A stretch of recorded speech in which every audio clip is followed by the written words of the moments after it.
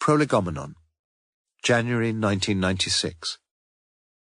A decided boon, therefore, are any multiple-choice items for those pupils in our classrooms who are either inured to idleness or guilty of willful ignorance. Such pupils, if simply and appropriately instructed, have only to plump for the same answer on each occasion, let us say choice A from choices A, B, C, D, in order to achieve a reasonably regular score of some 25% of the total marks available. This is a wholly satisfactory return for academic incompetence. Cross-Currents in Assessment Criteria, Theory and Practice, HMSO, 1983. What time do you call this, Lewis? The Miss's fault, not like her to be late with the breakfast. Morse made no answer as he stared down at the one remaining unsolved clue. Stand for soldiers, 5-4. Lewis took the chair opposite his chief and sat waiting for some considerable while, leafing through a magazine. Stuck, sir? He asked finally. If I were, I doubt I'd get much help from you. You never know, suggested Lewis good-naturedly. Perhaps— Ah! Burst out Morse triumphantly, as he wrote in toast rack. He folded the Times away and beamed across at his sergeant. You are a genius, Lewis. So you've often told me, sir. And I bet you had a boiled egg for breakfast, with soldiers, am I right? What's that got? What are you reading there? Lewis held up the title page of his magazine. Lewis, there are more important things in life than the Thames Valley Police Gazette. Just thought you might be interested in one of the articles here. Morse rose to the bait. Such as? There's a sort of test, see how many points you can score. Are you really wise and cultured? Well, very doubtful in your case, I should think. You reckon you could do better than I did? Quite certain of it. Lewis grinned. Quite certain, sir? Absolutely. Want to have a go, then? Lewis's mouth betrayed gentle amusement as Morse shrugged his indifference. Multiple-choice questions you know all about. Get on with it. All you've got to do is imagine the world's going to end in exactly 1 week's time, okay? Then you've got to answer 5 questions as honestly as you can. And you've already answered these questions yourself? Lewis nodded. Well, if you can answer them, fire away. Lewis read aloud from the article. Question 1. Given the choice of only 4 CDs or cassettes, which one of the following would you be likely to play at least once? A Beatles album, B. Fauré's Requiem, C. An Evening with Victor Borge, D. The complete overtures to Wagner's operas. With a swift flourish, Morse wrote down a letter. Question 2. Which of these videos would you want to watch? A. Casablanca, the film, B. England's World Cup victory, 1966, C. Copenhagen Red Hot Sex, 2 hours, D. The Habitat of the Kingfisher, RSPB. A second swift flourish from Morse. Question 3. With which of the following women would you like to spend some, if not all, of your surviving hours? A. Lady Thatcher, B. Kim Basinger, C. Mother Teresa, D. Princess Diana. A third swift flourish. Question 4. If you could gladden your final days with one of the following, which would it be? A. 24 bottles of vintage champagne, B. 500 cigarettes, C. A large bottle of tranquilizers, D. A barrel of real ale. Flourish number 4, and the candidate, confident of imminent success, it appeared, sat back in the black leather armchair. Question 5. Which of the following would you read during this period? A. Cervantes' Don Quixote, B. Dante's The Divine Comedy, C. A bound volume of Private Eye, 1995, D. Homer's Iliad. This time Morse hesitated some while before writing on the pad in front of him. You did the test yourself, you say? Lewis nodded. Victor Borge, the football, Princess Diana, the champagne, and Private Eye. Just hope Princess Di likes champers, that's all. Well, there must be worse ways of spending your last week on Earth, admitted Morse. I didn't do so well, though, not on the marking.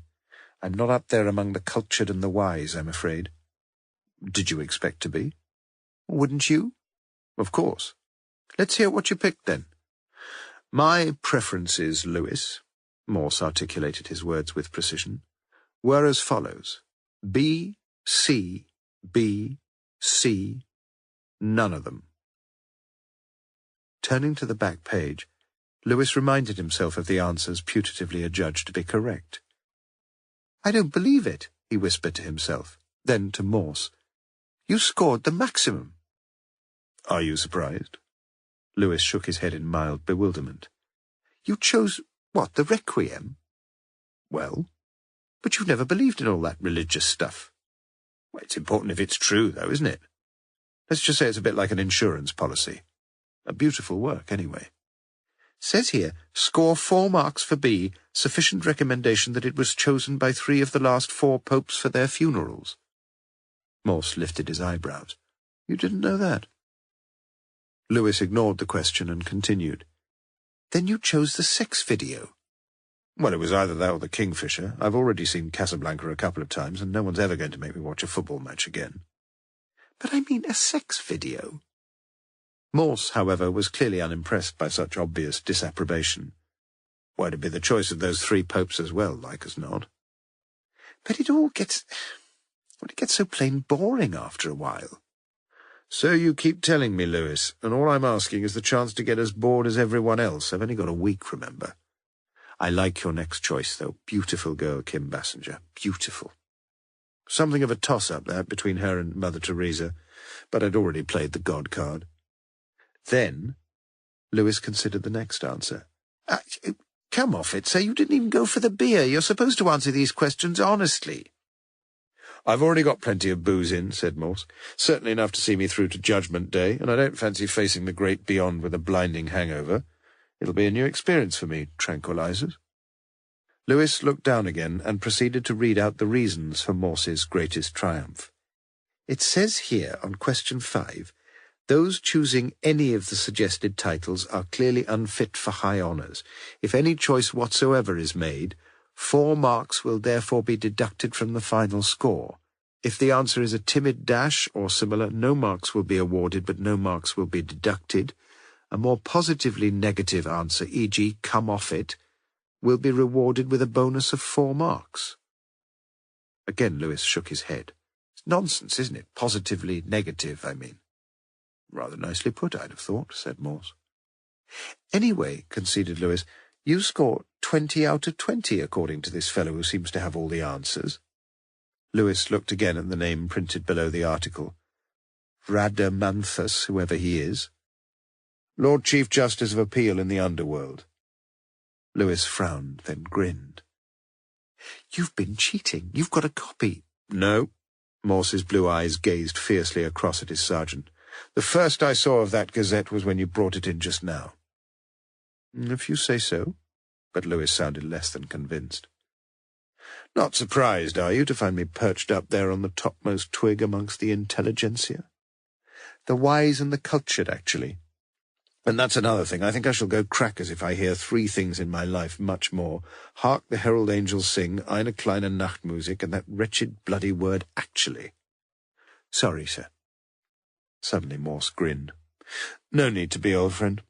And at least you're right about one thing. I did cheat, in a way. You don't mean you? Morse nodded. It had been a playful, pleasant interlude. Yet it would have warranted no inclusion in this chronicle, had it not been that 1 or 2 of the details recorded herein were to linger significantly in the memory of Chief Inspector E. Morse of the Thames Valley Police HQ.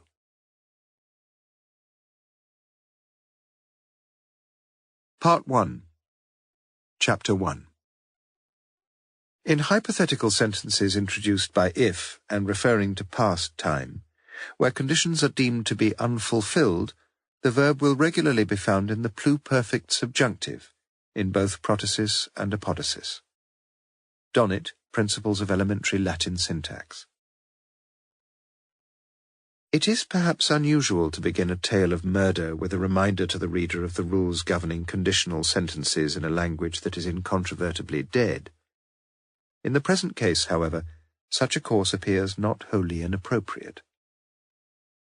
If, Chief Inspector Morse had been on hand to observe the receptionist's dress, an irregularly triangled affair in blues, greys, and reds. He might have been reminded of the uniform issued to a British Airways stewardess. More probably, though, he might not, since he had never flown on British Airways. His only flight during the previous decade had occasioned so many fears concerning his personal survival that he had determined to restrict all future travel to those statistically far more precarious means of conveyance: the car, the coach, the train, and the steamer. Yet almost certainly the Chief Inspector would have noted with approval the receptionist herself, for in Yorkshire she would have been reckoned a bonny lass, a vivacious, dark-eyed woman, long-legged and well-figured, a woman, judging from her ringless, well-manicured fingers, not overtly advertising any marital commitment, and not averse, perhaps, to the occasional overture from the occasional man. Pinned at the top left of her colourful dress was a name-tag, Dawn Charles. Unlike several of her friends, certainly unlike Morse, she was quite content with her Christian name. Sometimes she'd felt slightly dubious about it, but no longer. Out with some friends in the Bird and Baby the previous month, she'd been introduced to a rather dashing, rather dishy undergraduate from Pembroke College, and when a little later she'd found herself doodling inconsequentially on a Burton beer mat, the young man, on observing her sinistrality, had initiated a wholly memorable conversation. "Dawn, that is your name?" She'd nodded. "Left-handed?" She'd nodded. "Do you know that line from Omar Khayyam? Dreaming when dawn's left hand was in the sky. It's lovely, isn't it?" Yes, it was. Lovely. She'd peeled the top off the beer mat and made him write it down for her. Then, very quietly, he'd asked her if he could see her again. At the start of the new term, perhaps. She'd known it was silly, for there must have been at least 20 years difference in their ages. If only he'd been 10, a dozen years older. But people did do silly things and hoped their silly hopes. And that very day, the 15th of January, was the first full day of the new Hilary term in the University of Oxford. Her Monday to Friday job, 6 to 10 p.m. at the clinic on the Banbury Road, just north of St. Giles, was really quite enjoyable. Over 3 years of it now, and she was becoming a fixture there. Most of the consultants greeted her with a genuine smile, several of them these days with her Christian name. Nice. She'd once stayed at a 4-star hotel which offered a glass of sherry to incoming guests, and although the private Harvey clinic was unwilling, perhaps on medical grounds, to provide such laudable hospitality, Dawn ever kept 2 jugs of genuine coffee piping hot for her clients, most of them soberly suited and well-heeled gentlemen, a number of whom, as she well knew, were most seriously ill. Yes, there had been several occasions when she had heard a few brief passages of conversation between consultant and client, which she shouldn't have heard, or which, having heard, she should have forgotten, and which she should never have been willing to report to anyone. Not even to the police. Quite certainly not to the press. As it happened, the 15th of January was to prove a day unusually easy for her to recall, since it marked the 25th anniversary of the clinic's opening in 1971. By prior negotiation and arrangement, the clinic was visited that evening between 7 p.m. and 8:30 p.m. by Radio Oxford, by the local press, and by Mr. Wesley Smith and his crew from the Central TV studios out at Abingdon. And particularly memorable for Dawn had been those precious moments when the camera had focused upon her. First, when, as instructed, she had poured a cup of genuine coffee for a wholly bogus client. Second, when the cameraman had moved behind her left shoulder as she ran a felt-tipped pen through a name on the appointments list in front of her. But only, of course, after a full assurance that no viewer would be able to read the name itself when the feature was shown the following evening. Yet Dawn Charles was always to remember the name. Mr. J.C. Storrs. It had been a fairly new name to her. Another of those patients, as Dawn suspected, correctly, whose influence and affluence afforded the necessary leverage, and pounds, shillings, and pence, to jump the queues awaiting their calls to the hospitals up in Headington. There was something else she would always remember, too. By one of those minor coincidences, so commonplace in Morse's life, it had been just as most of the personnel from the media were preparing to leave, at almost exactly 8:30 p.m., that Mr. Robert Turnbull, the senior cancer consultant, had passed her desk, nodded a greeting, and walked slowly to the exit, his right hand resting on the shoulder of Mr. J.C. Storrs. The two men were talking quietly together for some while, Dawn was certain of that, but certain of little else. The look on the consultant's face, as far as she could recall, had been neither that of a judge who has just condemned a man to death, nor that of one just granting a prisoner his freedom. No obvious grimness, no obvious joy. And indeed there was adequate cause for such uncertainty on Dawn's part, since the scene had been partially masked from her by the continued presence of several persons. A ponytailed reporter scribbling a furious shorthand as he interviewed a nurse, the TV crew packing away its camera and tripods, the Lord Mayor speaking some congratulatory words into a Radio Oxford microphone, all of them standing between her and the top of the 3 blue-carpeted stairs which led down to the double-doored exit, outside which were affixed the vertical banks of well-polished brass plates, 10 on each side, the 4th from the top on the left, reading, Robert H. Turnbull. If only Dawn Charles could have recalled a little more. If, that little conjunction introducing those unfulfilled conditions in past time, which, as Donnet reminds us, demand the pluperfect subjunctive in both clauses, a syntactical rule which Morse himself had mastered early on, in an education which had been far more fortunate than that enjoyed by the receptionist at the Harvey Clinic. Indeed, over the next 2 weeks, most people in Oxford were destined to be considerably more fortunate than Dawn Charles. She received no communication from the poetry lover of Pembroke. Her mother was admitted to a psychiatric ward out at Littlemore. She was twice reminded by her bank manager of the increasing problems arising from the large margin of negative equity on her small flat. And finally, on Monday morning, 29th of January, she was to hear on Fox FM radio that her favourite consultant, Mr. Robert H. Turnbull, M.B., CHB, FRCS, had been fatally injured in a car accident on Cumnor Hill.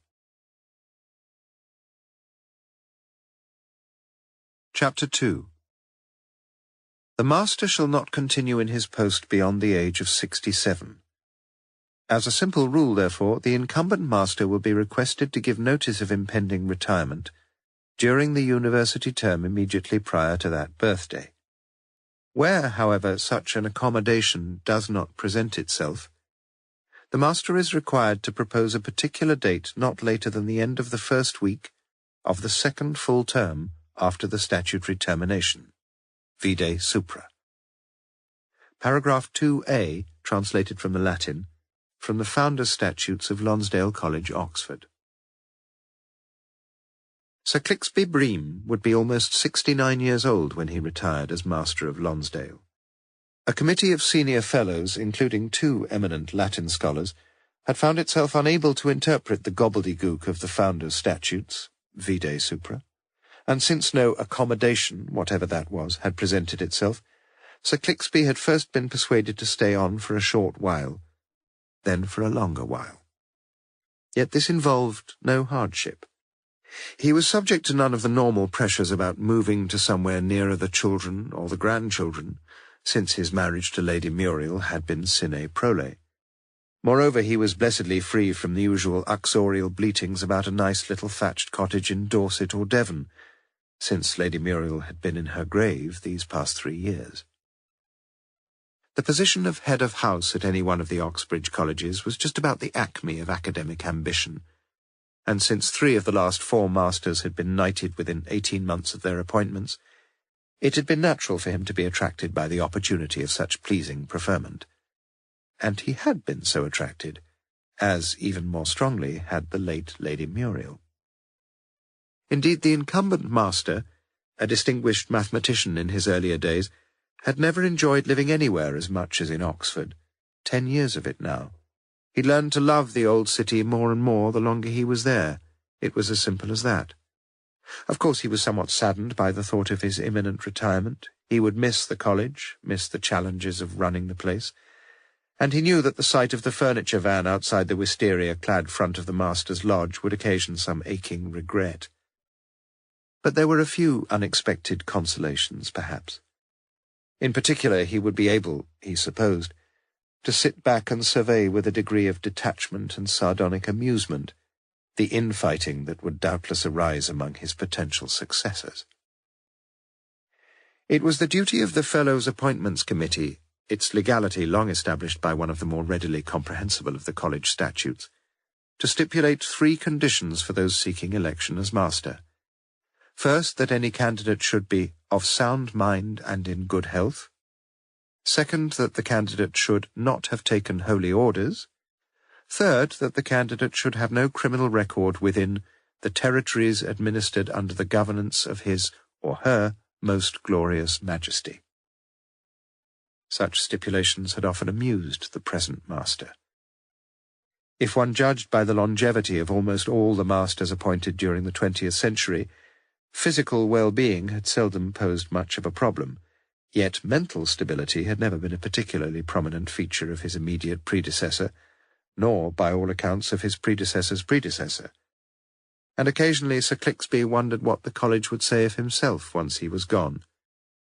With regard to the exclusion of the clergy, he assumed that the founders, like Edward Gibbon 3 centuries later, had managed to trace the source of all human wickedness back to the popes and the prelates, and had rallied to the cause of anti-clericalism. But it was the possibility of the candidate's criminality which was the most amusing. Presumably any convictions for murder, rape, sodomy, treason, or similar misdemeanours were to be discounted if shown to have taken place outside the jurisdiction of his or her most glorious majesty. Very strange. Strangest of all, however, was the absence of any mention in the original statute of academic pedigree, and at least theoretically there could be no bar to a candidate presenting himself with only a grade E in GCSE Media Studies. Nor was there any stipulation that the successful candidate should be a senior, or for that matter a junior, member of the college, and on several occasions outsiders had been appointed. Indeed, he himself, Sir Clixby, had been imported into Oxford from the other place, and then chiefly in recognition of his reputation as a resourceful fundraiser. On this occasion, however, outsiders seemed out of favour. The college itself could offer at least 2 candidates, each of whom would be an admirable choice. Also, it was thought. In the senior common room, the consensus was most decidedly in favour of such internal preferment, and the betting had hardened accordingly. By some curious omission, no entry had hitherto been granted to either of these anti-post favourites in the pages of Who's Who, from which one may be forgiven for concluding that the aforesaid work is rather more concerned with the third cousins of secondary aristocrats than with eminent academics. Happily, however, both of these personages had been considered worthy of mention in Debrett's People of Today, 1995.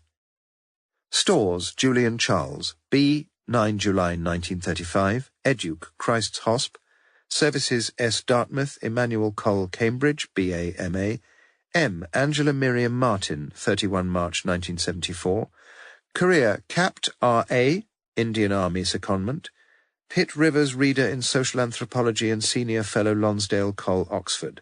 Recreations, taking taxis, playing bridge. Cornford, Dennis Jack, B. 23 April 1942, Educ Wiggiston G.S. Leicester, Magdalen Col, Oxford, M.A. D. Phil, M. Shelley Ann Benson, 28 May 1994. Career, University Reader in Medieval History and Fellow Lonsdale Col, Oxford. Recreations, kite flying, cultivation of orchids. Each of these entries may appear comparatively uninformative, yet perhaps in the more perceptive reader they may provoke 1 or 2 interesting considerations. Was, for example, the senior fellow of Lonsdale so affluent that he could afford to take a taxi everywhere? Did he never travel by car, coach, or train? Well, quite certainly on special occasions he would travel by train. Oh yes, as we shall see. And why was Dr. Cornford, soon to be 54 years old, so recently converted to the advantages of latter-day matrimony? Had he met some worthy woman of comparable age? Oh no, as we shall see. Chapter 3. How right I should have been to keep away, and let you have your innocent, guilty, innocent night of switching partners in your own sad set. How useless to invite the sickening breathlessness of being young into my life again. Philip Larkin, The Dance.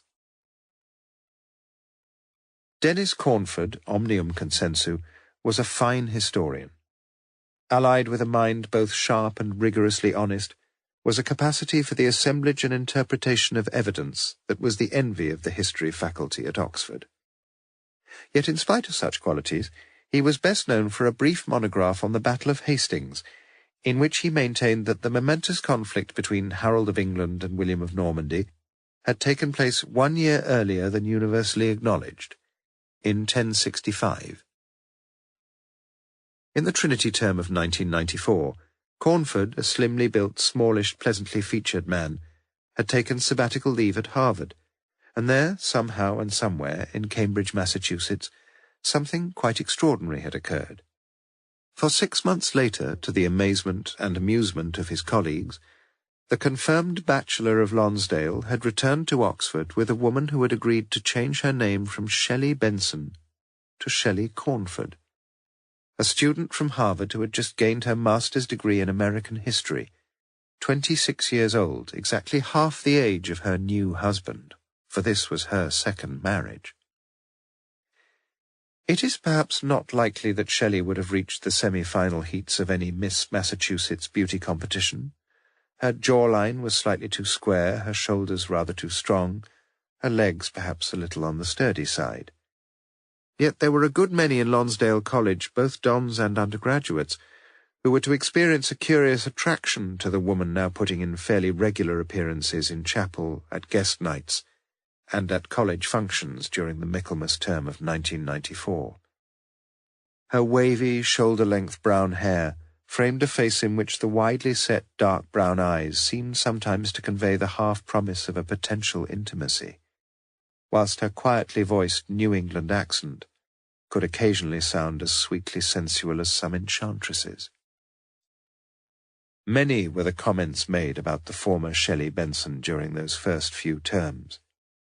But no one could ever doubt what Dennis Cornford had seen in her, for it was simply what others could now so clearly see for themselves. So from the start, Shelley Cornford was regularly lusted after, her husband secretly envied. But the couple themselves appeared perfectly happy, no hint of infidelity on her part, no cause for jealousy on his. Not yet. Frequently during those days they were to be seen walking hand in hand the short distances from their rooms in Holywell Street to the King's Arms, or the Turf Tavern, find us if you can, where in bars blessedly free from jukebox and fruit machine, Shelley had quickly acquired a taste for real ale and a love for the ambience of the English public house. Occasionally the two of them ventured further afield in and around Oxford, and one evening just before Christmas 1994, they had taken the No. 2 bus from Cornmarket up to another King's Arms, the one in the Banbury Road, where amid many unashamedly festive young revellers, Cornford watched as his equally young wife, with eyes half closed, had rocked her shoulders sensuously to the thudding rhythm of some pop music, her black-stockinged thighs alternately lifted and lowered as though she were mentally disco dancing. And at that point he was conscious of being the oldest person in the bar by about 20 years, inhabiting alien territory there, wholly excluded from the magic circle of the night, and suddenly sadly aware that he could never even begin to share the girlish animality of the woman he had married. Cornford had said nothing that evening. Nor had he said anything when 3 months later, at the end of term Gaudy, he had noticed beneath the table The left hand of Julian Storrs pressed briefly against Shelley's right thigh as she sat drinking rather a lot of Madeira, after drinking rather a lot of red wine at dinner, after drinking rather a lot of gin at the earlier reception. Her chair perhaps unnecessarily close to the senior fellow seated on her right, the laughing pair leaning together in some whispered, mutual mouth-to-ear exchange. Perhaps it was all perfectly harmless, and Cornford sought to make little of it. Yet he ought, he knew it, to have said a few words on that occasion, lightly, with a heavy heart. It was only late in the Michaelmas term 1995 that Cornford finally did say something to his wife. They had been seated one Tuesday lunchtime in the Turf Tavern, he immediately opposite his wife as she sat in one of the wooden wall seats in the main bar, each of them enjoying a pint of London Pride. He was eagerly expounding to her his growing conviction that the statistical evidence concerning the number of deaths resultant from the Black Death in 1348 had been wildly misinterpreted, and that the supposed demographic effects consequent upon that plague were, most decidedly, extremely suspect. It should all have been of some interest, surely, and yet Cornford was conscious of a semi-preoccupied gaze in Shelley's eyes, as she stared over his left shoulder into some more fascinating area. All right, she ought to have been interested, but she wasn't. Not everyone, not even a trained historian like his wife, was going to be automatically enthralled by any re-evaluation of some abstruse medieval evidence. He'd thought little of it, and had drunk his ale. They were about to leave when a man in his early 30s or so walked over to them, a tall, dark, slimly built Arab with a bushy moustache. Looking directly into Shelley's eyes, he spoke softly to her. "Madam, you are the most beautiful lady I see." Then turning to Cornford, "Please excuse, sir." With which, picking up Shelley's right hand, he imprinted his full-lipped mouth most earnestly upon the back of her wrist. After the pair of them had emerged into the cobbled lane that led up again into Holywell Street, Cornford stopped and so roughly pushed his wife's shoulder that she had no choice but to stand there facing him. "You are a bloody flirt. Did you know that? All the time we were in there, all the time I was telling you—" But he got no further. The tall figure of Sir Clixby Bream was striding down towards them. "Hello! You're both just off, I can see that. But what about another little snifter? Just to please me?" "Not for me, master." Cornford trusted that he'd masked the bitterness of his earlier tone. "But if—" He turned to his wife. "No, not now. Another time. Thank you, master."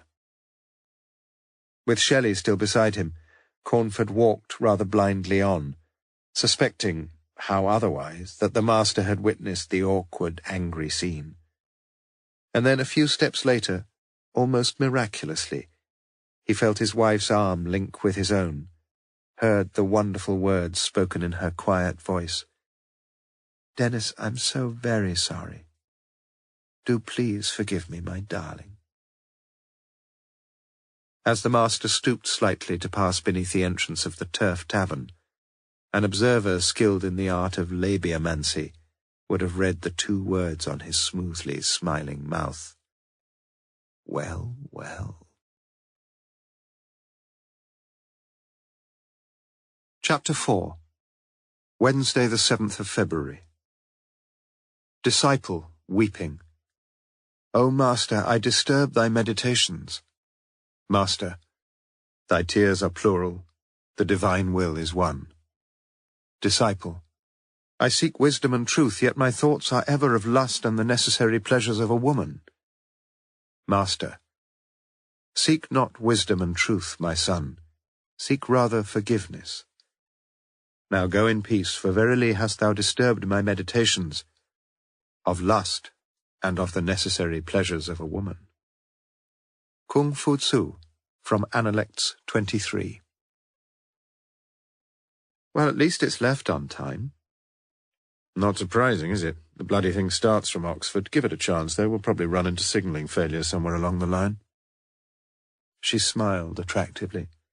Funny, really. They've been signalling on the railways for, 150 years, and with all these computers and things. Over 170 years, if we want to be accurate. And why shouldn't we? 1825, when the Stockton to Darlington line was opened.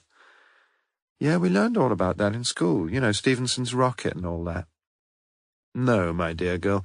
A few years later, that was. Stephenson's first locomotive was called the Locomotion. Not very difficult to remember, is it? No. The monosyllable was quietly spoken, and he knew that he'd made her feel inadequate again. She turned away from him to look through the carriage window, spotting the great sandstone house in Newnham Park up towards the skyline on the left. More than once he'd told her something of its history and about Capability Brown and Somebody Adams, but she was never able to remember things as accurately as he seemed to expect. He'd told her on their last train journey, for example, about the nationalisation of the railways after World War II, 1947, or was it 1948? So what? Yet there was one year she would never forget, the year the network changed its name to British Rail. Her father had told her about that, told her she'd been born on that very same day, in that very same year, too, in 1965. Drinks, refreshments? An overloaded trolley was squeezing a squeaky passage along the aisle, and the man looked at his wristwatch, 10:40 a.m., as it came alongside, before turning to the elegantly suited woman seated next to him. Fancy anything? Coffee? Bit too early for anything stronger, perhaps. Gin and tonic for me, and a packet of plain crisps. Sod him. He'd been pretty insufferable so far. A few minutes later, after pouring half his can of McEwen's export ale into a plastic container, he turned towards her again, and she felt his dry, slightly cracked lips pressed upon her right cheek. Then she heard him say the wonderful word that someone else had heard a month or two before, heard him say, sorry. She opened her white leather handbag and took out a tube of lip salve. As she passed it to him, she felt his firm, slim fingers move against the back of her wrist, then move along her lower arm, beneath the sleeve of her light mauve Jaeger jacket, the fingers of a pianist. And she knew that very soon, the Turbo Express had just left Reading, the pianist would have been granted the license to play with her body once more, as though he were rejoicing in a gentle Schubert melody. She had never known a man so much in control of himself, or of her. The train stopped just before Slough. When 10 minutes later it slowly began to move forward again, the senior conductor decided to introduce himself over the intercom. Ladies and gentlemen, due to a signalling failure at Slough, this train will now arrive at Paddington approximately 15 minutes late. We apologise to customers for this delay. The man and the woman, seated now more closely together, turned to each other and smiled. "What are you thinking?" she asked. "You often ask me that, you know. Sometimes I'm not thinking of anything." "Well?" "I was only thinking that our senior conductor doesn't seem to know the difference between due to and owing to." "Not sure I do. Does it matter?" "Of course it matters." "But you won't let it come between us." "I won't let it come between us," he whispered into her ear. For a few seconds they looked lovingly at each other. Then he lowered his eyes, removed a splayed left hand from her stockinged thigh, and drank his last mouthful of beer. "Just before we get into Paddington, Rachel, there's something important I ought to tell you." She turned to him, her eyes suddenly alarmed. He wanted to put a stop to the affair. He wanted to get rid of her. He'd found another woman, apart from his wife, of course. "Tickets, please." He looked as if he might be making his maiden voyage, the young ticket collector, for he was scrutinizing each ticket proffered to him with preternatural concentration. The man took both his own and the young woman's ticket from his wallet. Cheap day returns. "This yours, sir?" "Yes." "You an OAP?" "As a matter of fact, I'm not, no." The tone of his voice was quietly arrogant. To draw a senior citizen pension in the United Kingdom, a man has to be 65 years of age, But a senior rail card is available to a man who has passed his 60th birthday, as doubtless you know. Could I see your rail card, sir? With a sigh of resignation, the man produced his card, and the slightly flustered, spotty-faced youth duly studied the details. Valid until 7th of May, 96. Issued to Mr. J.C. Stores. How the hell does he think I got my ticket at Oxford without showing that? Asked the senior fellow of Lonsdale. He's only doing his duty, poor lad, and he's got awful acne. You're right, yes. She took his hand in hers, moving more closely again, and within a few minutes the Paddington sign passed by as the train drew slowly into the long platform. In a rather sad voice, the senior conductor now made his second announcement. All change, please. All change. The train has now terminated. They waited until their fellow passengers had alighted, and happily, just as at Oxford, there seemed to be no one on the train whom either of them knew. In the Brunel bar of the station hotel, Storrs ordered a large brandy, 2 pieces of ice for his young companion, and half a pint of Smith's bitter for himself. Then, leaving his own drink temporarily untouched, he walked out into Praed Street, thence making his way down to the cluster of small hotels in and around Sussex Gardens, several of them displaying vacancies signs. He had used, was that the word, 2 of them previously, but this time he decided to explore new territory. Double room? 1 left, yeah. Just the 1 night, is it? How much? £75 for the 2 with breakfast. How much without breakfast? Storrs sensed that the middle-aged peroxide blonde was attuned to his intentions, for her eyes hardened knowingly behind the cigarette-stained reception counter. £75. One experienced campaigner nodded to another experienced campaigner. Well, thank you, madam. I promise I'll call back and take the room, after I've had a look at it, if I can't find anything a little less expensive. He turned to go. Just a minute. No breakfast, you say? No, we're catching the sleeper to Inverness, and we just want a room for the day, you know, a sort of habitation and a place. She squinted up at him through her cigarette smoke. 65? 60. Okay. He counted out 6 £10 notes as, pushing the register forward, she reached behind her for key number 10. It was, one may say, a satisfactory transaction. Her glass was empty, and without seating himself, he drained his own beer at a draught. Same again. Please. She pushed over the globed glass in which the semi-melted ice cubes still remained. Feeling most pleasantly relaxed, she looked around the thinly populated bar and noticed, again, the eyes of the middle-aged man seated across the room. But she gave no sign that she was aware of his interest, switching her glance instead to the balding, grey-white head of the man leaning nonchalantly at the bar as he ordered their drinks. Beside her once more he clinked their glasses, feeling, just as she did, most pleasantly relaxed. Quite a while since we sat here, he volunteered. Couple of months? 10 weeks, if we wish to be exact. Which, of course, we do, sir. Smiling, she sipped her second large brandy, feeling good, feeling increasingly good. Hungry? He asked. What for?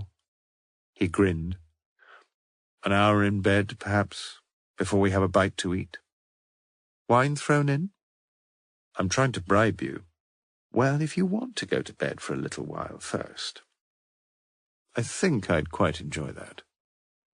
One condition, though. What? You tell me what you were going to tell me on the train. He nodded seriously. I'll tell you over the wine. It was, one may say, a satisfactory arrangement. As they got up to leave, Storrs moved ahead of her to push open one of the swing doors, and Rachel James, for such was she, a freelance physiotherapist practicing up in North Oxford, was conscious of the same man's eyes upon her. Almost involuntarily she leaned her body backward, thrusting her breasts against the smooth white silk of her blouse, as she lifted both her hands behind her head, to tighten the ring which held her light brown hair in its ponytail. A ponytail 10 inches long. Chapter 5. Then the smiling hookers turned their attention to our shocked reporters. "Don't be shy, you paid for a good time, and that's what we want to give you." Our men feigned jet lag and declined. Extract from the News of the World, 5th of February 1995. Geoffrey Owens had a better knowledge of Soho than most people. He'd been only 19 when first he'd gone to London as a junior reporter, when he'd rented a room just off Soho Square, and when during his first few months he'd regularly walked around the area there, experiencing the curiously compulsive attraction of names like Brewer Street, Greek Street, Old Compton Street, Wardour Street, a sort of litany of seediness and sleaze. In those days, the mid-70s, the striptease parlours, the porno cinemas, the topless bars, all somehow had been more wholesomely sinful, in the best sense of that word, or was it the worst? Now Soho had quite definitely changed for the better, or was it the worse? More furtive and tawdry, more dishonest in its exploitation of the lonely, unloved men who would ever pace the pavements there, and occasionally stop like rabbits in the headlights. Yet Owens appeared far from mesmerized when in the early evening of the 7th of February he stopped outside Le Club Sexy. The first part of this establishment's name was intended, it must be assumed, to convey that je ne sais quoi quality of Gallic eroticism, yet the other two parts perhaps suggested that the range of the proprietor's French was somewhat limited. "Looking for a bit of fun, love?"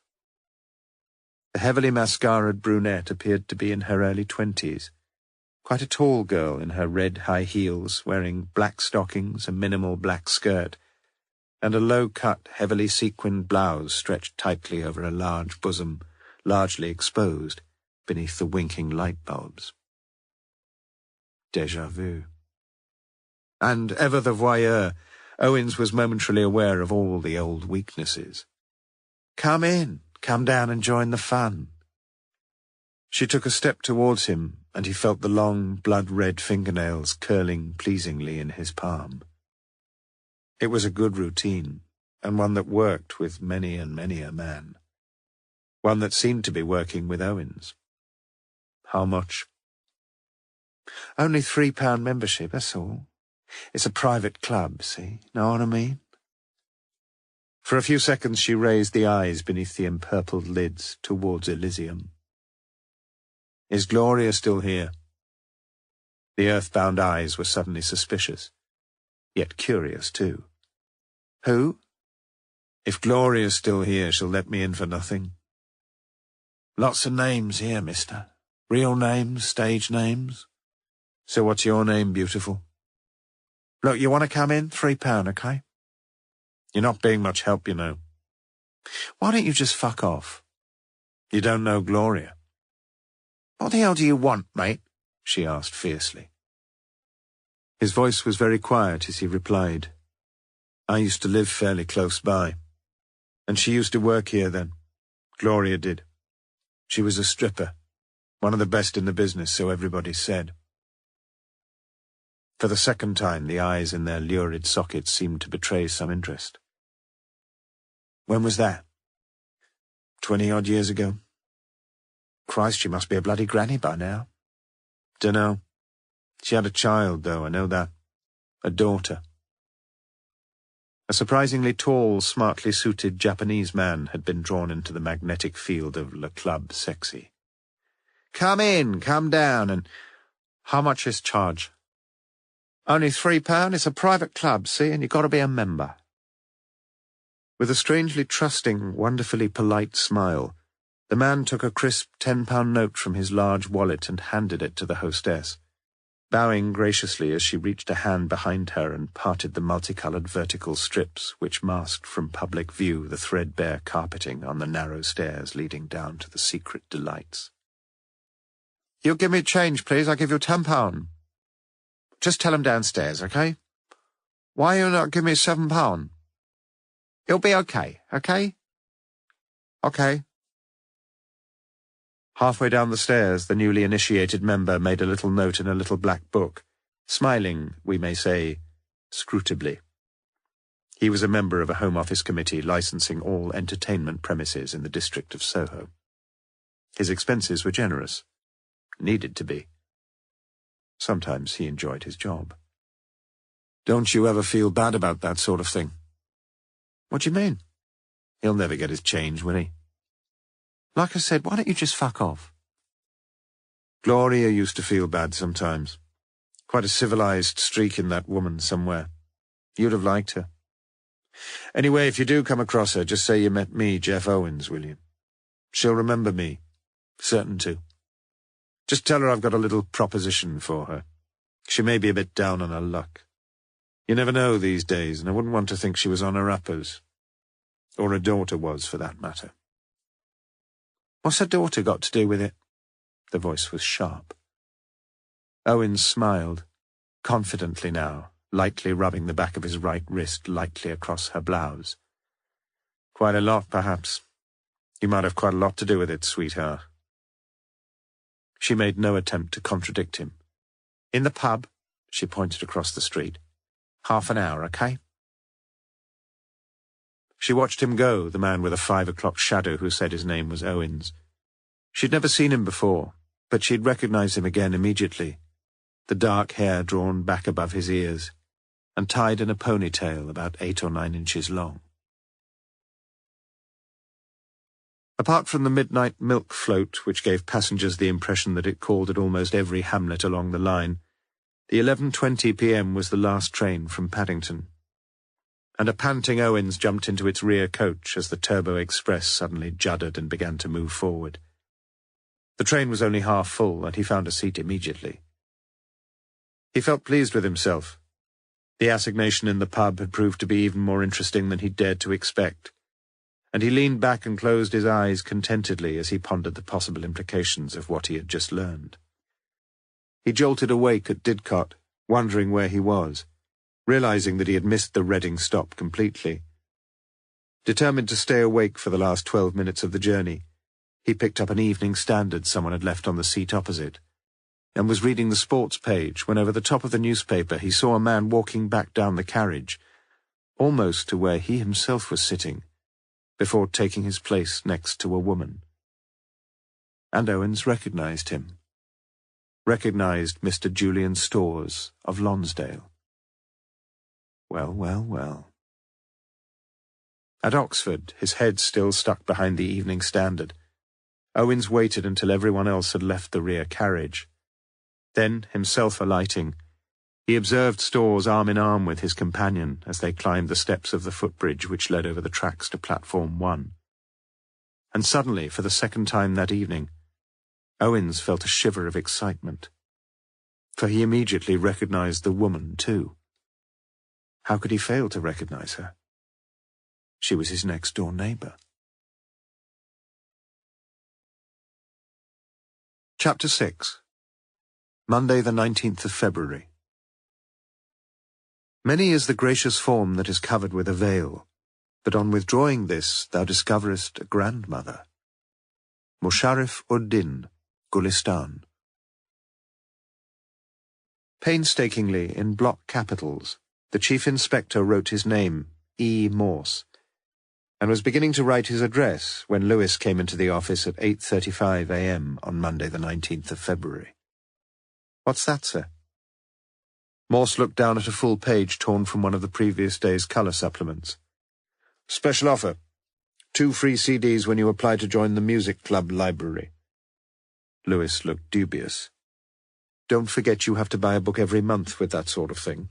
Life's not all freebies, you know." "Well, it is in this case. You've just got to have a look at the first thing they send you, that's all, then send it back if you don't like it. I think they even refund the postage." Lewis watched as Morse completed and snipped out the application form. "Wouldn't it be fairer if you agreed to have some of the books?" "You think so?" "At least one of them." Intense blue eyes, slightly pained, looked innocently across the desk at Sergeant Lewis. "But I've already got this month's book. I bought it for myself for Christmas." He inserted the form into an envelope, on which he now wrote the club's address. Then he took from his wallet a sheaf of plastic cards, Bodleian Library ticket, Lloyd's payment card, RAC breakdown service, blood donor card, Blackwell's bookshops, Oxford City Library ticket, phone card, but there appeared to be no booklet of first-class stamps there, or of second class. "You don't by any chance happen to have a stamp on you, Lewis?" "What CDs are you going for?" "I've ordered Janacek, the Glagolitic Mass, you may not know it, splendid work, beautifully recorded by Simon Rattle, and Richard Strauss, 4 Last Songs, Jesse Norman. I've got several recordings by other sopranos, of course." "Of course." Lewis nodded and looked for a stamp. It was not infrequent for Lewis to be reminded of what he had lost in life, or rather what he'd never had in the first place. The one Strauss he knew was the Blue Danube Man, and he'd only recently learned there were 2 of those as well, senior and junior, and which was which he'd no idea. "Perhaps you'll be in for a bit of a letdown, sir. Some of these offers, they're not exactly up to what they promise." "You're an expert on these things?" "No, but take Sergeant—" Lewis stopped himself in time, just as well to leave a colleague's weakness cloaked in anonymity. "Take this chap I know. He read this advert in one of the tabloids about a free video, sex video, sent in a brown envelope with no address to say where it had come from, in case the wife—" "No, I don't know, Lewis, but please continue." "Well, he sent for one of the choices. Copenhagen Red Hot Sex." "No, Housewives on the Job, that was the title, and he expected, Morse nodded. "Housewives on the job with the milkman, the postman, the itinerant button salesman." Lewis grinned. "But it wasn't, no, it just showed all these fully dressed Swedish housewives washing up the plates and peeling the potatoes." "Serves Sergeant Dixon right." "You won't mention it, sir." "Of course I won't. And you're probably right, you never really get something for nothing in this life. I never seem to, anyway." "Really, sir?" Morse licked the flap of the white envelope, then licked the back of the first-class stamp that Lewis had just given him. The phone had been ringing for several seconds, and Lewis now took the call, listening briefly but carefully before putting his hand over the mouthpiece. "There's been a murder, sir. On the doorstep, really. Up in Bloxham Drive."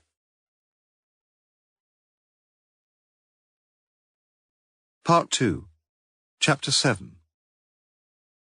In addition to your loyal support on the ballot paper, we shall be grateful if you can agree to display the enclosed sticker in one of your windows.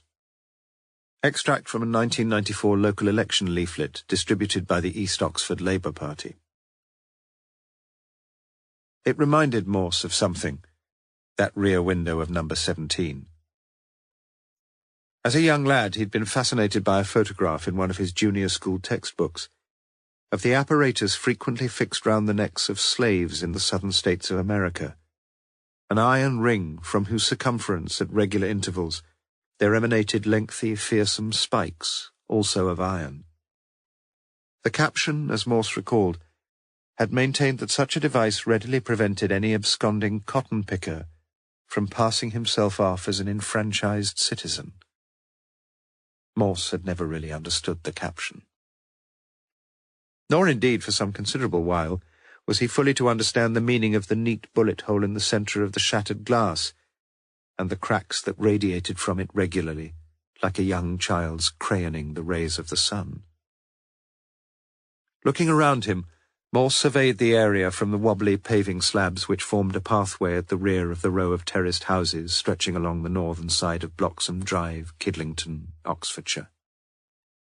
About half of the 30-odd young trees originally planted in a staggered design beside and behind this path had been vandalized to varying degrees, some of them wholly extirpated, some cruelly snapped in the middle of their gradually firming stems, others with many of their burgeoning branches torn off, standing wounded and forlorn amid the unkempt litter-strewn area, once planned by some environmental officer as a small addendum to England's green and pleasant land. Morse felt saddened, as did Sergeant Lewis, standing beside him. Yet it is appropriate here to enter one important qualification. Bloxham Drive, in the view of most of its residents, was showing some few signs of unmistakable improvement. The installation of sleeping policemen had virtually eliminated the possibilities of joyriding. Many denizens were now lying more peacefully in their beds after the eviction of one notoriously antisocial household, and over the previous 2 or 3 years the properties had fallen in price to such an extent as to form an attractive proposition to those few of the professional classes who were prepared to give the street the benefit of the doubt. To be more specific, 3 such persons had taken out mortgages on properties there, the properties standing at number 1, number 15, and number 17. But, yes, agreed, Bloxham Drive and the surrounding streets was still an area a league from the peaceful, leafy lanes of Gerrard's Cross, and still the scene of some considerable crime which now included murder. The call had come through to Lewis at 8:40 a.m. Just over 1 hour previously, whilst the sky was still unusually dark, Mrs. Queenie Norris from number 11 had, as was her wont, taken out her 8-year-old Cavalier King Charles along the rear of the terrace, ignoring, as was her wont, the notices forbidding the fouling of pavements and verges. That was when she'd noticed it, noticed the cracked back window at number 17, yet failed to register too much surprise since, as we have seen, vandalism there had become commonplace, and any missile, be it bottle or brick, would have left some similar traces of damage.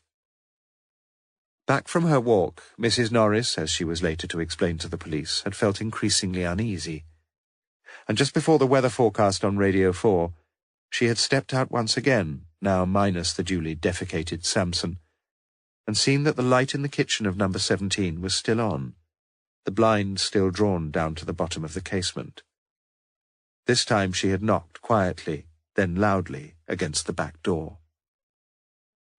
But there had been no reply to her reiterated raps, and only then had she noticed that behind the hole in the kitchen window, immediately behind it, was a corresponding hole in the thin beige-brown material of the blind. It was at this point that she'd felt the horrid crawl of fear across her skin. Her near neighbour worked in North Oxford, almost invariably leaving home at about 7:45, and now it was coming up to the hour, had reached the hour. Something was wrong. Something Mrs. Norris suspected was seriously wrong, and she'd rung 999 immediately. It had been 10 minutes later when PC's Graham and Swift had finally forced an entry through the front door of the property, to discover the grim truth awaiting them in the back kitchen. The body of a young woman lying dead upon her side, the right cheek resting on the cold red tiles, the light brown hair of her ponytail soaked and stiffened in a pool of blood. Indeed, it was not only the dreams of the 2 comparatively inexperienced constables, but also those of the hardened scenes of crime officers that would be haunted by the sight of so much blood, such a copious outpouring of blood. And now it was Morse's turn. "Oh dear," said Lewis very quietly. Morse said nothing, holding back as ever from any close inspection of a corpse, noting only the bullet wound somewhere at the bottom of the neck, which clearly had been the cause of death, the cause of all the blood. Yet, as ever, too, Morse, who had never owned a camera in his life, had already taken several mental flashes of his own. It seemed logical to assume that the murder had occurred towards the end of a fairly conventional breakfast. On the side of a wooden kitchen table, the side nearest the window, a brown plastic-topped stool had been moved slightly askew. On the table itself was a plate, a small heap of salt sprinkled with pepper at its edge, on which lay a brown eggshell beside a wooden egg cup, and alongside, on a second plate, half a round of toasted brown bread, buttered and amply spread from a jar of Frank Cooper's Oxford marmalade. And one other item, a white mug bearing the legend "Greetings from Guernsey," bearing, too, the remains of some breakfast coffee, long since cold and muddily brown. That was what Morse saw, and for the present that was enough. He wished to be away from the dreadful scene. Yet before he left, he forced himself to look once more at the woman who lay there. She was wearing a white nightdress with a faded pink floral motif, over which was a light blue dressing gown reaching about halfway down the shapely, slim, unstockinged legs. It was difficult to be sure about things, of course, but Morse suspected that the twisted features of the face had been, until so very recently, just as comely as the rest of her. And for a few seconds his own face twisted too, as if in sympathy with the murdered woman lying at his feet. The Sockos had now arrived, and after brief perfunctory greetings, Morse was glad to escape and leave them to it. Bidding Lewis to initiate some immediate house-to-house inquiries on both sides of the street, he himself stepped out of the front door into Bloxham Drive, now the scene of considerable police activity, with checkered-capped officers, the flashing blue lights of their cars, and a cordon of blue and white tape being thrown round the murder house. A knot of local inhabitants, too, stood whispering there, shivering occasionally in the early morning cold, yet determined to witness the course of events unfolding. And the media. Recognizing the chief inspector, 2 pressmen, how so early there, pleaded for just the briefest interview, a sentence even. A TV crew from Abingdon had already covered Morse's exit from the house, and a Radio Oxford reporter waved a bulbous microphone in front of his face. But Morse ignored them all with a look of vacuous incomprehension worthy of some deaf mute, and proceeded to walk slowly to the end of the street, observing, all the time observing, where he turned left down one side of the terraced row, then left again, retracing his earlier steps along the uneven paving slabs behind the houses, stopping briefly where he and Lewis had stopped before, then completing the circuit and again curtly dismissing the converging reporters with a wave of his right hand as he walked back along the front of the terrace. It would be untrue to say that Morse's mind had been particularly acute on this peripatetic reconnaissance. Indeed, only one single feature of the neighbourhood had made much of an impression upon him. A political impression. Very soon, the evidence was all around him.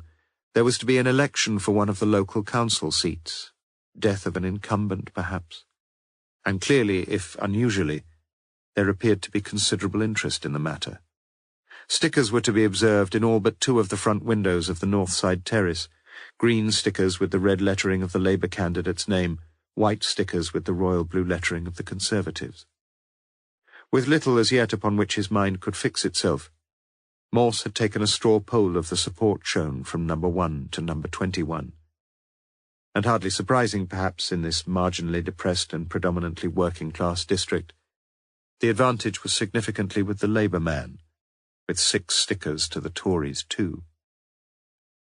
One of the stickers favouring the latter cause was displayed in the ground floor window of number 15. And for some reason Morse had found himself standing and wondering for a while, outside the only other window in the drive parading its confidence in the Conservative Party, and in a candidate with the splendidly patriotic name of Jonathan Bull, standing and wondering outside number 1, at the main entrance to Bloxham Drive. Chapter 8. Oft have we seen him at the peep of dawn, brushing with hasty steps the dews away. Thomas Gray, elegy written in a country churchyard. In his earlier years, Geoffrey Owens had been an owl, preferring to pursue whatever tasks lay before him into the late hours of the night, often through into the still, small hours. But now, in his mid-40s, he had metamorphosed into a lark, his brain seeming perceptibly clearer and fresher in the morning. It had been no hardship, therefore, when he was invited, under the new flexi-time philosophy of his employers, to start work early and finish work early, thereby receiving a small bonus into the bargain. And since the previous September, Owens had made it his regular practice to leave his home in Bloxham Drive just before 7 a.m., incidentally thus avoiding the traffic jams which began to build up in the upper reaches of the Banbury Road an hour or so later, and on his return journey, missing the corresponding jams the other way, as thousands of motorists left the busy heart of Oxford for the comparative peace of the northern outskirts and the neighbouring villages, such as Kidlington. It was, all in all, a happy enough arrangement, and one which had applied on Monday the 19th of February. Owens had left his house at about 10 minutes to 7 that morning, when he had, of course, passed the house on the corner, number 1, where a woman had watched him go. But if he in turn had spotted her, this was in no way apparent, for he had passed without a wave of recognition and driven up to the junction, where he had turned right on his way down into Oxford. But if he had not seen her, quite definitely she had seen him. Traffic had been unusually light for a Monday, more often than not the busiest morning of the week, even at such a comparatively early hour, and without any appreciable hold-up, Owen soon reached the entrance barrier of the large car park which serves the Oxfordshire Newspapers complex down in Oseney Mead, just past the railway station along the Botley Road. Owens had come to Oxford 3 years previously with an impressive-looking CV, in which the applicant asserted his all-round experience in the fields of reporting, copy editing, advertising, and personnel management, and he had been the unanimous choice of the 4 members of the interviewing panel, nor had there been the slightest reason since for them to rue their decision. In fact, Owens had proved a profitable investment. With his knowledge of English grammar way above average, his job description had quickly been modified with an appropriate increase in salary, to include responsibility for recasting the frequently ill-constructed paragraphs of his junior colleagues, and for correcting the heinous errors in orthography which blighted not a few of their offerings, and in addition to these new tasks, to stand in as required when the personnel manager was called away on conferences.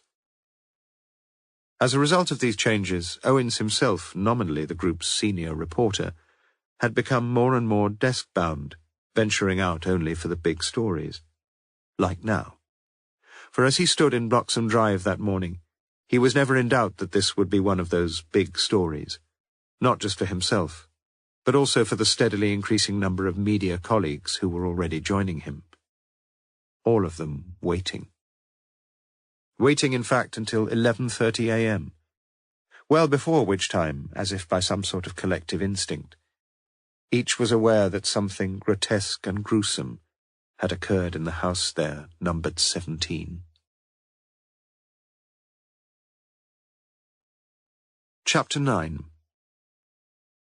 Instead of being arrested, as we stated, for kicking his wife down a flight of stairs and hurling a lighted kerosene lamp after her, the Reverend James P. Wellman died unmarried 4 years ago.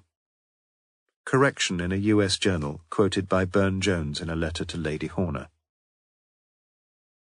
At 11:15 a.m., Lewis suggested that someone perhaps ought to say something.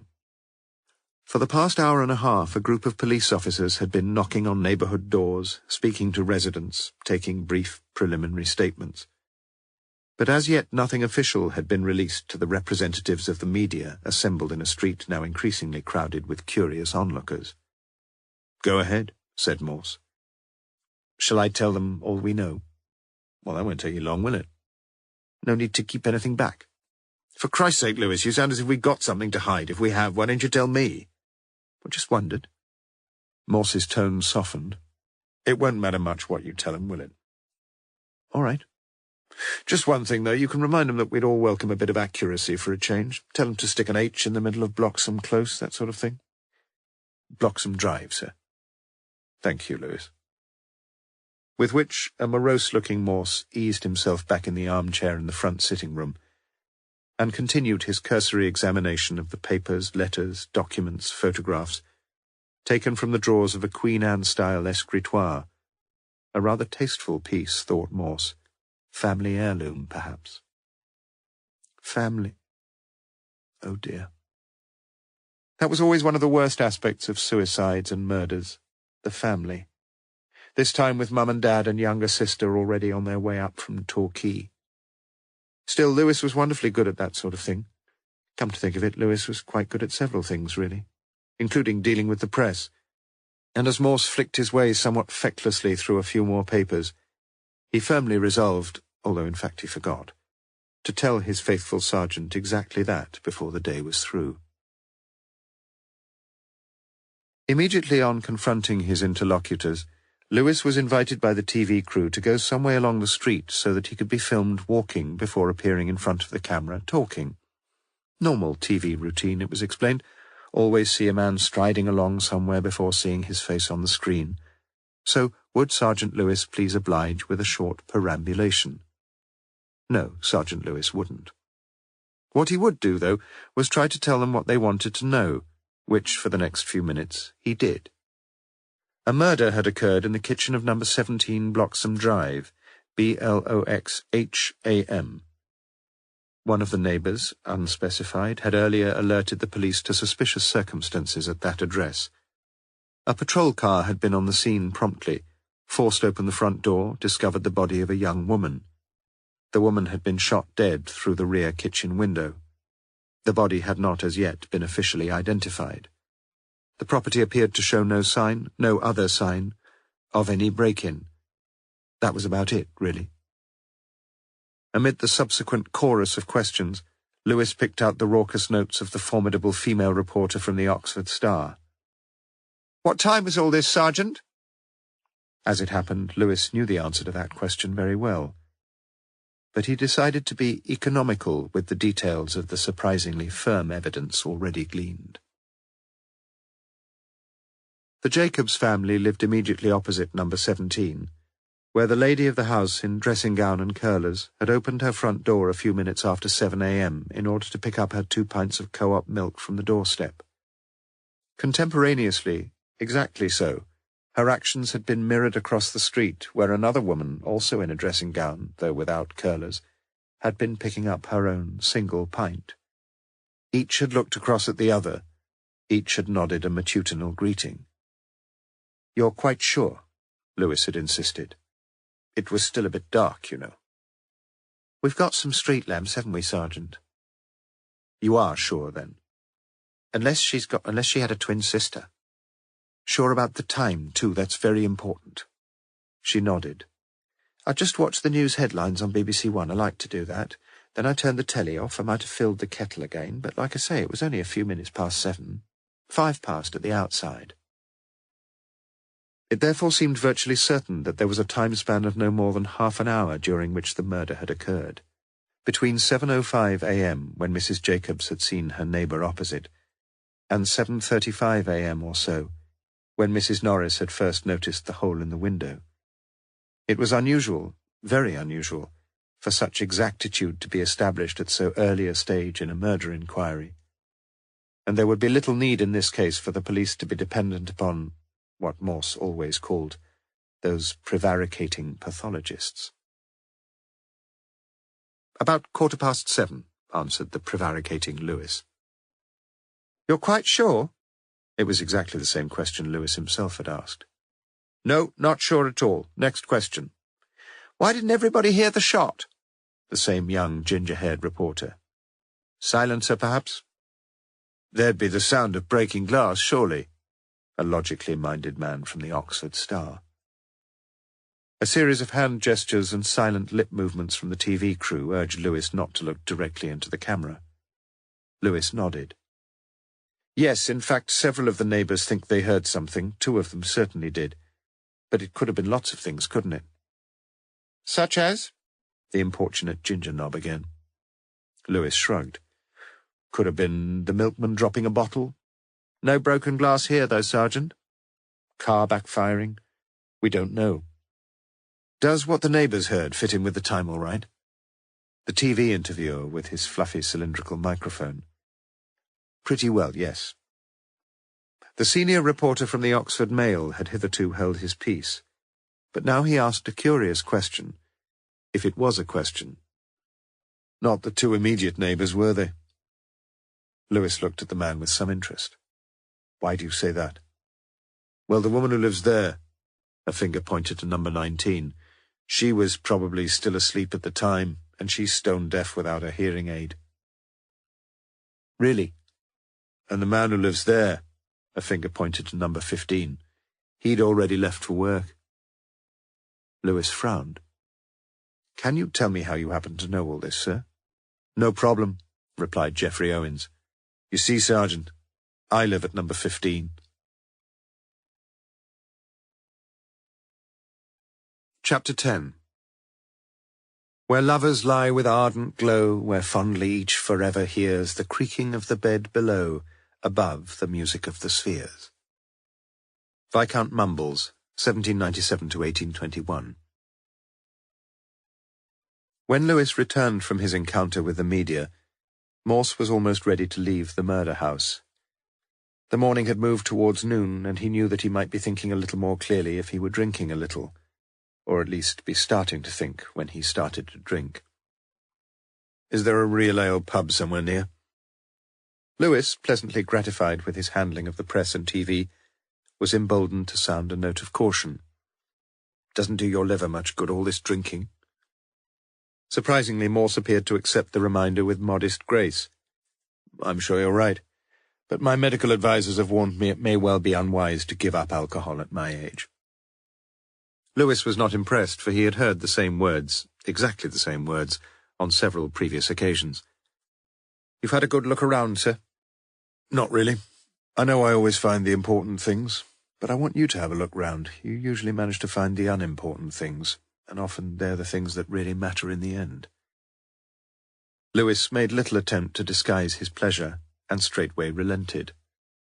"We could go up to the boat at Thrupp." "Excellent. You don't want to stay here any longer?" "No, the Sockers will be another couple of hours yet." "You don't want to see her again?" Morse shook his head. "I know what she looked like. He picked up 2 coloured photographs and 1 postcard, and made towards the front door, handing over the keys of the maroon Jaguar to Lewis. "You'd better drive, if you promise to stick to the orange juice." Once on their way, Lewis reported the extraordinarily strange coincidence of the pressman, Owens, living next door to the murdered woman.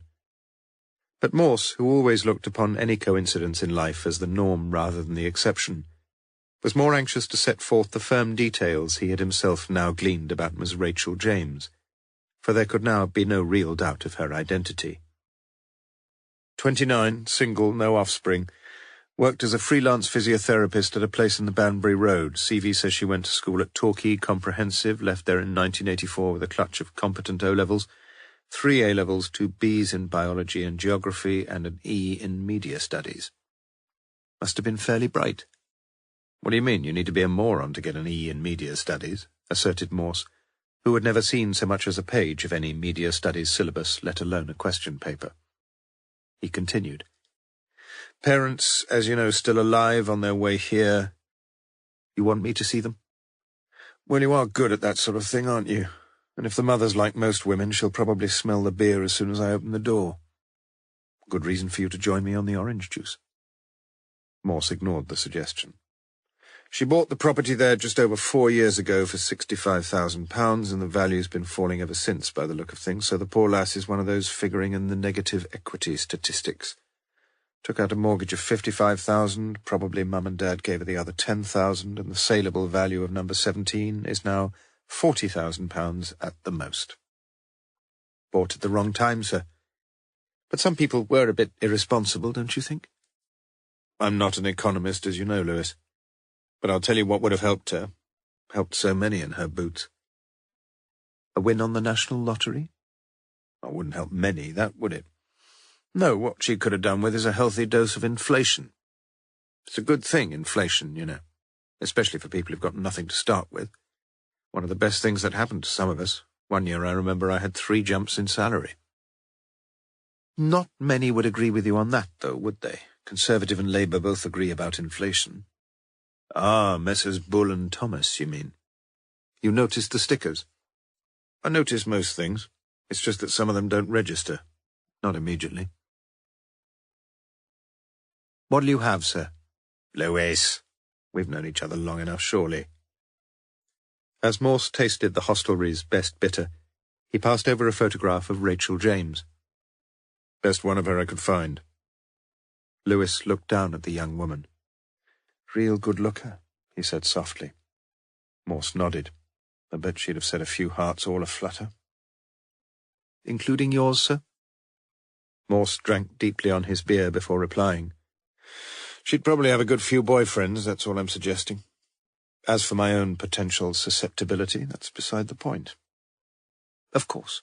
Lewis smiled good-naturedly. "What else have we got?" "What do you make of this? One of the few interesting things there, as far as I could see." Lewis now considered the postcard handed to him. First the picture on the front, a photograph of a woodland ride with a sunlit path on the left and a pool of azured bluebells to the right. Then, turning over the card, he read the cramped lines amateurishly typed on the left-hand side. 10 times I beg, dear heart, let's wed.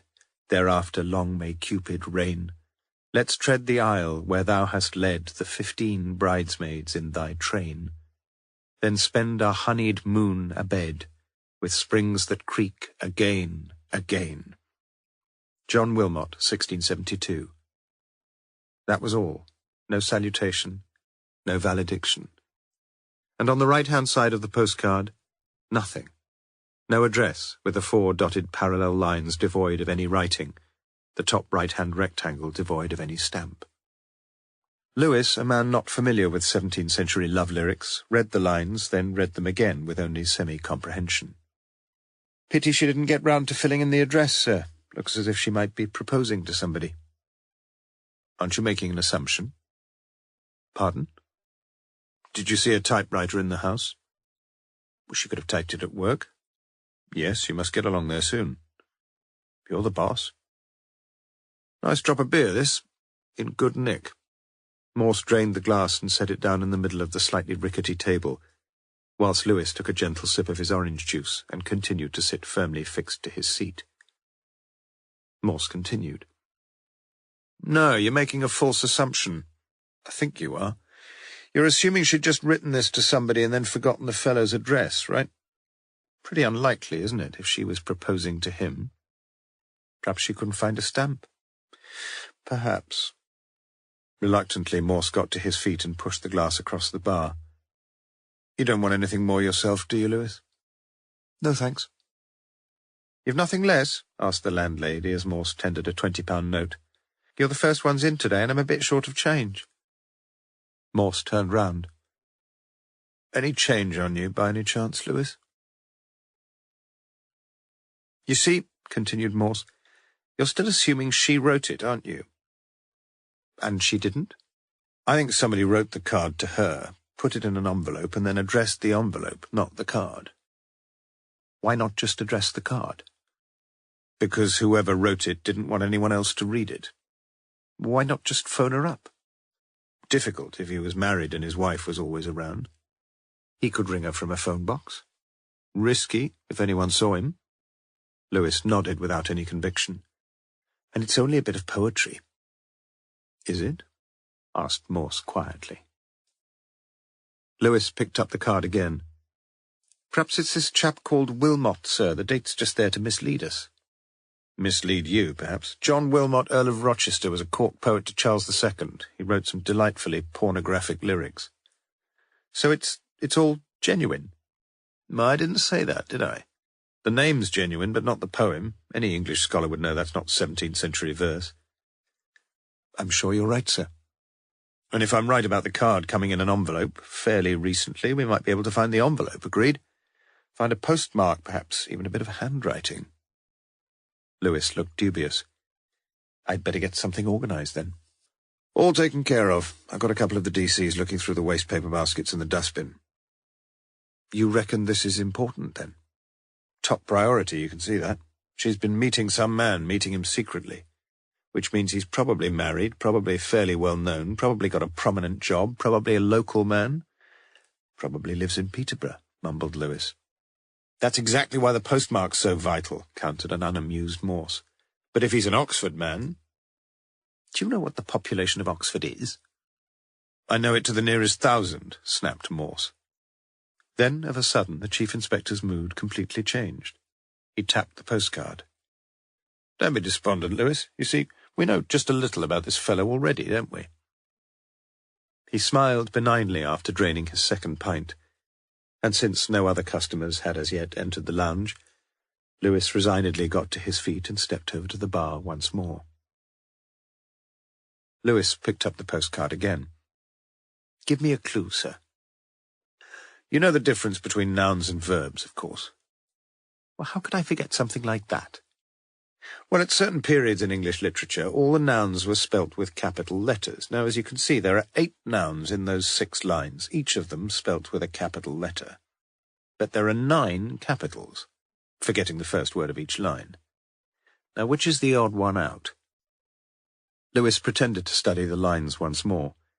He'd played this game before, and he trusted he could get away with it again, as his eyes suddenly lit up a little. Ah, I think I see what you mean. Hits you in the eye, doesn't it, that wed in the first line? And that's what it was intended to do. Obviously. What's it mean? What, wed? Well, it means marry, you know, get hitched, get spliced, tie the knot. What else? Isn't that enough? What else? I suppose you're going to tell me it's Anglo-Saxon or something. Not exactly, not far off, though. Old English, in fact. And what's it short for? Wednesday? Suggested Lewis tentatively. Morse beamed at his sergeant. Woden's Day, the 4th day of the week, so we've got a day, Lewis. And what else do you need if you're going to arrange a date with a woman? Lewis studied the lines yet again. Time? Time, yes, I see what you mean, sir. 10 times 15 bridesmaids. Well, 10:15. Morse nodded. With AM likelier than PM, doesn't say where, though, does it? Lewis studied the lines for the 5th time. Train, perhaps? Well done. Meet me at the station to catch the 10:15 AM train, that's what it says. And we know where that train goes, don't we? Paddington. Exactly. If we only knew who he was. Morse now produced his second photograph, a small passport-sized photograph of 2 people, the woman, Rachel James, no doubt of that, turning partially round and slightly upward, in order to kiss the cheek of a considerably older man with a pair of smiling eyes beneath a distinguished head of greying hair. Who's he, sir? Dunno. We could find out pretty quickly, though, if we put his photo in the local papers. If he's local. Even if he's not local, I should think. Bit dodgy, sir. Too dodgy at this stage, I agree. But we can try another angle, can't we? Tomorrow's Tuesday, and the day after that is Wednesday. Woden's Day. You mean he may turn up at the station? If the card's fairly recent, yes. Unless he's heard she's been murdered. Or unless he murdered her himself. Worth a try, sir. And if he does turn up, it'll probably mean he didn't murder her. Morse made no comment. Or, come to think of it, it might be a fairly clever thing to do if he did murder her. Morse drained his glass and stood up. Do you know something? I reckon orange juice occasionally germinates your brain cells. As he drove his chief down to Kidlington, Lewis returned the conversation to where it had begun. You haven't told me what you think about this fellow Owens, the dead woman's next-door neighbour. Death is always the next-door neighbour, said Morse somberly. But don't let it affect your driving, Lewis. Chapter 11. Wednesday, the 21st of February. Orandum est ut sit mens sana in corpore sano. Our aim, just a brain that's not addled with pox, and a guaranteed clean bill of health from the docks. Juvenal, Satires 10. The next meeting of the Lonsdale Fellows had been convened for 10 a.m. in the Stamper Room. William Leslie Stamper, born 1880, had graduated from Oxford University in 1903 with the highest marks, it is said, ever recorded in classical moderations. The bracketed caveat in the previous sentence would be unnecessary, were it not that the claim for such distinction was perpetuated in later years by one person only, by W.L. Stamper himself. And it is pointless to dwell upon the matter, since no independent verification is available.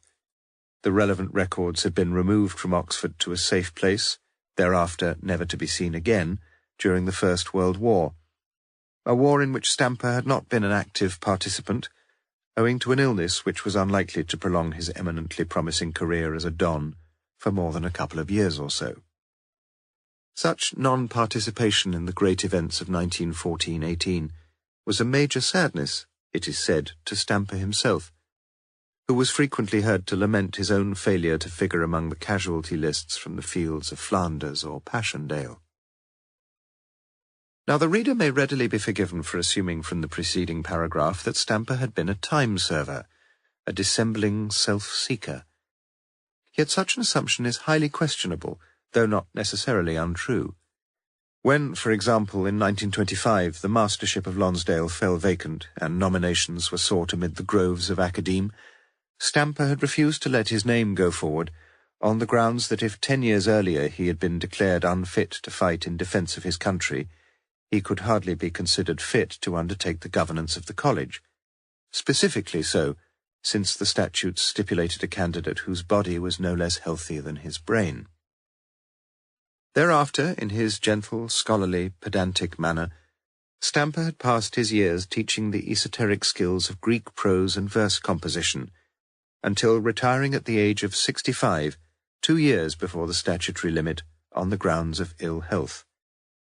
No one, certainly not Stamper himself, it is said, anticipated any significant continuation of his life, and the college fellows unanimously backed a proposal that the dear old boy should have the privilege, during the few remaining years of his life, of living in the finest set of rooms that the college had to offer.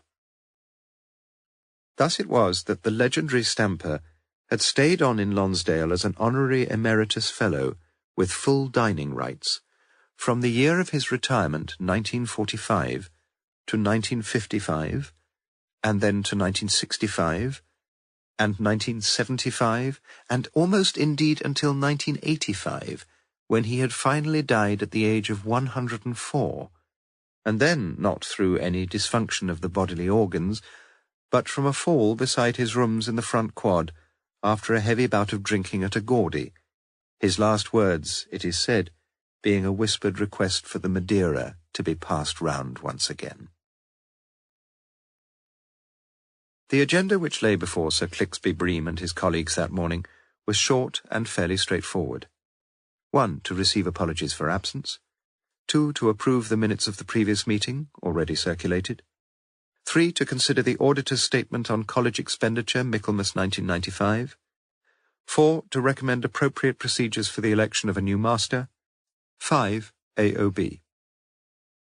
Items 1 to 3 took only 3 minutes, and would have taken only 1, had not the tutor for admissions sought an explanation of why the stationery, etc. bill for the college office had risen by 4 times the current rate of inflation, for which increase the domestic bursar admitted full responsibility, since instead of ordering 250 biros, he had inadvertently ordered 250 boxes of biros.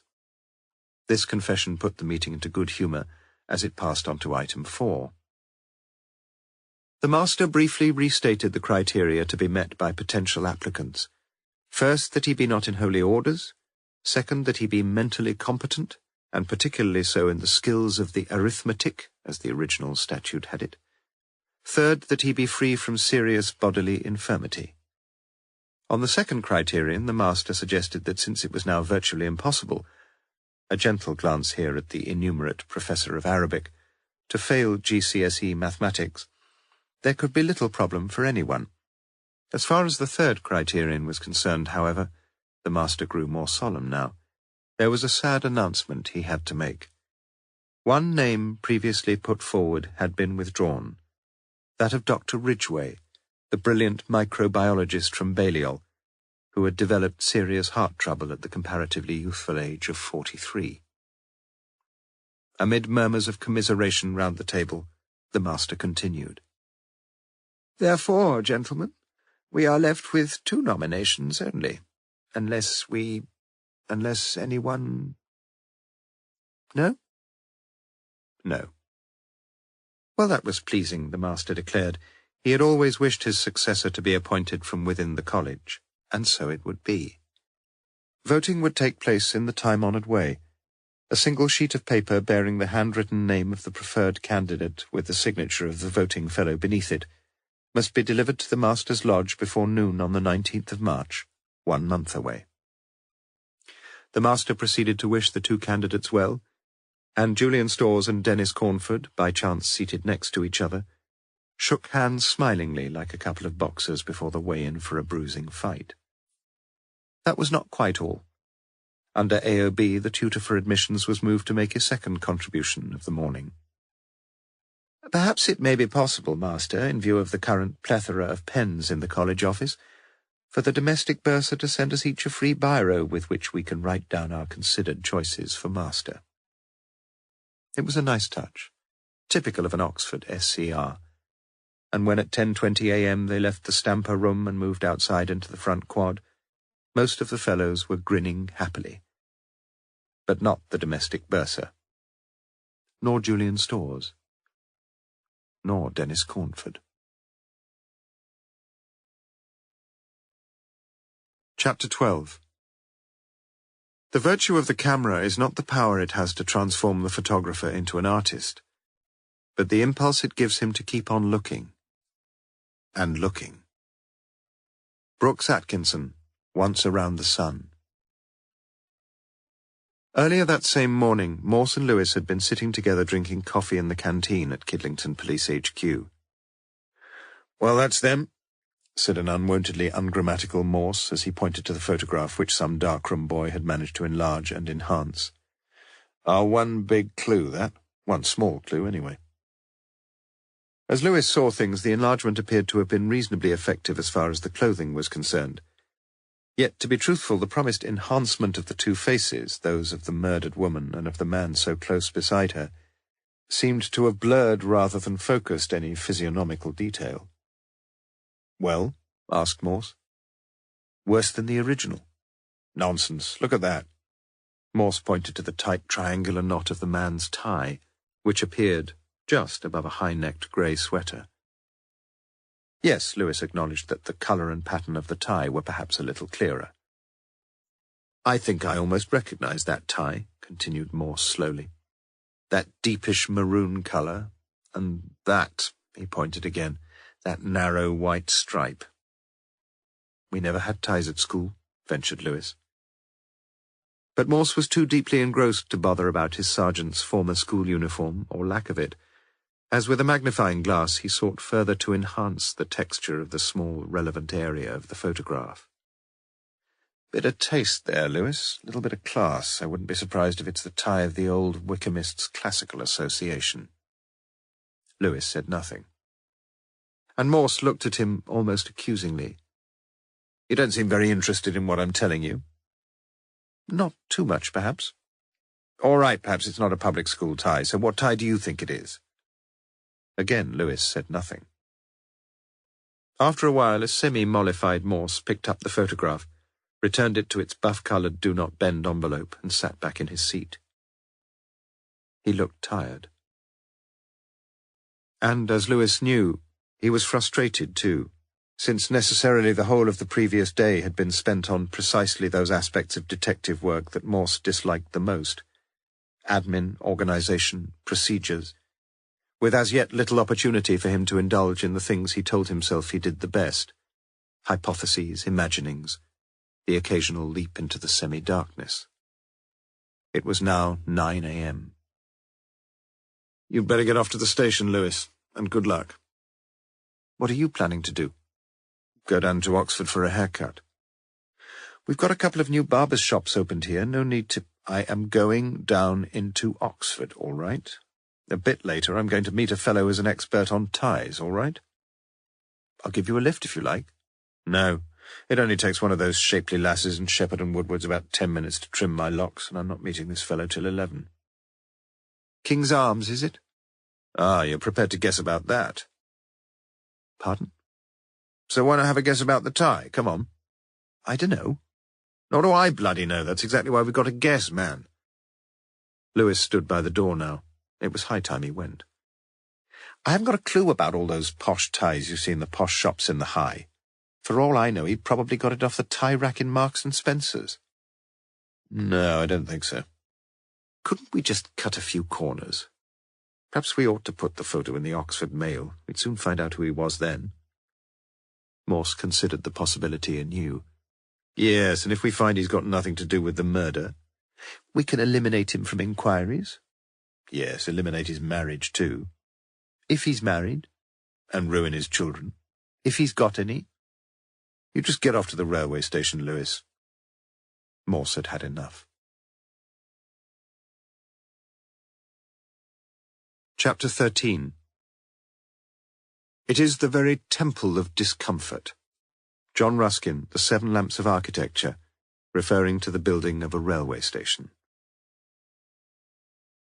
At 9:45 a.m., Lewis was seated strategically at one of the small round tables in the refreshment area adjacent to Platform 1. Intermittently, an echoing loudspeaker announced arrivals or apologies for delays, and at 9:58 recited a splendid litany of all the stops on the slow train to Reading: Radley, Culham, Appleford, Didcot Parkway, Chelsea, Goring and Streatley. Chelsea, yes. Mrs. Lewis was a big fan of Agatha Christie, and he'd often promised to take her to Chelsea churchyard, where the great crime novelist was buried. But one way and another he'd never got round to it.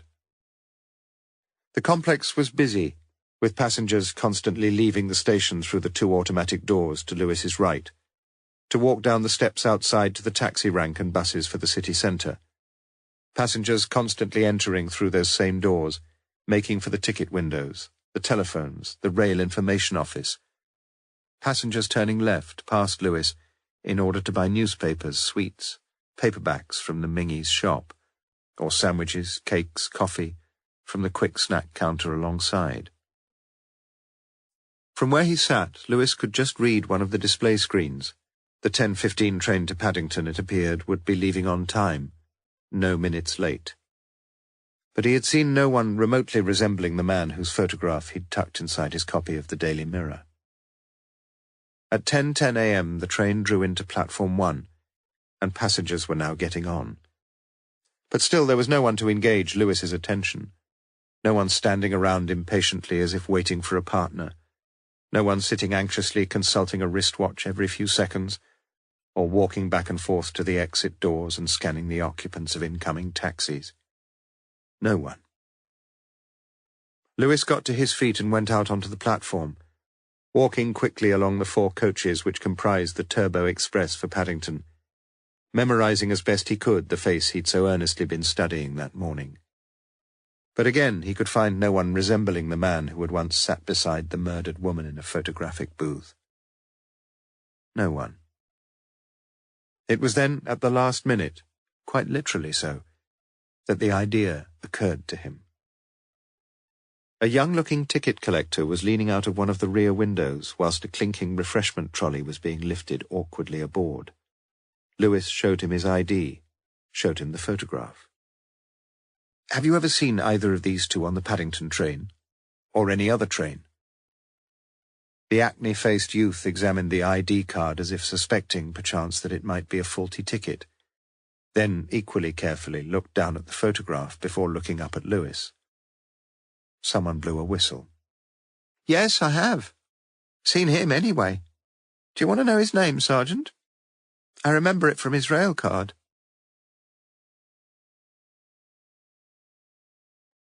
Chapter 14. A well-tied tie is the first serious step in life. Oscar Wilde. Morse caught a number 2A bus into the centre of Oxford, alighting at Carfax, thence walking down the High and entering Shepherd and Woodwards, where he descended the stairs to Gerard's hairdressing saloon. "The usual, sir?" Morse was glad that he was being attended to by Gerard himself. It was not that the proprietor was gifted with trichological skills significantly superior to those of his attractive female assistants. It was just that Gerard had always been an ardent admirer of Thomas Hardy, and during his life had acquired an encyclopedic knowledge of the great man's works. "Yes, please," answered Morse, looking morosely into the mirror at hair that had thinly drifted these last few years from ironish grey to purish white. As Morse stood up to wipe the snippets of hair from his face with a hand towel, he took out the photograph and showed it to Gerard. "Has he ever been in here?"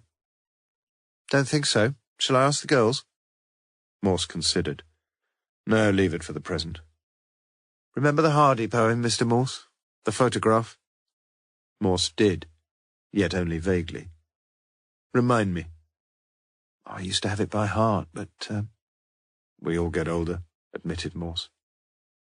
Gerard now scanned the pages of his extraordinary memory. You remember Hardy'd just burnt a photo of one of his old flames. He didn't know if she was alive or not. She was someone from the back of beyond of his life. But he felt awfully moved, as if he was putting her to death somehow, when he burned the photo. Just a minute, I think I've got it. Well, she knew nothing thereof, did she survive, and suffered nothing if numbered among the dead. Yet if on earth alive, did she feel a smart, and with vague, strange anguish strive? If in heaven, did she smile at me sadly and shake her head? Morse felt saddened as he walked out into the high. Hardy always managed to make him feel sad, and particularly so now, since only a few days earlier he'd consigned a precious photograph to the flames, a photograph hitherto pressed between pages 88 and 89 of his collected poems of A.E. Housman. The photograph of a dark-haired young woman seated on a broken classical column somewhere in Crete, a woman named Ellie Smith, a woman whom he'd loved and lost. Morse pondered the probabilities. Had other photographs been burned or torn to little pieces since the murder of Rachel James? Photographs hitherto kept in books or secret drawers? Perhaps Lewis was right.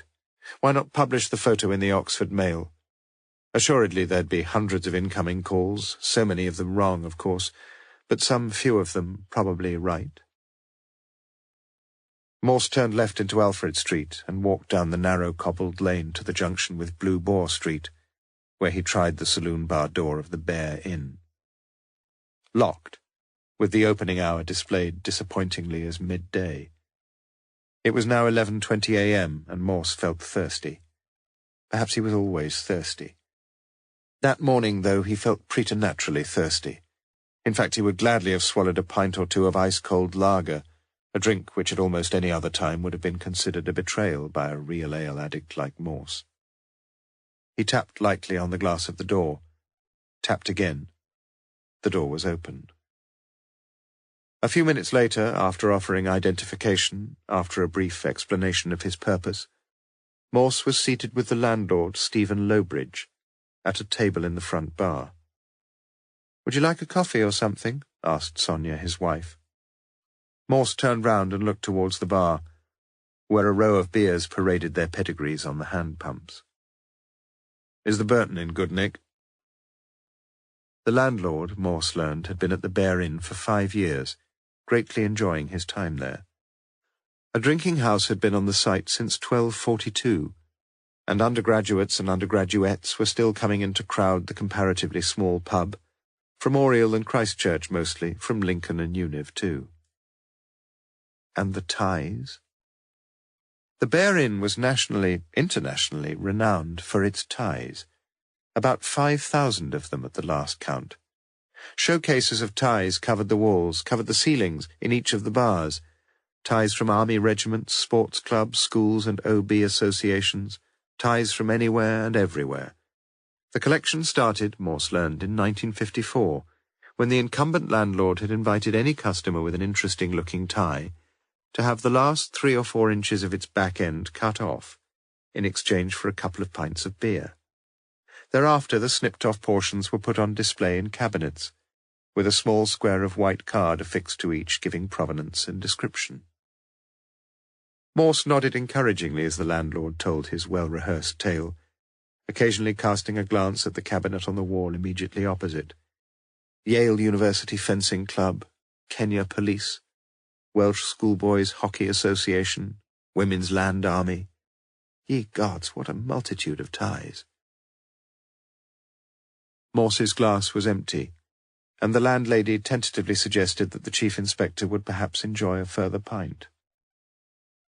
Morse had no objection, and made his way to the gents, where as he washed his hands he wondered whither all the wash-basin plugs in the world could have disappeared. Plugs from every pub, from every hotel, from every public convenience in the land. Somewhere, Morse mused, there must surely be a prodigious pile of basin plugs, as high as some Egyptian pyramid. Back in the bar, Morse produced his photograph and pointed to the little patch of tie. "Do you think there's anything like that here?" Lowbridge looked down at the slimly striped maroon tie, shaking his head dubiously. "Don't think so. But make yourself at home. Please have a look round, for as long as you like." Morse experienced disappointment. If only Lewis were there. Lewis, so wonderfully competent with this sort of thing. Checking the contents of the cabinets. "Help, Lewis." But Lewis was elsewhere. And for 25 minutes or so, Morse moved round the two bars with increasing fecklessness and irritation. Nothing was matching. Nothing. "Find what you're after?" It was the darkly attractive Sonia, just returned from a shopping expedition to the Westgate Centre. "No, sadly no," admitted Morse. "It's a bit like a farmer looking for a lost contact lens in a ploughed field." "That what you're looking for?" Sonia Lowbridge pointed to the tie in the photograph that still lay on the table there. Morse nodded. "That's it." "But I can tell you where you can find that." "You can?" Morse's eyes were suddenly wide, his mouth suddenly dry. "Yep. I was looking for a tie for Steve's birthday, and you'll find one just like that on the tie rack in Marks and Spencer's." Chapter 15. A slave has but one master, yet ambitious folk have as many masters as there are people who may be useful in bettering their position. La Bruyère. Characters. "Well?" Julian Storrs closed the front door behind him, hung up his dripping plastic Mac, and took his wife into his arms. "No external candidates. Just the two of us." "That's wonderful news." Angela Storrs moved away from her husband's brief, perfunctory embrace, and led the way into the lounge of the splendidly furnished property in Polstead Road, a thoroughfare linking the Woodstock Road with Aristotle Lane, the latter, incidentally, Morse's favourite Oxford street name. "Well, certainly not bad news, is it, if the gods just smile on us a little? Drink?"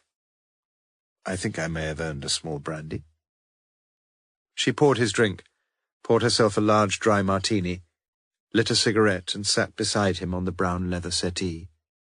She clinked her glass with his, and momentarily her eyes gleamed with potential triumph. "To you, Sir Julian." "Just a minute, we've got to win the bloody thing first. No pushover, old Dennis, you know. Good college man, fine scholar, first-class brain. Married to a second-class tart." Storrs shook his head with an uneasy smile. "You're being a bit cruel, love." "Don't call me love as if you come from Rotherham or somewhere." "What's wrong with Rotherham?" He put his left arm around her shoulders and forced an affectionate smile to his lips as he contemplated the woman he'd married just over 20 years previously, then pencil-slim, fresh-faced and wrinkle-free. Truth to tell, she was aging rather more quickly than most women of her years. Networks of varicose veins marred the long, still shapely legs, and her stomach was a little distended around the waistband of the elegant trouser suits which recently she almost invariably wore. The neck had grown rather gaunt, and there were lines and creases round her eyes. Yet the face itself was firmly featured still, and to many a man she remained an attractive woman, as she had appeared to Julian Storrs when first he had encountered her in those extraordinary circumstances. And few there were who even now could easily resist the invitation of those almond eyes, when after some dinner party or drinks reception she removed the dark glasses she had begun to wear so regularly. Having swiftly swallowed her martini, Angela Storrs got to her feet and poured herself another, her husband making no demur. In fact, he was quite happy when she decided to indulge her more than occasional craving for alcohol, since then she would usually go to bed, go to sleep, and reawaken in a far more pleasant frame of mind. "What are your chances, honestly?" "Hope is a Christian virtue, you know that." "Christ, can't you think of anything better to say than that?" He was silent a while. "It means a lot to you, Angela, doesn't it?" "It means a lot to you too," she replied, allowing her slow words to take their full effect. "It does, doesn't it?" "Yes," he replied softly. "It means almost everything to me." Angela got up and poured herself another martini. I'm glad you said that. You know why?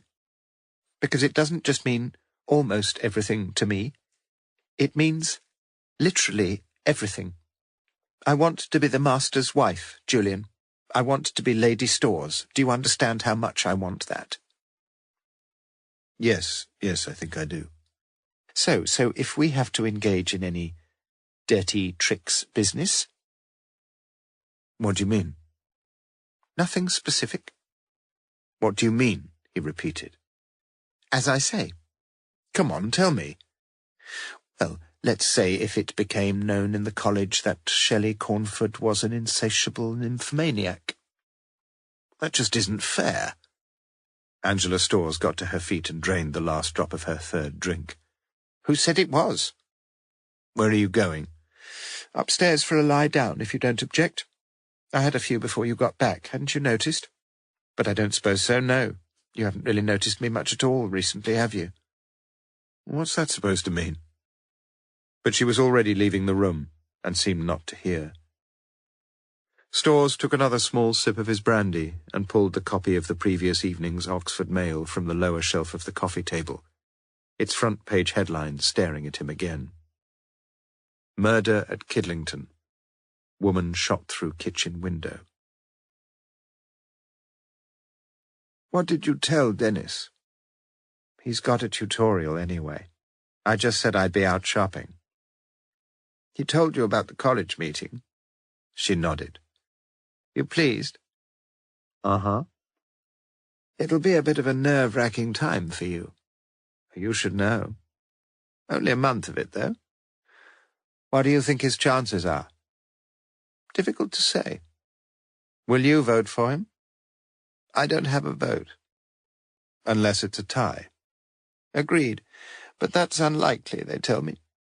Arithmetically, quite impossible if all 23 fellows decide to vote. So you won't really have much say in things at all? Oh, I wouldn't say that.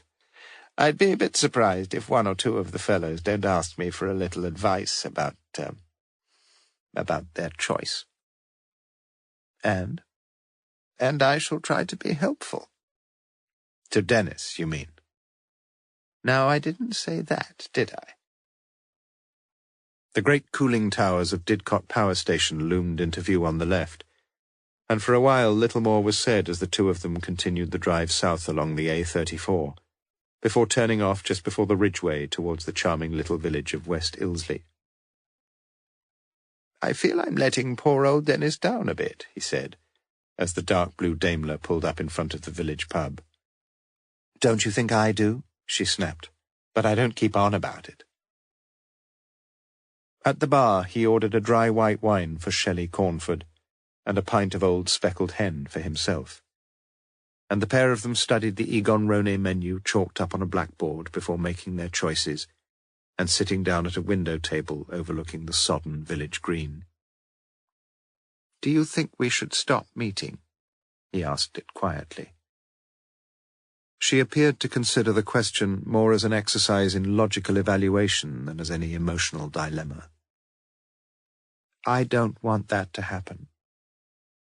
She brushed the back of her right wrist down the front of his dark grey suit. Pity we've ordered lunch, he said quietly. We can always give it a miss. Where shall we go? Before we go anywhere, I shall want you to do something for me. You mean something for Dennis? She nodded decisively. I can't really promise you too much, you know that. She looked swiftly around the tables there before moving her lips to his ear. I can, though. I can promise you everything, Clixby, she whispered. From his room in college, Dennis Cornford had rung Shelley briefly just before 11 a.m. She'd be out later, as she'd mentioned, but he wanted to tell her about the college meeting as soon as possible. He told her. He was pleased. She could sense that. She was pleased. He could sense that. Cornford had half an hour to spare before his next tutorial with a very bright first-year undergraduate from Nottingham, who possessed one of the most astonishingly retentive memories he had ever encountered, and a pair of the loveliest legs that had ever folded themselves opposite him. Yet he experienced not even the mildest of erotic daydreams as now, briefly, he thought about her. He walked over to the White Horse, the narrow pub between the two Blackwell's shops just opposite the Sheldonian, and soon he was sipping a large Glenmorangie and slowly coming to terms with the prospect that in a month's time he might well be the master of Lonsdale College. By nature a diffident man, he was for some curious reason beginning to feel a little more confident about his chances. Life was a funny business, and the favourite often failed to win the derby, did it not? Yes, odd things were likely to happen in life. Against all the odds, as it were. His black-stockinged student was sitting cross-legged on the wooden steps outside his room, getting to her feet as soon as she saw him. Being with Cornford, talking with him for an hour every week, that had become the highlight of her time at Oxford. But history was the great fascination in his life, not her. She knew that.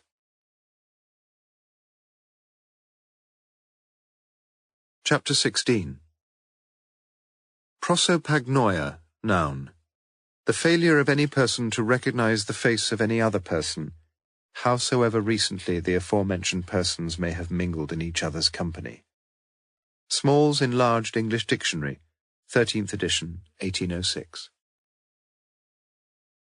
From Oxford railway station at 10:20 a.m., Lewis had tried to ring Morse at HQ, but to no avail. The dramatic news would have to wait a while, and at least Lewis now had ample time to execute his second order of the day. There had been just the two of them at the Oxford Physiotherapy Centre, although centre seemed a rather grandiloquent description of the ground-floor premises of the large, detached red brick house halfway down the Woodstock Road, 1901 showing on the black drainpipe. The small office off the spacious foyer, the single treatment room to the right, its two beds separated by mobile wooden screens, and an inappropriately luxurious loo to the left. Rachel James's distressed partner, a plain-featured, muscular divorcee in her mid-40s, could apparently throw little or no light on the recent tragedy. Each of them a fully qualified physiotherapist, they had gone freelance after a difference of opinion with the hospital trust, and 2 years earlier had decided to join forces and form their own private practice. Women, for the most part, troubled with ankles and knees and elbows and shoulders. The venture had been fairly successful, although they would have welcomed a few more clients, especially Rachel, perhaps, who, as Lewis learned for a second time, had been wading deeper and deeper into negative equity. Boyfriends, Lewis had ventured. Well, she was attractive, face, figure, and doubtless there had been a good many admirers, but no specific beau. No one that Rachel spoke of as anyone special, no incoming calls on the office phone, for example. That hers? Lewis had asked. Yes. Lewis took down a white coat from its hook behind the door and looked at the oval badge, Chartered Society of Physiotherapy printed round a yellow crest. He felt inside the stiffly starched pockets. Nothing. Not even Morse, Lewis allowed the thought, could have made much of that. Each of the two women had a personal drawer in the office desk, and Lewis looked carefully through the items which Rachel had kept at hand during her own working hours. Lipstick, lip salve, powder compact, deodorant stick, a small pack of tissues, 2 biros, blue and red, a yellow pencil, a pocket English dictionary, OUP, and a library book. Nothing else, no personal diary, no letters. Again Lewis felt, though wrongly this time, that Morse would have shared his disappointment. As for Morse, he had called in at his bachelor flat in North Oxford before returning to Police HQ. Always after a haircut he went through the ritual of washing his hair, and changing his shirt, upon which even a few stray hairs left clinging seemed able to effect an intense irritation on what, as he told himself and others, was a particularly sensitive skin. When he finally returned to HQ, he found Lewis already back from his missions. "You're looking younger, sir?" "No, you're wrong. I reckon this case has put years on me already." I meant the haircut. Ah, yes, it's rather nicely done, isn't it? You had a good morning, sir, apart from the haircut? Well, satisfactory. What about you? Lewis smiled happily. Do you want the good news first or the bad news? The bad news. Well, not bad, just not news at all, really. I don't think we're going to get many leads from her workplace. In fact, I don't think we're going to get any. And Lewis proceeded to give an account of his visit to the Oxford Physiotherapy Centre.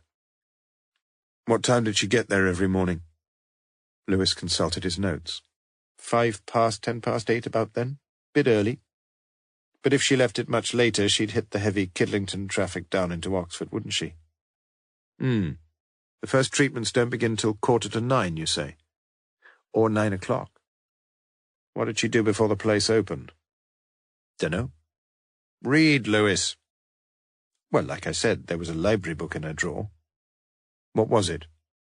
I didn't make a note. Can't you remember? Yes, Lewis thought he could, yes. Book called The Masters, sir, by P.C. Snow. Morse laughed and shook his head. He wasn't a bloody police constable, Lewis. You mean C.P. Snow. Sorry, sir. Interesting, though. In what way? But Morse ignored the question. When did she get it from the library? Well, how do I know? You just, said Morse slowly, sarcastically, take 14 days from the date printed for the book's return, which you could have found if you'd looked by gently opening the front cover. Perhaps they let you have 3 weeks at the library she borrowed it from. And which library was that? Somehow Lewis managed to maintain his good humour. Well, at least I can give you a very straight answer to that. I haven't the faintest idea. And what's the good news? This time it was Lewis's turn to make a slow, impressive pronouncement. I know who the fellow is. The fellow in the photo. You do? Morse looked surprised. You mean he turned up at the station? In a way, I suppose he did, yes. There was no one like him standing around waiting for his girlfriend. But I had a word with this ticket collector, a young chap who's only been on the job for a few weeks, and he recognised him straight away. He'd asked to look at his rail pass, and he remembered him because he got a bit shirty with him, and probably because of that he remembered his name as well. A veritable plethora of pronouns, Lewis. Do you know how many he's and hims and hises you've just used? No, but I know one thing. He told me his name, replied Lewis, happily adding a further couple of potentially confusing pronouns to his earlier tally. His name's Julian Storrs. For many seconds Morse sat completely motionless, feeling the familiar tingling across his shoulders. He picked up his silver Parker pen and wrote some letters on the blotting pad in front of him. Then, in a whispered voice, he spoke. I know him, Lewis. You didn't recognize him, though. Most people, interrupted Morse, as they get older, can't remember names. For them, a name is troublesome. Anagram, 7 letters, what's that? Amnesia? Well done. I'm all right on names usually, but as I get older, it's faces I can't recall. And there's a splendid word for this business of not being able to recognize familiar faces. Something, isn't it? Morse appeared almost shell-shocked as he looked across at his sergeant. How in heaven's name? Well, as you know, sir, I didn't do all that marvellously at school. As I told you, we didn't even have a school tie. But I was ever so good at one thing, a glance at the blotting pad. I was best in the class at reading things upside down. Chapter 17. Facing the media is more difficult than bathing a leper. Mother Teresa of Calcutta. There had been little difficulty in finding out information on Julian Charles Storrs, a man to whom Morse, as he now remembered, had been introduced only a few months previously, at an exhibition of Thesiger's desert photography in the Pitt Rivers Museum. But Morse said nothing of this to Lewis as the pair of them sat together that evening in Kidlington HQ. said nothing either of his discovery that the tie whose provenance he had so earnestly sought was readily available from any Marks and Spencer's store, priced £6.99. "We shall have to see this fellow's store soon, sir." "I'm sure we shall, yes. But we've got nothing against him, have we? It's not a criminal offence to get photographed with some attractive woman. Interesting, though, that she was reading the Masters." "I've never read it, sir." "It's about the internal shenanigans in a Cambridge college when the master dies. And recently I read in the University Gazette that the present master of Lonsdale is about to hang up his mortarboard. See what I mean?" "I think I do," lied Lewis. "Storrs is a fellow at Lonsdale, the senior fellow, I think. So if he suggested that she might be interested in reading that book—" "It doesn't add up to much, though, does it? It's motive we've got to look for. Bottom of everything, motive is." Morse nodded. "But perhaps it does add up a bit," he added quietly. "If he wants the top job badly enough, and if she reminded him she could go and queer his pitch. Kiss and tell sort of thing. Kiss and not tell if the price was right." "Blackmail," suggested Lewis. "She'd have letters. The postcard, photographs, one photograph. Hotel records, somebody would use a credit card and it wouldn't be her. Well, he'd probably pay by cash. You're not trying to help me by any chance, are you, Lewis?" "All I'm trying to do is be honest about what we've got, which isn't much." "I agree with you, though. It wouldn't have been her money. Not exactly rolling in it, that's for sure.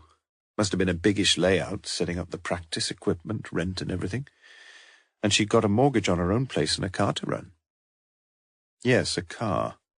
Morse, who never took the slightest interest in any car except his own, visualized again the white Mini which had been parked outside number 17. "Perhaps you ought to look a bit more carefully at that car, Lewis." "Already have. Logbook in the glove compartment, road atlas under the passenger seat, fire extinguisher under the back seat." "No drugs or pornography in the boot?" "No, just a wheel brace and a Labour Party poster." Lewis looked at his watch. 8:35 p.m. It had been a long day and he felt very tired. And so, by the look of him, did his chief. He got to his feet. "Oh, and 2 cassettes, Ella Fitzgerald and a Mozart thing." "Thing?" "A clarinet thing, yes." "Concerto or quintet, was it?" Blessedly, before Lewis could answer, for he had no answer, the phone rang. Chief Superintendent Strange. "Morse, in your office. Almost rang the Red Lion." "How can I help, sir?" asked Morse wearily. "TV, that's how you can help. BBC want you for the 9 o'clock news and ITV for news at 10. One of the crews is here now." "I've already told them all we know." "Well, you'd better think of something else, hadn't you? This isn't just a murder, Morse. This is a PR exercise." Chapter 18. Thursday, the 22nd of February. For example, in such enumerations as French, German, Italian and Spanish, the 2 commas take the place of ands. There is no comma after Italian, because with and it would be otiose. There are, however, some who favour putting one there, arguing that since it may sometimes be needed to avoid any ambiguity, it may as well be used always for the sake of uniformity. Fowler, Modern English Usage. Just after lunchtime on Thursday, Morse found himself once again wandering aimlessly around number 17 Bloxham Drive, a vague, niggling instinct suggesting to him that earlier he'd missed something of importance there. But he was beginning to doubt it. In the now cleared kitchen, he switched on the wireless, finding it attuned to Radio 4. Had it been on when the police had first arrived? Had she been listening to the Today programme when just for a second, perhaps, she'd looked down at the gush of blood that had spurted over the front of her night clothes? So what if she had been? Morse asked himself, conscious that he was getting nowhere. In the front living room, he looked again along the single shelf of paperbacks. Women novelists mostly, Jackie Collins, Gilly Cooper, Danielle Steele, Sue Townsend. He read 4 or 5 of the author's opening sentences without once being instantly hooked, and was about to leave when he noticed Craig Rain's A Choice of Kipling's Prose, its white spine completely uncreased, as if it had been a very recent purchase. Or a gift. Morse withdrew the book and flicked through some of the short stories that once had still meant so very much to him. They was there, although Morse confessed to himself that he had never really understood its meaning. But genius, Christ, and On Greenhow Hill and Love o' Women, the latter, Morse was adamant about it, the greatest short story in the English language. He looked at the title page. No words to anyone, from anyone.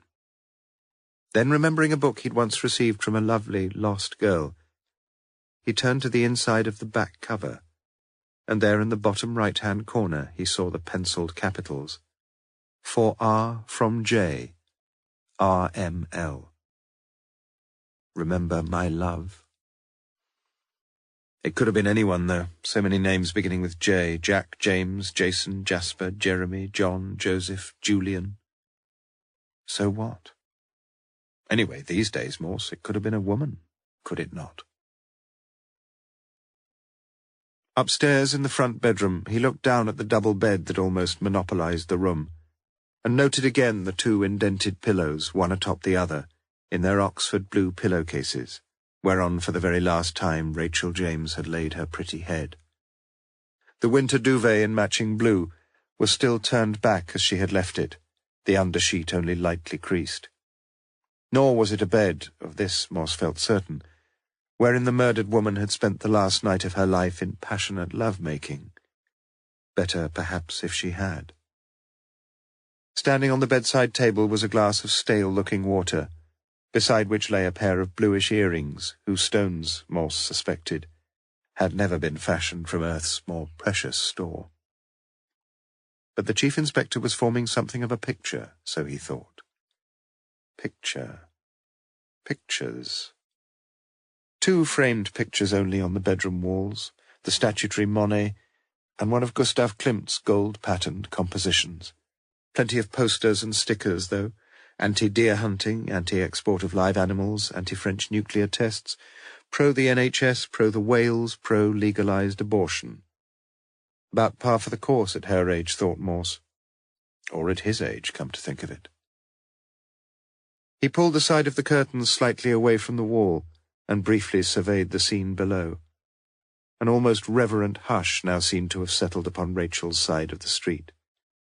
One uniformed policeman stood at the front gate, but only the one, talking to a representative of the press, but only the one who had lived next door to the murdered woman at number 15, the one with the ponytail, the one whom Morse would have to interview so very soon, the one he ought already to have interviewed. Then, from the window, he saw his colleague Sergeant Lewis getting out of a marked police car, and thoughtfully he walked down the stairs. Odd, very odd, really, that with all those stickers around the bedroom, the one for the party the more likely, surely, to further those advertised causes, had been left in the boot of her car, where earlier Lewis had found it. Why hadn't she put it up, as so many other householders in the terrace had done, in one of her upper or lower windows? Aware that whatever had been worrying him had still not been identified, Morse turned the Yale lock to admit Lewis, the latter carrying the lunchtime edition of the Oxford Mail. "I reckon it's about time we interviewed him," began Lewis, pointing through the closed door. "All in good time," agreed Morse, taking the newspaper where, as on the previous 2 days, the murder still figured on page 1, although no longer as the lead story. Police puzzled by Kidlington killing. The brutal murder of the physiotherapist Rachel James, which has caused such a stir in the local community, has left the police baffled, according to Inspector Morse of the Thames Valley CID. The murdered woman was seen as a quietly unobtrusive member of the community with no obvious enemies, and as yet the police have been unable to find any plausible motive for her murder. Neighbours have been swift to pay their tributes. Mrs. Emily Jacobs, who waved a greeting just before Rachel was murdered, said she was a friendly, pleasant resident who would be sadly missed. Similar tributes were paid by other local inhabitants, who are finding it difficult to come to terms with their neighbourhood being the scene of such a terrible murder and a centre of interest for the national media. For the present, however, Bloxham Drive has been sealed off to everyone except local residents, official reporters, and a team of police officers carefully searching the environs of number 17. But it seems inevitable that the street will soon be a magnet for sightseers, drawn by a ghoulish, if natural, curiosity, once police activity is scaled down and restrictions are lifted. A grim-faced Sergeant Lewis, after once again examining the white Mini still parked outside the property, would make no comment other than confirming that various leads were being followed. Rachel's parents, who live in Devon, have identified the body as that of their daughter, and a bouquet of white lilies bearing the simple inscription, "To our darling daughter," lies in cellophane wrapping beside the front gate of number 17. The tragedy has cast a dark cloud over the voting taking place today for the election of a councillor to replace Terry Burgess, who died late last year following a heart attack. "Nicely written," conceded Morse. "Bit pretentious, perhaps. And I do wish they'd all stop demoting me." "No mistakes?" Morse eyed his sergeant sharply. "Have I missed something?" Lewis said nothing, smiling inexplicably as Morse read through the article again. "Well, I'd have put a comma after reporters myself. Incidentally, do you know what such a comma's called?" "Remind me." "The Oxford comma." "Of course." "Why are you grinning?" "That's just it, sir. It's that grim-faced. Should be grin-faced, shouldn't it? You see, the missus rang me up half an hour ago. She's won £50 on the premium bonds. Bond, really. She's only got one of them." "Oh, congratulations." "Thank you, sir." For a final time, Morse looked through the article, wondering whether the 17th word from the beginning and the 17th word from the end had anything to do with the number of the house in which Rachel James had been murdered. Probably not. Morse's life was bestrewn with coincidences. "Is that ponytail Pont still out there?" he asked suddenly. Lewis looked out of the front window. "No, sir. He's gone."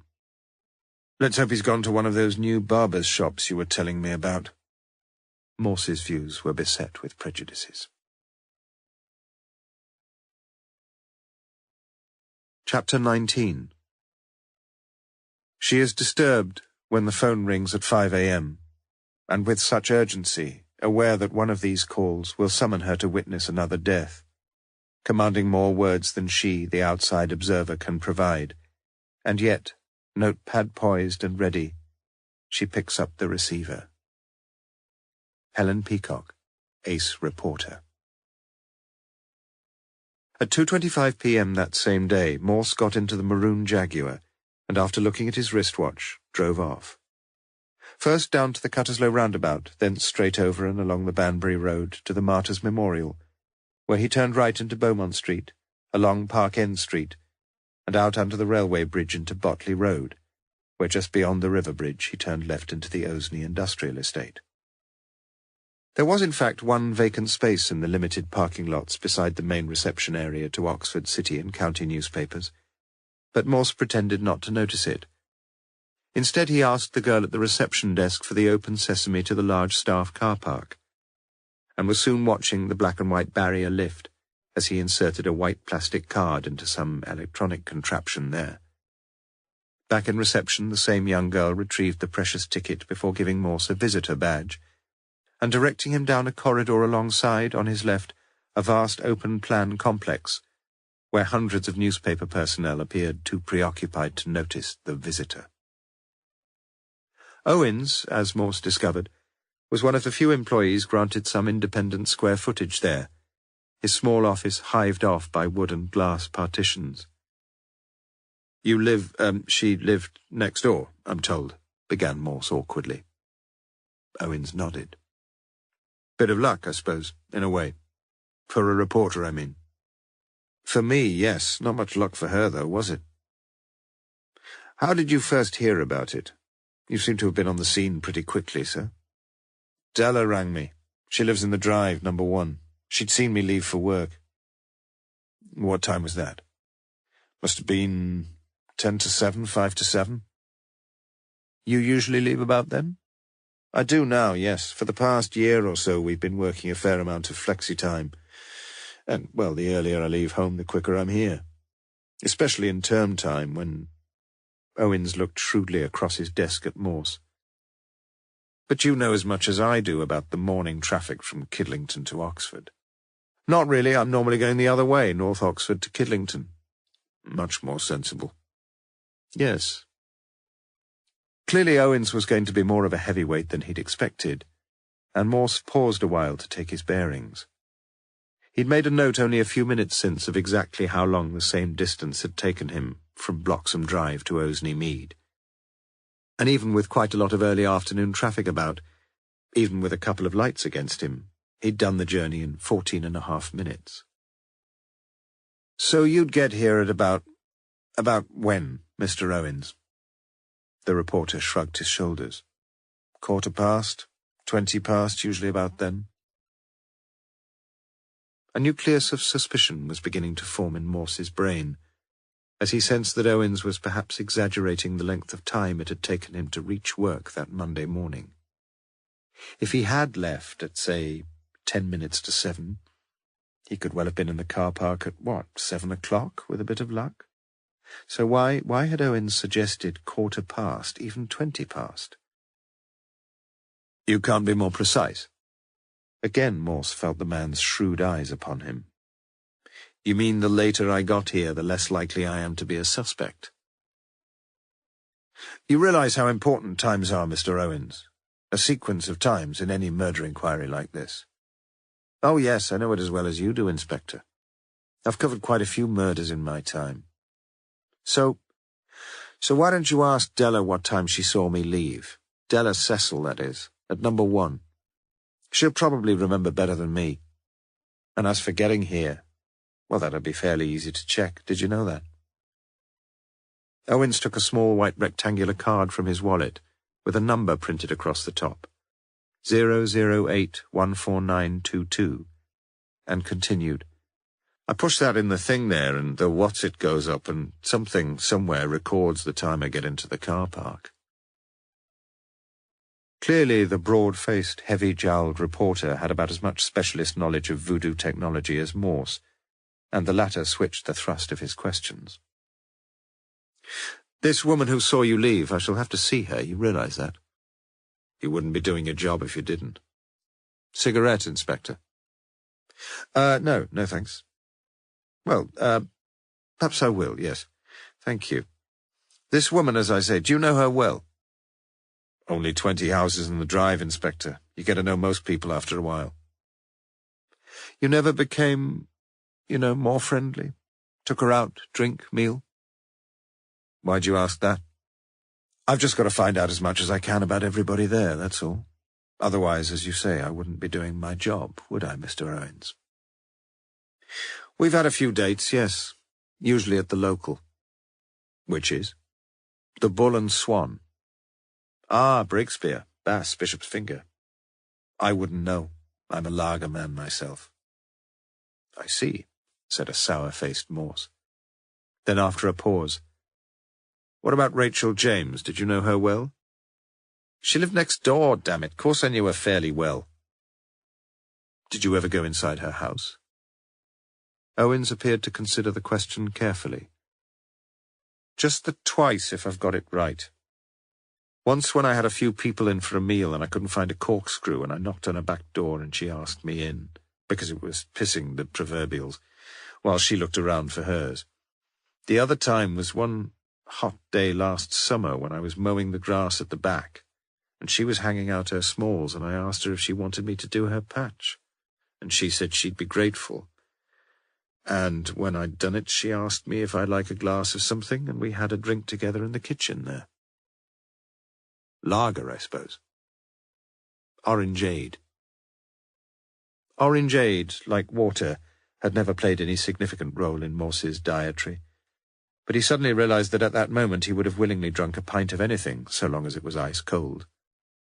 Even lager. "It was a hot day, you say?"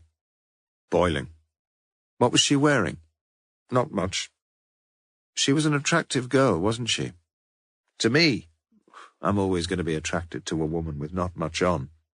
And as I remember, most of what she'd got on that day was mostly off, if you follow me."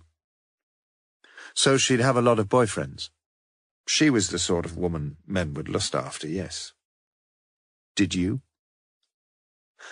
Let's put it this way, Inspector. If she'd invited me to bed that afternoon, I'd have sprinted up the stairs.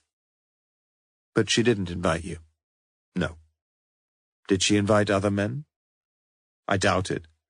Not in Bloxham Drive, anyway. We don't just have neighbourhood watch here, we've got a continuous Nosy Parker surveillance scheme. Even in the early morning? As I told you, somebody saw me go to work on Monday morning. You think others may have done? Bloody sure they did. Morse switched tack again. You wouldn't recognize any of her occasional boyfriends? No. Have you heard of a man called Julian Storrs? Yes. You know him? Not really, no. But he's from Lonsdale, and I interviewed him for the Oxford Mail last year. December, I think it was, when he gave the annual Pitt Rivers lecture. On Captain Cook, as I remember. I'd never realized how much the natives hated that fellow's guts. You know, in the Sandwich Islands or somewhere. I forget, said Morse, as if at some point in his life he had known. At his local grammar school, the young Morse had been presented with a choice of the 3 Gs, Greek, Geography, or German. And since Morse had joined the Greek option, his knowledge of geography had ever been fatally flawed. Indeed, it was only in his late 20s that he discovered that the Balkan states and the Baltic states were not synonymous. Yet about Captain Cook's voyages, Morse should, as we shall see, have known at least a little, did know a little, since his father had adopted that renowned British navigator, explorer, and cartographer as his greatest hero in life, unlike, it seemed, the natives of those Sandwich Islands or somewhere. You never saw Mr. Storrs in Bloxham Drive? In their sockets, Owen's eyes shot from bottom left to top right, like those of a deer that has suddenly sniffed a predator. Never. Why? Because, Morse leaned forward a few inches as he summoned up all his powers of creative ingenuity, because someone in the drive, this is absolutely confidential, sir, says that he was seen fairly recently going into, another house there. Which house? Owen's voice was suddenly sharp. Morse held up his right hand and got to his feet. Just a piece of gossip, like as not, but we've got to check out every lead, you know that. Owens remained silent. You've always been a journalist? Yes. Which papers? I started in London. Whereabouts? Soho, around there. When was that? Mid-70s. Wasn't that when Soho was full of sex clubs and striptease joints? And more. Gets a bit boring, all that stuff, though, after a time. Yes, so they tell me. I read your piece today in the Oxford Mail, said Morse as the two men walked towards reception. You write well. Thank you. I can't help remembering you said comparatively crime-free area. That was in yesterday's. Oh. Well, we've only had one burglary this last year, and we've had no joyriders around since the council put the sleeping policeman in. We still get a bit of mindless vandalism, of course. You'll have seen the young trees we tried to plant round the back. And litter's always a problem, and graffiti. And someone recently unscrewed most of the latches on the back gates, you know, the things that click as the gates shut. I didn't know there was a market for those, muttered Morse. And you're wasting your time if you put up a name for your house or something like that. I put a little notice on my front gate, lasted exactly 8 days. Know what it was? Morse glanced back at the corporate workforce seated in front of VDU screens, at desks cluttered with in-trays, out-trays, file cases, handbooks, and copy being corrected and cosseted before inclusion in forthcoming editions of Oxford's own Times, Mail, Journal, Star. No free newspapers? He suggested sotto voce. Morse handed in his visitor badge at reception. You'll need to give me another thing to get out with. No, the barrier lifts automatically when you leave. So once you're in? She smiled. You're in. It's just that we used to get quite a few cars from the industrial estate trying it on. Morse turned left into the Botley Road and drove along to the Ring Road junction, where he took the northbound A34 coming off at the Pear Tree roundabout, and thence driving rather too quickly up the last stretch to Kidlington HQ, where he looked at his wristwatch again. 9.5 minutes. Only 9.5 minutes. Chapter 20. It is a capital mistake to theorize before one has data. Conan Doyle, Scandal in Bohemia.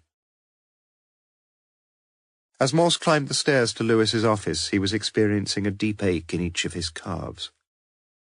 "Hardest work I've done today, that," he admitted as, panting slightly, he flopped into a chair. "Interview go okay, sir?" "Owens? I wouldn't trust that fellow as far as I could kick him." "Which wouldn't be too far in your present state of health." "Genuine journalist he may be, but he's a phony witness, take it from me." "Before you go on, sir, we've got the preliminary post-mortem report here." "You've read it through?" "Tried to. Bullet entry in the left submandibular—" "Lewis, spare me the details. She was shot through the window, through the blind, in the morning twilight. You mustn't expect much accuracy about the thing. You've been watching too many old cowboy films where they mow down the baddies at hundreds of yards." "Distance of about 18 inches to 2 feet, that's what it says, judging from—" "What's it say about the time?" "She's not quite so specific there." "Why the hell not? We told her exactly when the woman was shot." "Dr. Hobson says the temperature in the kitchen that morning wasn't much above 0. "Economizing everywhere, our Rachel," said Morse rather sadly. "And it seems you get this sort of refrigeration factor." "In which we are not particularly interested, Lewis, because we know—" Morse suddenly stopped. Unless our distinguished pathologist is suggesting that Rachel may have been murdered just a little earlier than we've been assuming." "I don't think she's trying to suggest anything, sir. Just giving us the facts as far as she sees them." "I suppose so." "Do you want to read the report?" "I shall have to, shan't I, if you can't understand it?" "I didn't say that." But again Morse interrupted him, almost eagerly now recounting his interview with Owens. "So don't you see, Lewis, he could have done it. 1/4 of an hour it took me to the newspaper offices via Banbury Road, 10 minutes back via the Ring Road. So if he left home about 10 to 7, clocked into the car park at 7, say, hardly anything on the roads, then drove straight out of the car park, there's no clocking out there, that's the system they have, drove hell for leather back to Bloxham Close. Drive, sir. Parks his car up on the road behind the houses." Morse switched now to the vivid present tense. "Goes through the vandalized fence there, down the grass slope, taps on a window, the thin blinds still drawn." Morse's eyes seemed almost mesmerized. "Sees her profile more clearly as she gets nearer, for a second or two scrutinizes the dark outline at the gaslit window. It's electric there. Then he fires through the window, into her face, and hits her just below the jaw." Lewis nodded this time. "The submandibular bit. You're right about that. Then he goes up the bank again, gets into his car, back to Oseney Mead. But he daren't go into the car park again, of course not. So he leaves his car somewhere near, and goes into the office from the rear of the car park. Nobody much there to observe his comings and goings. Most of the people get in there about 8-ish, so I learn. Quod erat demonstrandum. I know you're going to ask me what his motive was, and I don't know. But this time we've found the murderer before we've found the motive. Not grumbling too much about that, are you?" "Yes, it just won't hold water." "And why's that?" "Well, there's this woman from number 1 for a start, Miss Cecil—" "Della. Owens called her Della. She saw him leave, didn't she, about 7 o'clock? That's why she knew he'd be at his desk when she rang him as soon as she saw the police arrive, just after 8. 1 hour. 1 whole hour. You can do a lot in an hour. You still can't put a quart into a pint pot." "We've now gone metric, by the way, Lewis." "Look, what if they're in it together? Have you thought of that? Owens is carrying a torch for that Miss Cecil, believe me. When I happened to mention Julian's stores—" "You didn't do that, surely. And when I said he'd been seen knocking at one of the other doors there—" "But nobody—" "He was jealous, Lewis. And there are only 2 houses in the Close," Lewis gave up the struggle, "occupied by nubile young women. Number 17 and number 1, Miss James and Miss Cecil, agreed?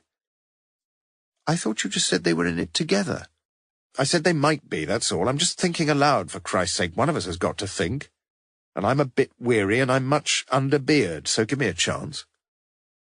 Lewis waited a few seconds. Then, Is it my turn to speak, sir? Morse nodded weakly, contemplating the threadbare state of Lewis's carpet. I don't know whether you've been down the Botley Road in the morning recently, even in the fairly early morning, but it's one of the worst bottlenecks in Oxford. You drove there and back in mid-afternoon, didn't you? But you want Owens to do 3 journeys between Kidlington and Oseney Mead. First he drives to work, perhaps fairly quickly, agreed. 20 minutes, say? He drives back a bit quicker, quarter of an hour, say? He parks his car somewhere. It's not going to be at Bloxham Drive, though. He murders his next-door neighbour, drives back into Oxford after that, another 20, 25 minutes at least now, finds a parking space, and this time it's not going to be in the car park, as you say, walks or runs to his office, not going in the front door either, for obvious reasons, gets into his office, and is sitting there at his desk when his girlfriend, if you're right about that, rings him up and tells him he'll be in for a bit of a scoop if he gets out again to Bloxham Drive. It's just about possible, sir, if all the lights are with him every time, if almost everybody's decided to walk to work that morning. But it's very improbable even then, and remember, it's Monday morning, the busiest morning of the week in Oxford. Morse looked hurt. You still think it's just about possible? Lewis considered the question again. No, sir. I know you always like to think that most murders are committed by next-door neighbours or husbands or wives. But what if this woman at number 1 isn't telling us the truth?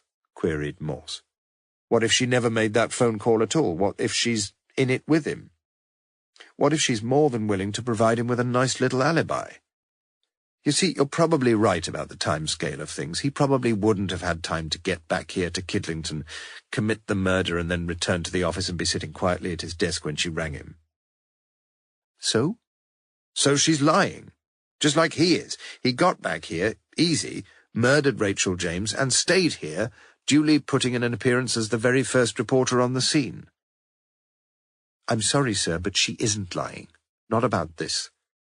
I don't know what you think the rest of us have been doing since Monday morning, but we've done quite a bit of checking up already, and she's not lying about the phone call to Owen's office. One of the lads went along to BT and confirmed it. The call was monitored, and it'll be listed on the itemised telephone bill of the subscriber, number 1 Bloxham Drive. Does it give the time? Lewis appeared slightly uneasy. I'm not quite sure about that. And if our ace reporter Owens is privileged enough to have an answer phone in his office, which he is? Yes, perhaps Morse was on to something after all. Because if the two of them had, for some reason, been working together... Lewis put his thoughts into words. You mean he needn't have gone into work at all? Yes. You say that electronic gadget records the number on your card, and the time, but it doesn't record the car itself, right? Morse nodded encouragement, and Lewis, duly encouraged, continued. So if somebody else had taken his card, and if he stayed in the drive all the time... Morse finished it off for him. He's got a key to number 1. He's in there when she drives off. He walks along the back of the terrace, shoots Rachel James, goes back to number 1, rings up his own office number, waits for the answer phone pips, probably doesn't say anything, just keeps the line open for a minute or two, and Bob's your father's brother. Lewis sighed. I'd better get on with a bit of 4th-grade clerical checking, sir. This parking business, the phone call, any of his colleagues who might have seen him? Or her? It's worth checking, I can see that. Tomorrow, Lewis, we're doing nothing more today. And this woman at number 1? Is she a nice-looking lass? Very much so. You leave that side of things to me, then. Morse got to his feet and went to the door, but then returned and sat down again. That refrigeration factor you mentioned, Lewis. Time of death and all that. Interesting, isn't it? So far we've been assuming that the bullet went through the window and ended up in the corpse, haven't we? But if... Just if Rachel James had been murdered a bit earlier, inside number 17, and then someone had fired through the window at some later stage. You see what I mean? Everybody's alibi is up the pole, isn't it? There'd be another bullet, though, wouldn't there? We've got the one from Rachel's neck, but there'd be another one somewhere in the kitchen if someone fired. Not necessarily the murderer, remember. But if someone fired just through the window without aiming at anything.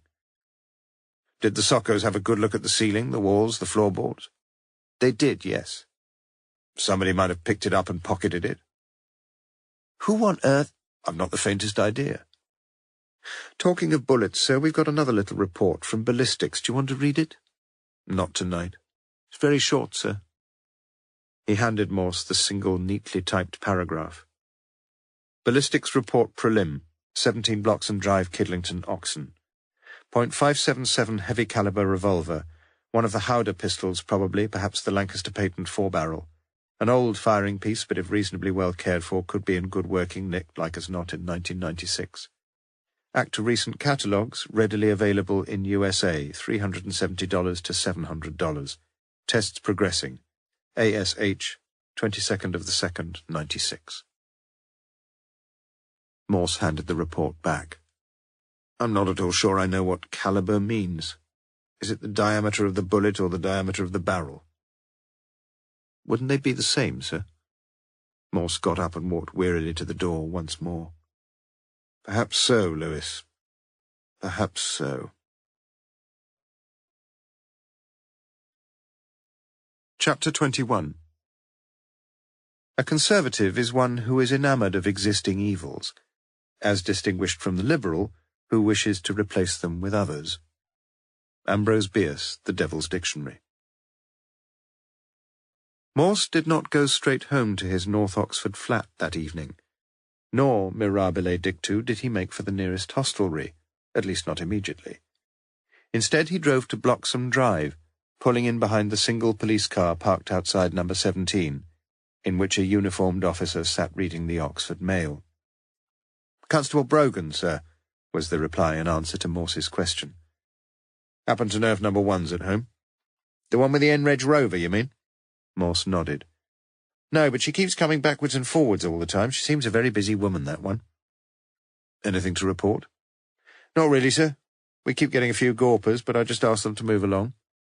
Gently, I trust. Very gently, sir. How long are you on duty for? I finish at midnight. Morse pointed to the front window. Why don't you nip in and watch the telly? Bit cold in there. You can put the gas fire on. It's electric, sir. Please yourself. Would that be official, sir? Anything I say is official, that. My lucky night, then. Mine, too, thought Morse, as he looked over his shoulder to see an ash blonde alighting from her car outside number 1. He hastened along the pavement in what could be described as an arrested jog, or perhaps more accurately as an animated walk. Good evening. She turned towards him as she inserted her latchkey. Yes? A brief word, if it's possible. Morse fumbled for his ID card, but she forestalled the need. Another police sergeant, are you? Police, yes. I can't spare much time, not tonight. I've got a busy few hours ahead. I shan't keep you long. She led the way through into a tastefully furbished and furnished front room, taking off her ankle-length white mackintosh, placing it over the back of the red leather settee, and bidding Morse sit opposite her as she smoothed the pale blue dress over her hips and crossed her elegant nylon-clad legs. Do you mind? She asked, lifting a cigarette in the air. No, no, muttered Morse, wishing only that she'd offered one to him. What can I do for you? She had a slightly husky, upper-class voice, and Morse guessed she'd probably attended one of the nation's more prestigious public schools. Just 1 or 2 questions. She smiled attractively. Go ahead. I understand that my colleague, Sergeant Lewis, has spoken to you already. Nice man, in a gentle, shy sort of way. Really? I'd never quite thought of him. Well, you're a bit older, aren't you? What job do you do? She opened her handbag and gave Morse her card. I'm the local agent for the Conservative Party. Oh dear, I am sorry, said Morse, looking down at the small oblong card. Adele Beatrice Cecil, Conservative Party agent, 1 Bloxham Drive, Kidlington, Oxon, OX5 2NY. For information, please ring 01865 794 768.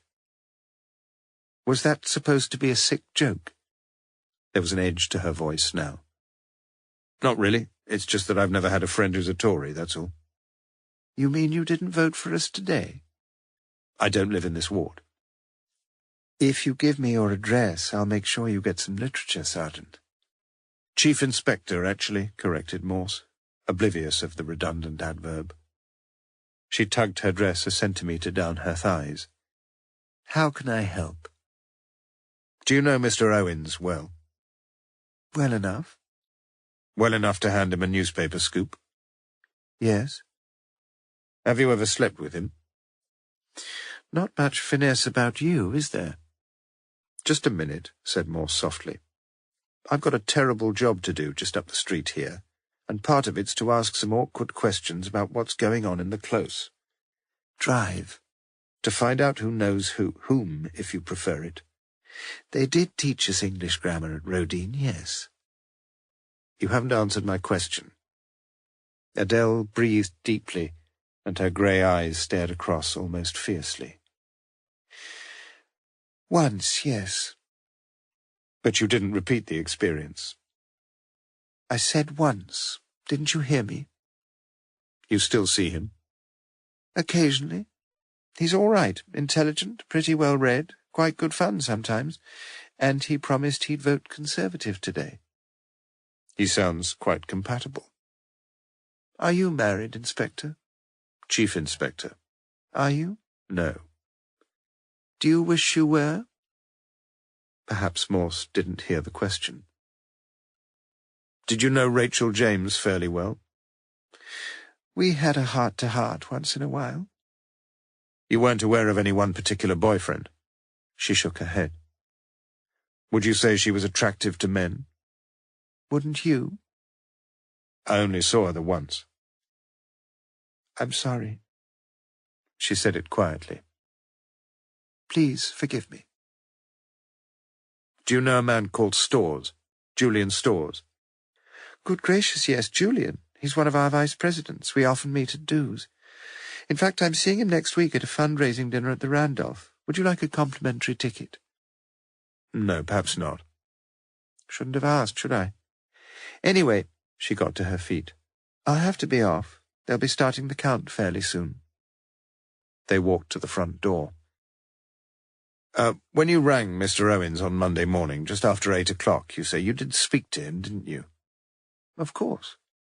Morse nodded. And one final thing, please. My sergeant found some French letters. French letters? How old are you, Chief Inspector? Condoms, for heaven's sake. As I say, we found 2 packets of, condoms in one of her bedroom drawers. Big deal. You don't know if she ever invited anyone home to sleep with her? No, I don't. I thought, said Morse hesitantly, most women were on the pill these days. A lot of them off it, too, after that thrombosis scare. I suppose so, yes. I'm not really an expert in that sort of thing. And don't forget safe sex. No, I'll try not to. Did she keep them under her nighties? Morse nodded sadly, and bade good night to Adele Beatrice Cecil. ABC. As he walked slowly along to the Jaguar, he felt a slight tingling behind the eyes at the thought of Rachel James, and the nightdress she'd been wearing when she was murdered, and the condoms so carefully concealed in her lingerie drawer, along with the hopes and fears she'd had, like everyone. And he thought of Auden's immortal line on A. Houseman, kept tears like dirty postcards in a drawer. As he started the Jaguar, Morse noticed the semi-stroboscopic light inside the lounge, and trusted that P.C. Brogan had managed to activate the heating system in number 17 Bloxham Drive. Chapter 22. Oh beer, oh Hodgson, Guinness, Allsop, Bass, names that should be on every infant's tongue. Charles Stewart Calverley. Morse headed south along the Banbury Road, turning left just after the Cutterslow roundabout, and through the adjoining Carlton and Wolsey roads. Why hadn't the former been christened Cardinal? Then at the bottom of the Cutterslow estate, down the steeply sloping entry to the Charwell, the quietly civilized public house where the quietly civilized landlord kept an ever-watchful eye on the Breakspear and the Bass. The car phone rang as he unfastened his safety belt. Lewis, speaking from HQ. "I thought I'd told you to go home. The eggs and chips are getting cold." Lewis, as Morse earlier, showed himself perfectly competent at ignoring a question. "I've had a session on the phone with Ox and Cow newspapers, sir. Still at work there, quite a few of them. Owen's car park card is number 14922, and it was registered by the barrier contraption there at 7:04 on Monday morning. Seems he's been in fairly early these last couple of months. Last week, for example, Monday to Friday, 7:37, 7:06, 7:11, 7 o'clock, 7:18. So what? Shows you can't get up that early on Monday mornings. That's not all, though. It is, Lewis. It's still the card you're on about, not the car. Can't you see that? Please listen to me for a change, sir. The personnel fellow who looked out the car park things for me, he just happened to be in earlyish last Monday morning himself, 7:22. There weren't many others around then, but one of the ones who was... Guess who, sir?" "Oh dear," said Morse for the second time that evening. "Yep, Owens. Ponytail and all." "Oh." In that quiet monosyllable, Lewis caught the depth of Morse's disappointment. Yet he felt far from dismayed himself, knowing full well as he did, after so many murder investigations with the pair of them in harness, that Morse's mind was almost invariably at its imaginative peak when one of his ill-considered, top-of-the-head hypotheses had been razed to the ground, in this case by some lumbering bulldozer like himself. And so he understood the silence at the other end of the line, a long silence, like that at the cenotaph in commemoration of the fallen. Lewis seldom expected, seldom received any thanks. And in truth such lack of recognition concerned him little, since only rarely did Morse show the slightest sign of graciousness or gratitude to anyone. Yet he did so now. "Thank you, my old friend." At the bar, Morse ordered a pint of Bass and proceeded to drink it speedily. At the bar, Morse ordered a second pint of Bass and proceeded to drink it even more speedily, before leaving and driving out once more to Bloxham Drive, where no one was abroad and where the evening's TV programmes appeared to be absorbing the majority of the households, including number 17. The Jaguar door closed behind him with its accustomed aristocratic click, and he walked slowly through the drizzle along the street. Still the same count, 6 for Labour, 2 for the Tories, and 2 apparently unprepared to parade their political allegiances. Yes. Yes! Almost everything, he saw it now so clearly, had been pushing his mind towards that crucial clue, towards the breakthrough in the case. It had not been Owens who had murdered Rachel James. Almost certainly he couldn't have done it anyway. And that late evening, as if matching his slow-paced walk, a slow and almost beatific smile had settled round the mouth of Chief Inspector Morse. Chapter 23. Friday the 23rd of February. 13 unlucky. The Turks so dislike the number that the word is almost expunged from their vocabulary. The Italians never use it in making up the numbers of their lotteries. In Paris, no house bears that number. Brewer's Dictionary of Phrase and Fable. As Lewis pulled into Bloxham Drive, he was faced with an unfamiliar sight. A smiling, expansive-looking Morse was leaning against the front gate of number 17, engaged in a relaxed, impromptu press conference with one camera crew, ITV, 4 reporters, 2 from national, 2 from local newspapers, but no Owens, and 3 photographers. Compared with previous mornings, the turnout was disappointing. It was 9:05 a.m. Lewis just caught the tail end of things. So it'll be a waste of time staying on here much longer. You won't expect me to go into details, of course, but I can tell you that we finished our investigations in this house. If the "this" were spoken with a hint of some ordeal semi-italicization, it was of no moment, for no one appeared to notice it. Any leads? Any new leads? To the murder of Rachel James, you mean? Who else? No new leads at all, really. Well, perhaps one. On which cryptic note Morse raised his right hand to forestall the universal pleas for clarification, and with a genial and perhaps genuine smile, he turned away. Drive me round the block a couple of times, Lewis. I'd rather all these people buggered off, and I don't think they're going to stay much longer if they see us go. Nor did they. 10 minutes later, the detectives returned to find the drive virtually deserted. How many houses are there here, Lewis? Not sure. From number 17, Lewis looked along to the end of the row. 2 other houses, presumably numbers 19 and 21, although the figures from the front gate of the latter had been removed. Then he looked across to the other side of the street, where the last even-numbered house was 20. The answer, therefore, appeared to be reasonably obvious. 21. That's an odd number, isn't it? Lewis frowned. Did you think I thought it was an even number? Morse smiled. I didn't mean odd as opposed to even. I meant odd as opposed to normal. Oh. Lewis, you don't build a street of terraced houses with one side having 10 and the other side having 11, now do you? You get a bit of symmetry into things, a bit of regularity. If you say so. And I do say so, snapped Morse, with the conviction of a fundamentalist preacher asserting the divine authority of Holy Writ. No need to be so sharp, sir. I should have spotted it from day one, from those political stickers, Lewis. Let's count, okay? The 2 men walked along the odd-numbered side of Bloxham Drive, and Lewis nodded. 6 Labour, 2 Tory, 2 don't knows. 10. You see, Lewis, we've perhaps been a little misled by these minor acts of vandalism here. We've got several houses, minus the numbers originally screwed into their front gates, and their back gates, so we were understandably confused. Lewis agreed. I still am, sir. How many odd numbers are there between 1 and 21, inclusive? I reckon it's 10, sir. So I suppose there must be 11. Morse grinned.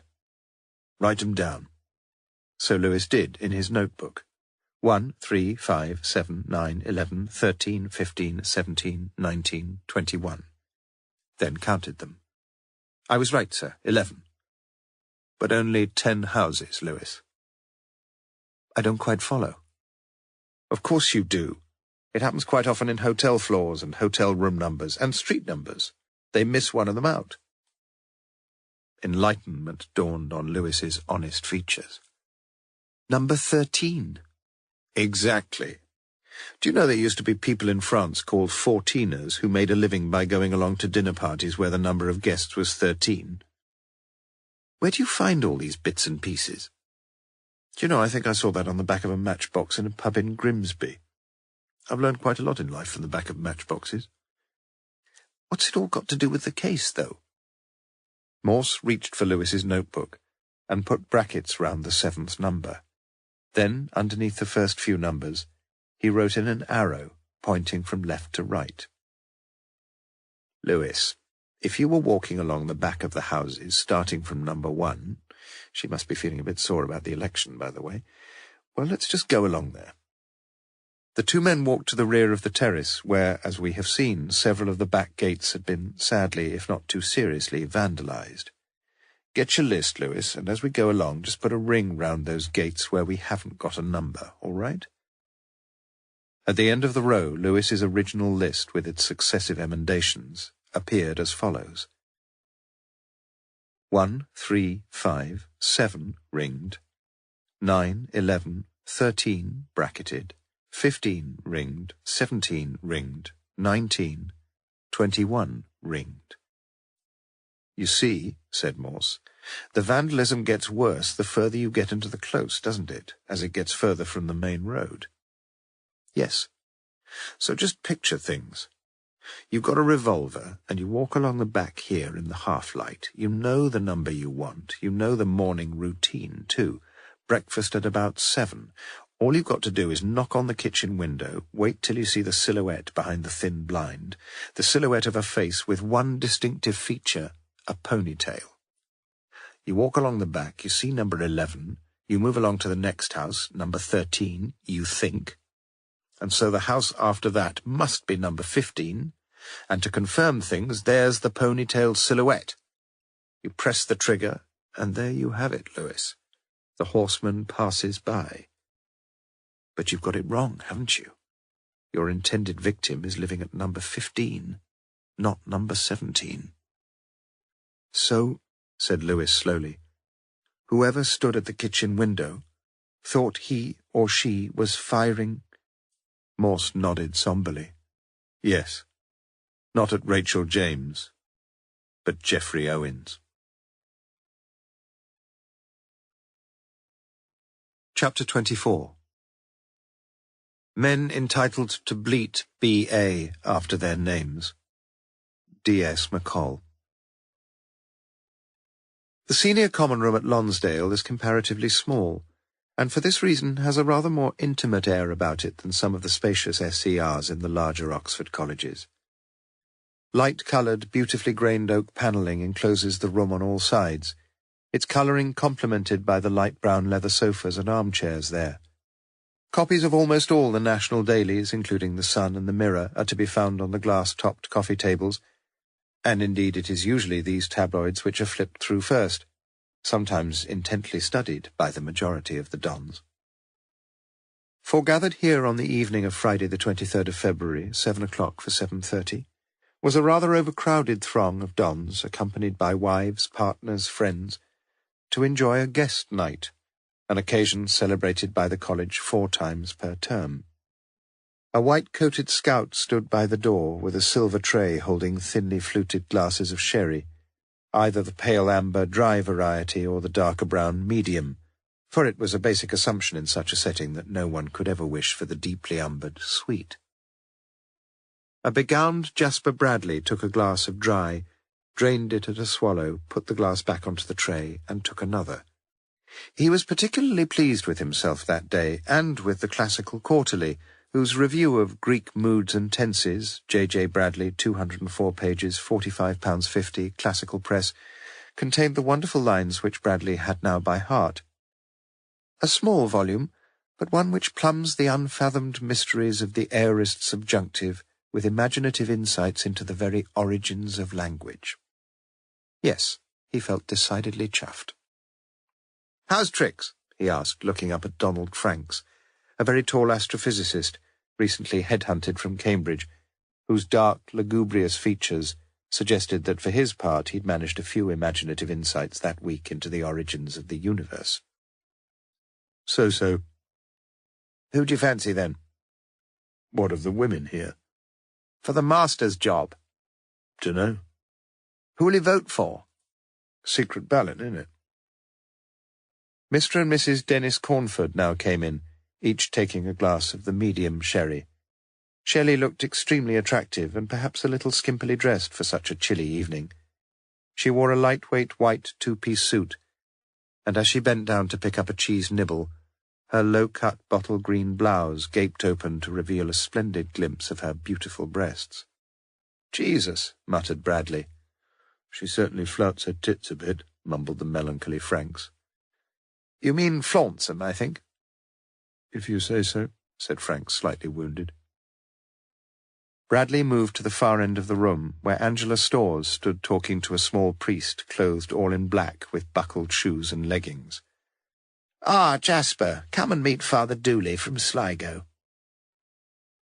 Clearly Angela Storrs had decided she had now done her duty, for soon she drifted away, tall, long-legged, wearing a dark grey trouser suit with a white high-necked jumper. There was about her an almost patrician mien, her face high cheekboned and pale, with the hair swept back above her ears and fastened in a bun behind. It was obvious to all that she had been a very attractive woman, but she was aging a little too quickly, perhaps, and the fact that over the last 2 or 3 years she had almost invariably worn trousers did little to discourage the belief that her legs had succumbed to an unsightly cordage of varicose veins. If she were on sale in an Arab wife market, in the cruel words of one of the younger dons, she would have passed her best-before date several years earlier. "I knew the master many years ago, and his poor wife. Yes, that was long ago," mused the little priest. Bradley was ready with the appropriate response of scholarly compassion. "Times change, yes. Tempora mutantur et nos mutamur in illis." "I think," said the priest, "that the line should read Tempora mutantur nos et mutamur in illis. Otherwise the hexameter won't scan, will it?" "Of course it won't. Sorry." The scout now politely requested dons, wives, partners, guests to proceed to the hall, and Jasper Bradley, eminent authority on the aorist subjunctive in classical Greek, walked out of the SCR, more than slightly wounded. Sir Clixby Bream brought up the rear as the room emptied, and lightly touched the bottom of Angela Storrs standing just in front of him. Sotto voce he lied into her ear. "You're looking ravishing tonight. And I'll tell you something else. I'd far rather be in bed with you now than face another bloody guest night." "So would I," she lied in a whisper. "And I've got a big favour to ask of you, too." "We'll have a word about it after the port." "Before the port, Clixby. You're usually blotto after it."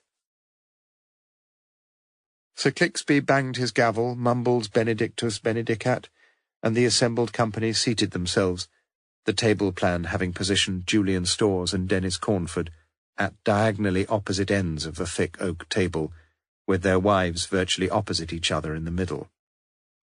"I love your suit," lied Shelley Cornford in a not unpleasing Yankee twang. "You look very nice too," lied Angela Storrs, smiling widely and showing such white and well-aligned teeth that no one could be in much doubt that her upper plate had been disproportionately expensive. After which preliminary skirmish each side observed a dignified truce, with neither a further word nor a further glance between them during the rest of the dinner. At the head of the table the little priest sat on the master's right. "Just the 2 candidates, I hear," he said quietly. "Just the 2, Julian Storrs and Dennis Cornford." "The usual shenanigans, I assume? The usual horse-trading clandestine cabals?" "Oh, no, nothing like that. We're all very civilized here." "How do you know that?" "Well, you've only got to hear what people say, the way they say it." The little priest pushed away his half-eaten guinea fowl.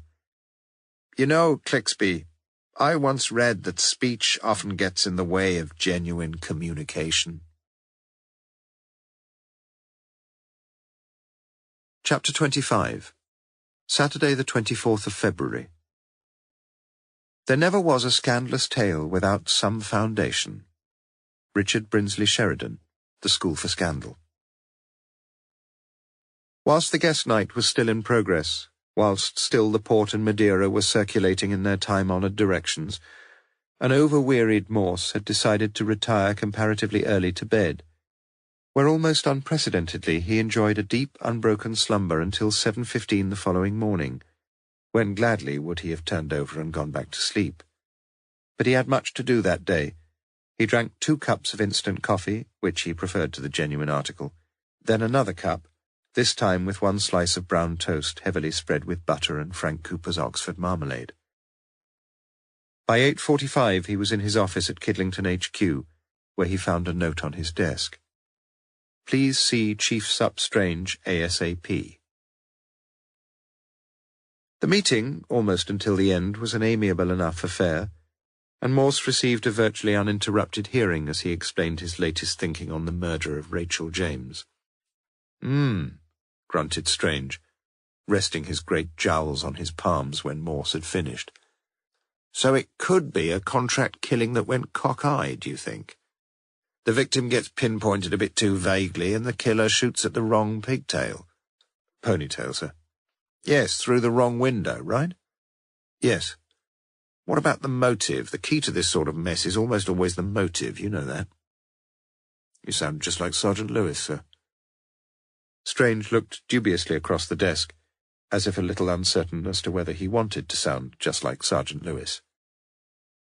Well, I agree with you. That's one of the reasons it could have been a case of misidentity. We couldn't really find any satisfactory motive for Rachel's murder anywhere. But if somebody wanted Owens out of the way, well, I can think of a dozen possible motives. Because he's a news hound, you mean? Morse nodded.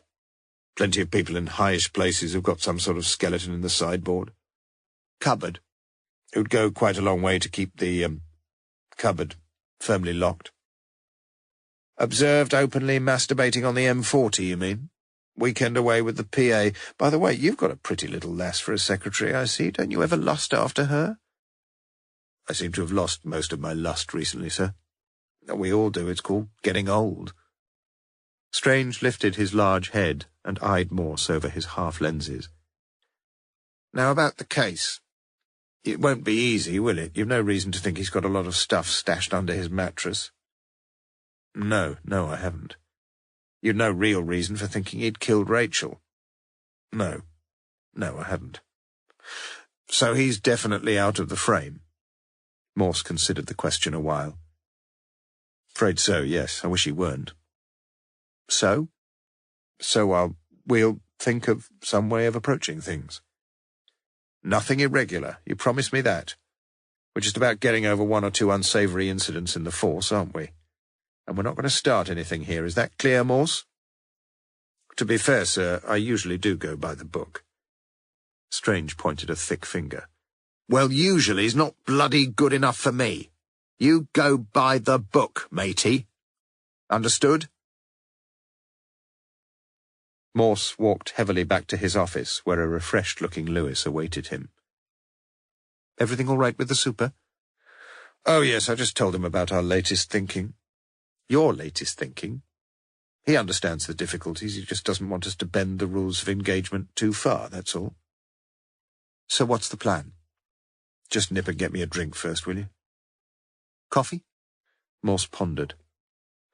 I think I'll have a pint of natural lead-free orange juice. Iced. So what's the plan? Repeated Lewis 5 minutes later. Not quite sure, really. But if I'm right, if it was something like a contract killing, it must have been arranged because Owens was threatening to expose somebody. And if he was, lot of ifs, sir. If he was, Lewis, he must have some evidence tucked away somewhere, vital evidence, damning evidence. Could be in the form of newspaper cuttings or letters or photographs, anything. And he must have been pretty sure about his facts if he's been trying to extort some money or some favours or whatever from any disclosures. Now, as I see it, he must have come across most of his evidence in the course of his career as a journalist. Wouldn't you think so? Sex scandals, that sort of thing? Like as not, I suppose. So the plan's this. I want you, once you get the chance, to go and see the big white chief at the newspaper offices and get a look at all the confidential stuff on Owens. They're sure to have it in his appointment file or somewhere, previous jobs, references, testimonial CV, internal appraisals, comments. Gossip? Anything. Is that what you mean by not bending the rules too much? We're not bending the rules. Not too much. We're on a murder case, Lewis, remember that. Every member of the public's got a duty to help us in our inquiries. I just hope the editor agrees with you, that's all. He does, said Morse a little shamefacedly. I rang him while he went to the canteen. He just wants us to do it privately, that's all, and confidentially. Owens only works alternate Saturdays, and this is one of his days off. You don't want to do it yourself? It's not that I don't want to, but you're so much better at that sort of thing than I am. A semi-mollified Lewis elaborated. Then, if anything sticks out as important, just follow it up and let you know. Except for one thing, Lewis. Owens told me he worked for quite a while in Soho when he started. And if there's anything suspicious or interesting about that period of his life, you'd like to do that bit of research yourself. Exactly. I'm better at that sort of thing than you are. What's your programme for today, then? Quite a few things, really. Such as? Lewis looked up quizzically. Well, there's one hell of a lot of paperwork for a start. And filing, so you'd better stay and give me a hand for a while. after you've fetched me another orange juice. And please tell the girl not to dilute it quite so much this time, and just a cube or two more ice, perhaps." "And then?" persisted Lewis. "And then I'm repairing to the local in Cutterslow, where I shall be trying to thread a few further thoughts together over a pint, perhaps, and where I've arranged to meet an old friend of mine who may possibly be able to help us a little." "Who's that, sir?" "It doesn't matter." "Not? Where's my orange juice, Lewis?" Chapter 26. Maria. "Now, I've got just the 2 O-levels and the tortoise, of course, but I'm fairly well known for some other accomplishments." Judge. "Known to whom, may I ask?" Maria. "Well, to the police, for a start." Diana Doherty. The retrial of Maria Macmillan. At 10 minutes to noon, Morse was enjoying his pint of Breakspeare's bitter. The Chief Inspector had many faults, but unpunctuality had never been one of them. He was 10 minutes early. J.J., a sparely built, nondescript-looking man in his mid-40s, walked into the Charwell 5 minutes later. When Morse had rung at 8:30 a.m., Malcolm J.J. Johnson had been seated on the floor on a black cushion, only 2 feet away from the television screen, watching a hardcore porn video and drinking his regular breakfast of 2 cans of Beamish stout, just after the lady of the household had left for her job, mornings only, in one of the fruiterer's shops in Summertown. Accepted wisdom has it that in such enlightened times as these, most self-respecting burglars pursue their trade by day. But J.J. had always been a night man, relying firmly on local knowledge and reconnaissance.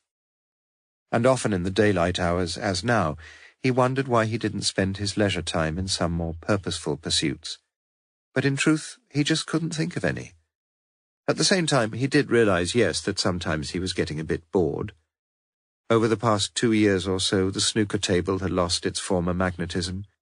Infidelities and fornication were posing too many practical problems as he grew older, and even darts and dominoes were beginning to pall.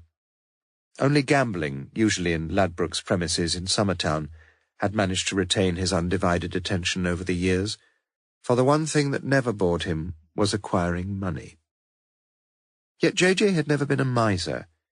It was just that the acquisition of money was a necessary prerequisite to the spending of money, and the spending of money had always been, and still was, the greatest purpose of his life. Educated, if that be the word, in a run-down comprehensive school, he had avoided the 3 B's peculiar to many public school establishments, beating, bullying, and buggery.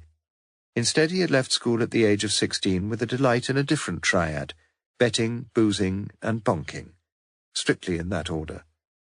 And to fund such expensive hobbies, he had come to rely on one source of income, one line of business only: burglary. He now lived with his long-suffering, faithful, strangely influential common-law wife in a council house on the Cutterslow estate that was crowded with crates of lager and vodka and gin, with all the latest computer games, and with row upon row of tasteless seaside souvenirs. And home, after 2 years in jail, was where he wanted to stay. No, J.J. didn't want to go back inside, and that's why Morse's call had worried him so. So much, indeed, that he had turned the video to pause, even as the eager young stud was slipping between the sheets. What did Morse want? "Hello, Malcolm." Johnson had been Malcolm until the age of 10, when the wayward, ill-disciplined young lad had drunk from a bottle of Jay's fluid under the misapprehension that the lavatory cleaner was lemonade.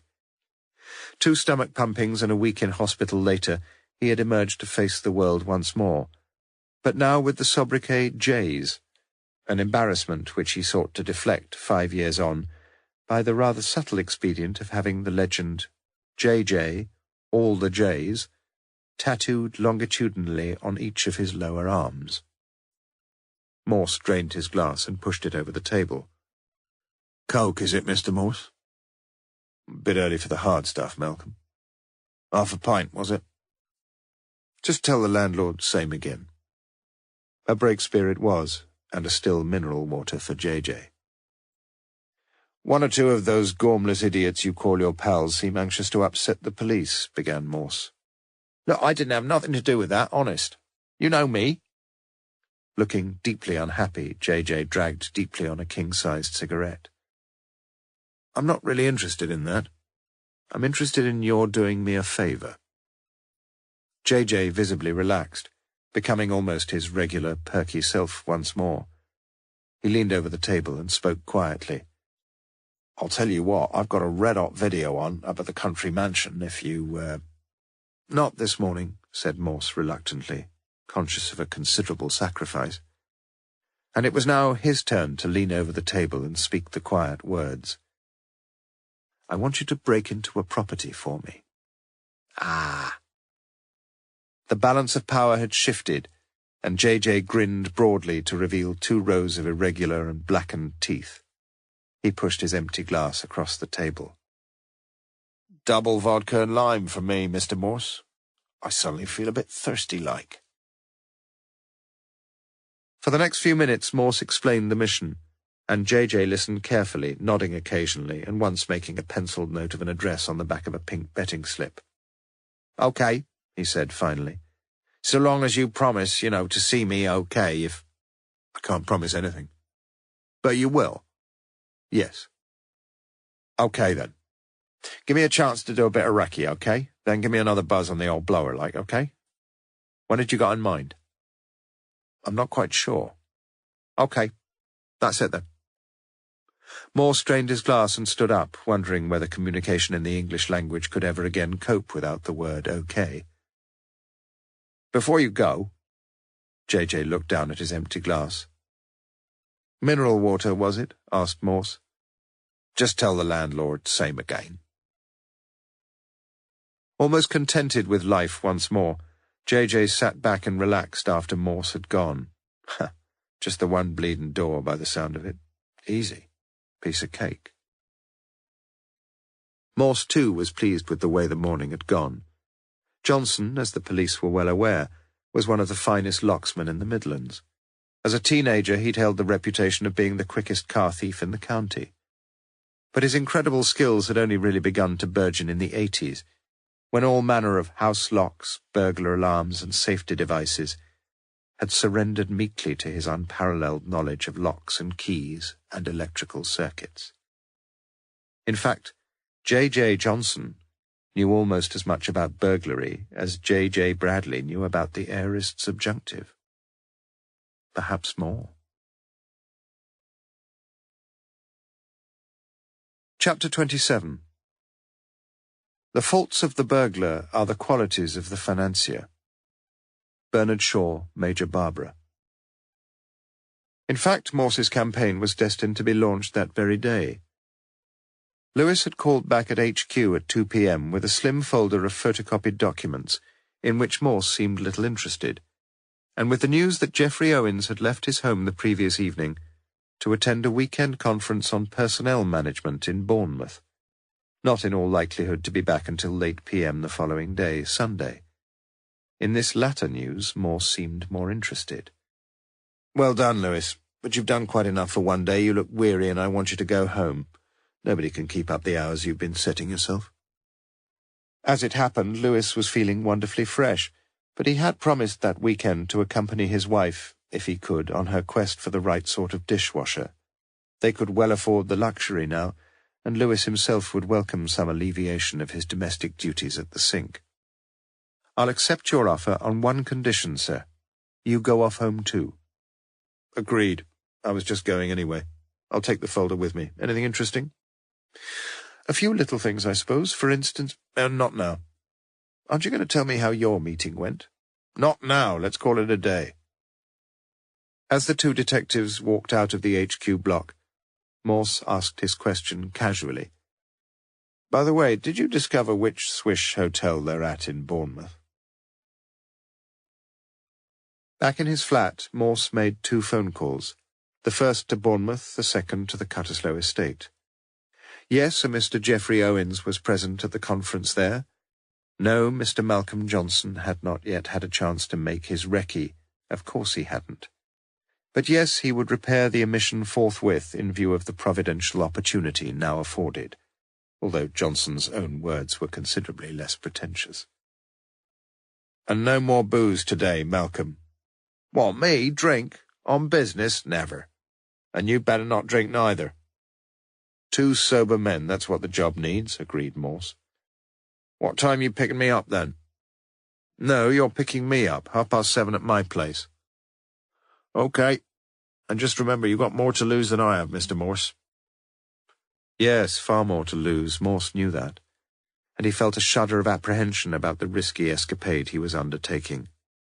His nerves needed some steadying. He poured himself a goodly measure of Glenfiddich, and shortly thereafter fell deeply asleep in the chair for more than 2 hours. Bliss.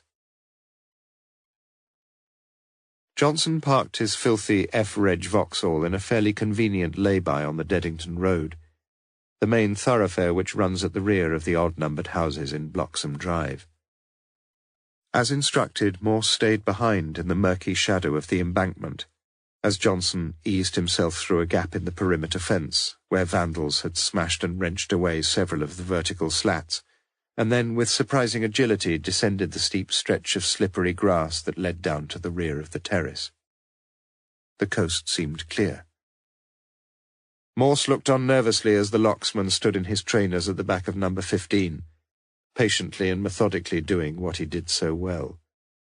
Once he snapped to taut attention hard beside the wall, as a light was switched on in one of the nearby houses, throwing a yellow rectangle over the glistening grass, and then switched off. 6 minutes. By Morse's watch, 6 minutes before Johnson turned the knob, carefully eased the door open, and disappeared within, before reappearing and beckoning a tense and jumpy Morse to join him. "Do you want the lights on?" asked Johnson as he played the thin beam of his large torch around the kitchen. "What do you think?" "Yes, let's have 'em on. Let me just go and pull the curtains through here." He moved into the front living room, where Morse heard a twin swish, before the room burst suddenly into light. An ordinary, somewhat Spartan room. Settee, 2 rather tatty armchairs, dining table and chairs, TV set, electric fire installed in the old fireplace, and above the fireplace on a mantel-shelf patinated deep with dust, the only object, perhaps, which any self-respecting burglar would have wished to take, a small, beautifully fashioned ormolu clock. Upstairs, the double bed in the front room was unmade, an orange bath towel thrown carelessly across the duvet, no sign of pyjamas. On the bedside table, 2 items only, Wilbur Smith's The Seventh Scroll in paperback, and a packet of Bisodol Extra indigestion tablets. An old-fashioned mahogany wardrobe monopolized much of the remaining space, with coats, suits, trousers on their hangers, and 6 pairs of shoes neatly laid in parallels at the bottom, and on the shelves to the left piles of jumpers, shirts, pants, socks, and handkerchiefs. The second bedroom was locked. "Malcolm," whispered Morse down the stairwell. 2.5 minutes later, Morse was taking stock of a smaller but clearly more promising room. A large bookcase containing a bestseller selection from over the years, 1 armchair, 1 office chair, the latter set beneath a veneered desk with an imitation leather top, 4 drawers on either side, and between them a longer drawer with 2 handles. Locked. "Malcolm," whispered Morse down the stairwell. 90 seconds only this time, and clearly the locksman was running into form. The 8 side drawers contained few items of interest: stationery, insurance documents, car documents, bank statements, pens and pencils. But in the bottom left-hand drawer a couple of pornographic paperbacks. Morse opened Topless in Torremolinos at random and read a short paragraph.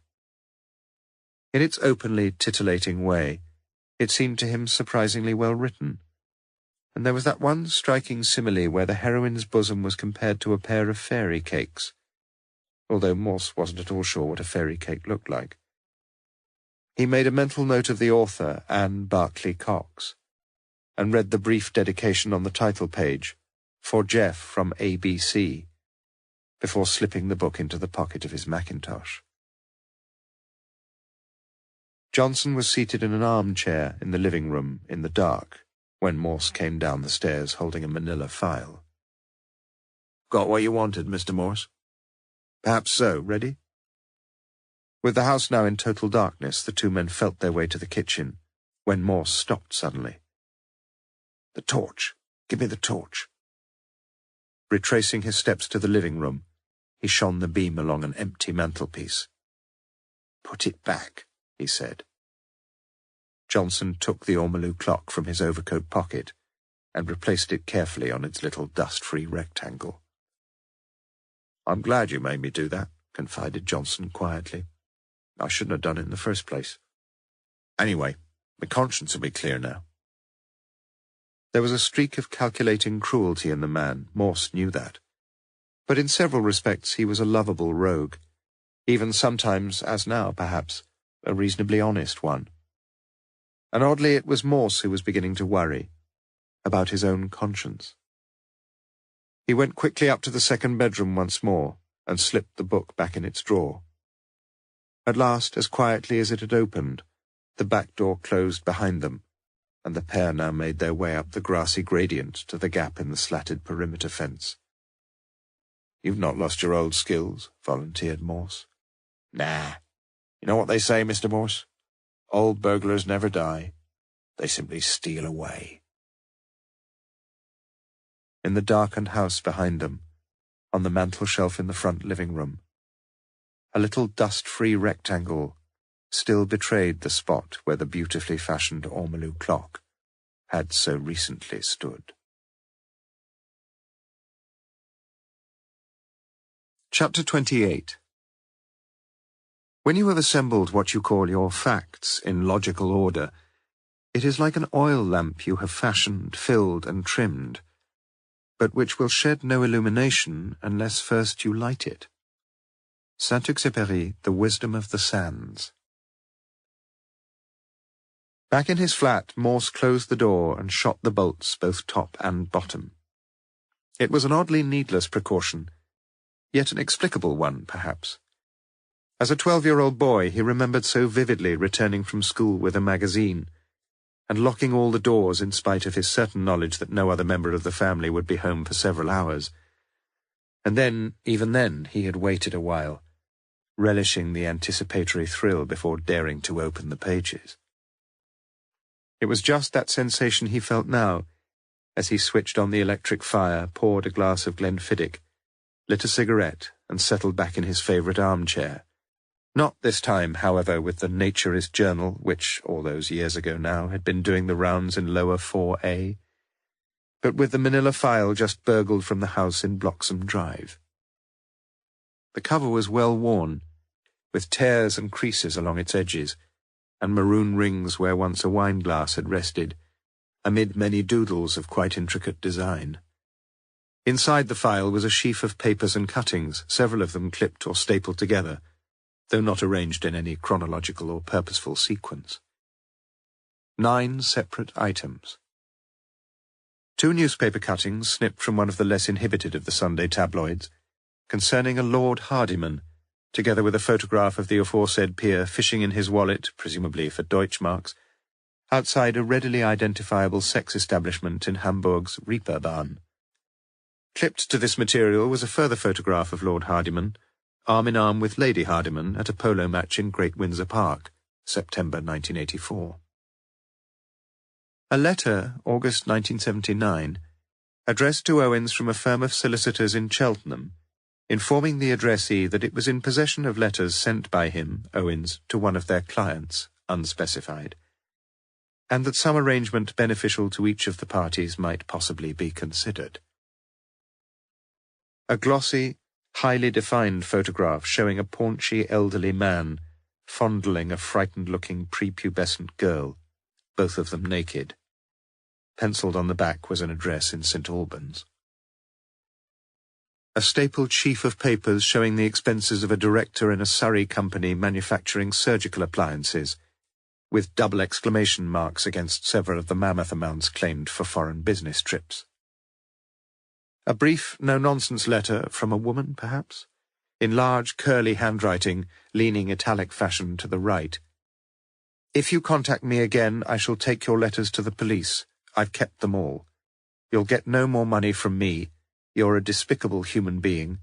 I've got nothing more to lose, not even my money. No signature, but again a penciled address, this time in the margin, in Wimbledon. 4 sets of initials written on a small page, probably torn from the back of a diary. A.M. D.C. J.S. C.B. Nothing more, except a small tick in red biro against the first 3. 2 further newspaper cuttings, paper-clipped together. The first, the Times Diary, 2nd of the 2nd, 96, reporting as follows. After a 9-year tenure, Sir Clixby Bream is retiring as Master of Lonsdale College, Oxford. Sir Clixby would, indeed should, have retired earlier. It is only the inability of anyone in the college, including the classicists, to understand the Latin of the original statutes that has prolonged Sir Clixby's term. The present master has refused to speculate whether such an Here the paper was torn off.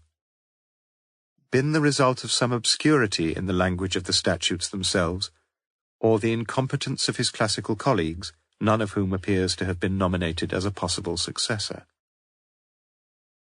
The second, a cutting from the Oxford Mail, November 1995, of an article written by Geoffrey Owens, with a photograph alongside, the caption reading, Mr. Julian Storrs and his wife Angela at the opening of the Polynesian art exhibition at the Pitt Rivers Museum. A smudgy photocopy of a typed medical report, marked strictly private and confidential, on the notepaper of a private health clinic in the Banbury Road. Ref. Mr. J.C. Storrs. Diagnosis, inoperable liver cancer confirmed. For second opinion, see letter Dr. O.V. Maxim, Churchill. Prognosis, 7-8 months or less, possibly a year, no longer. Patient notes. Honesty best in this case, strong personality. Next appointment, see book, but ASAP. R.H.T. Clipped to this was a cutting from the obituary columns of one of the national dailies, The Independent by the look of it, announcing the death of the distinguished cancer specialist Robert H. Turnbull. Finally, 3 photographs paper-clipped together. 1. A newspaper photograph of a strip club showing in turn, though indistinguishably, individual photographs of the establishment's principal performers, posted on each side of the narrow entrance, showing also, with complete clarity, the inviting legend, sexiest, raunchiest show in Soho. 2. A full-length black-and-white photograph of a tallish bottle blonde in a dark, figure-hugging gown, the thigh slit on the left revealing a length of shapely leg. About the woman there seemed little that was less than genuinely attractive, except the smile, perhaps. 3. A colour photograph of the same woman seated completely naked, apart from a pair of extraordinarily thin stiletto heels, on a bar stool somewhere, her over-firm breasts suggesting that the smile in the former photograph was not the only thing about her that might be semi-artificial. The legs, now happily revealed in all their lengthy glory, were those of a young dancer, the legs of a Sid Charisse or a Betty Grable, much better than those in the Naturist Journal. Morse closed the file and knew what he had read. An agenda for blackmail, and possibly for murder. Chapter 29. Sunday the 25th of February. He was advised by a friend, with whom he afterwards lost touch, to stay at the Wilberforce Temperance Hotel. Geoffrey Madden, Notebooks. I hate those who intemperately denounce beer and call it temperance. G.K. Chesterton. Socrates, on his last day on earth, avowed that death, if it be but one long and dreamless sleep, was a blessing most devoutly to be wished.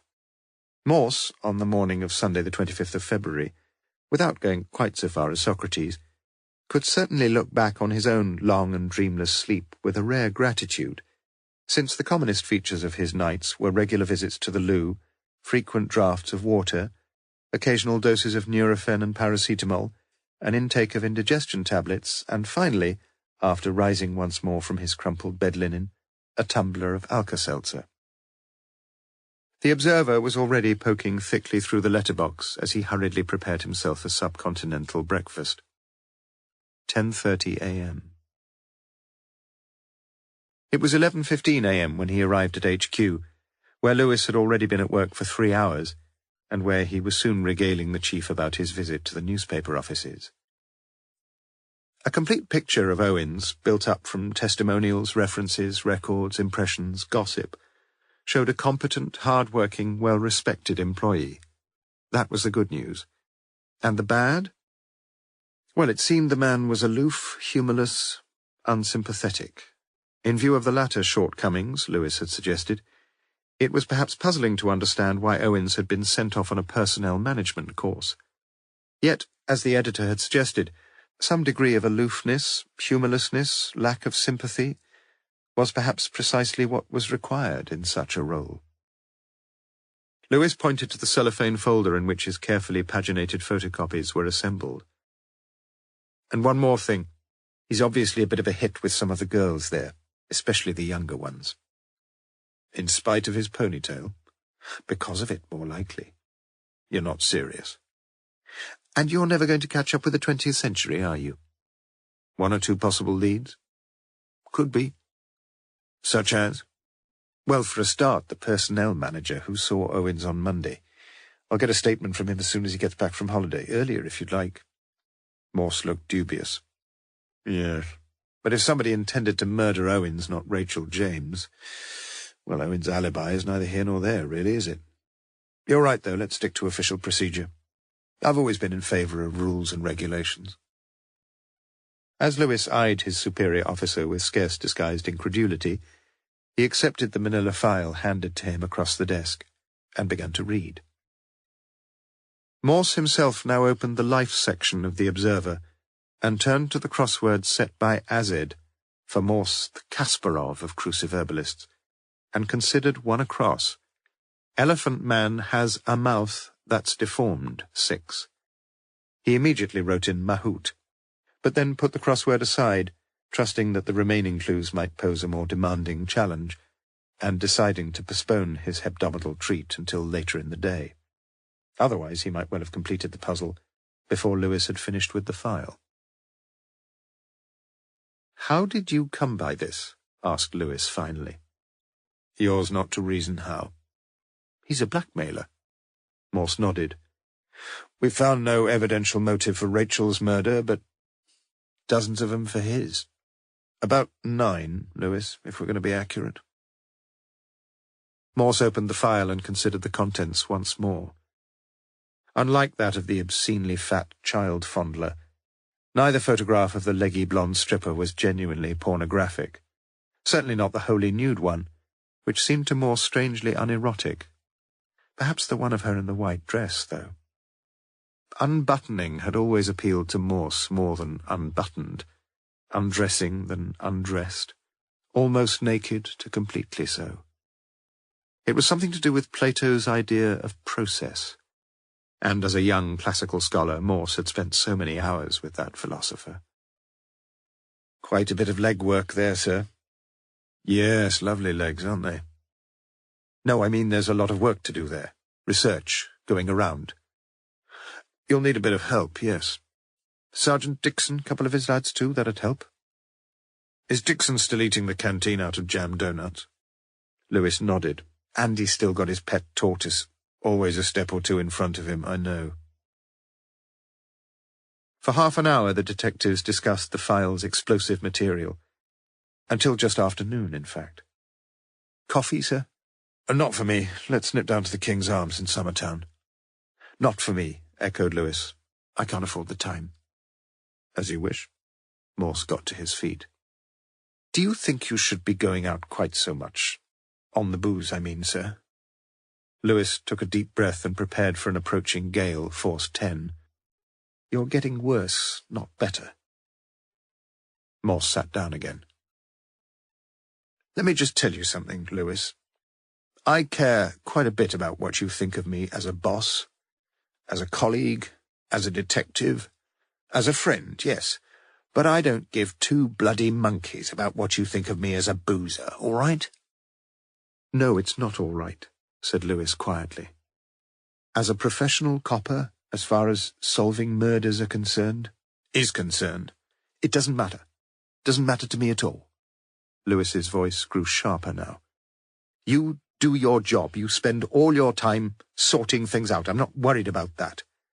And if the chief constable told me you weren't doing your job, I'd resign myself. But he wouldn't say that, never. What he'd say, what others would say, what others are saying, is that you're ruining yourself. Not the force, not the department, not the murder inquiries, nothing, except yourself. Just hold on a second, will you? Morse's eyes were blazing. No, I won't. You talked about me as a friend, didn't you, just now? Well, as a friend, I'm telling you that you're buggering up your health, your retirement, your life, everything. Listen, hissed Morse. I've never myself tried to tell any other man how to live his life. And I will not be told, at my age, how I'm supposed to live mine, even by you. After a prolonged silence, Lewis spoke again. Can I say something else? Morse shrugged indifferently. Perhaps it doesn't matter much to most people whether you kill yourself or not. You've got no wife, no family, no relatives except that aunt of yours in Alnwick. She's dead too. So what the hell? What's it matter? Who cares? Well, I care, sir. And the missus cares. And for all I know, that girl, Ellie Smith, she cares. Morse looked down at his desk. Not any longer, no. And you ought to care. Care for yourself. Just a bit. For some considerable while, Morse refrained from making any answer, for he was affected by his sergeant's words more deeply than he would ever be prepared to admit. Then, finally, what about that coffee, Lewis? And a sandwich? And a sandwich. By early afternoon, Morse had put most of his cards on the table, and he and Lewis had reached an agreed conclusion. No longer could either of them accept that Rachel James had been the intended victim. Each of them now looked towards Geoffrey Owens as by far the likelier target. Pursuance of the abundant clues provided by the Owens file would necessarily involve a great deal of extra work, and fairly soon a strategy was devised, with Lewis and Dixon allocated virtually everything except the Soho slot. You know, I could probably fit that in fairly easily with the Wimbledon visit, Lewis had volunteered. But Morse was clearly unconvinced. The Soho angle's the most important of the lot. Do you honestly believe that? Certainly, that's why. The phone rang, answered by Morse. Owens, he learned, had phoned HQ 10 minutes earlier, just after 3 p.m., to report that his property had been burgled over the weekend while he was away. And you're dealing with it? Good. Just the one item, you say, as far as he knows. I see. Thank you. Morse put down the phone, and Lewis picked up the file, looking quizzically across the desk. But Morse shook his head. Not the file, no. What then? A valuable little ormolu clock from his living room. Probably a professional, sir, one who knows his clocks. Well, don't ask me, I know nothing about clocks. Lewis grinned. We both know somebody who does, though, don't we, sir?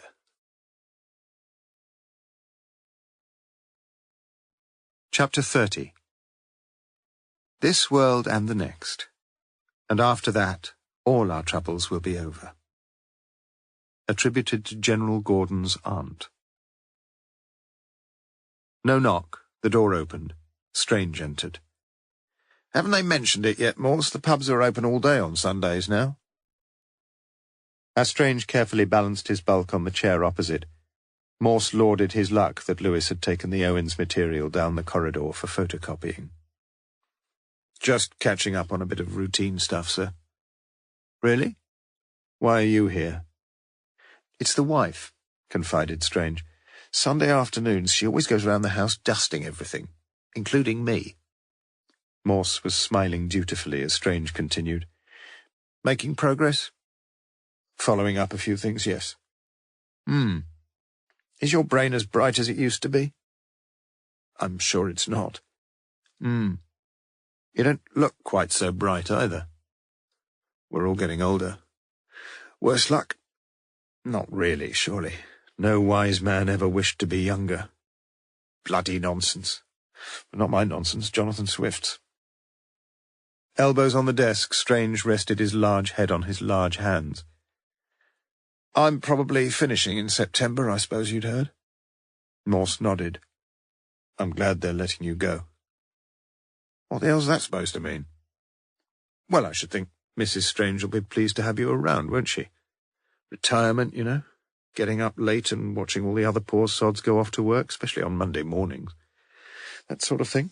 It's what we all work for, I suppose. What we all wait for.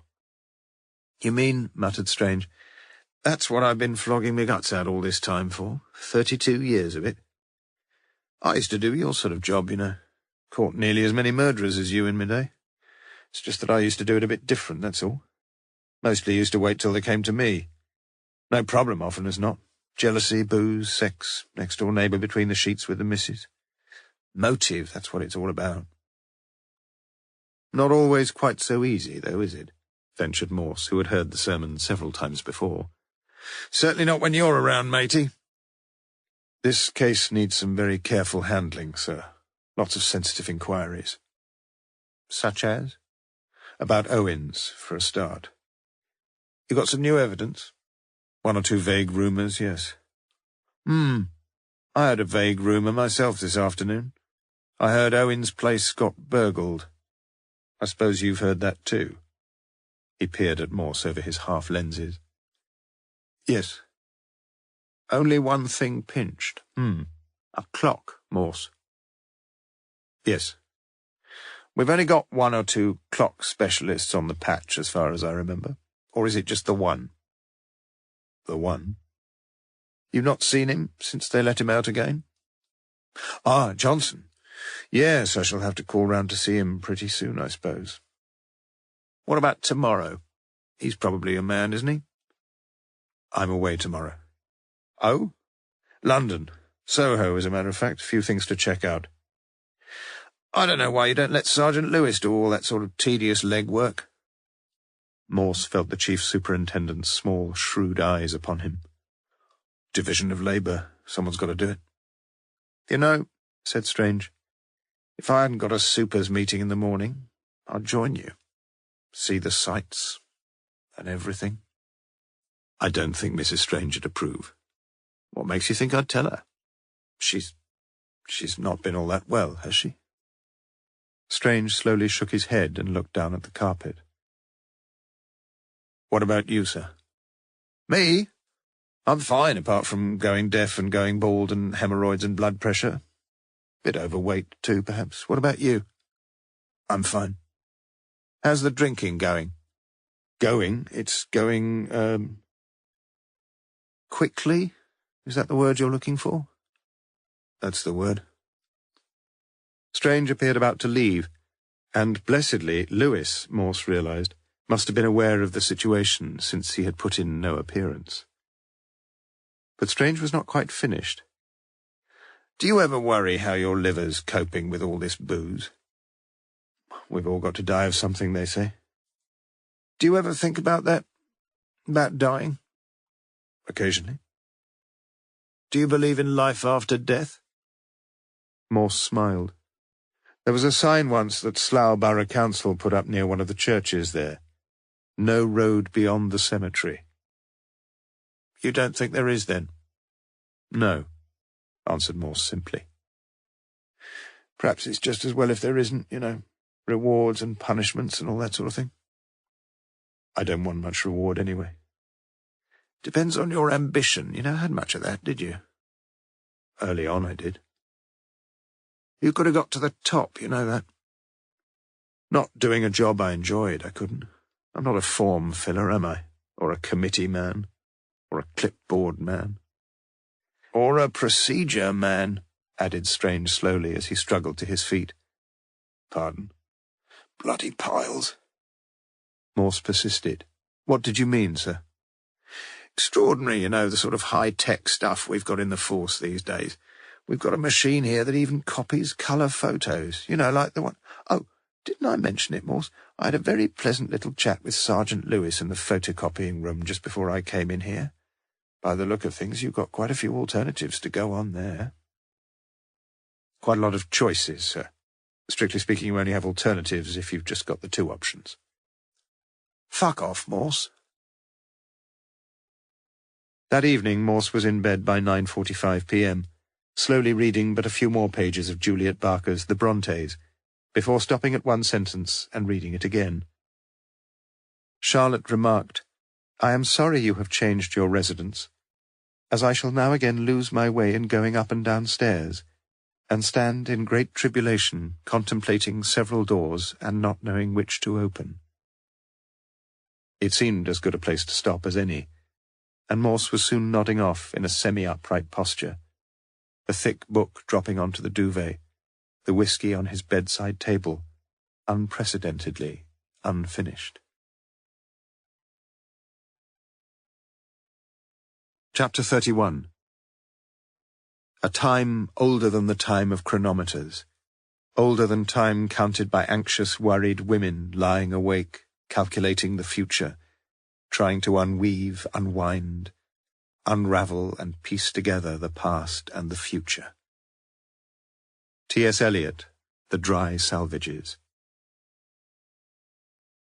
The result of one election had already been declared, with Mr. Ivan Thomas, the Labour candidate, former unsuccessful aspirant to municipal honours, now preparing to assume his duties as councillor for the Gosforth ward at Kidlington, near Oxford.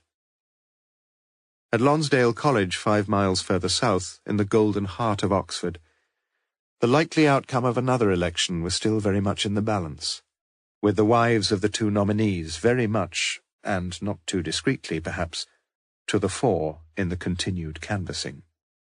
As it happened, each of them, like Morse, was in bed, or in a bed, comparatively early that Sunday evening.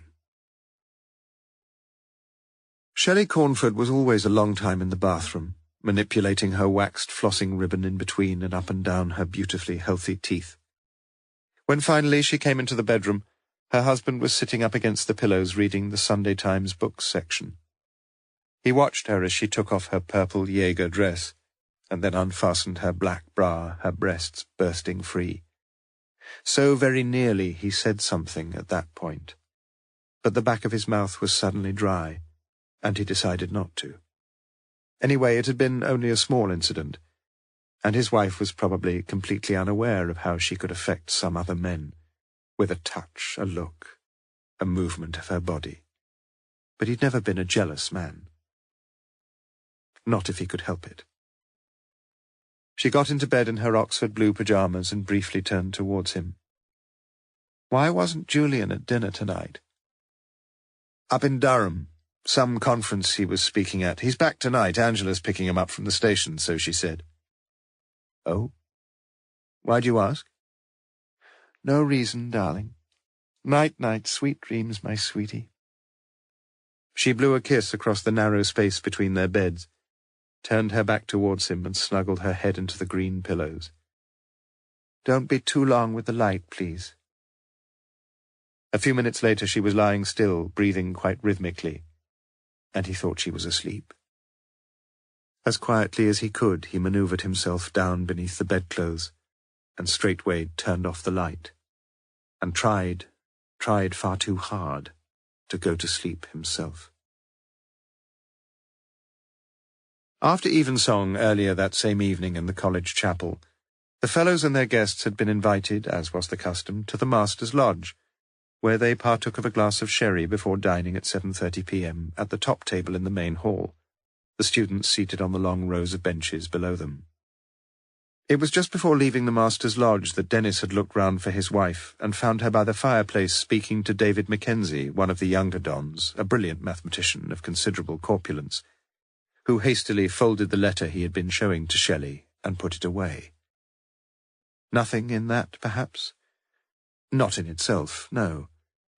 But he, Dennis Cornford, knew what was in the letter, and that for the simplest of all reasons, since Mackenzie had shown him the same scented purple sheets in the SCR the previous week, and Cornford could recall pretty accurately, though naturally not verbatim, the passage he'd been invited to consider. Clearly the letter had been, thus far, the highlight of Mackenzie's term. "Remember what you scribbled on my menu that night? Your handwriting was a bit wobbly, and I couldn't quite make out just that one word. I'd love to take you out and make a F of you.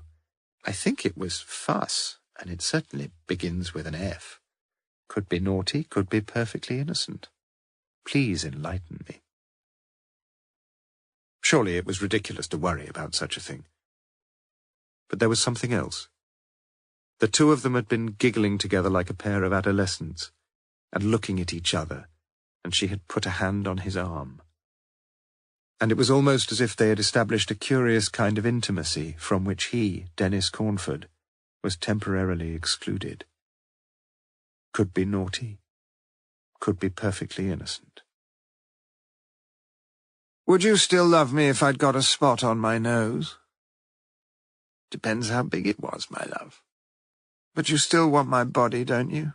she whispered, "in spite of my varicose veins." Metaphorically, as he lay beside her, Sir Clixby sidestepped her full frontal assault as she turned herself towards him. "You're a very desirable woman, and what's more, you know it." He moved his hands down her naked shoulders and fondled the curves of her bosom. "I hope I can still do something for you," she whispered. "After all, you've promised to do something for me, haven't you?" Perhaps Sir Clixby should have been a diplomat.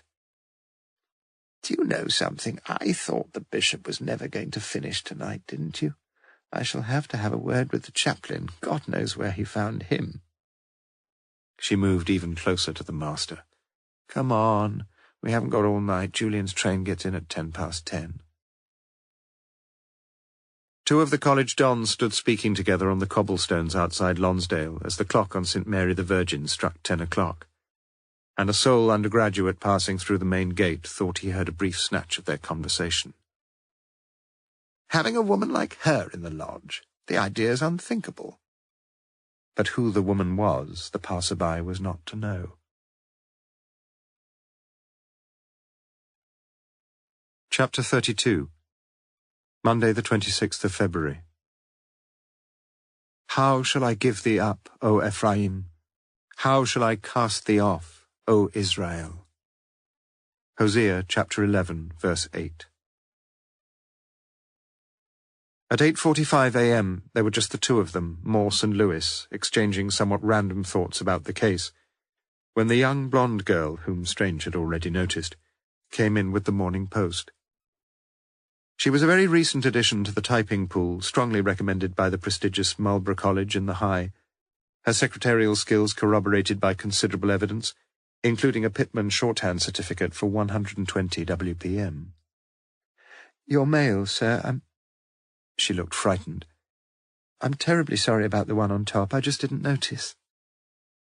But Morse had already taken the letter from its white envelope, the latter marked in the top left-hand corner, strictly private and personal. "Hello, Morse. Tried you on the blower at Christmas, but they said you were otherwise engaged, probably in the boozer. I'm getting spliced. No, don't worry, I'm not asking you for anything this time. He's nice and he's got a decent job and he says he loves me and he's okay in bed, so what the hell? I don't really love him, and you bloody well know why that is, don't you, you miserable, stupid sod? Because I fell in love with you and I'm just as stupid as you are. St. Anthony told me to tell you something, but I'm not going to. I want to put my arms round you and hug you tight. God help me. Why didn't you look for me a bit harder, Morse? Ellie." No address. Of course there was no address. "Did you read this?" Morse spoke in level tones, looking up at his secretary with unblinking eyes. "Only till, I realized—" "You shouldn't have opened it." "No, sir," she whispered. "You can type all right?" She nodded. "And you can take shorthand?" She nodded despairingly. "But you can't read?" As I said, sir. The tears were starting. I heard what you said. Now just you listen to what I'm saying. This sort of thing will never happen again. I promise, sir, it'll— Listen! Morse's eyes suddenly widened with an almost manic gleam, his nostrils flaring with suppressed fury as he repeated in a slow, soft voice. It won't happen again. Not if you want to work for me any longer. Is that clear? Never. Now get out, he hissed, and leave me before I get angry with you. After she had left, Lewis, too, felt almost afraid to speak. What was all that about? He asked finally. Don't you start poking your bloody nose. But the sentence went no further. Instead, Morse picked up the letter and passed it over, his saddened eyes focused on the wainscoting. After reading the letter, Lewis said nothing. I don't have much luck with the ladies, do I? She's still obviously wearing the pendant. I hope so, said Morse, who might have said rather more. But there was a knock on the door, and D.C. Learoyd was invited into the sanctum. Morse handed over the newspaper cuttings concerning Lord Hardyman, together with the photograph, and explained Learoyd's assignment. Your job's to find out all you can. It doesn't look all that promising, I know. Hardly blackmail stuff these days, is it? But Owens thinks it is, and that's the point. We're not really interested in how many times he's been knocking on the doors of the knocking shops. It's finding the nature of his connection with Owens. Learoyd nodded his understanding, albeit a little unhappily. Off you go, then. But Learoyd delayed. Whereabouts do you think would be a good place to start, sir? Morse's eyeballs turned ceilingward. What about looking up his lordship in Debrett's peerage, Might just tell you where he lives, don't you think? But where can I find a copy? What about that big building in the centre of Oxford, in Bond Square? You've heard of it. It's called the Central Library. Item 2 in the manila file, as Lewis had discovered earlier that morning, was OBE, overtaken by events in Morse's shorthand. The Cheltenham firm of solicitors had been disbanded in 1992, its clientele dispersed, to all intents and purposes now permanently incommunicado. Item 3 was to be entrusted into the huge hands of D.C. Elton, who now made his entrance, and almost immediately his exit, since he passed no observations and asked no questions, as he looked down at the paunchy paedophiliac from St. Albans. Leave it to me, sir. And while you're at it, see how the land lies here. Morse handed over the documentation on item 4, the accounts sheets from the Surgical Appliances Company in Croydon. Good man, that, commented Lewis as the door closed behind the massive frame of D.C. Elton. Give me Learoyd every time, confided Morse. At least he's got the intelligence to ask a few half-witted questions. I don't quite follow you. Wouldn't you need a bit of advice if you called in at some place selling surgical appliances? With Elton's great beer gut, they'll probably think he's called in for a temporary truss. Lewis didn't argue. He knew better. Also OBE, as Lewis had already discovered, was item 5. The address Owens had written on the letter had been, that of a home for the mentally handicapped in Wimbledon. A social services inspection had uncovered gross and negligent malpractices, and the establishment had been closed down 2 years previously, its management and nursing staff redeployed or declared redundant. Yet no prosecutions had ensued. Forlorn hope, Lewis had ventured. And Morse had agreed. Did you know that forlorn hope has got nothing to do with forlorn or hope? It's all Dutch, verloren hoop, lost troop. Very useful to know, sir. Seemingly oblivious to such sarcasm, Morse contemplated once more the 4 sets of initials that comprised item 6. AMDCJSCB, with those small ticks in red biro set against the first 3 of them. Any ideas? Asked Lewis. Well, Jonathan Swift, obviously, for JS. I was only talking about him to the super yesterday. Julian Storrs? Morse grinned. Perhaps all of them are dons at Lonsdale. I'll check. So that leaves items 7 and 8, both of which I leave in your capable hands, Lewis. And lastly, my own little assignment in Soho, item 9. Coffee, sir? Glass of iced orange juice. After Lewis had gone, Morse reread Ellie's letter, deeply hurt, and wondering whether people in the ancient past had found it quite so difficult to cope with disappointments deep as his. But at least things were over, and in the long run that might make things much easier. He tore the letter in 2, in 4, in 8, in 16, and then in 32, would have torn it in 64 had his fingers been strong enough, before dropping the little square pieces into his waste paper basket. No ice in the canteen, sir. Machine's gone kaput. Morse shrugged indifferently, and Lewis, sensing that the time might be opportune, decided to say something which had been on his mind. Just one thing I'd like to ask. Morse looked up sharply. You're not going to ask me where Lonsdale is, I hope. No. I'd just like to ask you not to be too hard on that new secretary of yours, that's all. And what the hell's that got to do with you? Nothing, really, sir. I agree.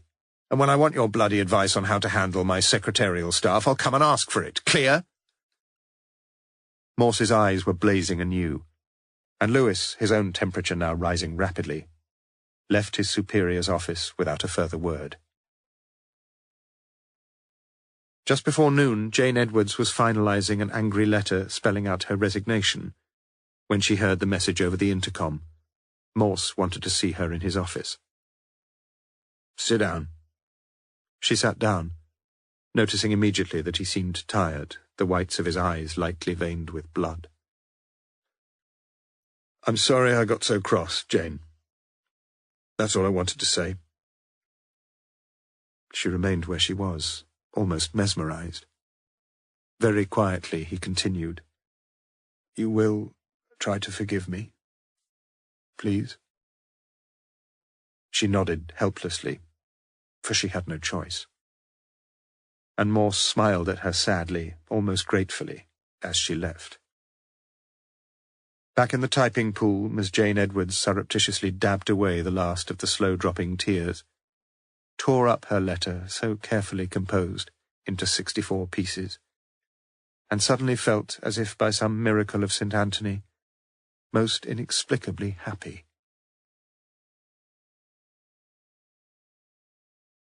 Chapter 33.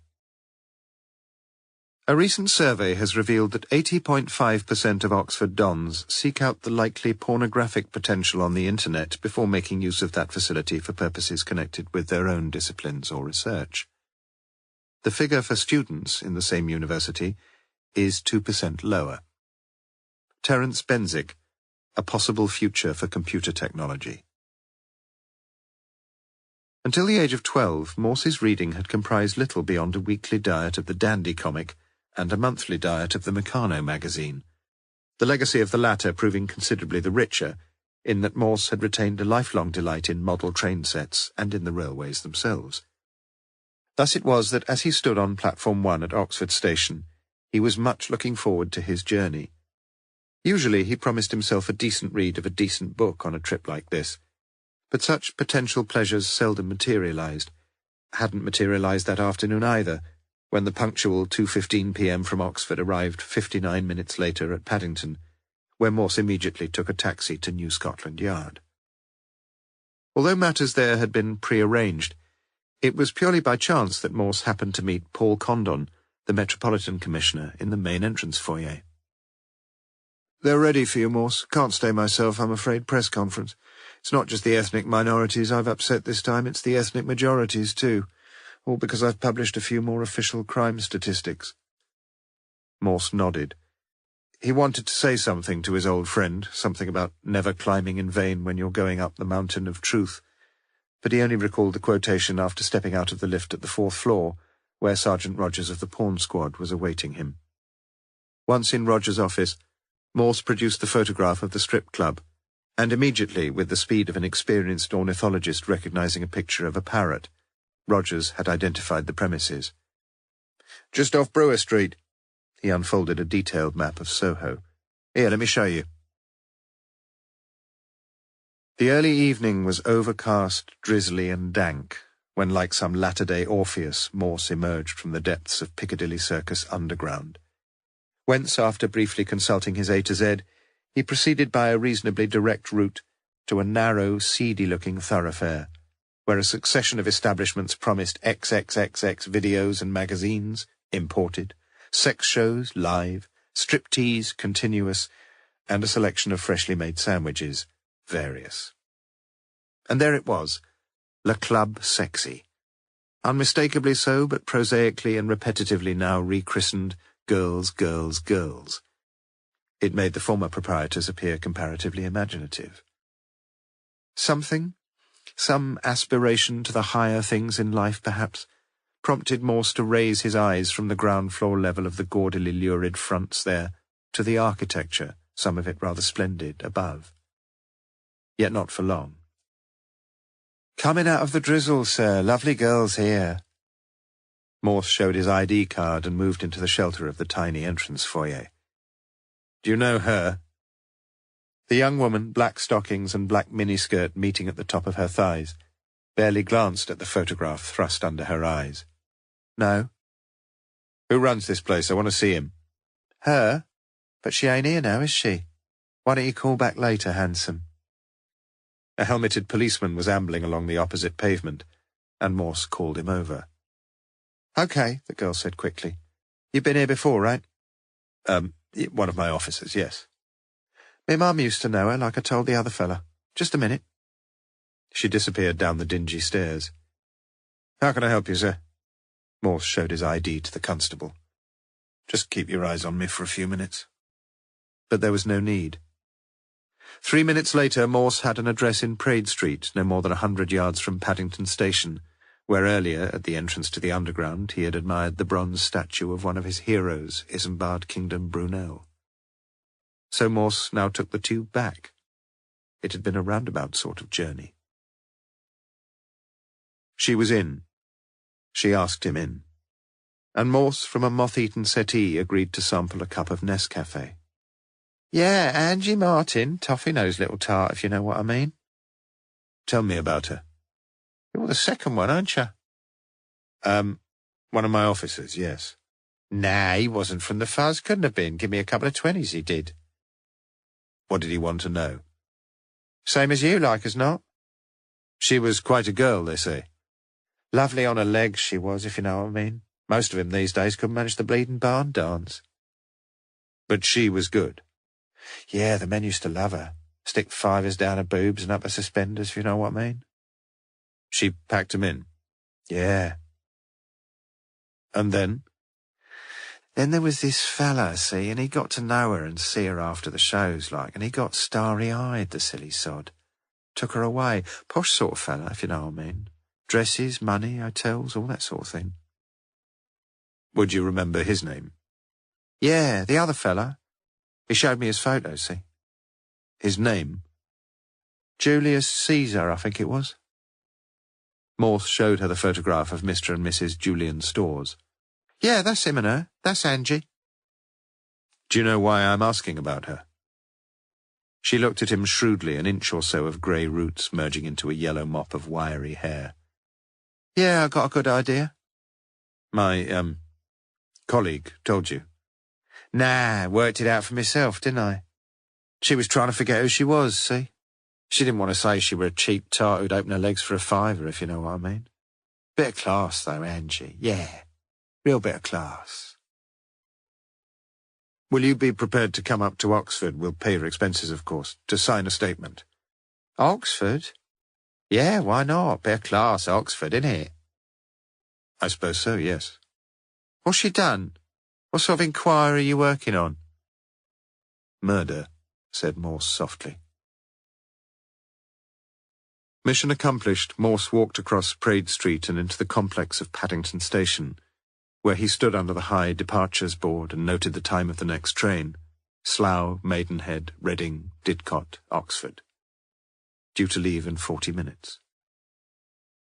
He retraced his steps to the top of the underground entrance, crushed a cigarette stub under his heel, and walked slowly down towards the ticket office, debating the wisdom of purchasing a second Bakerloo line ticket to Piccadilly Circus, from which station he might take the opportunity of concentrating his attention on the ground floor attractions of London's Soho. Chapter 34. The average healthy, well-adjusted adult gets up at 7:30 in the morning feeling just plain terrible. Jean Kerr, Where Did You Put the Aspirin? With a lecture AM and a faculty meeting early PM, Julian Storrs had not been able to give Lewis much time until late PM. But he was ready and waiting when at 4 o'clock precisely the front doorbell rang at his home, a large red-bricked property in Polstead Road, part of the Victorian suburb that stretches north from St Giles to Summertown. Lewis accepted the offer of real coffee, and the two of them were soon seated in armchairs opposite each other in the high-ceilinged living room, its furniture exuding a polished mahogany elegance, where Lewis immediately explained the purpose of his call. As a result of police investigations into the murder of Rachel James, Storrs' name had moved into the frame. Well, at least his photograph had moved into the frame. Storrs himself said nothing as he glanced down at the twin passport photograph that Lewis handed to him. "That is you, sir. You and Miss James." Storrs took a deep breath, then exhaled. "Yes." "You were having an affair with her?" Yes, I suppose we were." "Did anybody know about it?" "I'd hope not." "Do you want to talk about it?" Storrs talked, though not for long. He'd first met her just over a year earlier, when he'd pulled a muscle in his right calf following an ill-judged decision to take up jogging. She was a physiotherapist, masseuse, manipulator, whatever they called such people now, and after the first 2 or 3 sessions they had met together outside the treatment room. He'd fallen in love with her a bit, a lot, must have done when he considered the risks he'd taken. About once a month, 6 weeks, they'd managed to be together when he had some lecture to give or meeting to attend. Usually in London, where they'd book a double room, latish morning, in one of the hotels behind Paddington, drink a bottle or 2 of champagne, make love together most of the afternoon, and, well, that was it. Expensive sort of day, sir. Rail fares, hotel, champagne, something to eat. Not really expensive, no. Off-peak day returns, one of the cheaper hotels, middle-range champagne, and we'd go to a pub for a sandwich at lunchtime. £120, £130, that would cover it. You didn't give Miss James anything for her services? It wasn't like that. I hope she enjoyed being with me. But yes, I did sometimes give her something. She was pretty short of money, you know, her mortgage, HP commitments, the rent on the clinic. How much, sir? £100. A little bit more sometimes, perhaps. Does Mrs. Storrs know about this? No, and she mustn't. For the first time, Lewis was aware of the sharp, authoritative tone in the senior fellow's voice. How did you explain spending so much? We have separate accounts. I give my wife a private allowance each month. Lewis grinned diffidently. You could always have said they were donations to Oxfam. Storrs looked down rather sadly at the olive-green carpet. You're right. That's just the sort of depths I would have sunk to. Why didn't you get in touch with us? We made several appeals for anybody who knew Rachel to come forward. We guaranteed every confidence. Well, you must understand, surely. I was desperately anxious not to get drawn into things in any way. Nothing else? What do you mean? Was someone trying to blackmail you, sir, about your affair with her? Good God, no. What on earth makes you think that? Lewis drank the rest of his never-hot, now-cold real coffee before continuing quietly. I don't believe you, sir. And slowly the truth, or some of it, was forthcoming. Storrs had received a letter about a fortnight earlier from someone, no signature, someone giving a P.O. box address. Someone claiming to have evidence about him which would be shouted from the rooftops unless a payment was duly made. Of? Asked Lewis. £5,000. And you paid it? No, but I was stupid enough to send 1,000 in £50 notes. And did you get this evidence back? Storrs again looked down at the carpet and shook his head. You didn't act very sensibly, did you, sir? In literary circles, Sergeant, that is what is called litotes. Did you keep the letter? No, lied Storrs.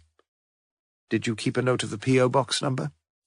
No, lied Storrs. Was it care of one of the local newspapers? Yes. Oxford Mail? Oxford Times. The living-room door opened and there entered a darkly elegant woman, incongruously wearing a pair of sunglasses and dressed in a black trouser suit. Legs right up to the armpits, as Lewis was later to report. Mrs. Angela Storrs briefly introduced herself and picked up the empty cups. Another coffee, Sergeant. Her voice was home counties, rather deep, rather pleasing. No thanks, that was lovely. Her eyes smiled behind the sunglasses, or Lewis thought they smiled.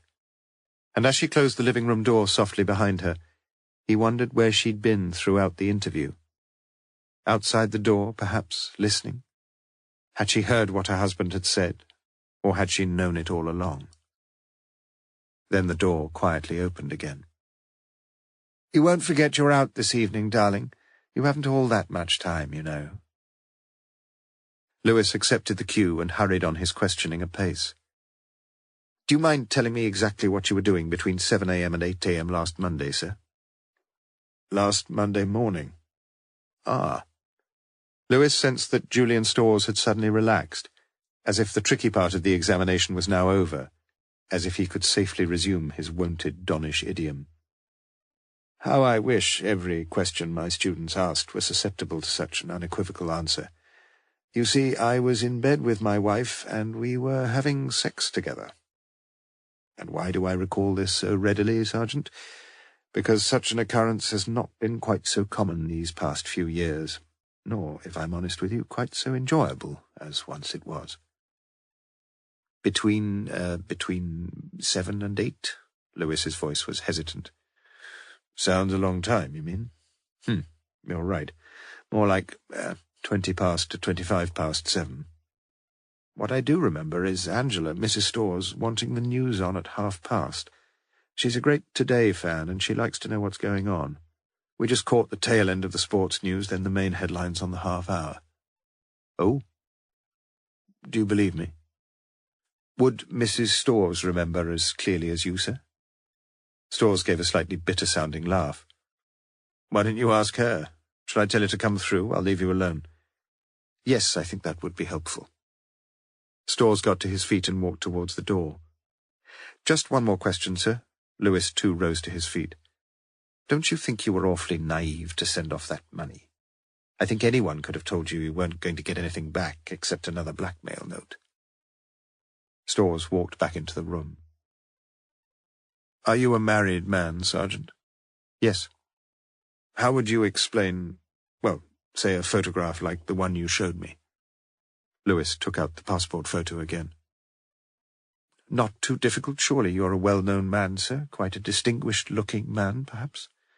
So let's just say one of your admiring undergraduates sees you at a railway station and says she'd like to have a picture taken with you. You know, one of those 4-colour photos in approximately 4 minutes places. Then she could carry the pair of you around with her like some girls carry pictures of pop stars around. Storrs nodded. Clever idea. I wish I'd thought of it. Can I ask you a question? Yes. Why are you still only a sergeant? Lewis made no comment on the matter, but asked a final question. You're standing for the mastership at Lonsdale, I understand, sir.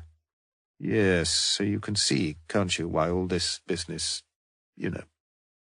Of course. Storrs' face now suddenly cleared. There are just the two of us, Dr. Cornford, Dennis Cornford, and myself. And may the better man win. He said it lightly, as if the pair of them were destined to cross swords in a mighty game of Scrabble. and called through to Angela, his wife. Chapter 35. Keep your eyes wide open before marriage, half shut afterwards. Benjamin Franklin, Poor Richard's Almanac. In Oxford that same early evening, the clouds were inkily black, the forecast set for heavy rain, with most of those walking along Broad Street or around Radcliffe Square wearing raincoats and carrying umbrellas. The majority of these people were students making their way to college halls for their evening meals, much as their predecessors had done in earlier times, passing through the same streets, past the same familiar buildings, and later returning to the same sort of accommodation, and in most cases doing some work for the morrow when they would be listening to the same sort of lectures. Unless perhaps they were students of physics or some similar discipline, where breaks through, if we're to be accurate, dear boy, were as regular as inaccuracies in the daily weather forecasts. But that evening the forecast was surprisingly accurate, and at 6:45 p.m. the rains came. Dennis Cornford looked out through the window onto Holywell Street, where the rain bounced off the surface of the road like arrowheads. St. Peter's, dinner, 7 for 7:30 p.m., was only 10 minutes' walk away, but he was going to get soaked in such a downpour. "What do you think, darling?" "Give it 5 minutes. If it keeps on like this, I should get a cab. You've got plenty of time." "What'll you be doing?" he asked. "Well, I don't think I'll be venturing out too far, do you?"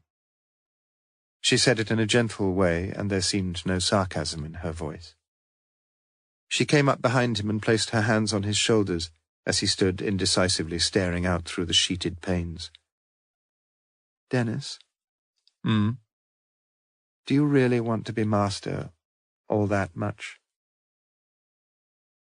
He turned towards her and looked directly into her dazzlingly attractive dark eyes, with that small circular white light in the centre of their irises, eyes which had always held men and tempted them and occasioned innumerable capitulations.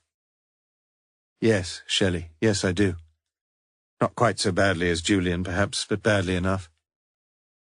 "What would you give to be master?" "Most things, I suppose."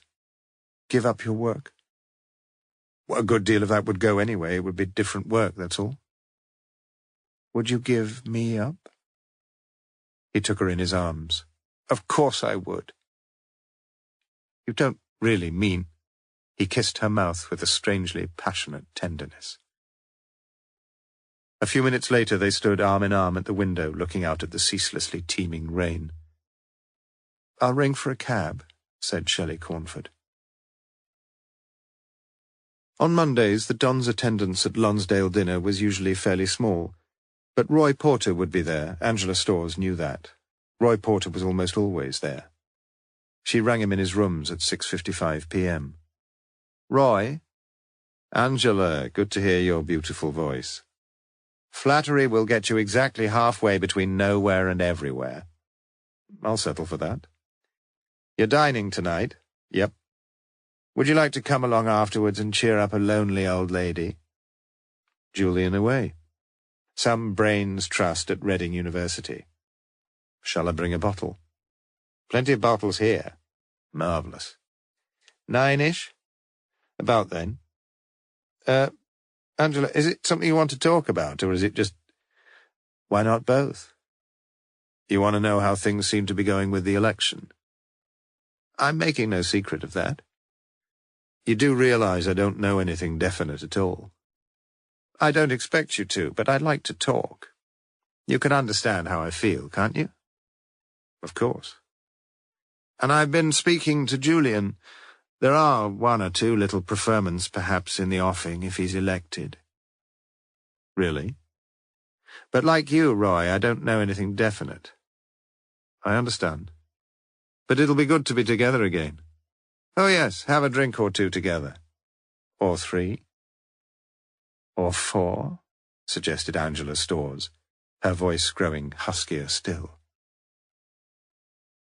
The phone rang at 7:05 p.m. "Shelley?" "Yes?" "You're on your own." "You know I am." Dennis gone? Left 15 minutes ago. 1 or 2 things to tell you if we could meet. What sort of things? Nothing definite.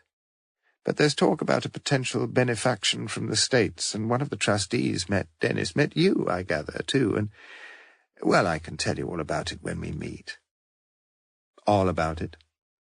It's a biggish thing, and I think we may be slightly more likely to pull it off, perhaps, if Dennis... And you'll be doing your best. I can't promise anything. I know that. So you're free and I'm free. On a night like this, far too dangerous. Me coming to the Master's Lodge, no chance.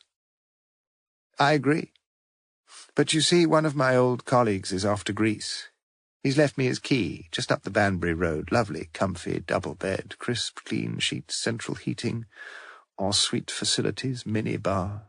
Tariff, no pounds, no shillings, no pence. You remember pre-decimalization. I'm not too old, though, am I? And I'd just love to be with you now, at this minute, more than anything in the world. You ought to find a new variation on the theme, you know. It's getting a bit of a cliché. Cliché, she'd said, but however she'd pronounced it, the barb had found its mark, and Sir Clixby's voice was softer, more serious, as he answered her. I need you, Shelley. Please come out with me. I'll get a taxi round to you in 10 minutes' time, if that's all right. There was silence on the other end of the line. Shelley? Yes? Will that be all right? No, she replied quietly. No, it won't. I'm sorry. The line was dead. Just before 9 o'clock, Cornford rang home from St. Peter's. Shelley, Dennis, look, darling, I've just noticed in my diary, you've not had a call tonight, have you? Shelley's heart registered a sudden, sharp stab of panic. No, why? It's just that the New York publishers said they might be ringing, so if they do, please make a note of the number and tell them I'll ring them back, all right? Fine, yes. You having a nice evening? It's lovely to sit and watch TV for a change. No engagements, no problems. See you soon? I hope so. Shelley put down the phone slowly. I've just noticed in my diary, he'd said. But he hadn't, she knew that. She'd looked in his diary earlier that day to make sure of the time of the St. Peter's due. That had been the only entry on the page for the 26th of the 2nd, 96. Or, as she would always think of it, 2/26/96. Just before 10 o'clock, Julian Storrs rang his wife from Reading. Rang 3 times. The number was engaged. He rang 5 minutes later. The number was still engaged. He rang again, after a further 5 minutes. She answered. Angie, I've been trying to get you these last 20 minutes. I've only been talking to Mum, for Christ's sake. It's just that I shan't be home till after midnight, that's all, so I'll get a taxi. Don't worry about meeting me. Okay. After she had hung up, Angela Storrs took a Thames Trains timetable from her handbag and saw that Julian could easily be catching an earlier train, the 22:40 from Reading, arriving Oxford 23:20. Not that it mattered. Perhaps he was having a few drinks with his hosts. Or perhaps, the chilling thought struck her, he was checking up on her. Hurriedly she rang her mother in South Kensington, and kept on talking. The call would be duly registered on the itemized BT lists, and suddenly she felt considerably easier in her mind.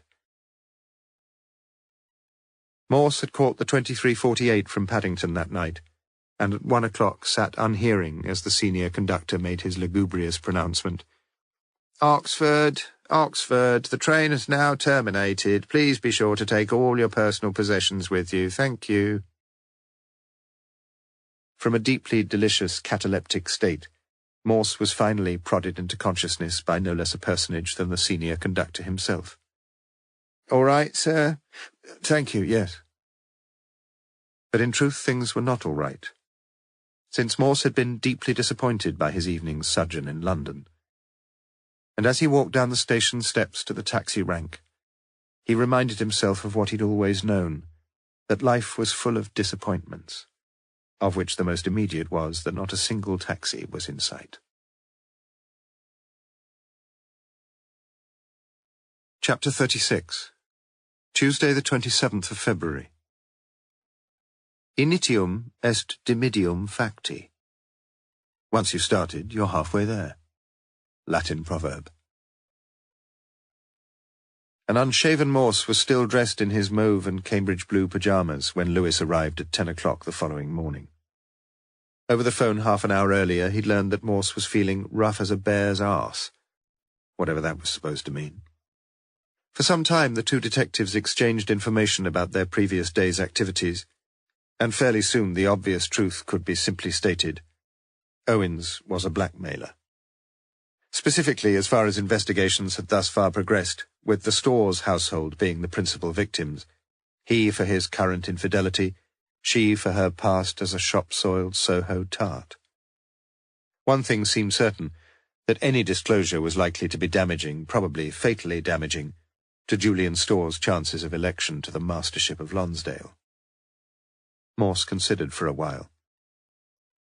It still gives us a wonderful motive for one of them murdering Owens, not much of a one for murdering Rachel. Unless Mrs. Storrs was just plain jealous, sir. Doubted. Or perhaps Rachel got to know something and was doing a bit of blackmailing herself. She needed the money, all right. Yes. Morse stroked his bristly jaw and sighed wearily. There's such a lot we've still got to check on, isn't there? Perhaps you ought to get round to Rachel's bank manager this morning. Not this morning, sir. Or this afternoon. I'm seeing his lordship Sir Clixby Bream at 11:45. Then I'm going to find out who's got access to the photocopier and whatever at the Harvey Clinic. Wasted time, mumbled Morse. I don't know, sir. I've got a feeling it may all tie in together somehow. What with? I'll know more after I've been to Lonsdale. You see, I've already learned one or two things about the situation there.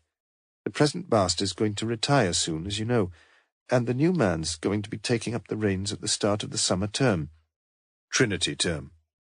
And they've narrowed it down to two candidates, Julian Storrs and a fellow called Cornford, Dennis Cornford. He's a Lonsdale man himself, too. And they say the odds are fairly even. Who's this they you keep talking about? One of the porters there. We used to play cricket together. Ridiculous game. What's your programme today, sir? But Morse appeared not to hear his sergeant's question. Cup of tea, Lewis? I wouldn't say no. Morse returned a couple of minutes later with a cup of tea for Lewis and a pint glass of iced water for himself.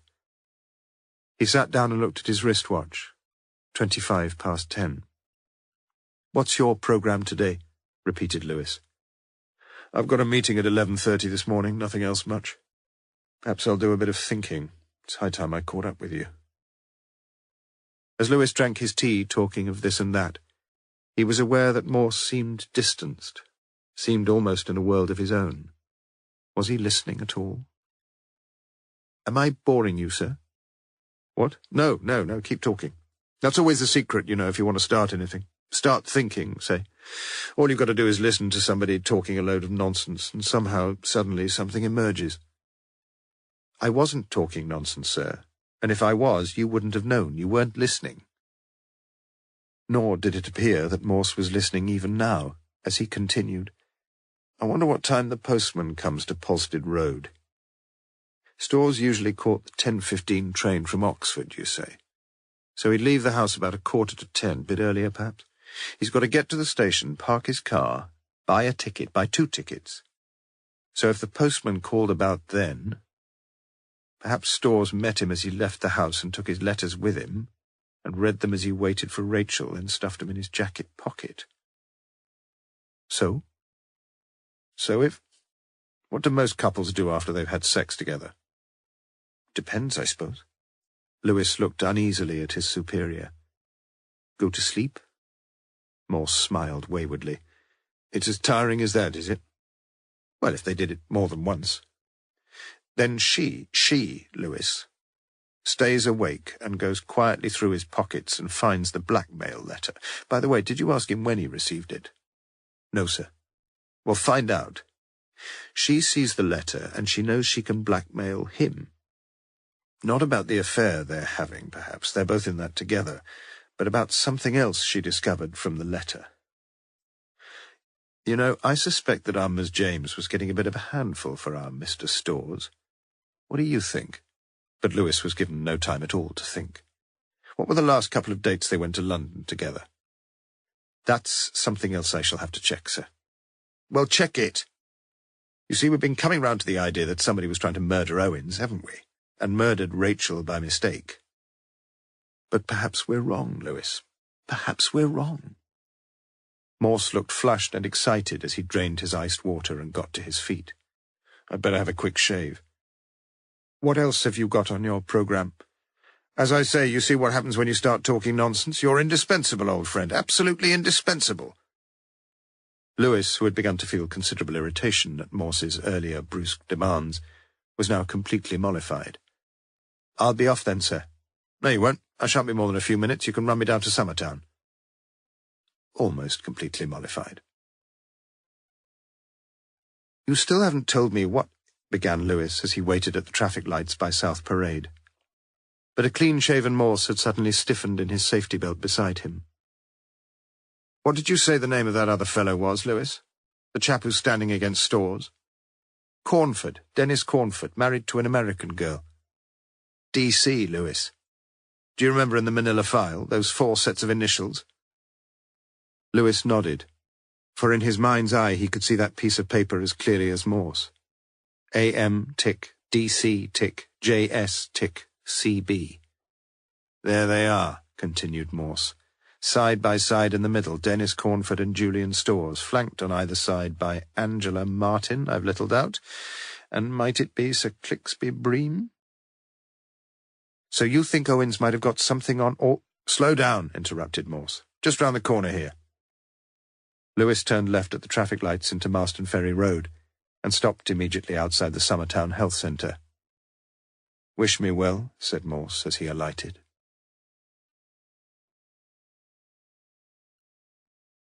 Part 3. Chapter 37.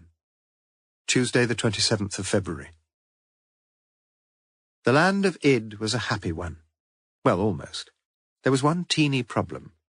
The king had sleepless nights about it, and the villagers were very scared. The problem was a dragon called Diabetes. He lived in a cave on top of a hill. Every day he would roar loudly. He never came down the hill, but everyone was still very scared, just in case he did. Victoria Lee, the Dragon of Id. From the waiting room on the first floor, Morse heard his name called. "How can I help?" asked Dr. Paul Roblin, a man Morse had sought so earnestly to avoid over the years unless things were bordering on the desperate. As they were now. "I think I've got diabetes." "Why do you think that?" "I've got a book. It mentions some of the symptoms." "Which are?" "Loss of weight, tiredness, a longing for a drink." "You've had the last one quite a while, though, haven't you?" Morse nodded wearily. "I've lost weight, I could sleep all the time, and I drink a gallon of tap water a day." "As well as the beer?" Morse was silent as Roblin jabbed a lancet into the little finger of his left hand, squeezed the skin until a domed globule appeared, then smeared the blood onto a test strip. After 30 seconds he looked down at the reading, and for a while sat motionless, saying nothing. "How did you get here, Mr. Morse?" "Car." "Is your car here?" "No, I had a lift. Why?" "Well, I'm afraid I couldn't let you drive a car now." "Why's that?" "It's serious. Your blood sugar level's completely off the end of the chart. We shall have to get you to the Radcliffe Infirmary as soon as we can." "What are you telling me?" "You should have seen me way before this. Your pancreas is packed in completely. You'll probably be on 3 or 4 injections of insulin a day for the rest of your life. You may well have done God knows what damage to your eyes and your kidneys. We shall have to find out. The important thing is to get you in hospital immediately." He reached for the phone. "I only live just up the road," protested Morse. Robin put his hand over the mouthpiece. "They'll have a spare pair of pyjamas and a toothbrush, don't worry." "You don't realize," began Morse. Hello? Can you get an ambulance here at Summertown Health Centre? Straight away, please." The Radcliffe Infirmary. Thank you. You don't realise I'm in the middle of a murder inquiry. But Roblin had dialed a second number and was already speaking to someone else. David? Glad you're there. Have you got a bed available? A bit of an emergency, yes. Well, he'll need an insulin drip, I should think, but you'll know. Yes. Mr. Morse, initial E. He's a chief inspector in the Thames Valley CID. Half an hour later, weight, almost 13 stone, blood pressure, alarmingly high, blood sugar level, still off the scale, details of maternal and paternal grandparents' deaths, ill-remembered, all of these duly recorded. Morse found himself lying supine in a pair of red-striped pyjamas, in the Geoffrey Harris ward in the Radcliffe Infirmary, just north of St Giles at the bottom of the Woodstock Road. A tube from the insulin drip suspended at the side of his bed was attached to his right arm by a sellotape needle stuck into him just above the inner wrist, allowing little, if any, lateral movement without the sharpest reminder of physical agony. It was this tube that Morse was glumly considering when the senior consultant from the Diabetes Centre came round. Dr. David Matthews, a tall, slim, Mephistophelian figure with darkly ascetic, angular features. As I've told you all, I'm in the middle of a murder inquiry, reiterated Morse, as Matthews sat on the side of the bed. And can I tell you something? You're going to forget all about that unless you want to kill yourself. With a little bit of luck, you may be all right. Do you understand? So far, you don't seem to have done yourself all that much harm. Enough, though. But you're going to have to forget everything about work. Everything. If you're going to come through this business without too much damage. You do know what I mean, don't you? Morse didn't, but he nodded helplessly. Only here 4 or 5 days if you do as we tell you. But, as I say, no buts, I'm afraid. Then you might be home Saturday or Sunday. But there's so much to do, remonstrated Morse almost desperately. Weren't those the words of Cecil Rhodes? Yes, I think they were. The last words, if I recall aright. Morse was silent. And the senior consultant continued. Look, there are 3 basic causes of diabetes. Well, that's an oversimplification, but you're not a medical man. Thank you, said Morse. Hereditary factors, stress, excessive booze. You'd score 5, 6 out of 10 on the first. Your father had diabetes, I see. Latish in life. Well, you're not exactly a youngster yourself. Perhaps not. Stress? You're not too much of a worry-gut. Well, I worry about the future of the human race. Does that count? What about booze? You seem to drink quite a bit, I see. So Morse told him the truth. Or, to be more accurate, told him between 1/2 and 1/3 of the truth. Matthews got to his feet, peered at the insulin drip, and marginally readjusted some control thereon. 6 out of 10 on the second, 10 out of 10 on the third, I'm afraid. And, by the way, I'm not allowing you any visitors. None at all, not even close relatives. Just me and the nurses here. I haven't got any close relatives, said Morse. Matthews now stood at the foot of his bed. You've already had somebody wanting to see you, though. Fellow called Lewis. After Matthews had gone, Morse lay back and thought of his colleague. And for several minutes he felt very low, unmanned as he was with a strangely poignant gratitude. Chapter 38. Thursday, the 29th of February. The relations between us were peculiar. He was a man of habits, narrow and concentrated habits, and I had become one of them. But apart from this, I had uses. I was a whetstone for his mind. I stimulated him. He liked to think aloud in my presence. Conan Doyle, The Adventures of the Creeping Man. And how is he today, then? Asked Mrs. Lewis when her husband finally returned home on Thursday evening, and when soon the fat was set a-sizzling in the chip pan, with the 2 eggs standing ready to be broken in the frying pan. On the mend? They always say that. No, he's genuinely on the mend. Why can't he have visitors, then? It's not contagious, is it, this diabetes? Lewis smiled at her. Brought up as she had been in the Rhondda Valley, the gentle Welsh lilt in her voice was an abiding delight with him, though not, to be quite truthful, with everyone. He'll probably be out this weekend. And back to work? Lewis put his hands on his wife's shoulders as she stood watching the pale chips gradually turning brown. This weekend, I should think. You've always enjoyed working with him, haven't you? Well, I've often wondered why. It's not as if he's ever treated you all that well, is it? I'm the only one he's ever treated well, said Lewis quietly. She turned towards him, laterally shaking the chips with a practised right hand. And how are you today, then? Case going okay? Lewis sat down at the red formica-topped kitchen table and surveyed the old familiar scene. Lacy white doily, knife and fork, bottle of tomato ketchup, bread and butter on one side and a glass of milk on the other. He should have felt contented, and as he looked back over another long day, perhaps he did. Temporarily, Chief Superintendent David Blair from the Oxford City Force had been given overall responsibility for the Rachel James murder inquiry, and he had spent an hour at Kidlington Police HQ earlier that afternoon, where Lewis had brought him up to date with the latest developments. Not that they had amounted to much. The reports from DC's Leroyd and Elton were not destined significantly to further the course of the investigation.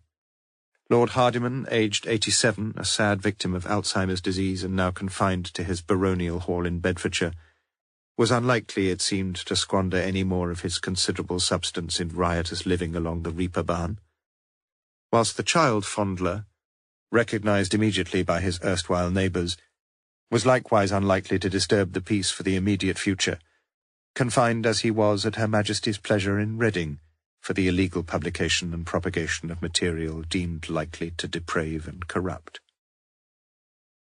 More interestingly, Lewis had been able to report on his own inquiries, particularly on his second interview with Julian Storrs, who had been more willing now to divulge details of dates, times, and hotels for his last 3 visits to Paddington with Rachel James.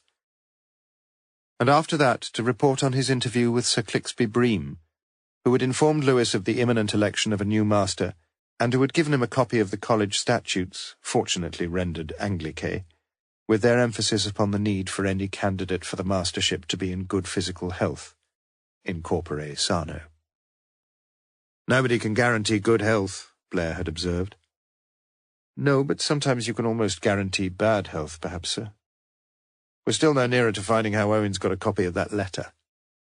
No, I went round to the Harvey clinic again yesterday. No luck, though. The doc who wrote the letter got himself killed, as you know, and all his records have been distributed around, well, reallocated sort of thing. They're all in a mess, you mean? Lewis nodded. Somehow Owen's got to know that he hadn't got much time left, didn't he? So he's got 3 things on him. He knows a good deal about Angela Storrs' past, he knows he was having an affair with Rachel James, and he knows he's pretty certainly hiding his medical reports from his colleagues in college, from everybody, perhaps. Quite certainly Morse would have complained about the confusing profusion of third-person pronouns in the previous sentence, but Blair seemed to follow the account with no difficulty. From his wife, too? He asked. I wouldn't be surprised. You know, Morse once told me that any quack who tells you when you're going to die is a bloody fool. Lewis grinned. He's told me the same thing about 12 times. He's getting better, you say? Out by the weekend, they think. You hope so, don't you? Lewis nodded, and Blair continued quietly. You're peculiar companions, you know, you and Morse, don't you think? He can be an ungrateful, ungracious sod at times. Almost always, sir, admitted Lewis, smiling to himself as if recalling mildly happy memories. He'll have to take things more easily now. Would you care to tell him that? No. Just one more thing, sir, about Owens. I really think we ought to consider the possibility that he's in a bit of danger. There must be quite a few people who'd gladly see him join Rachel in the mortuary. What do you suggest, Sergeant? Well, that's the trouble, isn't it? We can't just give him a bodyguard. There's only one way of keeping an eye on him all the time. Bring him in, you mean, sir? But we can't do that, not yet. No good bringing him in and then having to let him go. We shall need something to charge him with. I don't suppose—" Blair hesitated. "I don't suppose there's any chance that he murdered Rachel James?" "I don't think so myself, no." "What's Morse think?" "He did think so for a start, but... Which reminds me, sir, I'd better make another trip to the newspaper offices tomorrow." "Don't go and do everything yourself, Sergeant." "Will you promise to tell the Chief Inspector that?" "No," replied Blair as he prepared to leave, but hesitantly so, since he was feeling rather worried himself now about what Lewis had said. "What did Morse think about the possibility of Owen's getting himself murdered?" "Said he could look after himself, said he was a streetwise kid from the start, said he was a survivor." "Let's hope he's right." "Sometimes he is, sir," said Lewis. Chapter 39. We forget ourselves and our destinies in health, and the chief use of temporary sickness is to remind us of these concerns. Ralph Waldo Emerson, Journals. Sister Janet McQueen, an amply bosomed woman now in her early 40s, single and darkly attractive to the vast majority of men, had been considerably concerned about her new patient, one E. Morse. Patently, in spite of his superficial patter, the man knew nothing whatsoever of medicine, and appeared unaware and strangely unconcerned about his physical well-being, ill-being, rather. On several occasions during the following days she'd spent some time with him, apologizing for the 2-hour check on his blood sugar levels, even during the night, explaining the vital role of the pancreas in the metabolic processes, acquainting him with the range, color, purpose, and possible efficacy of the medication and equipment now prescribed: single-use insulin syringes, human ultratard, human actrapid, Unilet lancets, Exactec reagent strips, enalapril tablets, furosemide tablets, nifedipine capsules. He'd seemed to understand most of it, she thought, and from their first meeting she'd realized that the prematurely white-haired man was most unusual. "Glad about the pills," he'd said. "You are." "Different colours, aren't they? White, pink, brown and orange. It's good, that is. Gives a man a bit of psychological confidence. In the past I've always thought that confidence was a bit overrated. Not so sure now, though, sister."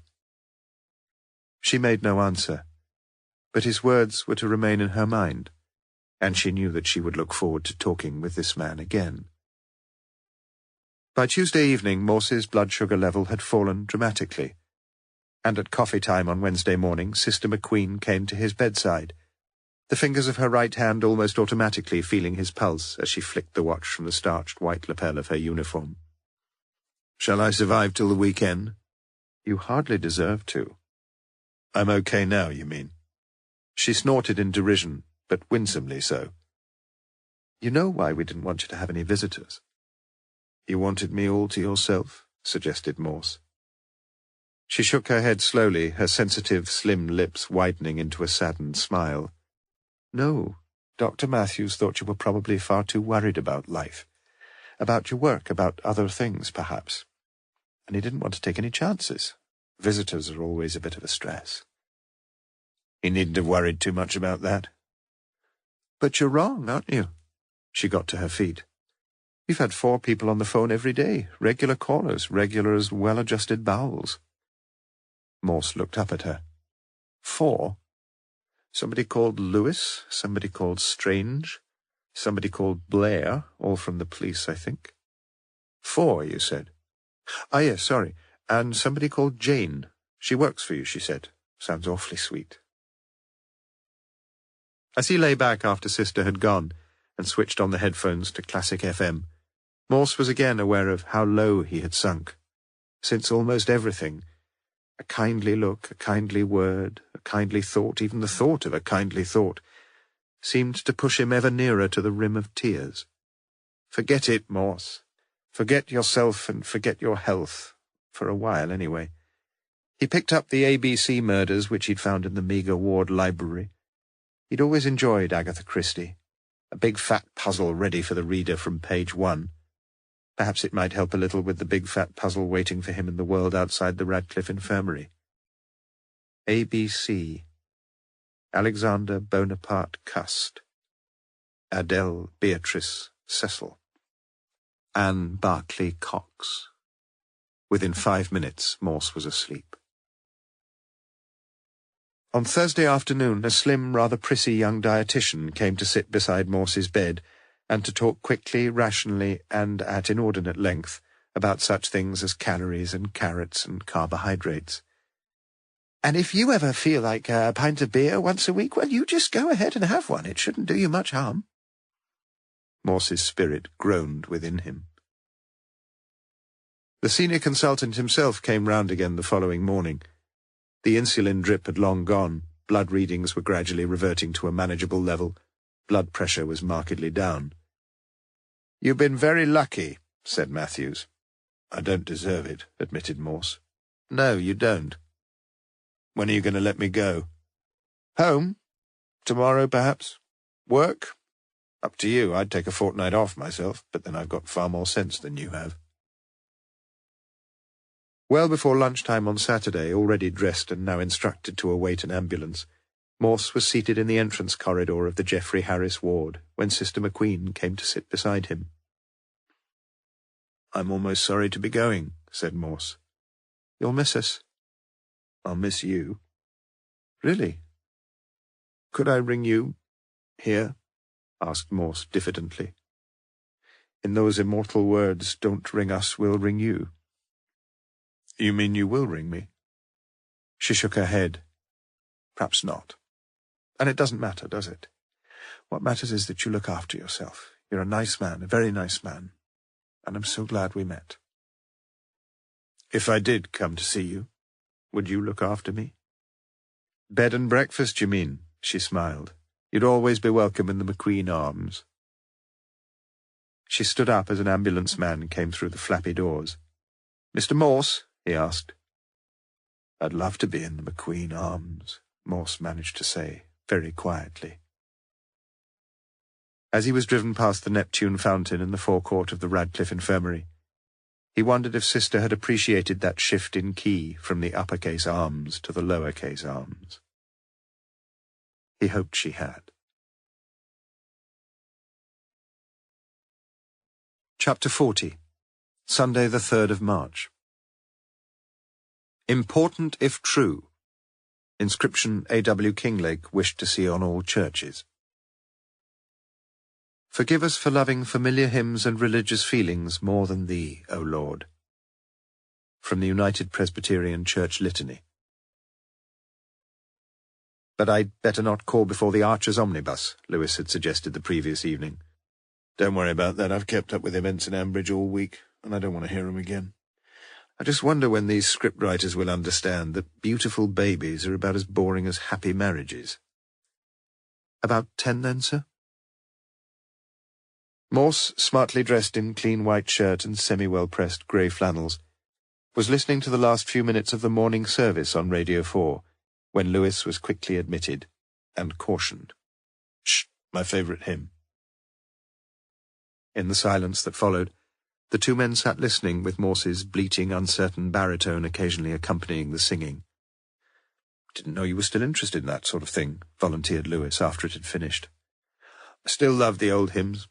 The more sentimental the better for my taste. Wonderful words, didn't you think?" And softly, but with deep intensity, he recited a few lines he'd just sung. "I trace the rainbow through the rain, and feel the promise is not vain, that morn shall tearless be." But Lewis, who had noted the moisture in Morse's eyes, and who had sensed that the promise of the last line might soon be broken, immediately injected a more joyful note into the conversation. "It's really good to have you back, sir." Apparently unaware that any reciprocal words of gratitude were called for, Morse asked about the case, and learned that the police were perhaps treading water for the time being, and that Chief Superintendent Blair was nominally IC pro tem. "David Blair, best copper in the county." Lewis was about to nod a partial agreement. "Apart from me, of course." And suddenly Lewis felt very happy that he was back in harness with this arrogant, ungracious, vulnerable, lovable man with whom he had worked so closely for so many years. a man who looked somewhat slimmer, somewhat paler than when he had last seen him, but who sounded not a whit less brusque, as he now asked whether Lewis had checked up on the time when Storrs had left home for his last visit with Rachel to Paddington, and the time when the postman had delivered the mail in Polstead Road that same morning. And Lewis had. 9:45 to 9:50 a.m., 9:10 to 9:20 a.m., respectively. From which, Lewis, we may draw what conclusions? Precious few, as far as I can see. Absolutely. What other new facts have you got for me?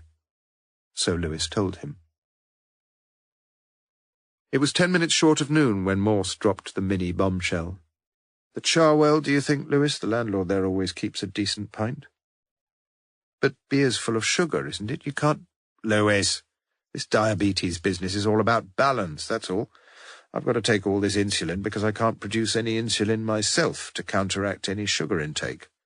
But if I didn't have any sugar intake to counteract, I'd be in one hell of a mess. I'd become hypoglycemic, and you know what that means.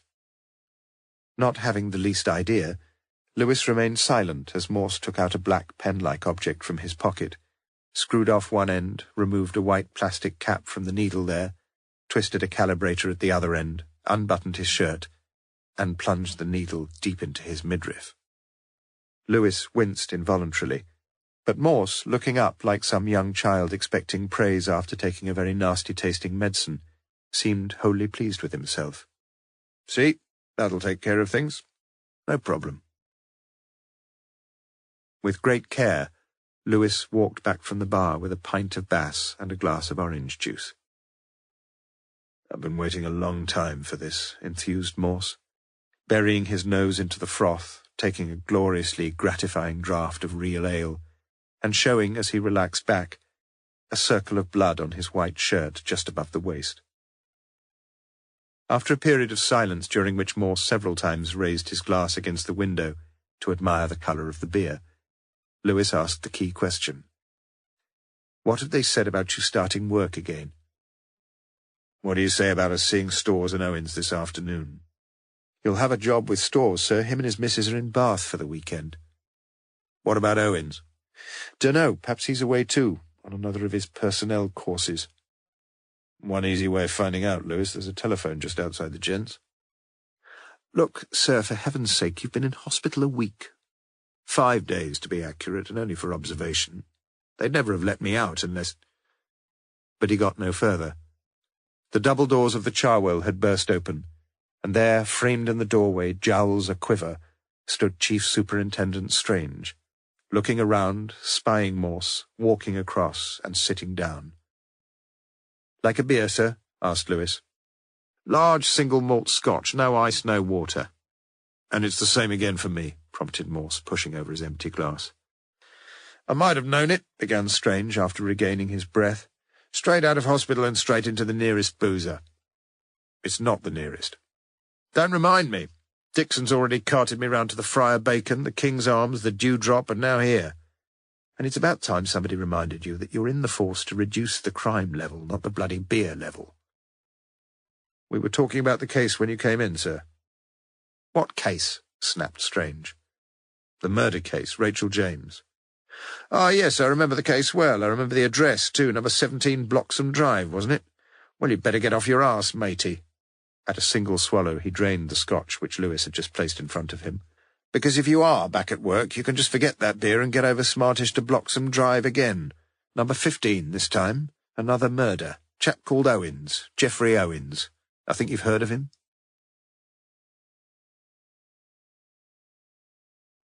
Part 4. Chapter 41. For now we see through a glass darkly, but then face to face. 1 Corinthians chapter 13, verse 12. Déjà vu. The street, the police cars, the crowd of curious onlookers, the soccos. Repetition almost everywhere, as if nothing was found only once in the world. Just that single significant shift, the shift from one terraced house to another immediately adjacent. Morse himself had said virtually nothing since Strange had brought the news of Owen's murder, and said nothing now as he sat in the kitchen of number 15 Bloxham Drive, elbows resting on the table there, head resting on his hands. For the moment his job was to bide his time, he knew that, during the interregnum between the activities of other professionals and his own assumption of authority, a necessary yet ever frustrating interlude, like that when an in-flight air stewardess rehearses the safety drill before takeoff. By all rights he should have felt weary and defeated, but this was not the case. Physically he felt considerably fitter than he had the week before, and mentally he felt eager for that metaphorical take-off to begin. Some people took little or no mental exercise except that of jumping to conclusions, while Morse was a man who took excessive mental exercise, and who still jumped to dubious conclusions, as indeed he was to do now. But as some of his close colleagues knew, and most especially as Sergeant Lewis knew, it was at times like this, with preconceptions proved false and hypotheses undone, that Morse's brain was wont to function with astonishing speed, if questionable lucidity, as it did now. Lewis walked through just before 2 p.m. "Anything I can do for the minute, sir?" "Just nip out and get me the Independent on Sunday, will you? And a packet of Dunhill." "Do you think—" But Lewis stopped, and waited as Morse reluctantly took a £5 note from his wallet. For the next few minutes Morse was aware that his brain was still frustrated and unproductive. And there was something else too. For some reason, and for a good while now, he had been conscious that he might well have missed a vital clue in the cases, which so far he couldn't quite catch. It was a bit like going through a town on a high-speed train, when the eyes had almost caught the name of the station as it flashed so tantalizingly across the carriage window. Lewis returned 5 minutes later with the cigarettes, which Morse put unopened into his jacket pocket, and with the newspaper, which Morse opened at the cryptic crossword, Quixote, glanced at one across, some show dahlias in the Indian Pavilion, 6, and immediately wrote in Howdah. "Excuse me, sir, but how do you get that?" "Easiest of all the clue types, that. The letters are all there in their proper consecutive order. It's called the hidden type." "Ah, yes." Lewis looked, and for once Lewis saw. "Shall I leave you for 2 or 3 minutes to finish it off, sir?" "No, it'll take me at least 5. And it's time you sat down and gave me the latest news on things here." Owen's body Morse had already viewed, howsoever briefly, sitting back as it had been against the cushions of the living-room settee, the green covers permeated with many pints of blood. His face unshaven, his long hair loose down to the shoulders, his eyes open and staring, almost, it seemed, as if in permanent disbelief, and 2 bullet wounds showing raggedly in his chest. Dead 4 to 6 hours, that's what Dr. Laura Hobson had already suggested. A margin narrower than Morse had expected, though wider than he'd hoped. Death, she'd claimed, had fairly certainly been instant, or instantaneous, as Morse would have preferred. There were no signs of any forcible entry to the house. The front door had been found still locked and bolted, the tongue of the Yale on the back door still engaged, though not clicked to the locked position from the inside. On the mantelpiece above the electric fire, not switched on, was a small oblong, virtually free of the generally pervasive dust. The body would most probably not have been discovered that day had not John Benson, a garage mechanic from Hartwell's Motors, agreed to earn himself a little untaxed extra income by fixing a few faults on Owen's car. But Benson had been unable to get any answer when he called just after 11:15 a.m., had finally peered through the open curtained front window, had rapped repeatedly and increasingly loudly against the pane when he saw Owens lying asleep on the settee there. But Owens was not asleep. So much had become gradually apparent to Benson, who had dialed 999 at about 11:30 a.m. from the BT phone box at the entrance to the drive. Thus far no one, it appeared, had seen or heard anything untoward that morning between 7 and 8 o'clock, say. House-to-house inquiries would soon be underway and might provide a clue or two. But concerning such a possibility, Morse was predictably, though as it happened, mistakenly, pessimistic. Early Sunday morning was not a time when many people were about, except for dog owners and insomniacs, the former, judging from the warnings on the lamp-posts concerning the fouling of verges and footpaths, not positively encouraged to parade their pets along the street, the latter, if there were any, not as yet coming forward with any sightings of strangers or hearings of gunshots. No, on the face of it, it had seemed a typical sleepy Sunday morning, when the denizens of Bloxham Drive had their weekly lie-in, arose late, walked around their homes in dressing gowns, sometimes boiled an egg, perhaps, and settled down to read in the scandal sheets about the extramarital exploits of the great and the not-so-good. But one person had been given no chance to read his Sunday newspaper, for the news of the world lay unopened on the mat inside the front door of number 15, and few of the others in the drive that morning were able to indulge their delight in adulterous liaison, stunned as they were by disbelief, and, as the shock itself lessened, by a growing sense of fear. At 2:30 p.m. Morse was informed that few, if any, of the neighbours were likely to be helpful witnesses, except the old lady in number 19. Morse should see her himself, perhaps. "Want me to come along, sir?" "No, Lewis. You get off and try to find out something about Stores and his missus. Bath, you say? He probably left details of where he'd be at the Porter's Lodge. That's the usual drill. And do it from HQ. Better keep the phone here free." Mrs. Adams was a widow of some 80 summers, a small old lady who had now lost all her own teeth, much of her wispy white hair, and even more of her hearing. But her wits were sharp enough, Morse sensed that immediately, and her brief evidence was of considerable interest.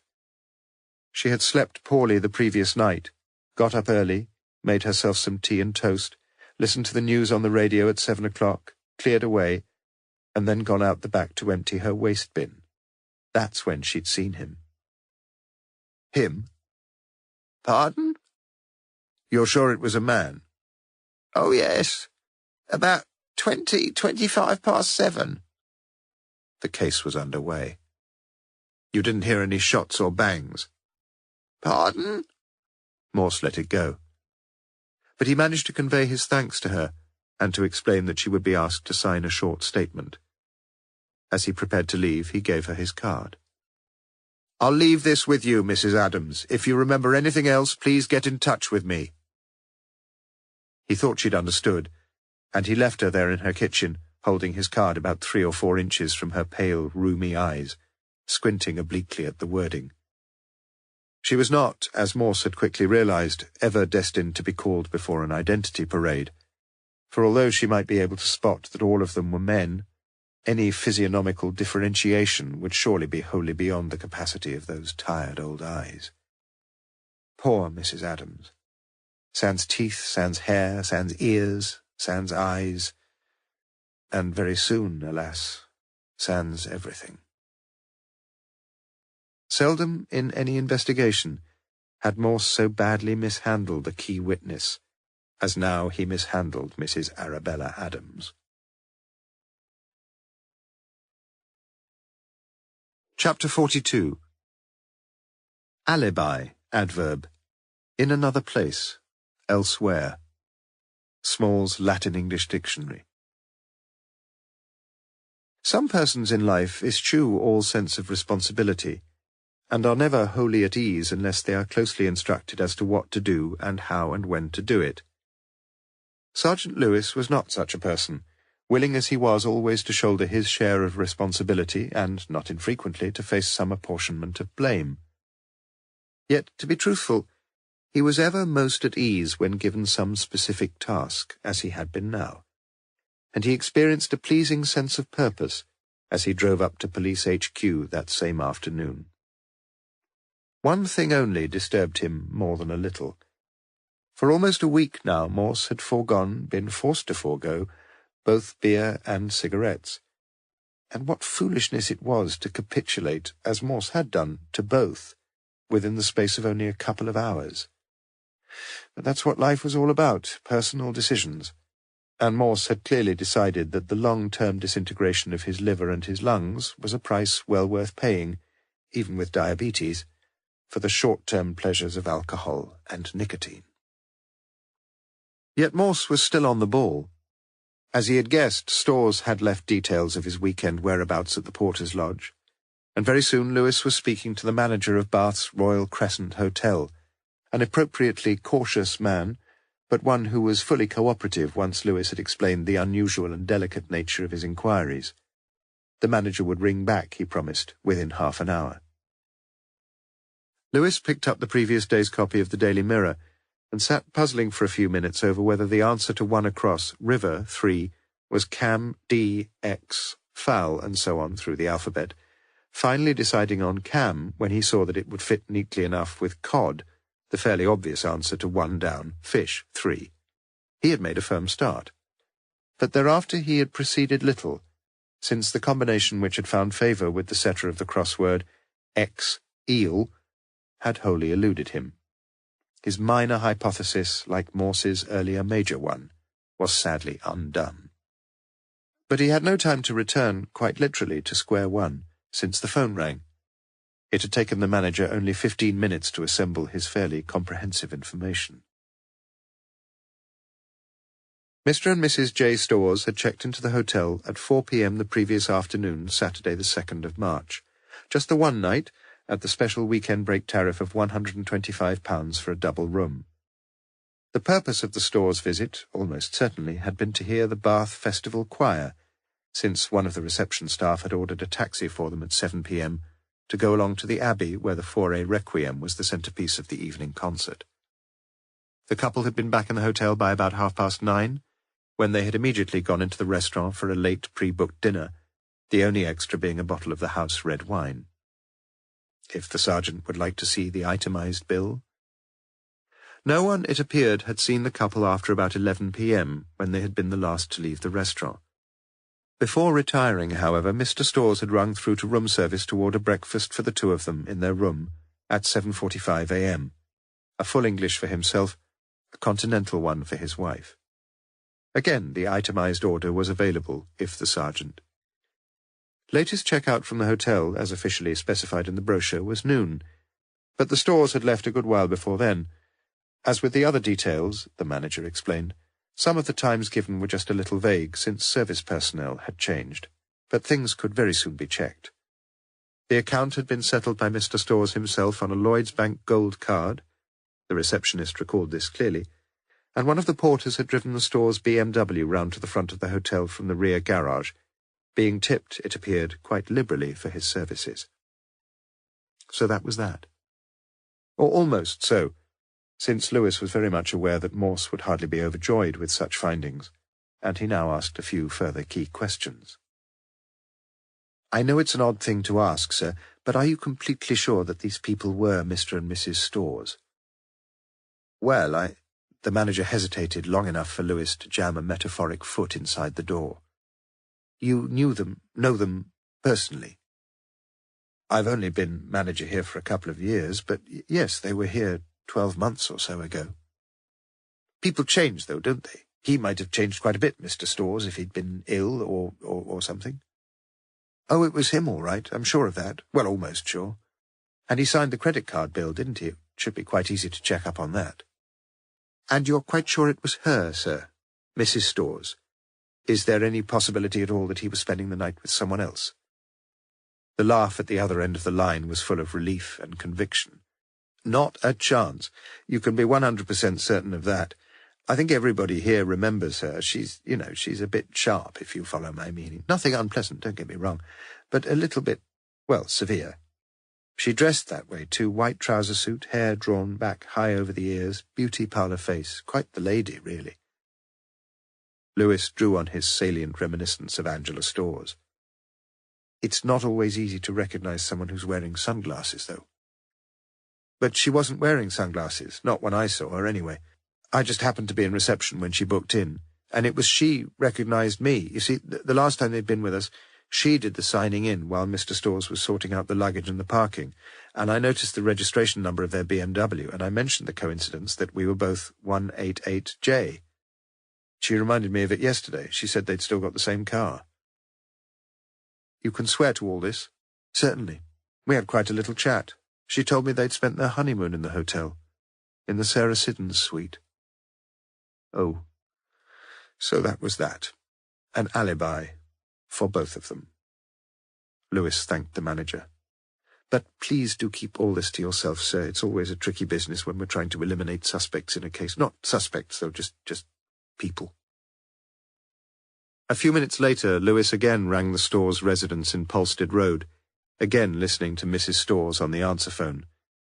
"If the caller will please speak clearly after the long tone." The voice was a little, what had the manager said?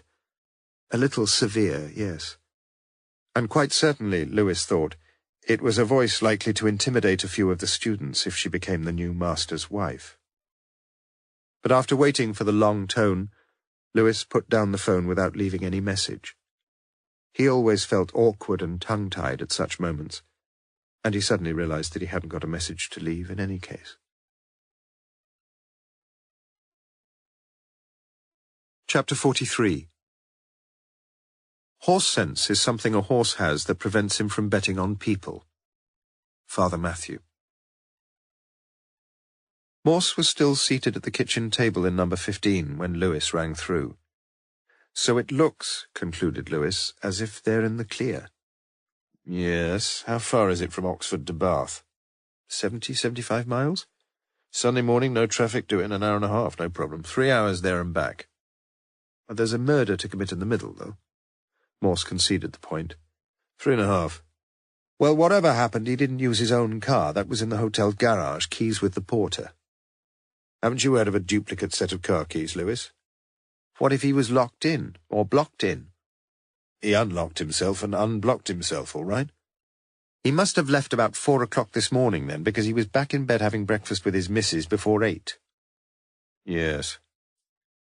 "I just wonder what Owens was doing, sir, up and about and dressed and ready to let the murderer in at 5:30 or so." "Perhaps he couldn't sleep." "You're not taking all this seriously, are you?" "All right, let's cross them both off the list, I agree." "Have we got a list?" Morse nodded. "Not too many on it, I know, but I'd like to see our other runner in the Lonsdale Stakes." "Do you want me to see him?" "No, you get back here and look after the shop till the Soccos have left. They're nearly through." With which, Morse put down the phone, got to his feet, and looked cautiously through into the hallway, then walked to the front door, where a uniformed PC stood on guard. "Has the super gone?" asked Morse. "Yes, sir, 5 minutes ago." Morse walked back to the kitchen and opened the door of the refrigerator. The usual items, 2 pints of co-op milk, Flora margarine, a packet of unsmoked bacon rashers, 5 eggs, a carton of grapefruit juice, 2 cans of Courage's bitter. Morse found a glass in the cupboard above the draining board and poured himself a beer. The liquid was cool and sharp on his dry throat, and very soon he had opened the second can, his fingers almost sensuously feeling the cellophane-wrapped cigarettes in his pocket, still unopened. By the time the Soccos were ready to move into the kitchen, the glass had been dried and replaced on its shelf. "Can we kick you out a little while, sir?" It was Andrews, the senior man. "You've finished everywhere else?" "Pretty well." Morse got to his feet. "Ah, 2 cans of beer," observed Andrews. "Think they may have had a drink together before—" "Not at that time of the morning, no." "I don't know, I used to have a friend who drank a pint of Guinness for breakfast every morning." "Sounds a civilized sort of fellow." "Dead. Cirrhosis of the liver." Morse nodded morosely. "Anyway, we'll give the cans a dusting over just in case." "I shouldn't bother," said Morse. "Well, won't do any harm, surely." "I said I shouldn't bother," snapped Morse. And suddenly Andrews understood. Upstairs there was little to detain Morse. In the front room the bed was still unmade, a pair of pyjamas neatly folded on the top pillow. The wardrobe appeared exactly as he'd viewed it earlier. Only one picture on the walls, Monet's miserable-looking version of a haystack. The study, Morse's second visit there too, was in considerable disarray, for the desk drawers, now liberally dusted with fingerprint powder, had been taken out, their contents strewn across the floor, including the book which had stimulated some interest on Morse's previous visit. The central drawer likewise had been removed, and Morse assumed that after discovering the theft of the manila file, Owens had seen no reason to repair the damaged lock. Nothing much else of interest upstairs, as far as Morse could see. Just that one easy conclusion to be drawn, that the murderer had been looking for something, Some documents, some papers, some evidence which could have constituted a basis for blackmail. Exactly what Morse had been looking for. Exactly what Morse had found. He smiled sadly to himself as he looked down at the wreckage of the room. Already he had made a few minor blunders in the investigations, and one major, tragic blunder, of course.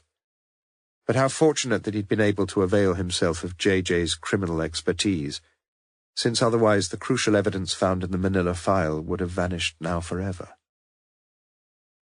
Downstairs, Morse had only the living room to consider. The kitchen he'd already seen, and the nominal dining room was clearly a room where Owens had seldom, if ever, dined, an area thick with dust and crowded with the sorts of items most householders regularly relegate to their lofts and garden sheds. An old electric fire, a coal scuttle, a box of plugs and wires, a traffic cone, an ancient Bakelite wireless, a glass case containing a stuffed owl, a black plastic lavatory seat, 6 chairs packed together in the 69 position, and a dog collar with the name Archie inscribed on its disc. Perhaps, after all, there had been some little goodness somewhere in the man. Morse had already given permission for the body to be removed, and now for the second time he ventured into the living room. Not quite so dust-bestrewn here, certainly, but manifestly Owens had never been a house-proud man. Surfaces all around were dusted with powder, and chalk marks outlined the body's former configuration on the settee. But the room was dominated by blood, the stains, the smell of blood, and Morse, as was his wont, turned his back on such things and viewed the contents of the room. He stood enviously in front of the black 3-decked Revox CD cassette player which stood on a broad shelf in the alcove to the left of the front window, with dozens of CDs and cassettes below it, including, Morse noted with appreciation, much Gustav Mahler. And indeed, as he pressed the play panel, he immediately recognized Das Lied von der Erde. No man is wholly bad, perhaps. On the shelf beneath was an extended row of videos, Fawlty Towers, Morecambe and Wise Christmas shows, Porridge, and several other TV classics. And 2 fairly obviously pornographic videos, Grub Screws, its crudely lurid Technicolor cover poses hardly promising a course in carpentry with the Open University, and the plain-covered yet succinctly entitled Sucks and Fucks, which seemed to speak quite unequivocally for itself. Morse himself had no video mechanism on his rented TV set, but he was in the process of thinking about the benefits of such a facility. When Lewis came in, the latter immediately instructed to have a look around. Morse's attention now turned to the single row of books in the opposite alcove. Mostly paperbacks, P.D. James, Jack Higgins, Ruth Rendell, Wilbur Smith, Minette Walters, RAC Handbook, World Atlas, Chambers Dictionary, Pevsner's Oxfordshire. See this? Lewis suddenly raised aloft the grub screws. The statutory porn video, sir. Good one, that. Sergeant Dixon had it on at his stag night. You'd like to see it again, you mean? Again? Not for me, sir. These things get ever so boring after a while, but don't let me stop you if... What, me? Oh, I've got more important things to do than watch that sort of thing. High time I saw Cornford for a start. Fix something up, Lewis, the sooner the quicker. After Lewis had gone, Morse felt unwilling to face the chorus of correspondence and the battery of cameras which awaited those periodically emerging from the front of number 15. So he sat down yet again in the now empty kitchen and pondered. Always in his life he had wanted to know the answers to things. In Sunday school he had once asked a question concerning the topographical position of heaven, only to be admonished by an unimaginative middle-aged spinster for being so very silly. And he had been similarly discouraged when, as a young grammar school boy, he had asked his divinity master who it was, if God had created the universe, who in turn had created God. And after receiving no satisfactory answer from his physics master about what sort of thing could possibly exist out there at the end of the world when space had run out, Morse had been compelled to lower his sights a little, thereafter satisfying his intellectual craving for answers by finding the values of x and y in ever more complicated algebraic equations, and by deciphering the meaning of ever more complicated chunks of choruses from the Greek tragedies. Later, from his mid-20s onwards, his need to know had transferred itself to the field of crossword puzzles, where he had so often awaited with almost paranoid impatience the following day's answer to any clue he'd been unable to solve the day before. And now, as he sat in Bloxham Drive on that overcast, chilly Sunday afternoon in early March, he was aware that there was an answer to this present puzzle, probably a fairly simple answer to the question of what exactly had taken place earlier that morning. For a sequence of events had taken place, perhaps about 7:30. Someone had knocked on the door, had gained entry, had shot Owens twice, had gone upstairs to try to find something, had left via the kitchen door, had gone away, on foot, on a bike, in a car. Who? Who, Morse? For it was someone with a human face and with a human motive. If only he could put together all the clues, he would know. And even as he sat there, some pattern would begin to clarify itself in his mind, presenting a logical sequence of events, a causative chain of reactions. But then that same pattern would begin to blur and fade, since there was destined to be no flash of genuine insight on that afternoon. Furthermore, Morse was beginning to feel increasingly worried about his present failure. Like some hitherto highly acclaimed novelist with a score of bestsellers behind him, who is suddenly assailed by a nightmarish doubt about his ability to write that one further winner, by a fear that he has come to the end of his creative output and must face the possibility of defeat. Lewis came back into the kitchen once more. Dr. Cornford would be happy to meet Morse whenever it suited. 5 o'clock that afternoon, before chapel, in his rooms in Lonsdale? Morse nodded. And I rang the stores again, sir. They're back in Oxford. Seems they had a bit of lunch in Burford on the way. Do you want me to go round? Morse looked up in some puzzlement. What the hell for, Lewis? Chapter 44. The bells would ring to call her in valleys miles away. Come all to church, good people, come and pray. But here my love would stay. A. Houseman, a Shropshire lad, 21. Morse inquired at the lodge, then turned left and walked along the side of the quad to the old staircase, where on the first floor he saw, above the door to his right, the Gothic-style white lettering on its black background, Dr. D. J. Cornford. I suppose it's a bit early to offer you a drink, Chief Inspector. Morse looked at his wristwatch. Is it? Scotch, gin, vodka? Scotch, please. Cornford began to pour an ever-increasingly liberal tot of Glenmorangie into a tumbler. Say when? It seemed that the Chief Inspector may have had some difficulty in enunciating the monosyllable, for Cornford paused when the tumbler was half filled with the pale golden malt. When? Said Morse. No ice here, I'm afraid, but I'm sure you wouldn't want to adulterate it anyway. Yes, I would, if you don't mind. Same amount of water, please. We've all got to look after our livers. 2 doors led off the high-ceilinged, oak-panelled, book-lined room, and Cornford opened the one that led to a small kitchen, coming back with a jug of cold water. I would have joined you normally, without the water, but I'm reading the second lesson in chapel tonight. It was Cornford's turn to consult his wristwatch. So we mustn't be all that long. It's that bit from the Epistle to the Romans, chapter 13, the bit about drunkenness. Do you know it? Just remind me, sir.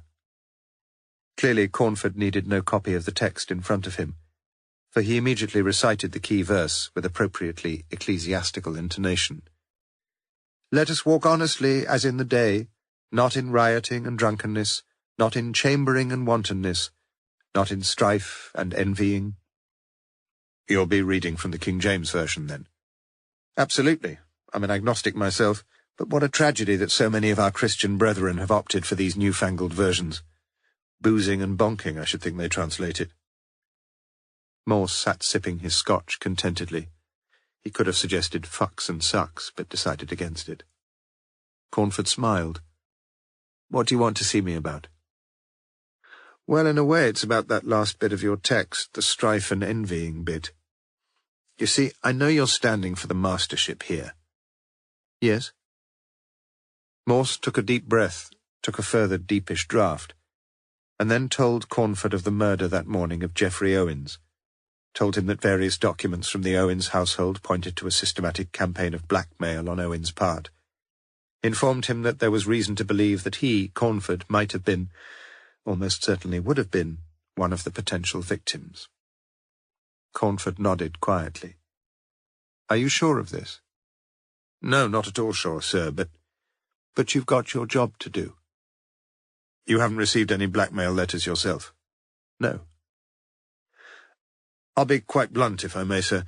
Is there anything you can think of in the recent past, or distant past, that could have been used to compromise you in some way? Compromise your candidature, say?" Cornford considered the question.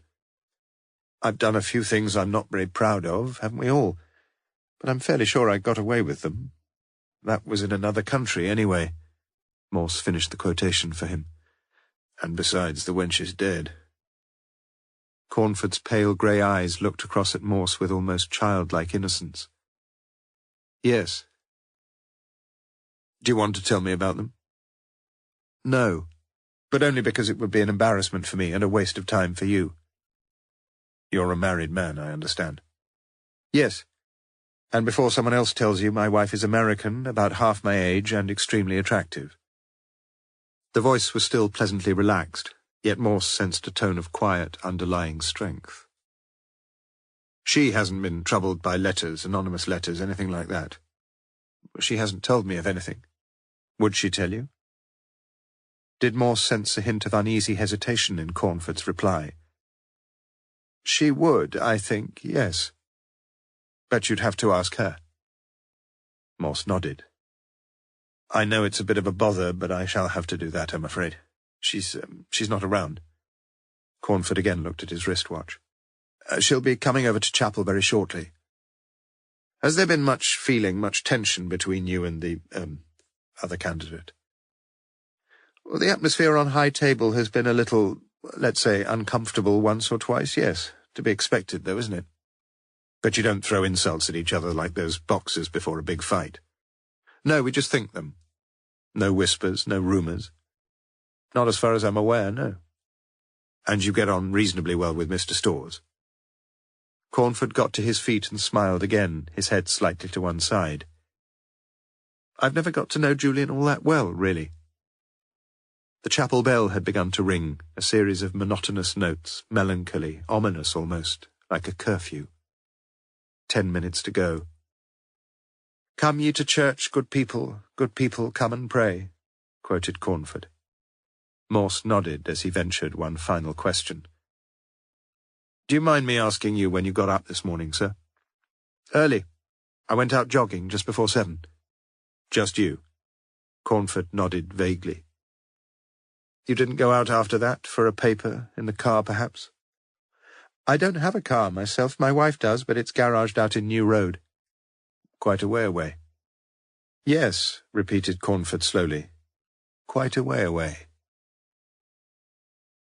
As Morse walked down the stairs, he thought he'd recognize Cornford for exactly what he was, a civilized, courteous, clever man, a man of quiet yet unmistakable resolve, who would probably make a splendid new Master of Lonsdale.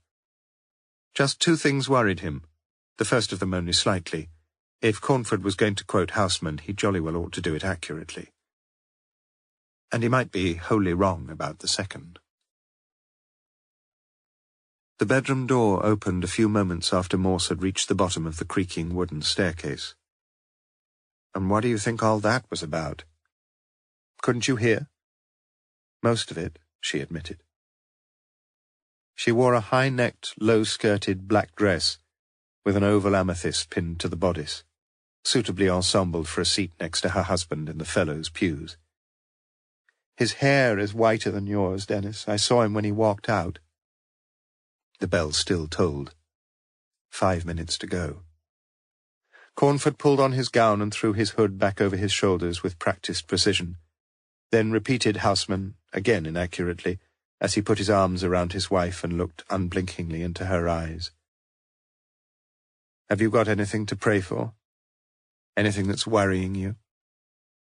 Shelley Cornford smiled sweetly, trusting that such deep dissimulation would mask her growing, now almost desperate sense of guilt. "I'm going to pray for you, Dennis.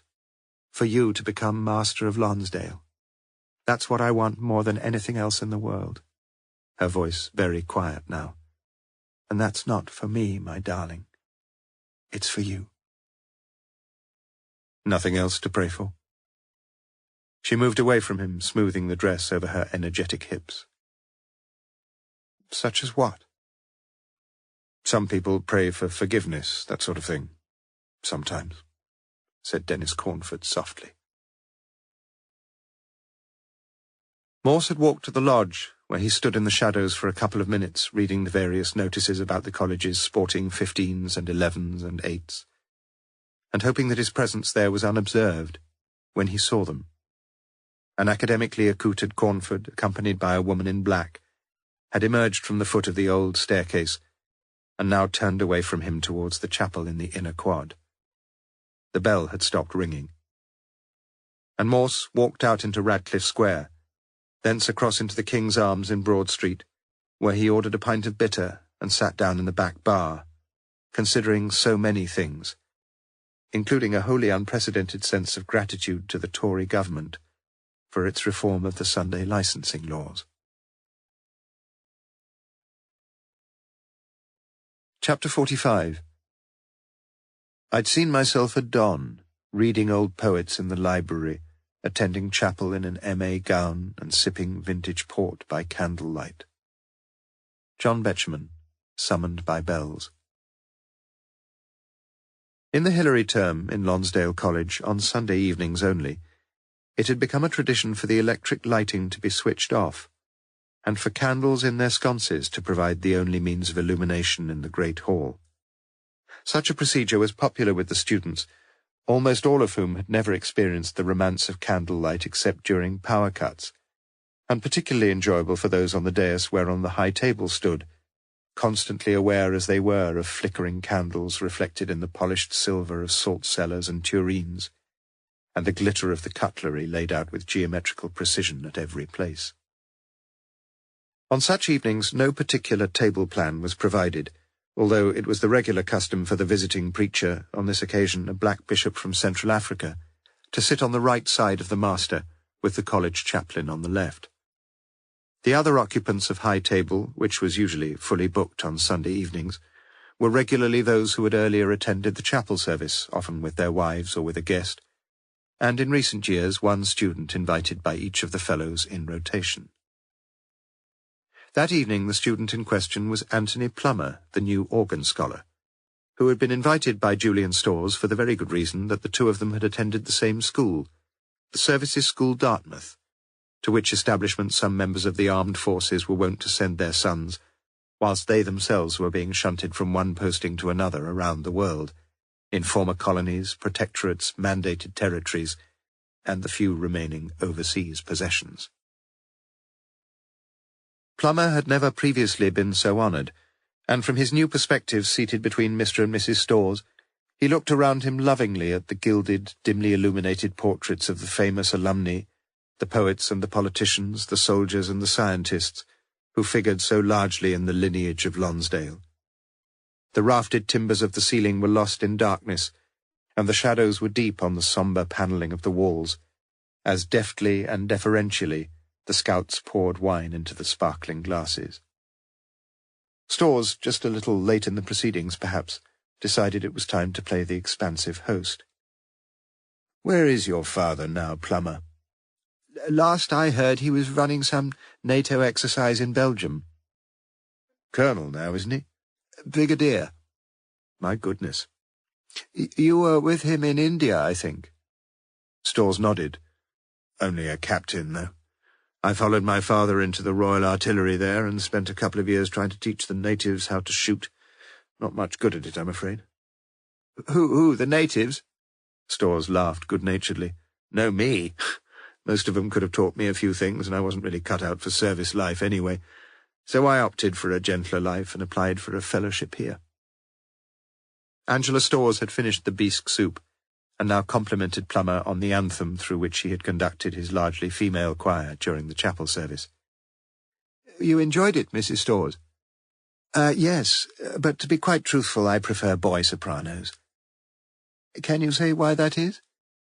Oh, yes, one just feels it, that's all.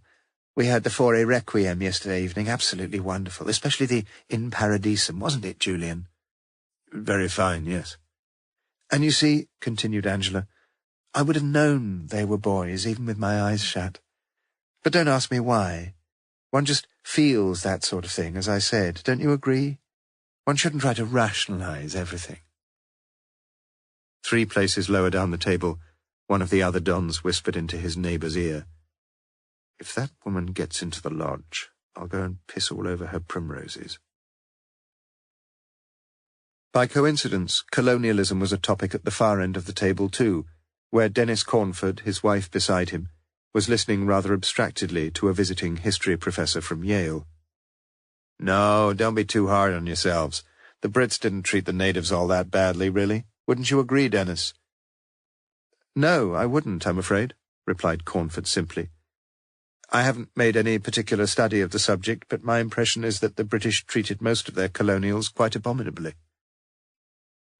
Shelley slipped her left hand beneath the starched white tablecloth and gently moved it along his thigh, but she could feel no perceptible response. At the head of the splendid oak plank that constituted the high table at Lonsdale, over the roast lamb served with Saint-Julien 93, Sir Clixby had been seeking to mollify the bishop's bitter condemnation of the English examination boards for expecting Rwandan refugees to study the Wars of the Roses. And soon after the profiteroles, the atmosphere seemed markedly improved. All the conversation which had been criss-crossing the evening, amusing, interesting, pompous, spiteful, ceased abruptly as the master banged his gavel and the assembled company rose to its feet. Benedictus benedicator. The words came easily and suavely from lips that were slightly over-red, slightly over-full, in a face so smooth one might assume that it seldom had need of the razor. Those who wished, and that was most of them, now repaired to the SCR, where coffee and port were being served, though wholly informally, and where the master and Julian Storrs stood side by side, buttocks turned towards the remarkably realistic gas fire. "Bishop on his way back to the railway station, then?" queried Storrs. "On his way back to Africa, I hope," said the master with a grin. "Bloody taxi would have to be late tonight, wouldn't it? And none of you lot with a car here." "It's this drink-driving business, master.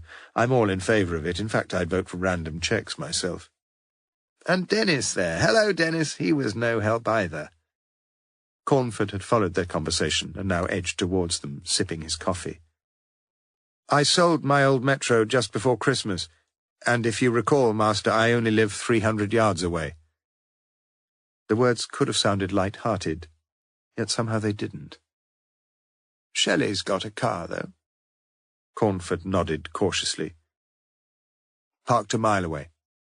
The master smiled. "Ah, yes, I remember now." Half an hour later, as they walked across the cobbles of Radcliffe Square towards Holywell Street, Shelley Cornford put her arm through her husband's and squeezed it. But as before, she could feel no perceptible response. Chapter 46. But she went on pleading in her distraction, and perhaps said things that would have been better left to silence. Angel, I was a child when it happened. I knew nothing of men." "You were more sinned against than sinning, that I admit." "Then you will not forgive me?" "I do forgive you, but forgiveness is not all." "And love me?" To this question he did not answer. Thomas Hardy, Tess of the d'Urbervilles. "Coffee?" she suggested as Cornford was hanging up his overcoat in the entrance hall. "I've just had some." "I'll put the kettle on." "No, leave it a while. I want to talk to you." They sat together, if opposite is together, in the lounge. "What did you do when the chaplain invited us all to confess our manifold sins and wickedness?" The measured, civilized tone of Cornford's voice had shifted to a slightly higher, yet strangely quieter key, and the eyes, normally so kindly, seemed to concentrate ever narrowingly upon her, like an ornithologist focusing binoculars on an interesting species. Pardon? In thought, word, and deed, wasn't that the formula? She shook her head in apparent puzzlement. I haven't the faintest... But his words cut sharply across her protestation. Why are you lying to me? What? Shut up! The voice had lost its control. You've been unfaithful to me. I know that. You know that. Let's start from there. But I haven't. Don't lie to me. I put up with your infidelity, but I can't put up with your lies. The last word was hissed like a whiplash across his wife's face. Only once. Really? She whispered. Recently. She nodded in helpless misery. Who with? In great gouts the tears were falling now. Why do you have to know? Why do you have to torture yourself? It didn't mean anything, Dennis. It didn't mean anything. Ha! He laughed bitterly. Didn't you think it might mean something to me? He just wanted... Who was it? She closed her eyes, cheeks curtained with mascaraed tears, unable to answer him. Who was it? But still she made no answer to the piercing question.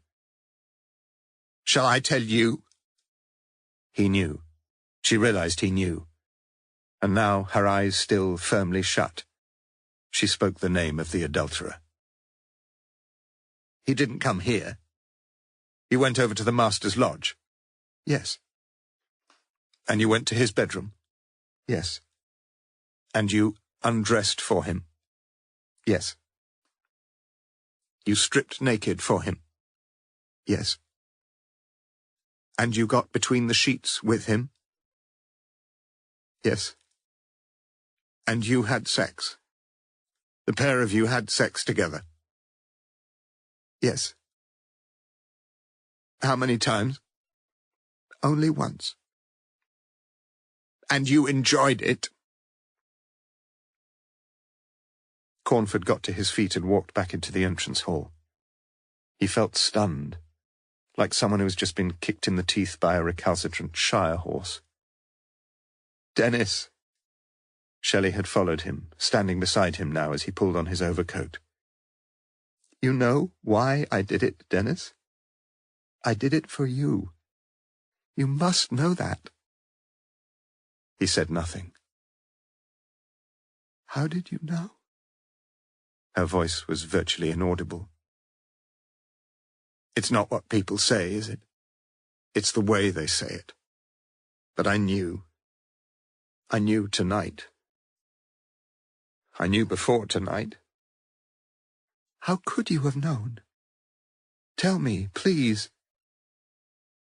Cornford turned up the catch on the Yale lock, and for a few moments stood there, the half-open door admitting a draught of air that felt bitterly cold.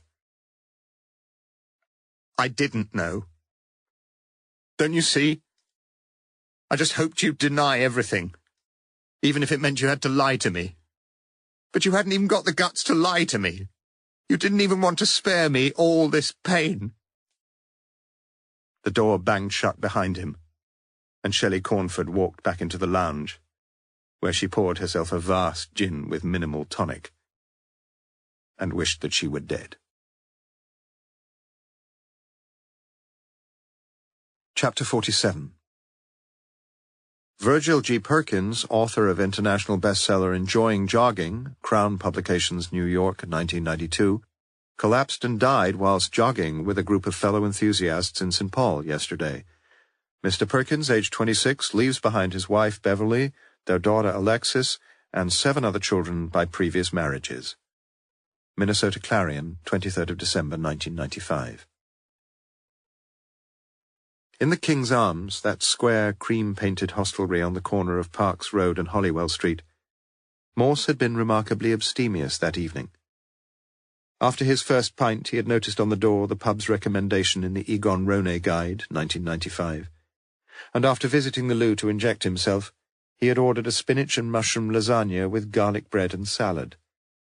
The individual constituents of this particular offering had never much appealed to him, yet the hospital dietitian, as he recalled, had been particularly enthusiastic about such fare, and, let it be said, the meal had been marginally enjoyed. It was 7:45 p.m. A cigarette would have been a paradisal plus, and yet somehow he managed to desist. But as he looked around him at the college crests, the coloured prints, the photographs of distinguished local patrons, he was debating whether to take a few more calories in liquid form, when the landlord was suddenly beside him. "Inspector, I hadn't seen you come in. This is for you. It's been here a couple of weeks." Morse took the printed card. "Let me tell you of a moving experience. Very moving. The furniture van is fetching my effects from London to Oxford at last, and on March the 18th I'll be celebrating my south-facing patio with a shower of champagne at 53 Morris Villas, Cowley. Come and join me. RSVP at above address. Deborah Crawford." Across the bottom was a handwritten note, "Make it, Morse, DC." Morse remembered her well, a slim, unmarried blonde who'd once invited him to stay overnight in her North London flat, following a comparatively sober Metropolitan Police party, when he'd said that after such a brief acquaintance such an accommodation might perhaps be inappropriate. Yes, that was the word he'd used, inappropriate. Pompous idiot. But he'd given her his address, which she'd vowed she'd never forget, which clearly she had. "She was ever so anxious for you to get it," began the landlord. But even as he spoke, the door that led to Holywell Street had opened, and he turned his attention to the newcomer. "Dennis! I didn't expect to see you in tonight. No good us both running 6 miles on a Sunday morning if we're going to put all the weight back on a Sunday night." Morse looked up, his face puzzled. "You mean you went jogging together this morning? What time was that?" "It's far too early, wasn't it, David?" The landlord smiled. "Stupid, really. On a Sunday morning, too." "What time?" repeated Morse. 7:15. We met outside the pub here." "And where did the pair of you run?" "5 of us, actually, wasn't it, Dennis? We ran up to the Plain, up the Iffley Road, across Donington Bridge, along the Abingdon Road up to Carfax, then through Cornmarket and St Giles up to the Woodstock Road as far as North Parade, then across the Banbury, South Parks, and we got back here—" "Just before 8, added Cornford, pointing to Morse's empty glass. "What's it to be?" "No, it's my round." "Nonsense." "Well, if you insist." In fact, however, it was the landlord who insisted, and who now walked to the bar as Cornford seated himself. "You told me earlier," Morse was anxious to get things straight, "you'd been on your own when you went out jogging." "No. If I did, you misunderstood me. You said, I think, just you. And when I said yes, I'd assumed that you were asking if both of us had gone, Shelley and me." "And she didn't go?" "No, she never does. She just stayed in bed." "Where else?" Morse made no suggestion. "Do you ever go jogging, Inspector?" The question was wearily mechanical. "Me? No, I walk a bit, though. I sometimes walk down to Summertown for a newspaper, just to keep fit." Cornford almost grinned. "If you're going to be Master of Lonsdale, you're supposed to be fit. It's in the statutes somewhere." "Makes you wonder how Sir Clixby ever managed it." Cornford's answer was unexpected. "You know, as you get older, it's difficult for young people to imagine you were ever young yourself, good at games, that sort of thing. Don't you agree?" "Fair point, yes." "And the master was a very fine hockey player. Had an England trial, I understand." The landlord came back with 2 pints of bitter, then returned to his bartending duties. Cornford was uneasy. Morse felt sure of that. Something regarding his wife, perhaps? Had she had anything to do with the murder of Geoffrey Owens? Unlikely, surely. One thing looked an odds-on certainty, though.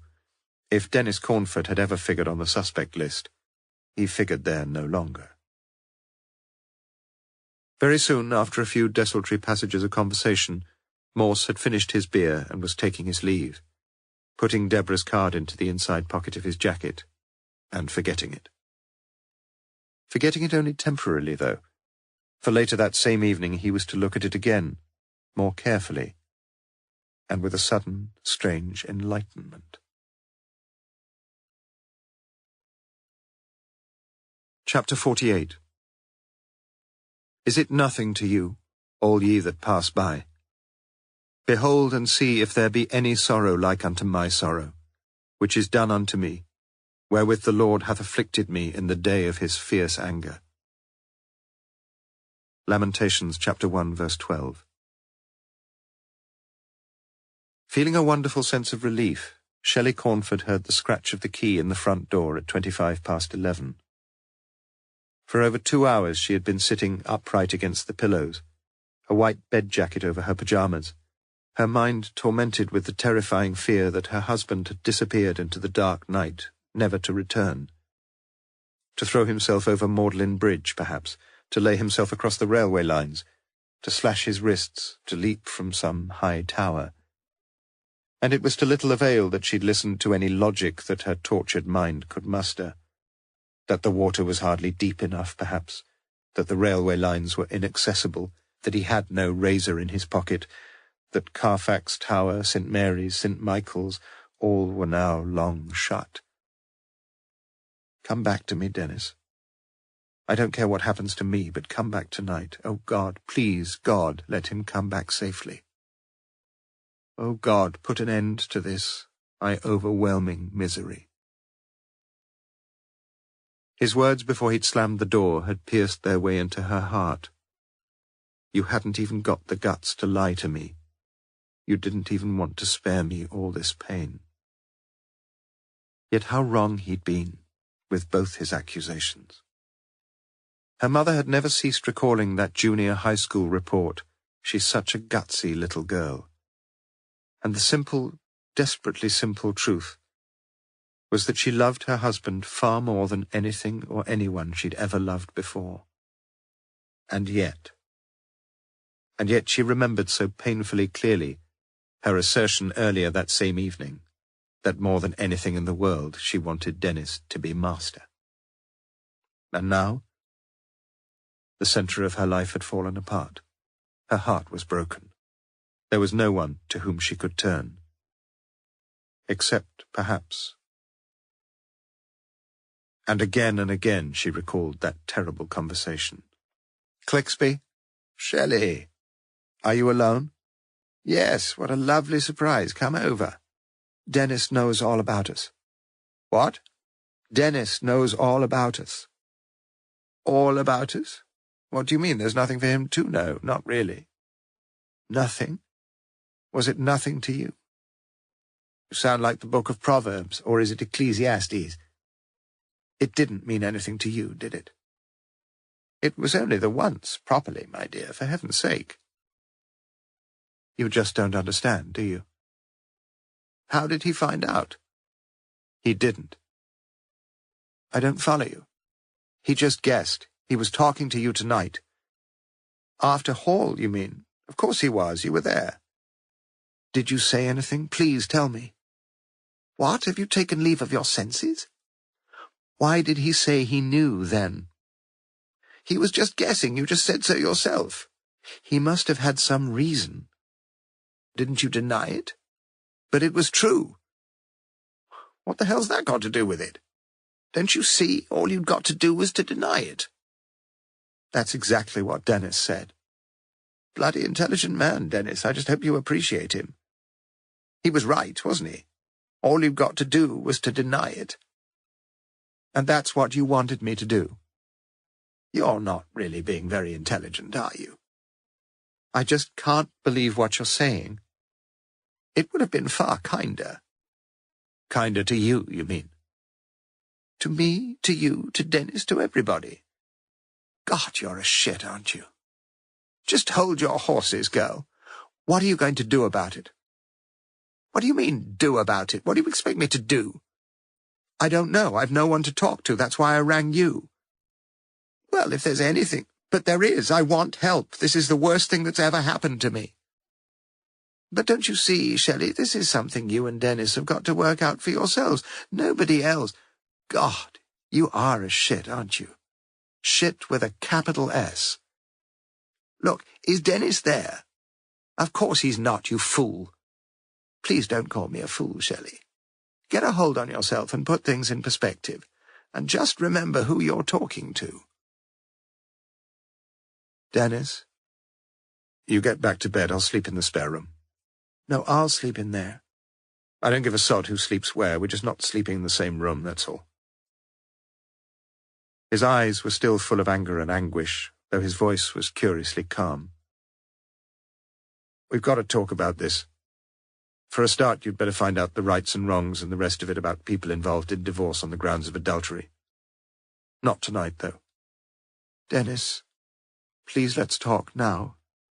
Please, just for a little while. What the hell about? About me? You know all about me, for Christ's sake. I'm half pissed, and soon I'm going to be fully pissed. And as well as that, I'm stupid, and hurt, and jealous, and possessive, and old-fashioned, and faithful. You following me? I've watched most of your antics, but I've never been too worried. You know why? Because I knew you loved me. Deep down I knew there was a bedrock of love underneath our marriage. Or I thought I knew. In silence, in abject despair, Shelley Cornford listened, and the tears ran in furrows down her cheeks. We're finished. The two of us have finished, Shelley. Do you know I can hardly bring myself to call you by your name? Our marriage is over and done with. Make no mistake about that. You can feel free to do what you want now. I just don't care. You're a born flirt. You're a born prick-teaser. And I just can't live with you any longer. I just can't live with the picture of you lying there naked and opening your legs to another man. Can you try to get that into your thick skull? She shook her head in utter anguish. You said, Cornford continued, you'd have given anything in life to see me become master. Well, I wouldn't. Do you understand that? But I'd have given anything in life for you to be faithful to me. Whatever the prize. He turned away from her, and she heard the door of the spare bedroom close, then open again. When was it? Tell me that. When? This morning. You mean when I was out jogging? Yes, she whispered. He turned away once more, and she beheld and could see no sorrow like unto her own sorrow. The keys to her car lay on the mantel-shelf. Chapter 49. Monday the 4th of March. I work all day and get half drunk at night. Waking at 4 to soundless dark, I stare. In time the curtain edges will grow light. Till then I see what's really always there. Unresting death. A whole day nearer now, making all thought impossible, but how and where and when I shall myself die. Philip Larkin, Obad. Never in his lifetime of muted laughter and occasional tears had Morse spent such a horrifying night. Amid fitful bouts of semi-slumber, head weighted with pain, ears throbbing, stomach in spasms, gullet afire with bile and acidity, he'd imagined himself on the verge of fainting, of vomiting, of having a stroke, of entering cardiac arrest. One of Ovid's lovers had once besought the horses of the night to slacken their pace and delay thereby the onset of the dawn. But as he lay turning in his bed, Morse longed for a sign of the brightening sky through his window. During that seemingly unending night, he had consumed several glasses of cold water, Alka-Seltzer tablets, cups of black coffee, and the equivalent of a weekly dosage of Nurofen Plus. No alcohol, though. Not one drop of alcohol. At last, Morse had decided to abandon alcohol. Lewis looked into Morse's bedroom at 7:30 a.m. Lewis was the only person who had a key to Morse's flat. In the prestigious area of North Oxford, most householders had long since fitted their homes with anti-burglar devices, with neighbours holding the keys to the alarm mechanism.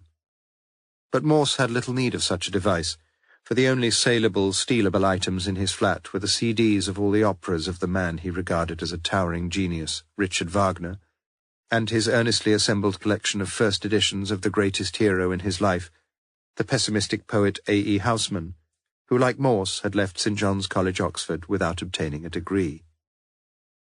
But not even North Oxford burglars had tastes that were quite so esoteric. And in any case, Morse seldom spoke to either of his immediate neighbours. "You look awful, sir." "Oh, for Christ's sake, Lewis, don't you know if somebody says you look awful, you feel awful?" "Didn't you feel awful before I said it?" Morse nodded a miserable agreement. "Shall I get you a bit of breakfast?" "No." "Well, I reckon we can eliminate the stores, both of 'em. I've checked with the hotel as far as possible, and unless they hired a helicopter... We can cross off the Cornfords, too. Him, anyway. He's got 4 witnesses to testify he was running around Oxford pretending to be Roger Bannister." "What about her?" "I can't really see why. Or how." "Owens could have been blackmailing her?" Morse fingered his stubbled chin. "I don't think so, somehow. But there's something there. Something Cornford didn't want to tell me about." "What do you think?" But Morse appeared unable to answer, as he swung his legs out of bed and sat for a while, alternately turning his torso to left and right. "Just easing the lumbago, Lewis. Don't you ever get it?" "No." "Just nip and get me a glass of orange juice from the fridge, the unsweetened orange juice." As he walked into the kitchen, Lewis heard the post slither through the letterbox. So did Morse. "Lewis, did you find out what time the postman usually calls in Polstead Road?" "I've already told you, you were right." "About the only bloody thing I have been right about." "Ah, cheer up, sir." "Just turn out those pockets, will you?" Morse pointed to the suit and shirt thrown carelessly over the only chair in the bedroom. "Time I had a change of clothes. Maybe bring me a change of luck." "Who's your new girlfriend?" Lewis held up the invitation card. "Make it Morse, D.C." "That card is wholly private, But Morse got no further. He felt the old familiar tingling across the shoulders, the hairs on his lower arms standing up, as if a conductor had invited his orchestra to arise after a concert. "Christ," whispered Morse irreverently. "Do you know what, Lewis? I think you've done it again."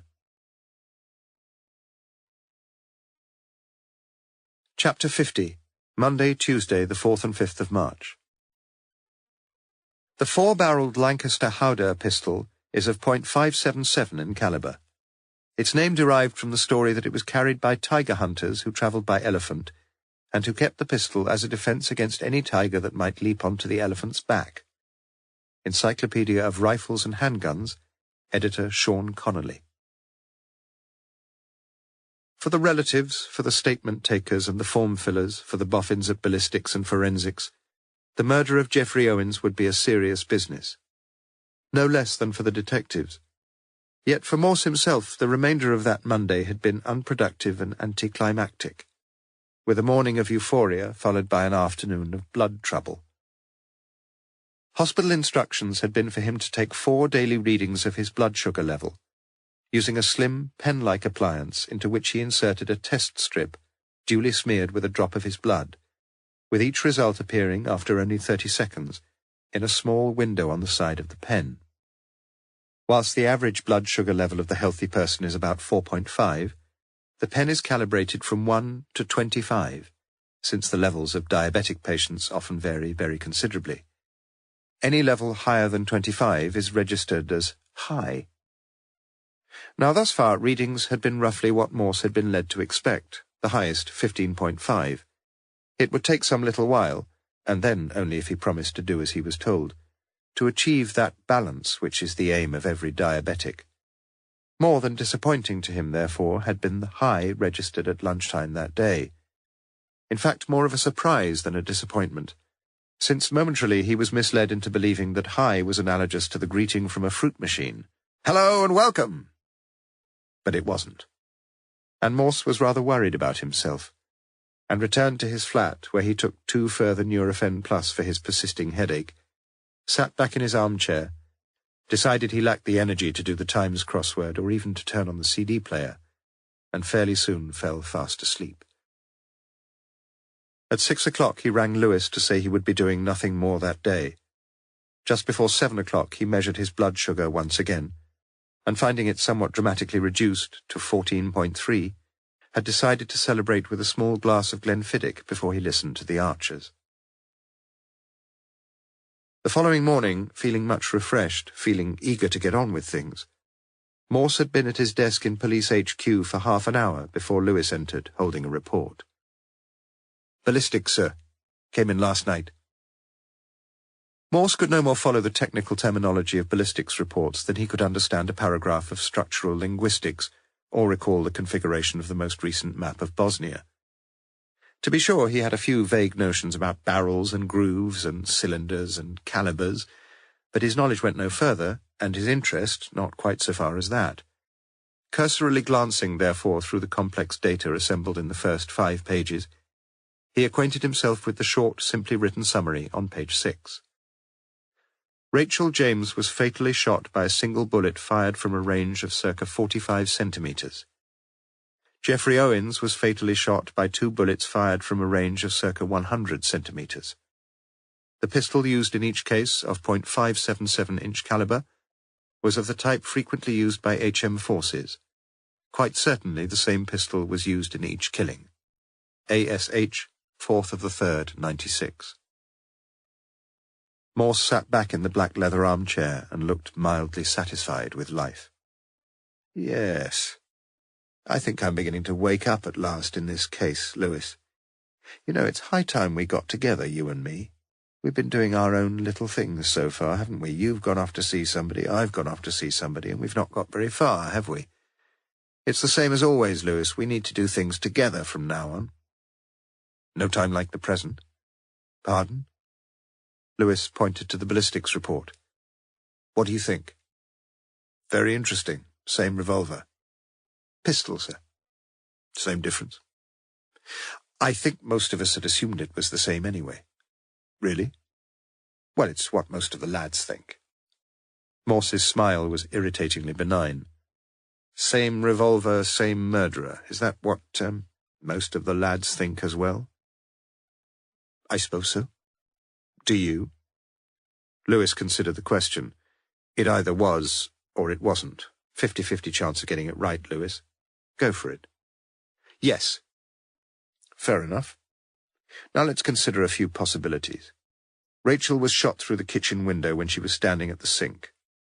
The blind was old and made of thinnish material, and the silhouette was pretty clear, perhaps, but the murderer was taking a risk.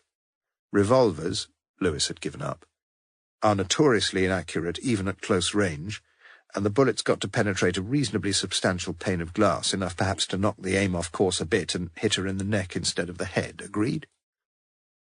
Lewis nodded at what he saw as an analysis not particularly profound. And Morse continued. Now, the shooting of Owens took place inside the house from a bit further away, but no glass this time and a very clear target to aim at. And Owens is shot in the chest, not in the head. A modus operandi quite different from the first. Lewis smiled. "So we've got 2 moduses operandi." "Modi, Lewis. So it could be that we've 2 murderers, but that would seem on the face of it highly improbable, because it's not difficult to guess the reason for the difference, is it?" "Well, as I see things, sir, Owens was probably murdered by somebody he knew. He probably invited whoever it was in. Perhaps they'd arranged to meet anyway. Owens was dressed and—" Lewis stopped a moment. He hadn't shaved, though, had he? He was the sort of fellow who always looked as if he needed a shave. Perhaps we should have checked more closely. You don't expect me to check that sort of thing, do you? I'm a necrophobe. You've known me long enough, surely. Well, that's it then, really. But Rachel probably didn't know him. Or her. She must have been really scared if she heard a tap on the window that morning and went to open the blind. You're still assuming that both murders were committed by the same person, Lewis. And you don't think so? Morse shrugged. Could have been 2 lovers, or partners, or husband and wife. or two completely separate people. Lewis was beginning to sound somewhat exasperated. You know, I shall be much happier when we've got a bit more of the routine work done, sir. It's all been a bit ad hoc so far, hasn't it? Morse raised his eyebrows at the Latinism. Can't we leave a few of the ideas until we've given ourselves a chance to check everything a bit? Lewis, you are preaching to the converted. That's exactly what we've got to do. Go back to the beginning. In our beginning is our end, somebody said. Eliot, wasn't it? Or is it, in our end is our beginning? Where do you suggest we begin then, sir? Morse considered the question. What about you fetching me a cup of coffee? No sugar. Chapter 51. Tuesday the 5th of March. The overworked man who agrees to any division of labour always gets the worst share. Hungarian proverb. Where do you suggest we begin, then? Repeated Lewis, as Morse distastefully sipped his unsweetened coffee. When we do start again, we'll probably find that we've been looking at things from the wrong angle. We've been assuming, I have anyway, that it was Owens who was pulling all the strings. As a journalist, he'd often been in a privileged position with regard to a few juicy stories, and as a man, he pretty clearly gloried in the hold he could have on other people. Blackmail. And from what we learned, I thought it was likely that the two candidates for the mastership at Lonsdale were being blackmailed. I thought they'd have as good a motive, certainly Storrs, as anybody, for wishing Owens out of the way. But I never dreamed that Owens was in danger of being murdered, as you know. There's just the one trouble about following up that particular hypothesis, though, isn't there? It's now clear that neither of those two, neither Storrs nor Cornford, nor their wives for that matter, could have been responsible for both murders. And increasingly unlikely, perhaps, that any of them could have been responsible even for one of the murders. So where does this all leave us? It's a bit like a crossword clue you sometimes get stuck with. You think one bit of the clue's the definition and the other bit's a build-up of the letters. Then suddenly you realize you've got things the wrong way round. And perhaps I'm reading the clue the wrong way round here, Lewis. What if someone was blackmailing Owens, the exact opposite of our hypothesis? What if, we've spoken about it before, what if Rachel James came to discover something that would upset his carefully loaded apple cart and blackmailed him? Trying to climb aboard the gravy train herself? Exactly. Money. You said right at the start that we needed a motive for Rachel's murder, and I suspect she'd somehow got to know about his own blackmailing activities and was threatening to expose him. Lewis was looking decidedly impatient. Sir, could we please get along to Owen's office first and get a few simple facts established? Just what I was about to suggest. We shall have to get down there and find everything we can about him. See the editor, the sub-editor, his colleagues, that personnel fellow, especially him. Go through his desk and his drawers, get hold of his original application if we can. Try to learn something about his men friends, his girlfriends, his enemies, his habits, what he liked to eat and drink, his salary, any clubs he belonged to, his political leanings. We know he voted Conservative, sir. The newspaper he took, where he usually parked his car, what his job prospects were. Yes, plenty to be going on with there. Quite a list. Good job there's two of us, sir. Pardon? Hefty agenda, that's all I'm saying. Not all that much, really. Far easier than it sounds. And if you get off straight away...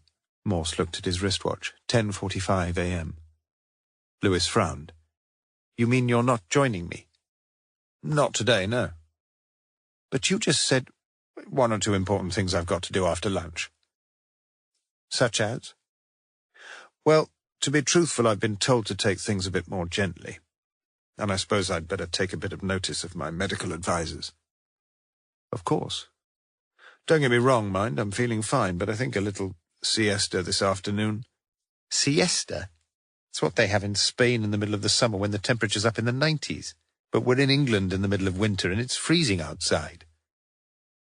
Morse looked down at his desk a little sheepishly, and Lewis knew that he was lying. Come on, sir, it's something to do with that invite you had, isn't it? Deborah Crawford. In a way. Why are you being so secretive about it? You wouldn't tell me yesterday either. Only because it needs a bit more thinking about, that's all. You and me together, isn't that what you said? Morse fingered the still cellophane cigarettes, almost desperately. "Sit down then, Lewis." Chapter 52.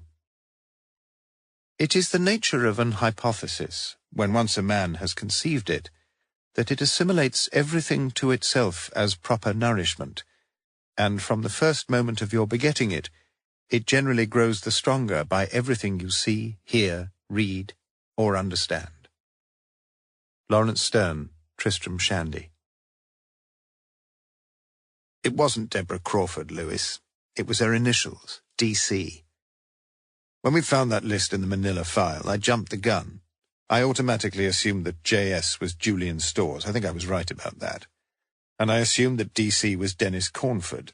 And I think I was wrong about that.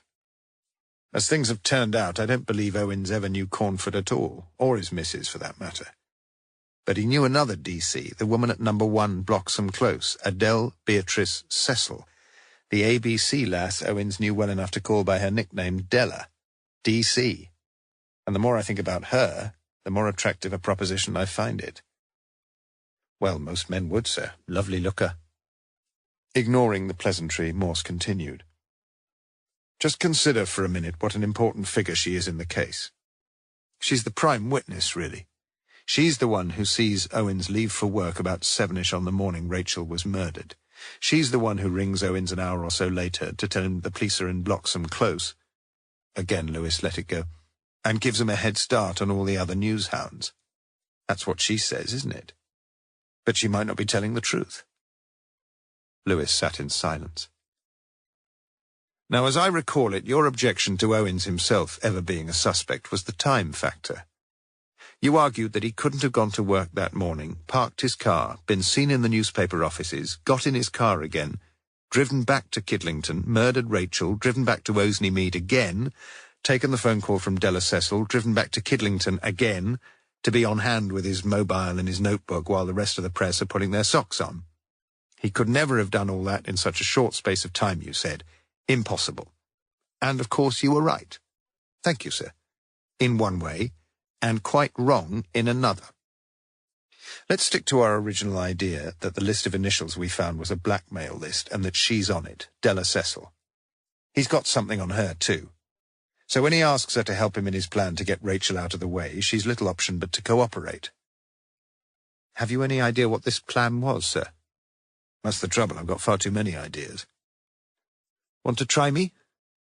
All right. They're all the same sort of plan, really. Any plan to cut down that time business you're so worried about. Let me just outline a possible plan and see what you think of it. Ready?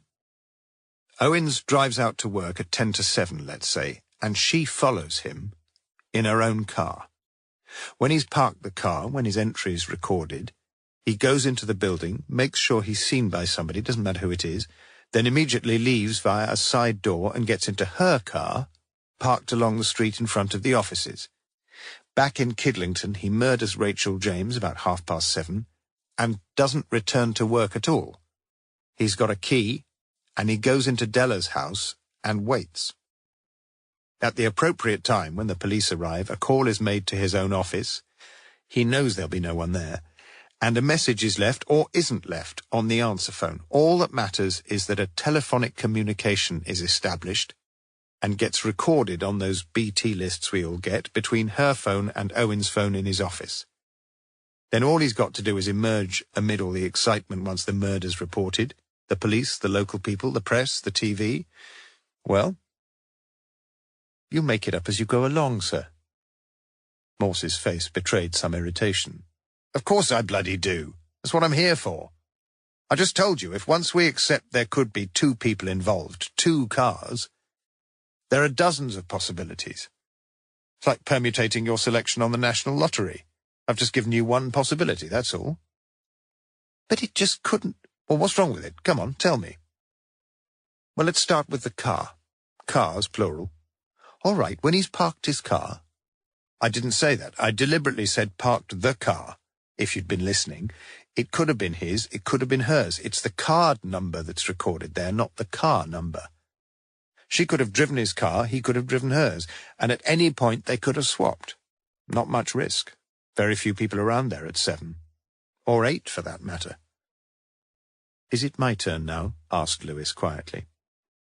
"Go on." "I'm talking about Owen's car, all right? That was parked in Bloxham Drive. Drive, please, sir. When Owens was there that morning. The street was cordoned off, but the lads let him in because he told them he lived there, and I saw the car myself." "So? He could have left it, or she could have left it, in a nearby street, anywhere. Up on the main road behind the terrace, say that's where JJ—" But Morse broke off. "It still couldn't have happened like you say, sir." "No?" "No, he was seen in his office, Owens was, remember? Just at the time when Rachel was being murdered, seen by the personnel manager there." "We haven't got a statement from him yet, though." "He's been away, you know that." "Yes, I do know that, Lewis, but you spoke to him." Lewis nodded. "On the phone?" "On the phone." "You did it through the operator, I suppose?" Lewis nodded again. "Do you know who she probably put you through to?" asked Morse slowly. The light dawned in Lewis's eyes. "You mean she could have put me through to Owens himself?" Morse shrugged his shoulders. "That's what we've got to find out, isn't it? Owens was deputy personnel manager, we know that. He was on a management course only last weekend." "Do you really think that's what happened?" "I don't know. I know one thing, though, it could have happened that way." "But it's all so airy-fairy, isn't it? And you said we were going to get some facts straight first." "Exactly." Lewis gave up the struggle. "I'll tell you something that would be useful. Some idea where the gun is." "The pistol, do you mean?" "Sorry. But if only we knew where that was." "Oh, I think I know where we're likely to find the pistol, Lewis."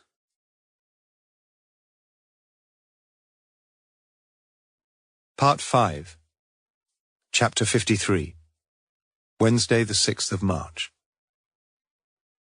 A good working definition of hell on earth is a forced attendance for a couple of days or even a couple of hours at a Young Conservatives convention. Cassandra in the Daily Mirror, June 1952. Miss Adele Cecil, she much preferred Miss to Ms and Adele to Della, had spent the previous evening and night in London, where she had attended and addressed a meeting of the chairman, chairwomen and chairpersons of the Essex Young Conservative Association. 38 such personages had assembled at Durrant's in George Street, a traditional English hotel just behind Oxford Street with good facilities, tasteful cuisine and comfortable beds. Proceedings had been businesslike, and the majority of delegates, it appeared, had ended up in the rooms originally allocated to them. It was at a comparatively early breakfast in the restaurant that, over her fresh grapefruit with full English to follow, the head waiter had informed Adele of the telephone message, which she had taken in one of the hooded booths just outside the breakfast room. "How did you know I was here?" "Don't you remember me? I'm a detective." Yes, she remembered him, the white-haired, supercilious, sarcastic police officer she didn't want to meet again. "I shan't be back in Oxford until lunchtime." "The trout? 12:30?" As she started on her eggs, bacon, mushroom and sausages, she accepted the good-natured twitting of her 3 breakfast companions, all male. "Boyfriend? Couldn't he wait? What's he got?"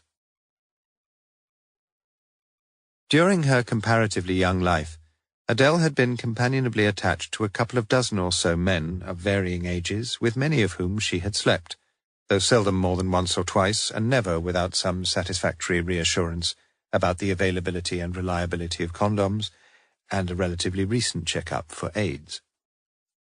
They were all the same men. Well, most of them. Fingers fumbling for hooks at the backs of bras or at the front these days. So why was she looking forward just a little to her lunchtime rendezvous? She wasn't, really, she told herself as she parked the Rover, crossed the narrow road just below the bridge and entered the bar. "What'll you have?" "Orange juice and lemonade, please." They sat facing each other at a low wooden table, and Morse was immediately and again aware of her attractiveness. She wore a slimly tailored dark grey outfit with a high-necked Oxford blue blouse, her ash-blonde hair palely gleaming. Morse looked down at his replenished pint of London pride. Good time at the conference? I had a lovely time, she lied. I'm glad it went well, he lied. Do you mind? She waved an unlit cigarette in the air. Go ahead, please. She offered the packet across. Not for the minute, thank you. Well? Just one or two questions.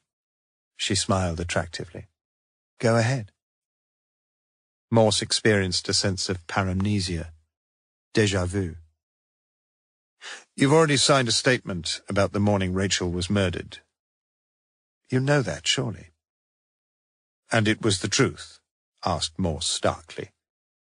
You couldn't have been wrong. Of course not. You told me you had a heart-to-heart with Rachel once in a while. I think those were your words. So? Does that mean you spoke about boyfriends, men friends? And clothes and money and work.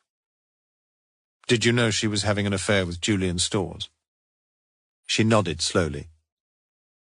Did you mention this to Mr. Owens?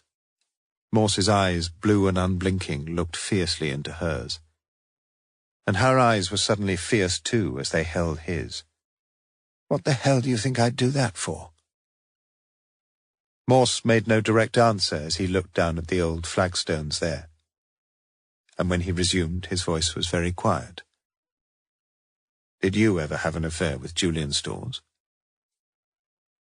She thought he looked sad, as if he hadn't really wanted to ask the question at all. And suddenly she knew why she'd been looking forward to seeing him. So many hours of her life had she spent seeking to discover what lay beneath the physical looks, the sexual prowess, the masculine charms of some of her lovers. And so often had she discovered the self-same answer. Virtually nothing. She looked long into the blazing log fire before finally answering. I spent one night with him in Blackpool, at one of the party conferences. She spoke so softly that Morse could hardly hear the words, or perhaps it was he didn't wish to hear the words. For a while he said nothing. Then he resumed his questioning. You told me that when you were at Rodine there were quite a few daughters of service personnel there, apart from yourself. Quite a few, yes. Your own father served in the army in India. How did you know that? He's in Who's Who. Or he was. He died 2 years ago. Your mother died of cancer 12 years ago. You were the only child of the marriage. Orphan Annie, yeah. The sophisticated upper-crust veneer was beginning to crack. You inherited his estate. Estate? Ha! She laughed bitterly. He left all his money to the bookmakers. No heirlooms, no mementos, that sort of thing? She appeared puzzled. What sort of thing? A pistol, possibly? A service pistol? Look, you don't seriously think I had anything to do with... My job's to ask the questions. Well, the answer's no, she snapped. Any more questions? One or two, clearly. Where were you on Sunday morning, last Sunday morning? At home, in bed, asleep, until the police woke me up. And then? Then I was frightened. And you want me to tell you the truth? Well, I'm still bloody frightened. Morse looked at her again, so attractive, so vulnerable, and now just a little nervous, perhaps. Not frightened, though, surely. Was she hiding something? Is there anything more, he asked gently, anything at all you can tell me about this terrible business? And immediately he sensed that she could. Only one thing, and perhaps it's got nothing. Julian asked me to a guest night at Lonsdale last November, and in the SCR after dinner I sat next to a fellow there called Dennis Cornford. I only met him that once, but he was really nice, lovely man, really. Sort of man I wish I'd met in life. Bit old, surely. About your age? Morse's fingers folded round the cellophane, and he sought to stop his voice from trembling. What about him? I saw him in the drive, that's all. On Thursday night, about 8. He didn't see me. I'd just driven in and he was walking in front of me, no car. He kept walking along a bit and then he turned into number 15 and rang the bell. Jeff Owens opened the front door and let him in. You're quite sure it was him? Oh, yes, replied Adele. Chapter 54. He looked into her limpid eyes. I will turn this Mozart off if you don't mind, my love. You see, I can never concentrate on two beautiful things at the same time. Passage quoted by Terence Bensick in The Good and the Bad in Mills and Boon. With suspiciously extravagant caution, Morse drove the Jaguar up towards Kidlington HQ, again conscious of seeing the nameplate of that particular railway station flashing, still unrecognisably, across his mind.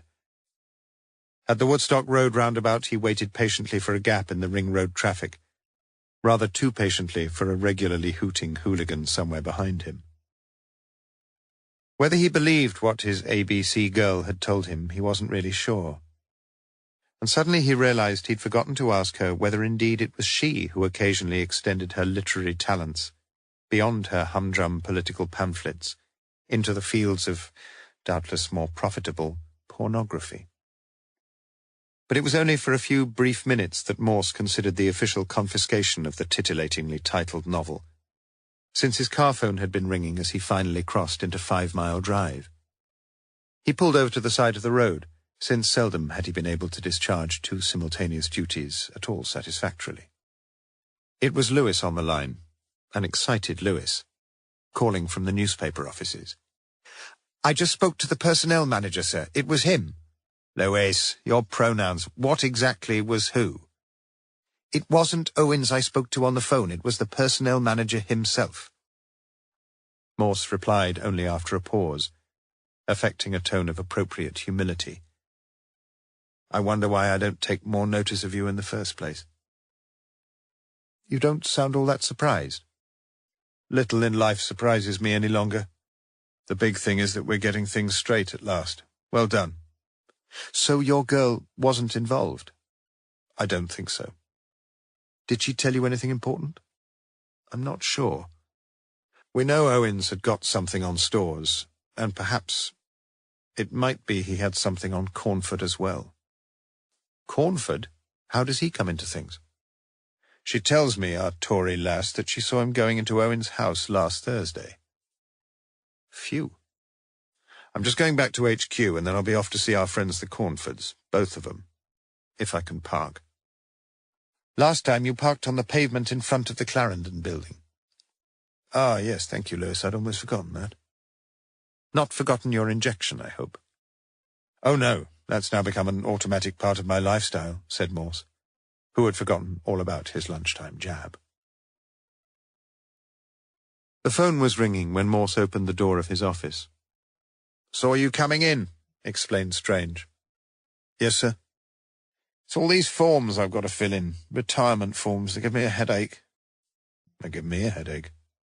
At least you know how to fill 'em in." "Can we leave it just a little while, sir? I don't seem able to cope with two things at once these days, and I've got to get down to Oxford." "Let it wait. Just don't forget you'll be filling in the same forms pretty soon." Bloxham Drive was still cordoned off, the police presence still pervasively evident. But Adele Beatrice Cecil, alias Anne Barclay Cox, author of Topless in Torremolinos, was waved through by a Sentinel PC, just as Geoffrey Owens had been waved through over a fortnight earlier, on the morning that Rachel James had been murdered. As she let herself into number 1, she was immediately aware that the house was literally almost freezing. Why hadn't she left the heating on? How good to have been able to jump straight into a hot bath, or into an electric blanketed bed, or into a lover's arms. For several minutes she thought of Morse and of what he had asked her. What on earth had he suspected? And suddenly, alone again now in her cold house, she found herself shivering. Chapter 55. To an outsider, it may appear that the average Oxbridge Don works but 24 weeks out of the annual 52. If, therefore, at any point in the academic year it is difficult to locate the whereabouts of such an individual, most assuredly this circumstance may not constitute any adequate cause for universal alarm. A Workload Analysis of University Teachers. Editor Harry Judge. Just after 4 p.m. that same day, Morse rang the bell beside the red-painted front door of an elegant, ashlarred house just across from the Holywell music room. It was the right house, he knew that, with the Lonsdale crest fixed halfway between the neatly paned windows of the middle and upper stories. There was no answer. There were no answers. Morse retraced his steps up to Broad Street and crossed the cobbles of Radcliffe Square to the Porter's Lodge at Lonsdale. "Do you know if Dr. Cornford's in college?" The duty porter rang a number, then shook his head. "Doesn't seem to be in his room, sir." "Has he been in today?" "He was in this morning, called for his mail. What, 10, quarter past?" "You've no idea where he is?" The porter shook his head. "Doesn't come in much of a Wednesday, Dr. Cornford. Usually has his faculty meeting Wednesdays." "Can you try him for me there? It's important." The porter rang a second number, spoke for a while, put down the phone. "They've not seen him today, sir. Seems he didn't turn up for the 2 o'clock meeting." "Have you got his home number?" "He's ex-directory, sir. I can't—" "So am I ex-directory. You know who I am, don't you?" The young porter looked as hopefully as he could into Morse's face.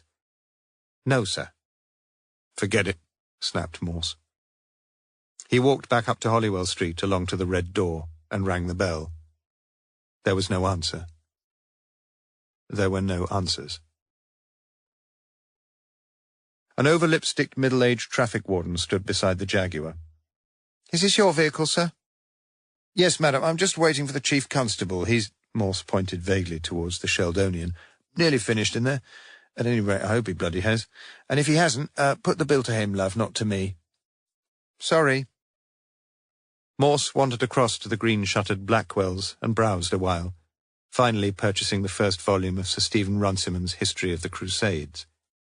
He wasn't quite sure why. Then, for the third time, he walked up to the red door in Holywell Street and rang the bell. Morse heard the news back in HQ. From Lewis. A body had been found in a car in a narrow lane off New Road, in a garage rented under the name of Dr. Cornford. For a while, Morse sat silent. "I only met him the once, you know, Lewis. Well, the twice, really. He was a good man, I think. I liked him. It isn't Dr. Cornford, though, sir. It's his wife." Chapter 56. Thursday the 7th of March. Is it sin to rush into the secret house of death ere death dare come to us? Shakespeare, Antony and Cleopatra. "Tell me about it," said Morse. Seated opposite him in the first-floor office in St. Aldate's police station, Detective Chief Inspector Peter Warner told the story sadly and economically. Mrs. Shelley Cornford had been found in the driving seat of her own car, reclining back with a hosepipe through the window. The garage had been bolted on the inside. There could be little doubt that the immediate cause of death was carbon monoxide poisoning from exhaust fumes. A brief handwritten note had been left on the passenger seat. "I'm so sorry, Dennis. I can't forgive myself for what I did. I never loved anyone else but you, my darling. S." No marks of violence. 97 milligrams blood alcohol, the equivalent, Warner suggested, of 2 or 3 stiffish gins. Still a few unanswered questions, of course, about her previous whereabouts that day, about the purchase of the green hosepipe and the connector, both new. But suspicion of foul play? None. "I wonder where she'd had a drink," asked Morse. "Well, if she'd walked up from Holywell Street, there'd be the King's Arms, the White Horse, the Randolph. But you're the expert." Morse asked no more questions, but sat thinking of the questionnaire he had set for the Police Gazette. It seemed so long ago. If you could gladden your final days with one of the following. Yes, without a doubt, if he'd been honest, Morse would have applauded Shelley Cornford's choice. And what the hell did it matter where she'd had those few last glasses of alcohol? Few last units, rather. The measurements into which the dietitian had advised him to convert his old familiar gills and pints and quarts. Do you want to see her? Morse shook his head. You better see him, though. Morse nodded wearily. Is he all right? Well, his GP's been in, but he refuses to take any medication. He's in the canteen with one of the sergeants. We've finished with him, really. Tell me about it, urged Morse. Dennis Cornford's voice was flat, almost mechanical, as he replied.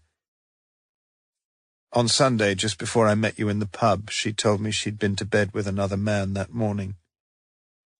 I hardly spoke to her after that. I slept in the spare room the last 3 nights. The note?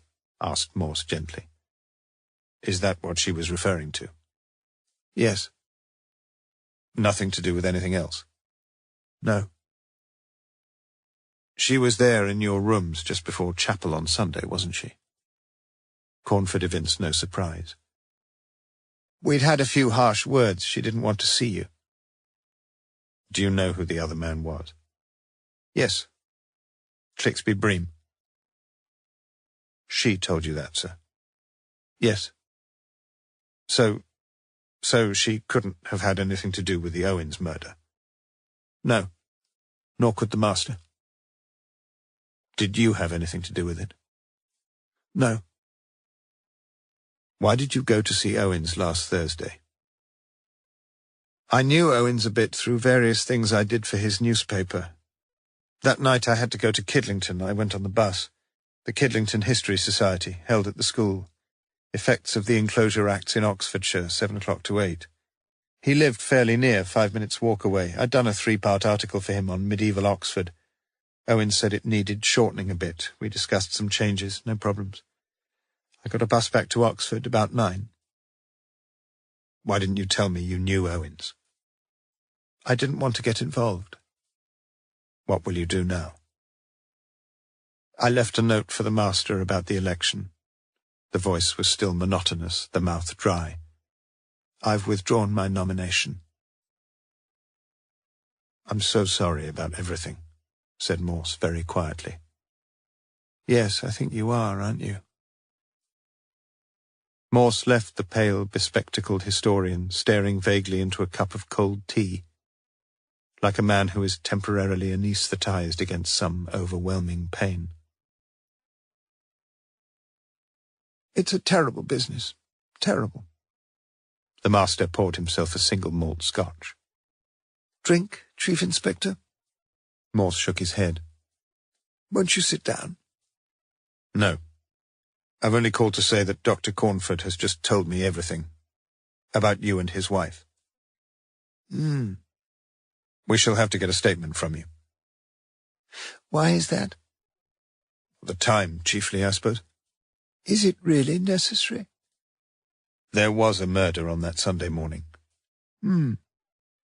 Was she one of your suspects? Morse made no direct answer. She couldn't have been making love to you and murdering someone else at the same time. No. The bland features betrayed no emotion. Yet Morse was distastefully aware that the master was hardly displeased with such a succinct, such an unequivocal assertion of Shelley Cornford's innocence, since by implication it was an assertion of his own. I understand that Dr. Cornford has written to you, sir. Exited from the lists, poor Dennis, yes. That just leaves Julian Storrs. Good man, though, Julian. Morse slowly walked to the door. What do you think about suicide, Sir Clixby? In general. The master drained his tumbler and thoughtfully considered the question. Aristotle, you know, thought suicide a form of cowardice. Running away from troubles oneself and leaving all the heartache to everybody else. And what do you think? Morse was conscious of a deep loathing for this smooth and odious man. I don't know what your particular heartache is, sir. You see, I never met Mrs. Cornford myself. But I'd be surprised if she was a coward.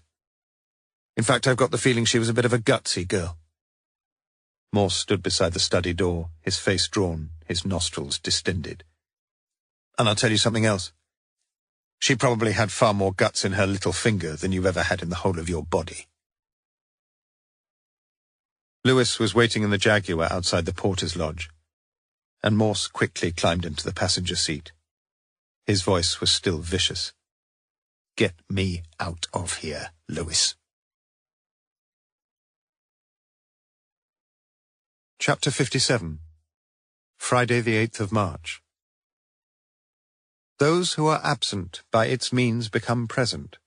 Correspondence is the consolation of life. Voltaire, Philosophical Dictionary. Sergeant Lewis had himself only just entered Morse's office when Jane came through with the post. 6 official-looking letters, opened with appropriate previous correspondence paper-clipped behind them. 1 square white envelope, unopened, marked private, and postmarked Oxford. And an airmail letter, also unopened, marked personal and postmarked Washington. Jane smiled radiantly at her boss. "Why are you looking so cheerful?" queried Morse. "Just nice to have you back, sir, that's all." Inside the white envelope was a card, the front showing an auburn-haired woman in a white dress reading a book, and Morse read the brief message inside. Geoffrey Harris Ward, Radcliffe Infirmary, 7th of March, 96. We all miss your miserable presence in the ward. If you haven't finished smoking, we shall never meet for that G&T you promised me. Look after yourself. Affectionately, Janet. McQueen. P.S. I looked through your old hospital records from many years ago. Know something? I found your Christian name. "Why are you looking so cheerful?" asked Lewis.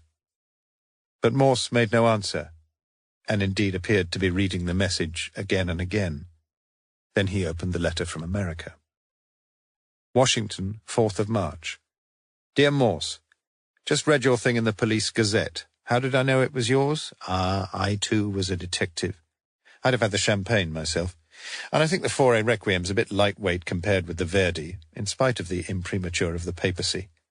I know you've always wept to Wagner, but I've always wept to Verdi myself, and the best Xmas present I had was the carry-on recording of Don Carlos. I know you're frightened of flying, but a visit here, especially in the spring, they say, is something not to be missed in life. We'll get together again for a jar on my return, April. And don't leave it too long before you take your pension. As I, Peter Imbert. Morse handed the letter across to Lewis. The old Metropolitan Commissioner? Morse nodded rather proudly. Washington, D.C., that'll be, sir. Where else? Washington, C.D., County Durham, near enough. Oh. What's your programme today, sir?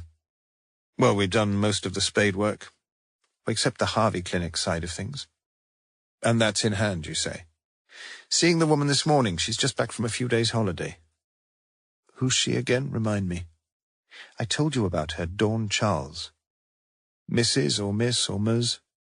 Not sure, but she's the main receptionist there. They say if anybody's likely to know what's going on, she is. What time are you seeing her? 10 o'clock. She's got a little flat out at Bicester on the Charles Church estate. You joining me? No, I don't think so. Something tells me I ought to see Stores again. Lovingly, Morse put The Girl Reading, Perugini, 1878, back into her envelope, then looked through Sir Peter's letter once again. Don Carlos. The 2 words stood out and stared at him at the beginning of a line as they were, at the end of a paragraph. Not an opera Morse knew well, Don Carlos. Another D.C., though. It was amazing how many D.C.s had cropped up in their inquiries, and still another one just now in the District of Columbia. And suddenly in Morse's mind the name of the Verdi opera merged with a name he'd just heard, the Don chiming in with the Dawn, and the Carlos with the Charles. Was it Dawn Charles, Mrs. or Miss or Ms., who held the key to the mystery? Did they belong to her, that pair of initials in the manila file? Morse's eyes gleamed with excitement. I think, he said slowly, Mr. Julian Storrs will have to wait a little while. I shall be coming with you, Lewis, to Bicester.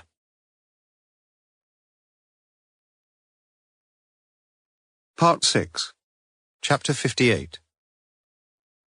The best liar is he who makes the smallest amount of lying go the longest way. Samuel Butler, Truth and Convenience. Dawn Charles looked nervous when she opened the door of her flat in Woodpecker Way and let the two detectives through into the grey-carpeted lounge, where the elder of the two, the white-haired one, was already complimenting her on such an attractive residence. Bit unlucky, though, really. I bought it at the top of the property boom for $58,000, only worth $34 now. Oh, dear. The man made her feel uneasy, and her mind went back to the previous summer when, on returning from France, she'd put the green Channel sticker on the windscreen, only to be diverted into the red Channel, where pleasantly, far too pleasantly, she'd been questioned about her time abroad, about the weather, about anything and everything, except those extra 1,000 cigarettes in the back of the boot. It had been as if they were just stringing her along, knowing the truth all the time. But these men couldn't possibly know the truth. That's what she was telling herself now. And she thought she could handle things. On Radio Oxford, just before Christmas, she'd heard P.D. James's advice to criminal suspects. Keep it short, keep it simple. Don't change a single word unless you have to. Please sit down. Coffee? I've only got instant, I'm afraid. We both prefer instant, don't we, Sergeant? Lovely, said Lewis, who would much have preferred tea. 2 minutes later, Dawn held a jug suspended over the steaming cups. Milk? Please, from Lewis. Thank you, from Morse. Sugar? Just the 1 teaspoonful, from Lewis. But a shake of the head from Morse. A slight raising of the eyebrows as she stirred 2 heaped teaspoonfuls into her own coffee, and an obsequious comment which caused Lewis to squirm inwardly. How on earth do you manage to keep such a beautiful figure with all that sugar? She coloured slightly. Something to do with the metabolic rate, so they tell me at the clinic. Ah, yes, the clinic. I'd almost forgotten. Again he was sounding too much like the customs man, and Dawn was glad it was the sergeant who now took over the questioning. A little awkwardly, a little ineptly, certainly as Morse saw things, Lewis asked about her training, her past experience, her present position, her relationships with employers, colleagues, clients. The scene was almost set. She knew Storrs, she claimed, only as a patient. She'd known Turnbull, she claimed, only as a consultant. She knew Owens, she claimed, not at all. Lewis produced the letter stating Julian Storrs' prognosis. Do you think this photocopy was made at the clinic? I didn't copy it. Someone must have done. I didn't copy it. Any idea who might have done? I didn't copy it. It was hardly a convincing performance, and she was aware that both men knew she was lying. And quietly, amid a few tears, certainly, but with no hysteria, the truth came out. Owens she had met when the press had come along for the clinic's 25th anniversary. He must have seen something, heard something that night about Mr. Storrs. After Mr. Turnbull had died, Owens had telephoned her. They'd met in the Bird and Baby in St. Giles. He'd asked her if she could copy a letter for him. Yes, that letter. He'd offered her £500, and she'd agreed, copied the letter, been paid in cash. That was it. That was all. A complete betrayal of trust, she knew that, something she'd never done before, would never have done in the normal course of events. It was just the money, nothing else. She desperately needed the money. Morse had been silent throughout the interrogation, his attention focused, it seemed, on the long, black-stockinged legs. Where does that leave me, leave us? She asked miserably. We shall have to ask you to come in to make an official statement, said Lewis. Now, you mean? That'll be best, yes. Perhaps not, intervened Morse. It's not all that urgent, Miss Charles. We'll be in touch fairly soon. At the door, Morse thanked her for the coffee. Not the best homecoming, I'm afraid. Only myself to blame, she said, her voice tight as she looked across at the visitors' parking lots where the Jaguar stood. Where did you go? Asked Morse. I didn't go anywhere. You stayed here in your flat. I didn't go anywhere. What was that about? Asked Lewis as he drove back along the A34 to Oxford. About her statement. I want you to be with me when we see Storrs this afternoon. What did you think of her? Not a very good liar. Lovely figure, though. Legs right up to her armpits. She'd have got a job in the chorus line at the windmill. Morse was silent, his eyes gleaming again as Lewis continued. I read somewhere that they all had to be the same height and the same build in the chorus line there. Perhaps I'll take you along when the case is over. No good, sir. It's been shut for ages. Dawn Charles closed the door behind her and walked thoughtfully back to the lounge, the suspicion of a smile about her lips. Chapter 59. Everything in life is somewhere else, and you get there in a car. E.B. White, One Man's Meat. Lewis had backed into the first available space in Polstead Road, the tree-lined thoroughfare that leads westward from Woodstock Road into Jericho, and now stood waiting whilst Morse arose laboriously from the low passenger seat of the Jaguar. "Seen that before, sir?" Lewis pointed to the circular blue plaque on the wall opposite. "This house was the home of T.E. Lawrence, Lawrence of Arabia, from 1896 to 1921. Morse grunted as he straightened up his aching back, mumbling of lumbago. What about a plaque for Mr. Storrs, sir? This was the home of Julian something Storrs, Master of Lonsdale, 1996 to 1997? Morse shrugged indifferently. Perhaps just 1996. The two men walked a little way along the short road. The houses here were of a pattern, gabled, red-bricked, three-storied properties, with ashlard mullioned windows, the frames universally painted white. Interesting and amply proportioned houses built towards the end of the 19th century. "Wouldn't mind living here," volunteered Lewis. Morse nodded. "Very civilized. Small, large houses, these, Lewis, as opposed to large, small houses." "What's the difference?" "Something to do with the number of bathrooms, I think." "Not much to do with the number of garages?" "No." Clearly nothing whatever to do with the number of garages, since the reason for the continuum of cars on either side of the road was becoming increasingly obvious. There were no garages here, nor indeed any room for such additions.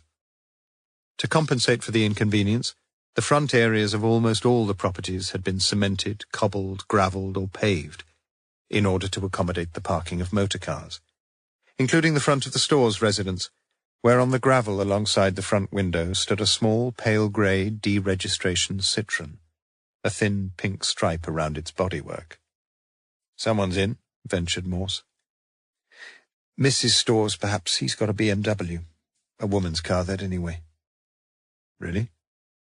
Morse was still peering through the Citroën's front window, perhaps for some more eloquent token of femininity, when Lewis returned from his ineffectual ringing. "No one in. No answer, anyway." "On another weekend break?" "I could ring the porter's lodge."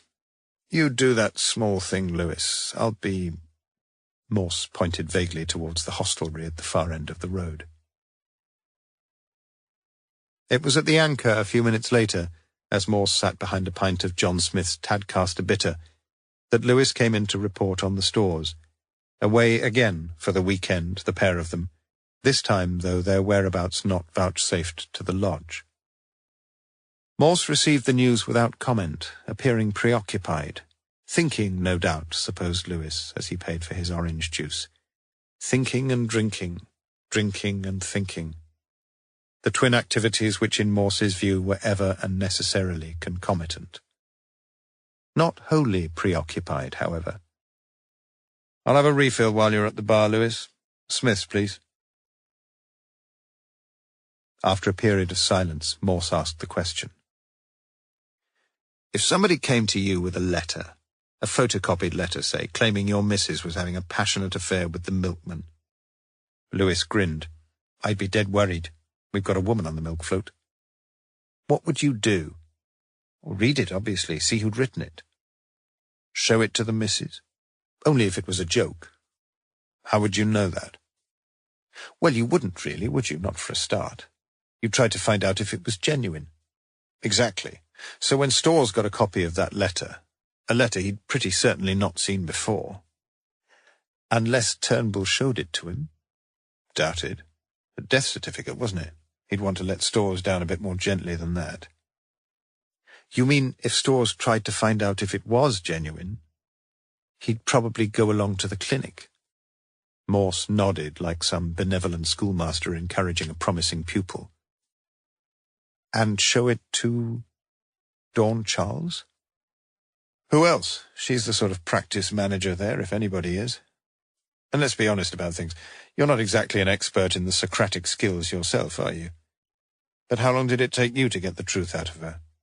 3 or 4 minutes? You think Storrs did it as well? Pretty certainly, I'd say. He's nobody's fool, and he's not going to give in to blackmail just on somebody's vague say-so.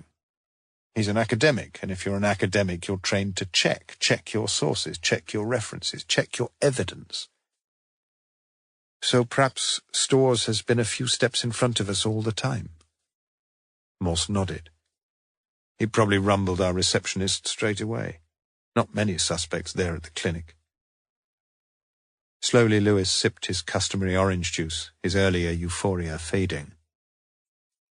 We're not exactly galloping towards the finishing post, are we? Morse looked up, his blue eyes betraying some considerable surprise. Why'd you say that, Lewis? That's exactly what we are doing. Chapter 60.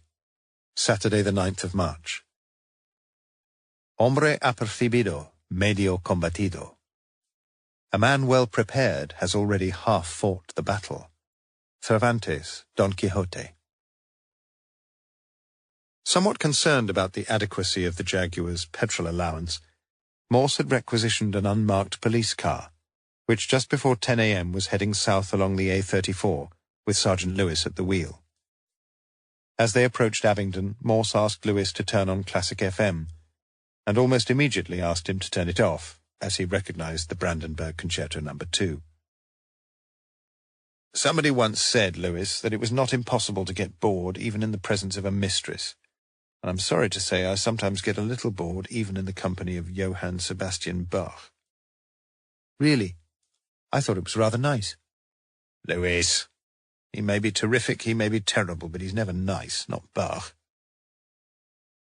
Lewis concentrated on the busy road ahead, as Morse sank back into his seat, and, as was ever his wont in a car, said virtually nothing for the rest of the journey. And yet Morse had said so many things, things upon which Lewis's mind intermittently focused again, as far too quickly he drove down to the Chieveley junction with the M4. Once back from Polstead Road, Friday afternoon had been very busy, and for Lewis, very interesting. It had begun with Morse asking about their present journey. If you had a posh car, which way would you go to Bath? A34, M4, A46, probably the best. The quickest, certainly. What if you had an old banger? Still go the same way, I think. What's wrong with the Burford-Cirencester way? Nothing at all if you like a bit of scenery, or if you don't like motorway driving. Then another question. How do we find out which bank the Storrs use? Could be they have different banks, sir. Shouldn't be too difficult, though. Lloyds, Barclays, NatWest, Midland. Shall I ring around? Morse nodded. And try to find out how they've been spending their money recently, if it's possible. May take a bit of time, but I don't see why not. Let me find out anyway. Lewis turned to go, but Morse had a further request. Before you do, bring me the notes you've made about the Storrs' stay in Bath last weekend. I'm assuming you've typed them up by now. All done. Maybe a few spelling mistakes, a few grammatical lapses. Beautifully typed, though. It had taken Lewis only 10 minutes to discover that Mr. Julian Storrs and Mrs. Angela Storrs both banked at Lloyd's. but there had been far greater difficulty in dealing with Morse's supplementary request. The manager of Lloyd's, Headington branch, had been fully cooperative but of only limited assistance. It was very unusual, of course, but not in cases such as this unethical, for confidential material concerning clients to be disclosed. But Lewis would have to contact Lloyd's inspection department in Bristol. Which Lewis had promptly done, again receiving every cooperation, also, however, receiving the disappointing news that the information required was unlikely as yet to be fully ready. With credit card facilities now almost universally available, the volume of transactions was ever growing, and with receipt items sometimes irregularly forwarded from retail outlets, and with a few inevitable checks and delays in processing and clearance, well, it would take a little time. "Later this afternoon?" Lewis had queried hopefully. "No chance of that, I'm afraid." "Tomorrow morning?" Lewis heard a deep sigh at the other end of the line. "We don't usually. It is very urgent, you say?" The phone had been ringing in Morse's office, an office minus Morse, and Lewis had taken the brief call. The post-mortem on Shelley Cornford confirmed death from carbon monoxide poisoning, and completely ruled out any suspicion of foul play. A note on yellow paper was sellotaped to the desk. "Lewis, just off to the Diab Centre, 3:45. Your notes on Bath most helpful, but try to get Sarah Siddons right, 2 Ds, please.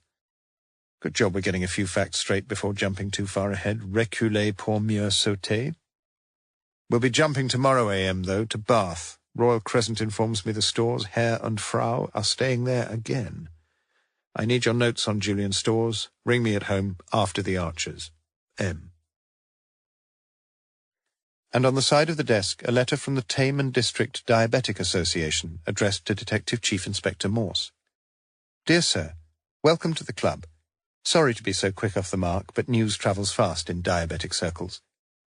We meet on the first Thursday of each month, 7:30 to 9 p.m. in the Town Hall in Tame, and we shall be delighted if you can come to speak to us. We can offer no fee, but we can offer a warm-hearted and grateful audience. During this last year, we have been fortunate to welcome several very well-known people. For example, our last 6 speakers have been Dr. David Matthews, Leslie Hallett, Professor Harry Keane, Angela Storrs, Dr. Robert Turner, and Willie Rushton. Please try to support us if you can. For our 1996-7 program, we are still looking for speakers for October 96 and February 97. Any hope of you filling one of these slots? I enclose SAE, and thank you for your kind consideration." But Lewis read only the first few lines, for never, except in the course of a criminal investigation, had he wittingly read a letter meant for the eyes of another person. From the passenger seat, Morse had still said nothing until Lewis, after turning off the M4 at junction 18 onto the A46, was within a few miles of Bath. "Lewis, if you had a mistress—" "Not the milk lady, sir, she's far too fat for me." "And say you were having a weekend away together, and you told your missus that you were catching the train, but in fact this woman was going to pick you up in her car somewhere, the Randolph, say." "Yes, sir." "Was Morse getting lost? Would you still go to the railway station? Would you make sure she picked you up at the railway station, not the Randolph?" "Dunno, sir, I've never—" "I know you haven't," snapped Morse. "Just think, man." So Lewis thought, and thought he saw what Morse was getting at. "You mean it might make you feel a bit better in your own mind, feel a bit less guilty, like, if you did what you said you'd be doing before you went?" Was Lewis getting lost? "Something like that," said Morse unenthusiastically, as a sign welcomed the 2 detectives to the Roman city of Bath. As soon as Lewis had stopped outside the Royal Crescent Hotel, Morse rang through on the mobile phone to the deputy manager, as had been agreed. No problem, it appeared. The Stores had gone off somewhere an hour or so earlier in the BMW. The coast was clear, and Morse got out of the car and walked round to the driver's window. "Good luck in Bristol."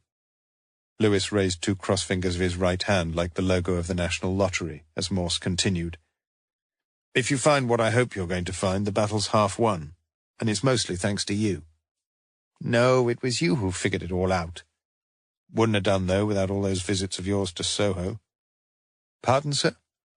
To see the chorus line, Lewis, the chorus line at the windmill. But I've never... Legs right up to her armpits, you said, right? And that was the second time you'd used those words, Lewis. Remember? Chapter 61. Life within doors has few pleasanter prospects than a neatly arranged and well-provisioned breakfast table. Nathaniel Hawthorne, The House of the Seven Gables. Morse stood for some while on the huge slabs that form the wide pavement stretching along the whole extent of the great 500-foot curve of cinnamon-coloured stone, with its identical facades of double Ionic columns, which comprise Bath's Royal Crescent.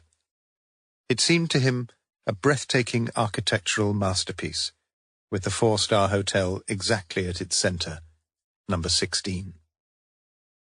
He walked between the black spiked railings through the white double doors into the black and white floor-tiled high-ceilinged entrance hall, and then to reception, where he was immediately ushered into the beige-carpeted, pine-furnished office of the deputy manager just beyond. Sarah Hickman was from Leicestershire, a tall, slimly attractive woman in her mid-30s, with green eyes, just like Sister McQueen, and dark, curly hair. She was dressed in a business-like suit, she spoke in a business-like manner, and so very clearly was she part of an extremely business-like hotel, since manifold awards, RAC blue ribbons, AA rosettes, Egon Rone stars, vied with each other for space around the walls. After hesitating, finally capitulating over the offer of coffee, Morse soon found himself listening very carefully. Sarah had, she told him, been able to re-interview almost all of the service personnel who had been on duty the previous weekend, most of whom, as it happened, were performing similar duties that present weekend. But there seemed little to add, at least in general terms, to the details earlier communicated by the manager himself to the Thames Valley Police. One minor correction: the room the Stores had slept in was a standard twin, not a standard double, and in fact the couple had asked for the same room again, if it was available. Which, by some strange coincidence, it was, the only standard twin still available in the hotel that weekend. Registration. She passed to Morse the card dated the previous Saturday, 2nd of the 3rd, 96. Guest's name, address, telephone number, arrival date, departure date, nationality, payment type, passport number, signature, car registration number, and more.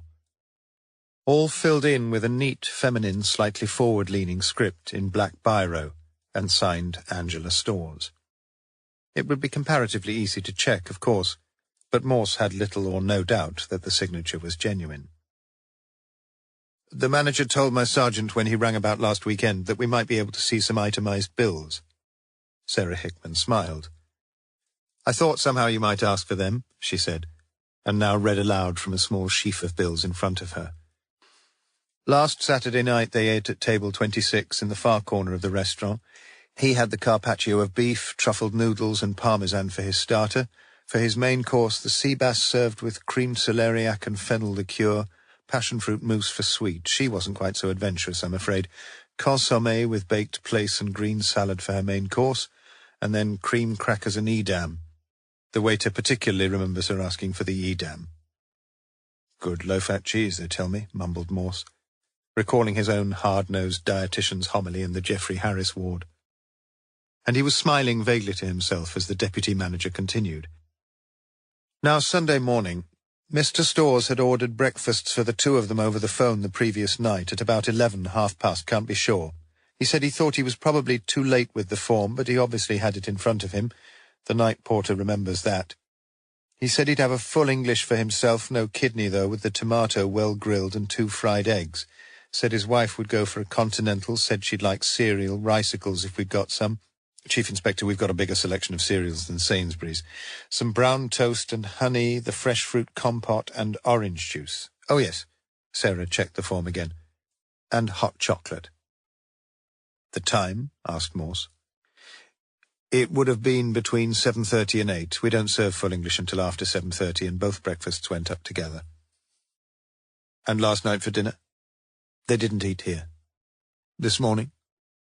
They had breakfast in their room again. This time they filled in the form early and left it on the doorknob outside the room. Same as before for Mr. Storrs. How do you know it wasn't for her? Well, it's exactly what he ordered before. Here, look for yourself. She passed the room service order across the desk, and Morse saw the instructions. Well grilled against tomato, no tick against kidney, the figure 2 against eggs fried. I see what you mean, admitted Morse. Not even married couples have exactly the same tastes, I suppose. Especially married couples, said Sarah Hickman quietly. Morse's eyes continued down the form to the continental section, and saw the ticks against Weetabix, semi-skimmed milk written beside it, natural yogurt, toast brown, coffee decaffeinated. The black biroed writing was the same as that on the registration form. Angela Storrs' writing, certainly. I shall have to have copies of these forms, said Morse. Of course. Sarah got to her feet. I'll see that it's done straight away. Shall we go over to the bar? The day was brightening. But for Morse the day had already been wonderfully bright, had been for the past hour or so, ever since the deputy manager had been speaking with him, and indeed was very shortly to be brighter still. Chapter 62. Queen Elizabeth I slept here. Notice, which according to the British Tourist Board is to be observed in approximately 2,400 residences in the United Kingdom. They walked across the splendidly tended garden area behind the main complex to the Dower House, an elegant annex wherein were situated most of the hotel's suites and bedrooms, as well as the restaurant, the main lounge, and the bar. Immediately inside the entrance, Morse saw the plaque, virtually a statutory requirement in Bath, commemorating a particularly eminent royal personage. George IV, 1820 to 1830, resided here 1799 as Prince of Wales. In the lounge, Morse sat down amid the unashamedly luxurious surroundings of elaborate wall lights, marble busts, and courteously prompt service, for a uniformed waitress was already standing beside them. "What would you like to drink, sir?" Lovely question. As he waited for his beer, Morse looked around him, and in particular at the portrait above the fireplace there, Lord Elmore, 1765 to 1817, the inscription read, a fat-cheeked, smooth-faced man with a protruding lower lip, who reminded Morse unhappily of Sir Clixby Bream. Then he walked through to the gents in the corridor just off the lounge, where the two loos stood side by side, the men's and the ladies' logos quite unequivocally distinct on their adjacent doors. It would have been difficult even for the myopic Mrs. Adams to confuse the two, thought Morse, as he smiled and mouthed a few silent words to himself. Thank you, Mrs. Arabella Adams. It wasn't that she could have been certain, from some little distance, with her failing eyesight, that the person she had seen was a man or a woman. Certainly not so far as the recognition of any facial features was concerned. Faces were notoriously difficult to distinguish, appearing so different when seen in profile, perhaps, or in the shadows, or wearing glasses. No, it was just that old Mrs. Adams had always known what men looked like, and what women looked like, since habitually the men wore trousers and the women wore skirts. But of course, if someone wore trousers, that certainly didn't prove that the wearer was a man, now did it, Morse? In fact, it proved one thing and one thing only, that the person in question was wearing trousers. 10 minutes later, as he worked his way with diminishing enthusiasm through an over-generous plateful of smoked salmon sandwiches, Morse saw Sergeant Lewis appear in the doorway, a Lewis looking almost as self-satisfied as the oily Lord Elmore himself, and raise his right thumb before being introduced to Sarah Hickman. "Something to drink, Sergeant." "Thank you. Orange juice, please." "Something to eat?" "What have you got?" She smiled happily. "Anything. Anything you like. Our head chef is at your command." "Can he rustle up some egg and chips?" She said she was sure, well, almost sure, that he could, and departed to investigate. "Lewis, this is a cordon bleu establishment." "Should taste good then, sir." The buoyant Lewis passed a note to Morse, simultaneously, and much to Morse's relief, helping himself to a couple of sandwiches. "You don't mind, sir? I'm half starving." At 2:30 p.m, Marilyn Hudson, a small, fair-complexioned young woman, was called into Sarah's office. Marilyn had been a chamber-cum-kitchen maid at the hotel for almost 3 years, and it was soon clear that she knew as much as anyone was likely to know about the day-to-day and night-by-night activities there.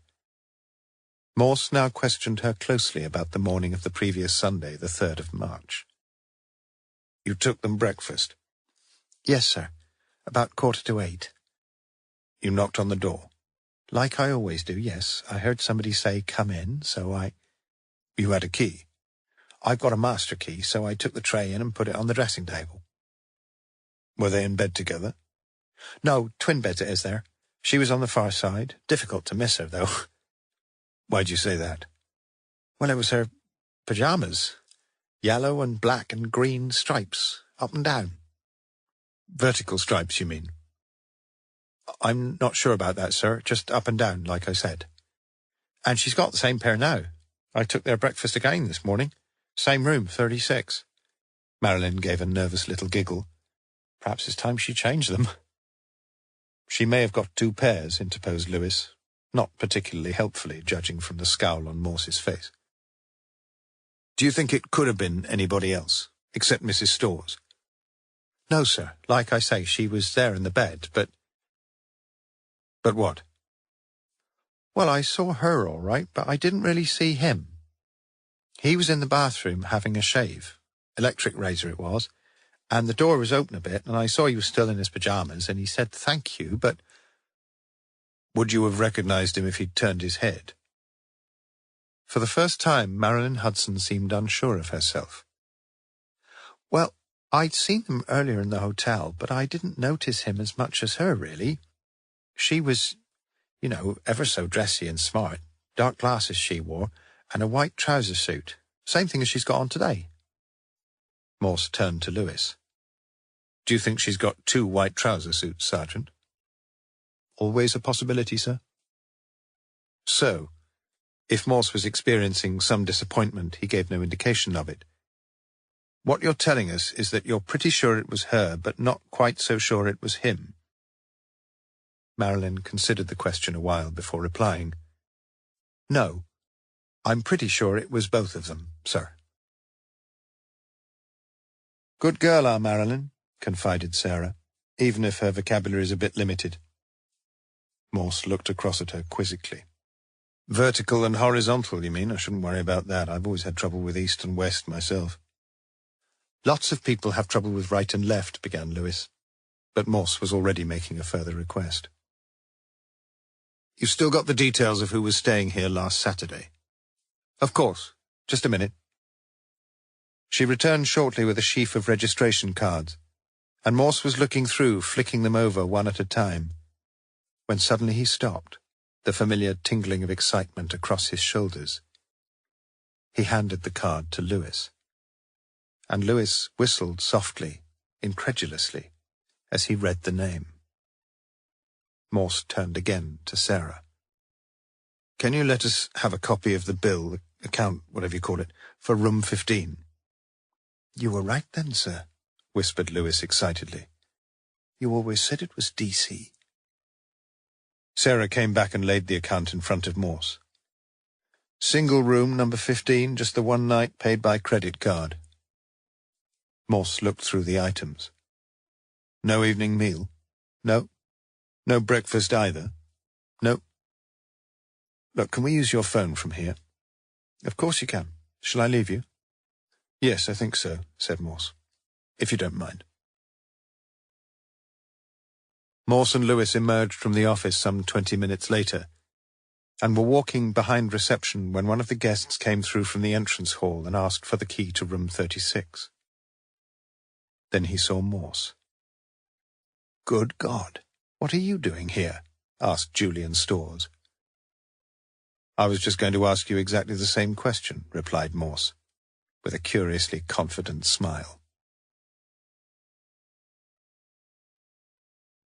Chapter 63. Why did you murder those workmen in 1893? It wasn't in 1893. It was in 92. Quoted by H. Asquith. Do you want my wife to be here as well? I dropped her in the city centre to do a bit of shopping, but she shouldn't be long, if that's what you want. We'd rather talk to you alone, sir. What's this bloody sir got to do with things? The three of them, Storrs, Morse, Lewis, were seated in room 36, a pleasingly spacious room whose windows overlooked the hotel's pool and the sodden-looking croquet green. What's all this about, anyway? Storrs' voice was already sounding a little weary, increasingly tetchy. Can we get on with it? So Morse got on with it, quickly sketching in the background to the two murders under investigation. Storrs had been having an affair with Rachel James, and Rachel James had been murdered. Storrs had been blackmailed by Owens, and Owens had been murdered. The grounds for this blackmail were threefold: his extramarital relationship with Miss James, his dishonest concealment of his medical prognosis, and his wife's earlier career as striptease dancer and Soho call girl. For these reasons it would surely have been very strange had Storrs not figured somewhere near the top of the suspect list. As far as the first murder was concerned, both the Storrs, had an alibi. They had been in bed with each other. How did one break that sort of alibi? As far as the second murder was concerned, both Storrs, had their alibis, but this time not only were they in the same bedroom together, but also 80-odd miles away from the scene of the crime, in fact in the very room where they were now. But alibis could be fabricated, and if so, they could be broken. Sometimes they were broken. Storrs was listening in silence. Means? Forensic tests had established that both murders had been committed with the same weapon, a pistol known as the howdah, often used by senior ranks in the armed forces, especially in India, where Storrs had served until returning to Oxford. He had acquired such a pistol, probably still had it, unless he had got rid of it recently. Very recently. The predominant cause, the prime mover for the whole tragic sequence of events, had been his obsessive, overweening ambition to gain the ultimate honour during what was left to him of his lifetime, the Mastership of Lonsdale, with the virtually inevitable accolade of a knighthood. Motive, then? Yes. Means? Yes. Opportunity, though. For the first murder, transport from Polstead Road to Kidlington was easy enough. There were 2 cars. But the target had not been quite so easy. In fact, it might well have been that Rachel James was murdered mistakenly, because of a mix-up over house numbers and a ponytailed silhouette. But for the second murder, planning had to be far more complicated and clever. Perhaps the in-bed-together alibi might sound a little thin the second time, but not if he was in a bed in some distant place. Not if he was openly observed in that distant place at the time the murder must have been committed. No one had ever been in 2 places at the same time. That would be an affront to the rules by which the Almighty had established the universe. But the distance from Oxford to Bath was only 80-odd miles, and in a powerful car along the motorway on a Sunday morning early. An hour, say? Pushing it, perhaps. An hour and a quarter, then. 2.5 hours on the road. Then there was a murder to be committed, of course. Round it up to 3 hours, say. During the last few minutes of Morse's exposition, Storrs had walked across to the window, where he stood looking out over the garden. The afternoon had clouded with the occasional spatter of rain across the panes. Storrs was humming quietly to himself, and Morse recognized the tune of September, one of Richard Strauss's 4 last songs. Der Garten trauert, kühl sinkt in die Blumen der Regen. Then abruptly Storrs turned round. "You do realize what you're saying?" he asked quietly. "I think I do," replied Morse. "Well, let's get a few things straight, shall we? Last Sunday, my wife Angela and I had breakfast here in this room at about 7:45. The same young girl brought us breakfast this morning, as it happens. She'll remember." Morse nodded. "She's not quite sure it was you, though, last Sunday." She says you were shaving at the time in the bathroom. Who the hell was it then, if it wasn't me? Perhaps you'd got back by then. Back? Back from Oxford? How did I manage that? 3 hours, you say? I must have left at 4:30. You had a car. Have you checked all this? You see, my car was in the hotel garage, and God knows where that is. I left it outside when we booked in and gave the keys to one of the porters. That's the sort of thing you pay for in places like this. Didn't you know that? Again, Morse nodded. You're right. The garage wasn't opened up that morning until 10 minutes to 9. So? Storrs looked puzzled. You could have driven someone else's car. Whose, pray? Your wife's, perhaps? Storrs snorted. Which just happened to be standing outside the hotel, is that it? A helicopter lift from Polstead Road? I don't know, admitted Morse. All right, Angela's car's there waiting for me, yes? How did I get out of the hotel? There's only the one exit, so I must have slipped unnoticed past a sleeping night porter. He stopped. Have you checked up whether the front doors are locked after midnight? Yes, we've checked. And are they? They are. So? Again Storrs appeared puzzled. So the only explanation is that you weren't in the hotel that night at all, said Morse slowly. Really? And who signed the bloody bill on Sunday? What, 10 o'clock, 20:15? 20 past. We've tried to check everything. You signed the bill, sir, using your own Lloyd's Visa card. Suddenly Storrs turned his back and stared out of the rain-flecked window once more. Look, you must forgive me. I've been leading you up the garden path, I'm afraid, but it was extremely interesting hearing your story. Outside, just to the left, we can't quite see it from here, is what the splendid brochure calls its outdoor heated exercise plunge pool. I was there that morning. I was there just after breakfast, about 8:30. Not just me, either. There was a rich American couple who was staying in the Beau Nash suite. They came from North Carolina, as I recall, and we must have been there together for 20 minutes or so. Want to know what we were talking about? Bosnia. Bloody Bosnia. Are you satisfied? You say you've tried to check everything. Well, just check that.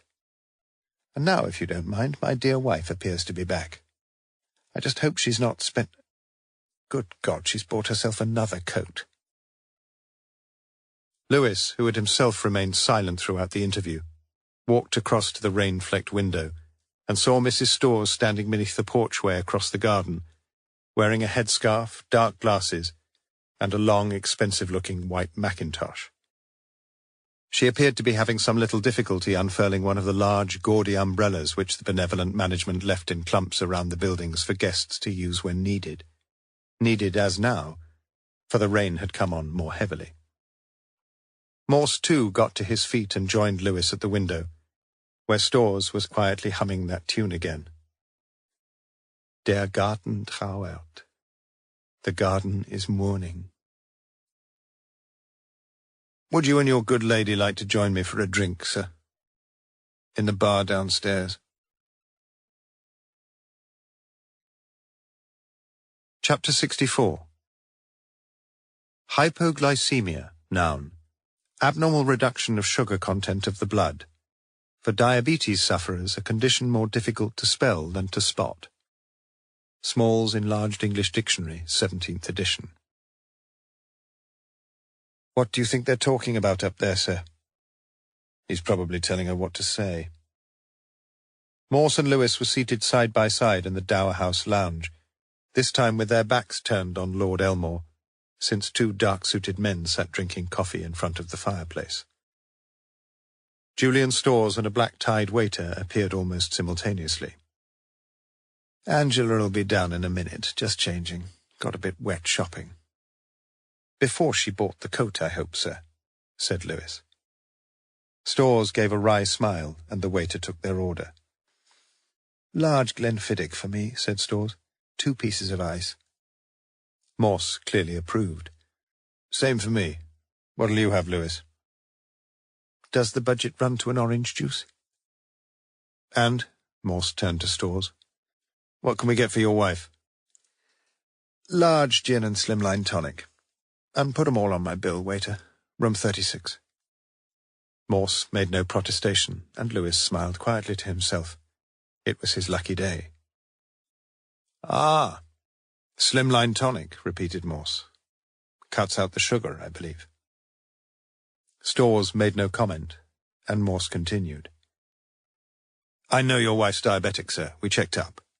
We even checked up on what you both had to eat last weekend. Well done. Only one thing puzzles me, really. Your wife's breakfast on Sunday morning. He gestured to Lewis, the latter now reading from his notebook.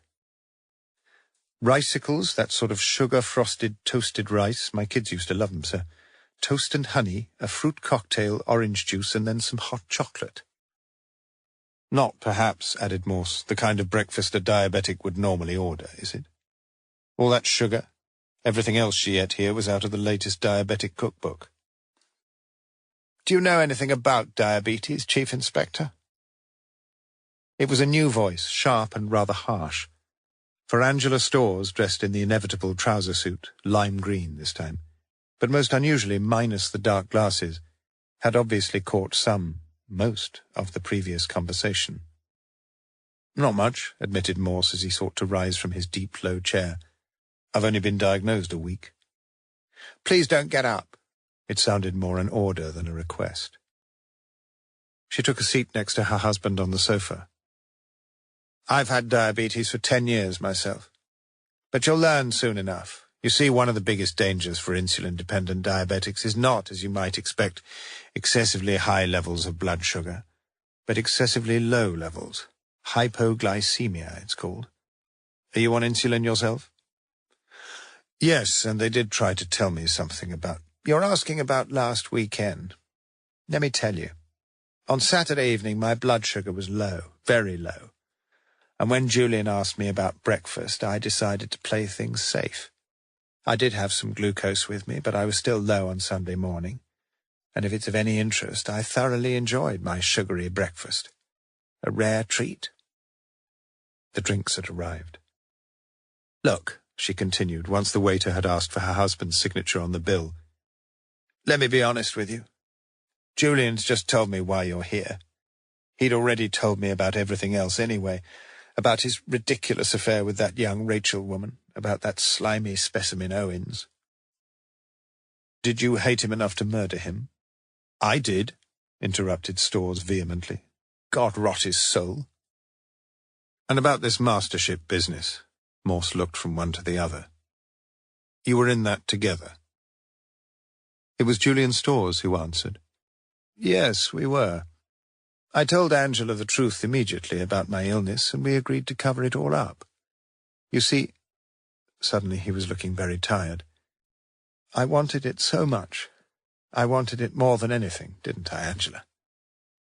She smiled and gently laid her own hand over his. And I did too, Julian. Morse drained his whiskey and thirsted for another. Mrs. Storrs, I'm going to ask you a very blunt question, and you must forgive me because that's my job. What would you say if I told you that you didn't sleep with your husband last Saturday night, that you slept with another man?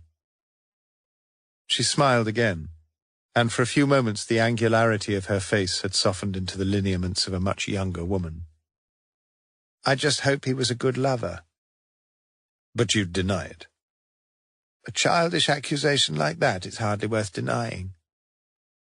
Morse turned to Storrs. And you, sir? What would you say if I told you that you didn't sleep with your wife last Saturday night, that you slept with another woman? I just hope she was a good lover, I suppose.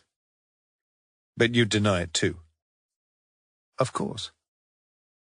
Anything else you want to check? Asked Angela Storrs. Well, just the one thing, really, because I'm still not quite sure that I've got it right. Morse took a deep breath and exhaled rather noisily. You say you came here with your husband in his BMW, late-ish last Saturday afternoon, stayed here together overnight, then drove straight back to Oxford together the next morning. Is that right, Mrs. Storrs? Not quite, no. We drove back via Cirencester and Burford. In fact, we had a bite of lunch at a pub in Burford, and we had a look in 2 or 3 antiques shops there. I nearly bought a silver toast rack, but Julian thought it was grossly overpriced. I see. In that case, it's about time we told you something else, said Morse slowly. Don't you think so, Sergeant Lewis? Chapter 65. Is this a question?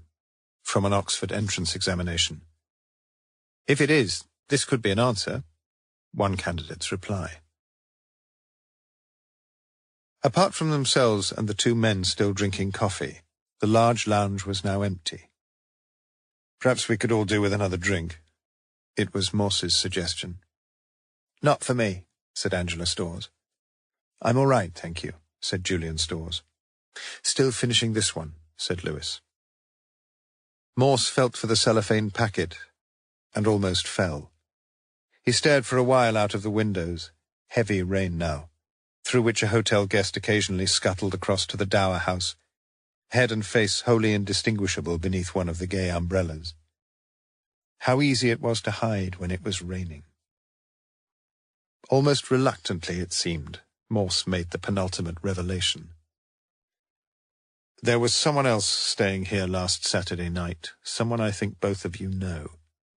She was staying, yes, it was a woman, in the main part of the hotel, across there in room 15. That woman was Dawn Charles, the receptionist at the Harvey Clinic in Banbury Road. Storrs turned to his wife.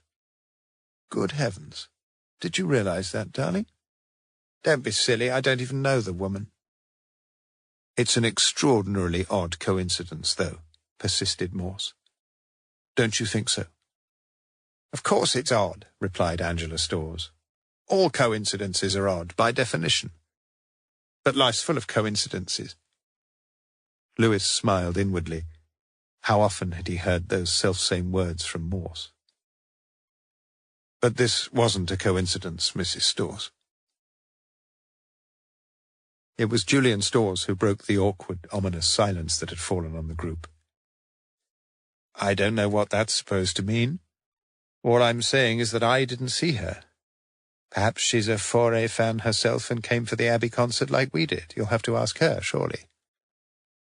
If we do, said Morse simply, confidently, it won't be long before we learn the truth. She's not such a competent liar as you are, sir. As the pair of you are. The atmosphere had become almost dangerously tense as Storrs got to his feet. I'm not going to sit here 1 minute longer and listen. Sit down, said his wife, with an authority so assertive that one of the coffee drinkers turned his head briefly in her direction, as Morse continued. You both deny seeing Miss Charles whilst she was here? Yes. Yes. Thank you, Sergeant. Please. Lewis reopened his notebook and addressed Mrs. Storrs directly. So it couldn't possibly have been you, madam, who filled a car with petrol at Burford on that Saturday afternoon? Last Saturday? Certainly not. She almost spat the words at her new interlocutor. But Lewis appeared completely unabashed. Have you lost your credit card recently? Why do you ask that?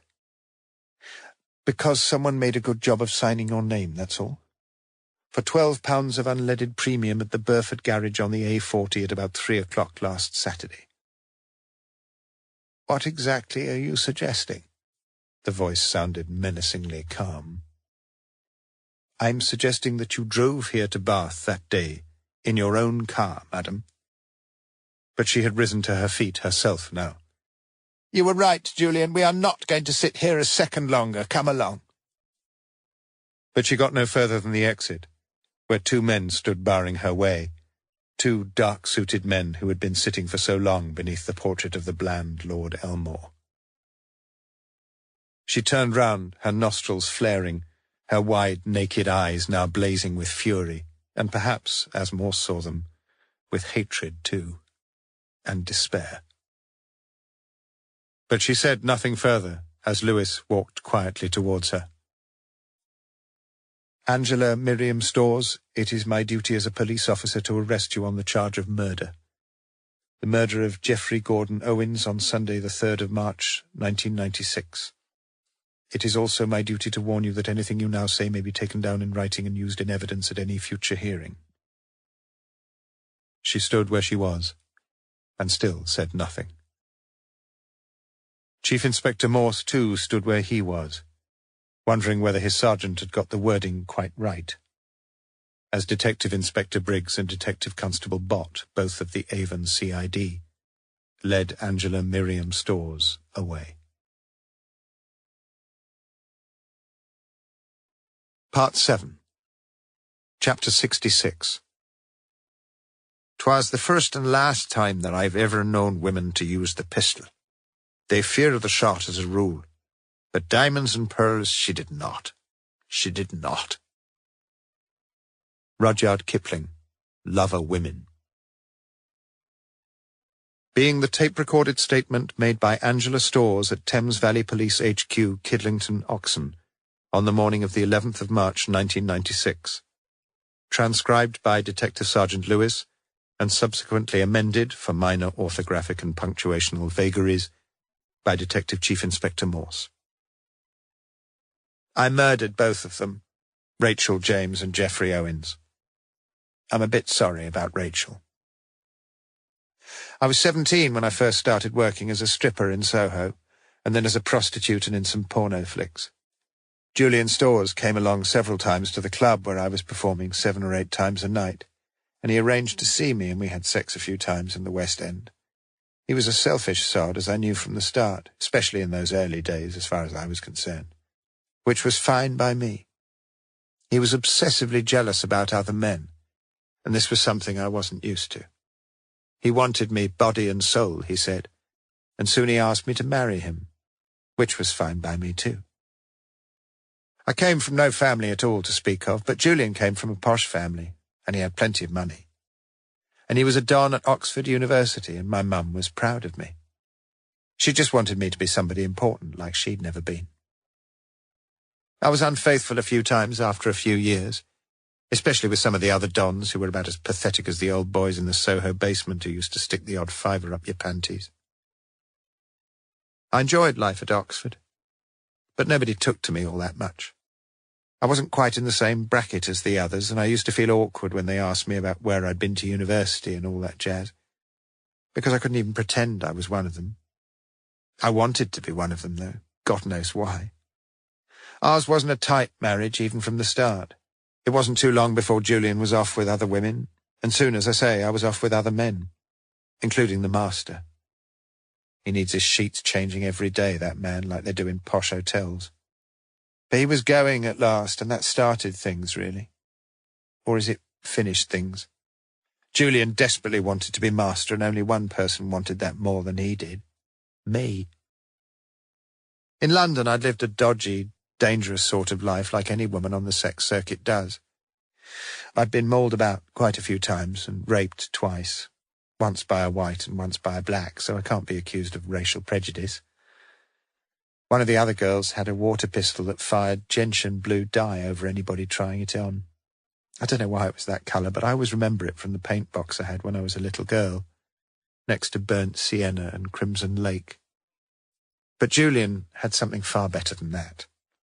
He kept a pistol from his army days, and after I had a bit of trouble late one Saturday night in Cornmarket with some football thugs, he said he didn't mind me carrying it around sometimes if it made me feel better.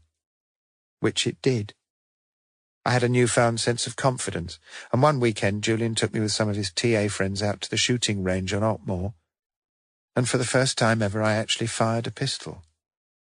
I was surprised how difficult it was with the way it jerked back and upwards, but I managed it, and I loved it. After that I got used to carrying it around with me, loaded, when I was out late at night. I felt a great sense of power when I held it. Then came our big opportunity. Julian was always going to be a good bet for the master's job, and we only had Cornford to beat. I always quite liked Dennis, but he never liked me, and to make up for it I detested his American wife. But this one thing that stood in the way suddenly became two things. Because we learned that Julian would probably be dead within a year or so, although we agreed never to say anything about it to anyone. Then there was that third thing, that bloody man Owens. He'd written to Julian, not to me, and he'd done his homework properly. He knew I'd been a cool girl. Sounds better, doesn't it? He knew about Julian's latest floozy, and he knew about Julian's illness and guessed he was hiding it from the college. He said he'd be ringing, and he did. And they met in the chapter's bar at the Randolph. All Owens wanted was money, it seems, and Julian's never been short of that. But Julian played it cool, and he went back to the bar later on and had a bit of luck because one of the barmaids knew who Owens was because he'd covered quite a few functions there for the newspapers. We didn't need to hire a detective to find his address because it was in the phone book. I knew what I was doing that morning because I'd already driven round the area twice and I'd done my homework too.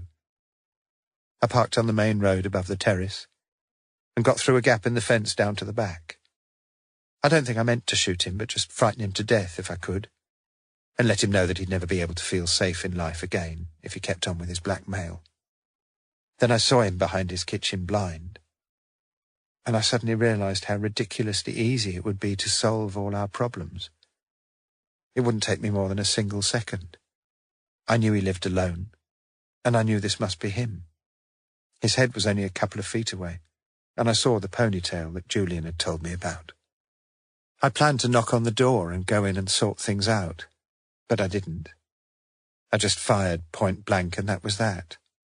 There was a huge thud and a splintering noise and lots of smoke, but only for a second, it seemed. Next thing I remember, I was sitting in the car, trembling all over and expecting to see people rushing around and police sirens and all that. But there was nothing. A few cars drove by and a paper boy rode past on his bicycle. It was all a bit like a nightmare I've often had, standing on top of some high building with no rail in front of me, and knowing it would be so easy to jump off. And if I did jump off, that would be the end of everything. In the nightmare, I was always just about going to jump off when I woke up sweating and terrified. It was the same sort of thing at that window. It was like somebody saying, "Do it." And I did it. Julian knew what happened, but he didn't have anything to do with it. We planned the second murder together, though. Nothing to lose, was there? Julian knew someone must have shopped him down at the clinic, and he soon found out it was Dawn Charles. So he had the hold on her now, and it wasn't difficult to get her to cooperate. She'd got money problems, and Julian promised to help if she did what we wanted, which wasn't much, really. Things went as we planned them. Julian drove down to Bath in the BMW, and I followed in my car. He went M4, I went Burford way. He booked in and left his car in the hotel garage. I left my car in one of the side streets behind the hotel. Dawn Charles went by train to Bath, changing at Didcot, so Julian told me. She booked into the hotel as herself, of course. After we got back from the Abbey, Julian and I had dinner together, and then I left. Julian rang Dawn Charles on the internal phone system, and all she had to do was to walk across the garden. I drove back to Oxford and then up to Bicester, where I'd got the key to Dawn's flat. It would have been far too risky to go back to Polstead Road. Unless Julian persuaded her to sleep in the Raw, Dawn wore my pyjamas, and the hotel girl took them breakfast in bed the next morning. Mistake about all that sugar, I agree. Dawn Charles is my sort of height and shape, so Julian tells me, and if she wore something that was obviously mine, there wouldn't be much of a problem. The whole thing was very neat, really. It didn't matter if she was seen round the hotel, or if I was, because both of us were staying there officially. I'd phoned Owens to arrange everything, and last Sunday morning I drove round to Bloxham Drive again. Probably he'd have been more wary if I'd been a man instead of a woman, but I told him I'd have the money with me. So he said he'd meet me and have a signed letter ready, promising he wouldn't try any more blackmail. I went down the slope at the back like before, and knocked on the right door this time. It was about 7:15 when he let me in, and we went through to his front room. I don't think either of us spoke. He was standing there in front of the settee, and I took the pistol out of my shopping bag and shot him twice, and left him there for dead. Angela Stores, 11th of the 3rd, 1996. As it happened, Lewis was not to read this final version. Had he done so, he might have felt rather surprised, and a little superior, to notice that his own Burnt Sienna had been amended to Burnt Sienna with one N, since he had taken the trouble to look up that colour in Chambers, and had spelt it accordingly. Chapter 67. Belbroughton Road is bonny, and pinkly burst the spray of prunus and forsythia across the public way, for a full spring tide of blossom seethed and departed hence, leaving landlocked pools of jonquils by a sunny garden fence. John Betjeman, May Day Song for North Oxford. Spring was particularly beautiful, if late, in North Oxford that year, and even Morse, whose only potential for floral exhibitionism was a small window box, much enjoyed the full-belled daffodils and the short-lived violets, though not the crocuses. Sir Clixby Bream received a letter from Julian Stores on Tuesday the 12th of March. Both contestants had now withdrawn from the Mastership Stakes. At an extraordinary general meeting held the next day in the Stamper Room, the Fellows of Lonsdale had little option but to extend yet again the term of the incumbent master, and by a majority vote to call in the Visitor, that splendidly titled dignitary, usually an archbishop, whose right and duty it was, and is, periodically to inspect and to report on college matters, and to advise and to intervene in any such disputatious circumstances as Lonsdale, omnium consensu, now found itself. An outside appointment seemed a certainty, but Sir Clixby accepted the situation philosophically, as was his wont, and the college lawns were beginning to look immaculate again. Life had to go on, even if Dennis Cornford was now a broken man, with Julian Stores awaiting new developments, and death. Adele Beatrice Cecil had recently learned that the membership of the Young Conservatives had fallen from 500,000 20 years earlier to 5,000 in January 1996, and anyway she had for several weeks been contemplating a change in her lifestyle. Morse may have been right in one way, she thought, only one way, though, in suggesting that it was the personnel rather than the policies which were letting the party down. Yes, it might be time for a change, and on Wednesday the 13th of March she posted off her resignation to Conservative Central Office. She did so with deep regret, yet she knew she was never destined to be idle. She could write English competently, she knew that, as indeed did Morse, as did also her publishers Erotica Press, who had recently requested an equally sexy sequel to Topless in Torremolinos.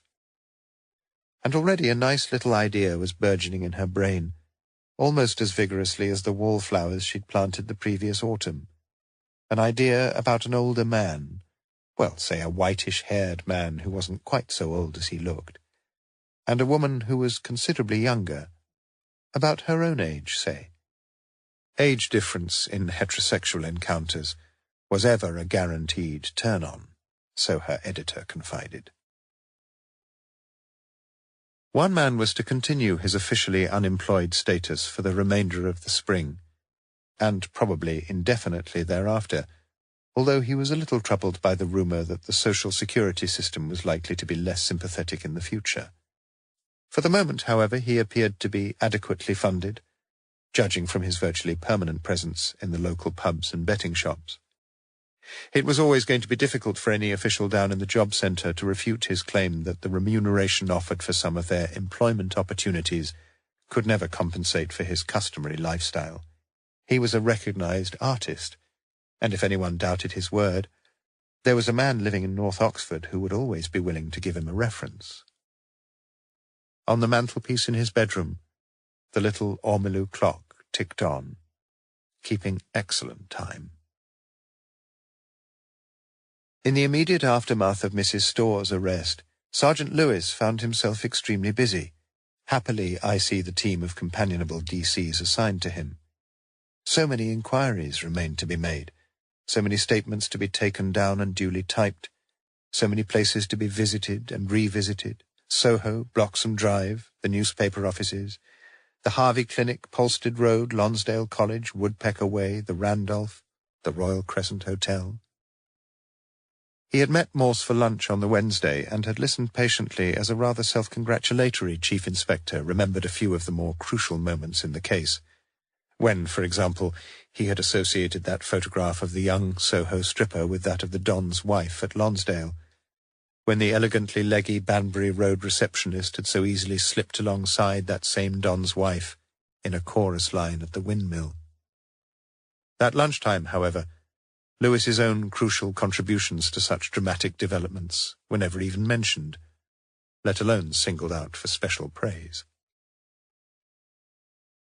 Late on Thursday evening, Morse was walking home from the Cotswold house after a generous measure of Irish whiskey, with an E, as the proprietor ever insisted, when a car slowed down beside him, the front passenger window electronically lowered.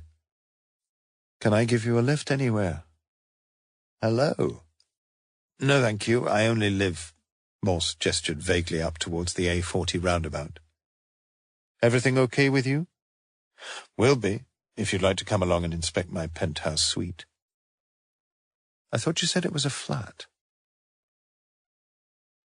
Though clearly surprised to find Morse in his office over the Friday lunch period, Strange refrained from his usual raillery. "Can you nip in to see me a bit later this afternoon about these retirement forms?" "Let's do it now, sir." "What's the rush?" "I'm off this afternoon." "Official, is that?" "Yes, sir." Strange eyed Morse shrewdly. "Why are you looking so bloody cheerful?" "Well, another case solved." "Where's Lewis, by the way?" "Oh, there's still an awful lot of work to do." "Why aren't you helping him, then?" "Like I say, sir, I'm off for the weekend." "You're lucky, matey. The wife's booked me for the lawn-mower."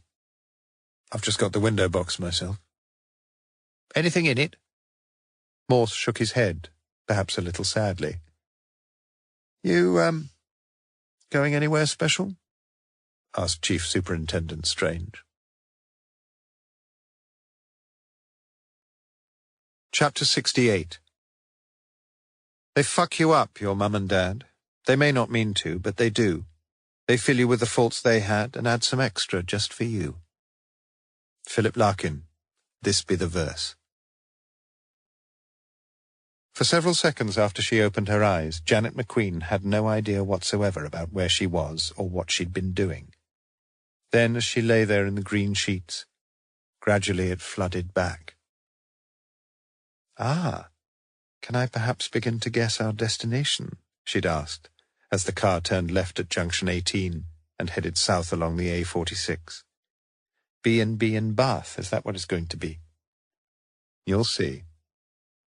As she had seen, for soon the Jaguar turned into the Circus, into Brock Street, and finally straight across a cobbled road where it stopped beside a large magnolia tree. She looked at the hotel, and her green eyes widened as she brought her ringless, manicured fingers together in a semblance of prayer. Beautiful. Morse had turned towards her then, as she sat beside him in her navy pinstriped suit, sat beside him in her V-necked emerald silk blouse. "You're beautiful too, Janet," he said simply and quietly. "You've booked rooms for us here?" Morse nodded. "Bit over the top, I know, but yes, I booked the Sarah Siddons suite for myself." "What have you booked for me?"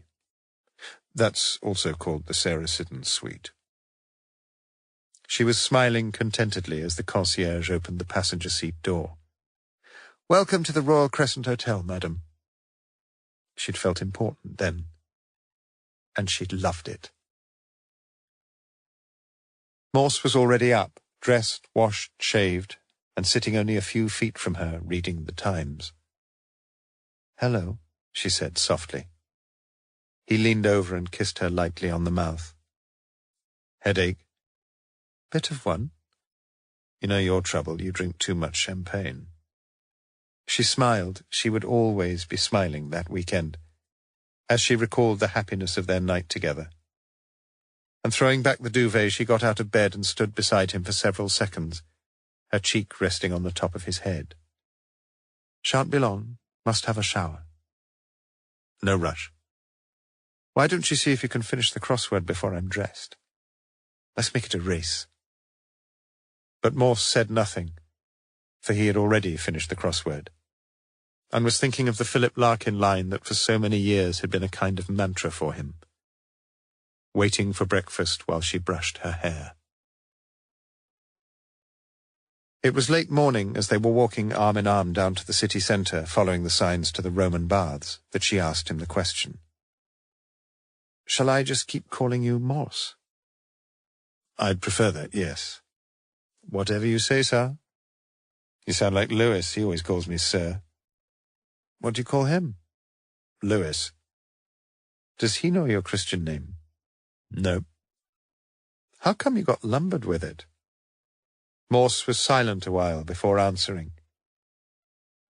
"They both had to leave school early, my parents, and they never had much of a chance in life themselves. That's partly the reason, I suppose.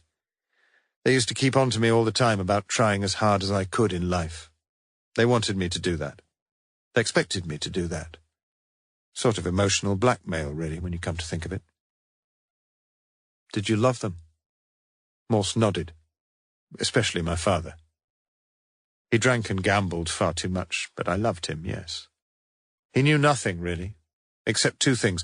He could recite all of Macaulay's Lays of Ancient Rome by heart, and he'd read everything ever written about his greatest hero in life, Captain Cook, Captain James Cook, 1728 to 1779, as he always used to call him."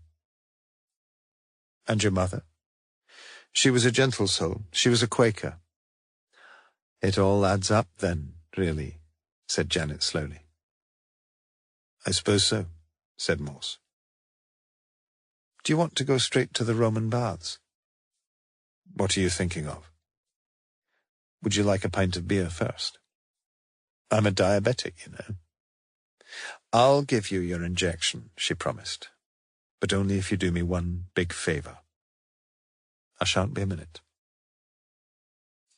Morse watched her as she disappeared into a souvenir shop alongside, watched the shapely straight legs above the high-heeled shoes, and the dark wavy hair piled high at the back of her head. He thought he could grant her almost any favour that was asked of him. She produced the postcard as Morse returned from the bar. "What's that for?" he asked. "Who's that for, you mean?" "That's for Sergeant Lewis. He means a lot to you, doesn't he?" "What, Lewis? Nonsense." "He means a lot to you, doesn't he?" she repeated. Morse averted his eyes from her penetrating, knowing gaze, looked down at the frothy head on his beer, and nodded. "Christ knows why." "I want you to send him this card." "What for? We're back at work together on Monday." "I want you to send him this card," she repeated. "You can send it to his home address. You see, I think he deserves to know your Christian name. Don't you?" Envoy. Monday the 18th of March. This list is not for every Tom, Dick, and Harry. It's been compiled by Everett Williams, director of the Florida Bureau of Vital Statistics, and on it are the 150 most unusual names he's encountered in 34 years with the Bureau. Examples are Tootsie Roll, Curly Bush, Emancipation Proclamation Cogshell, Candy Box, Starlight Cauliflower Shaw, and Determination Davenport. But he never encountered a fourth quadruplet called Mo. Williams figures that some parents have a sense of humor, or else a grudge against their offspring. Gainesville Gazette, 16th of February, 1971. On the following Monday evening, Mrs. Lewis handed the card to her husband. "This is for you from Inspector Morse." "You mean you've read it?" "Course I have, boy." Smelling the chips, Lewis made no protestation as he looked at the front of the card. An aerial view of Bath showing the Royal Crescent and the circus. Then, turning over the card, he read Morse's small, neat handwriting on the back. What he read moved him deeply, and when Mrs. Lewis shouted through from the kitchen that the eggs were ready, he took a handkerchief from his pocket and pretended he was wiping his nose. The card read as follows. For Philistines like you, Lewis, as well as for classical scholars like me, this city with its baths and temples must rank as one of the finest in Europe. You ought to bring the missus here sometime. Did I ever get the chance to thank you for the few contributions you made to our last case together? If I didn't, let me thank you now. Let me thank you for everything, my dear old friend. Yours, Endeavour, Morse.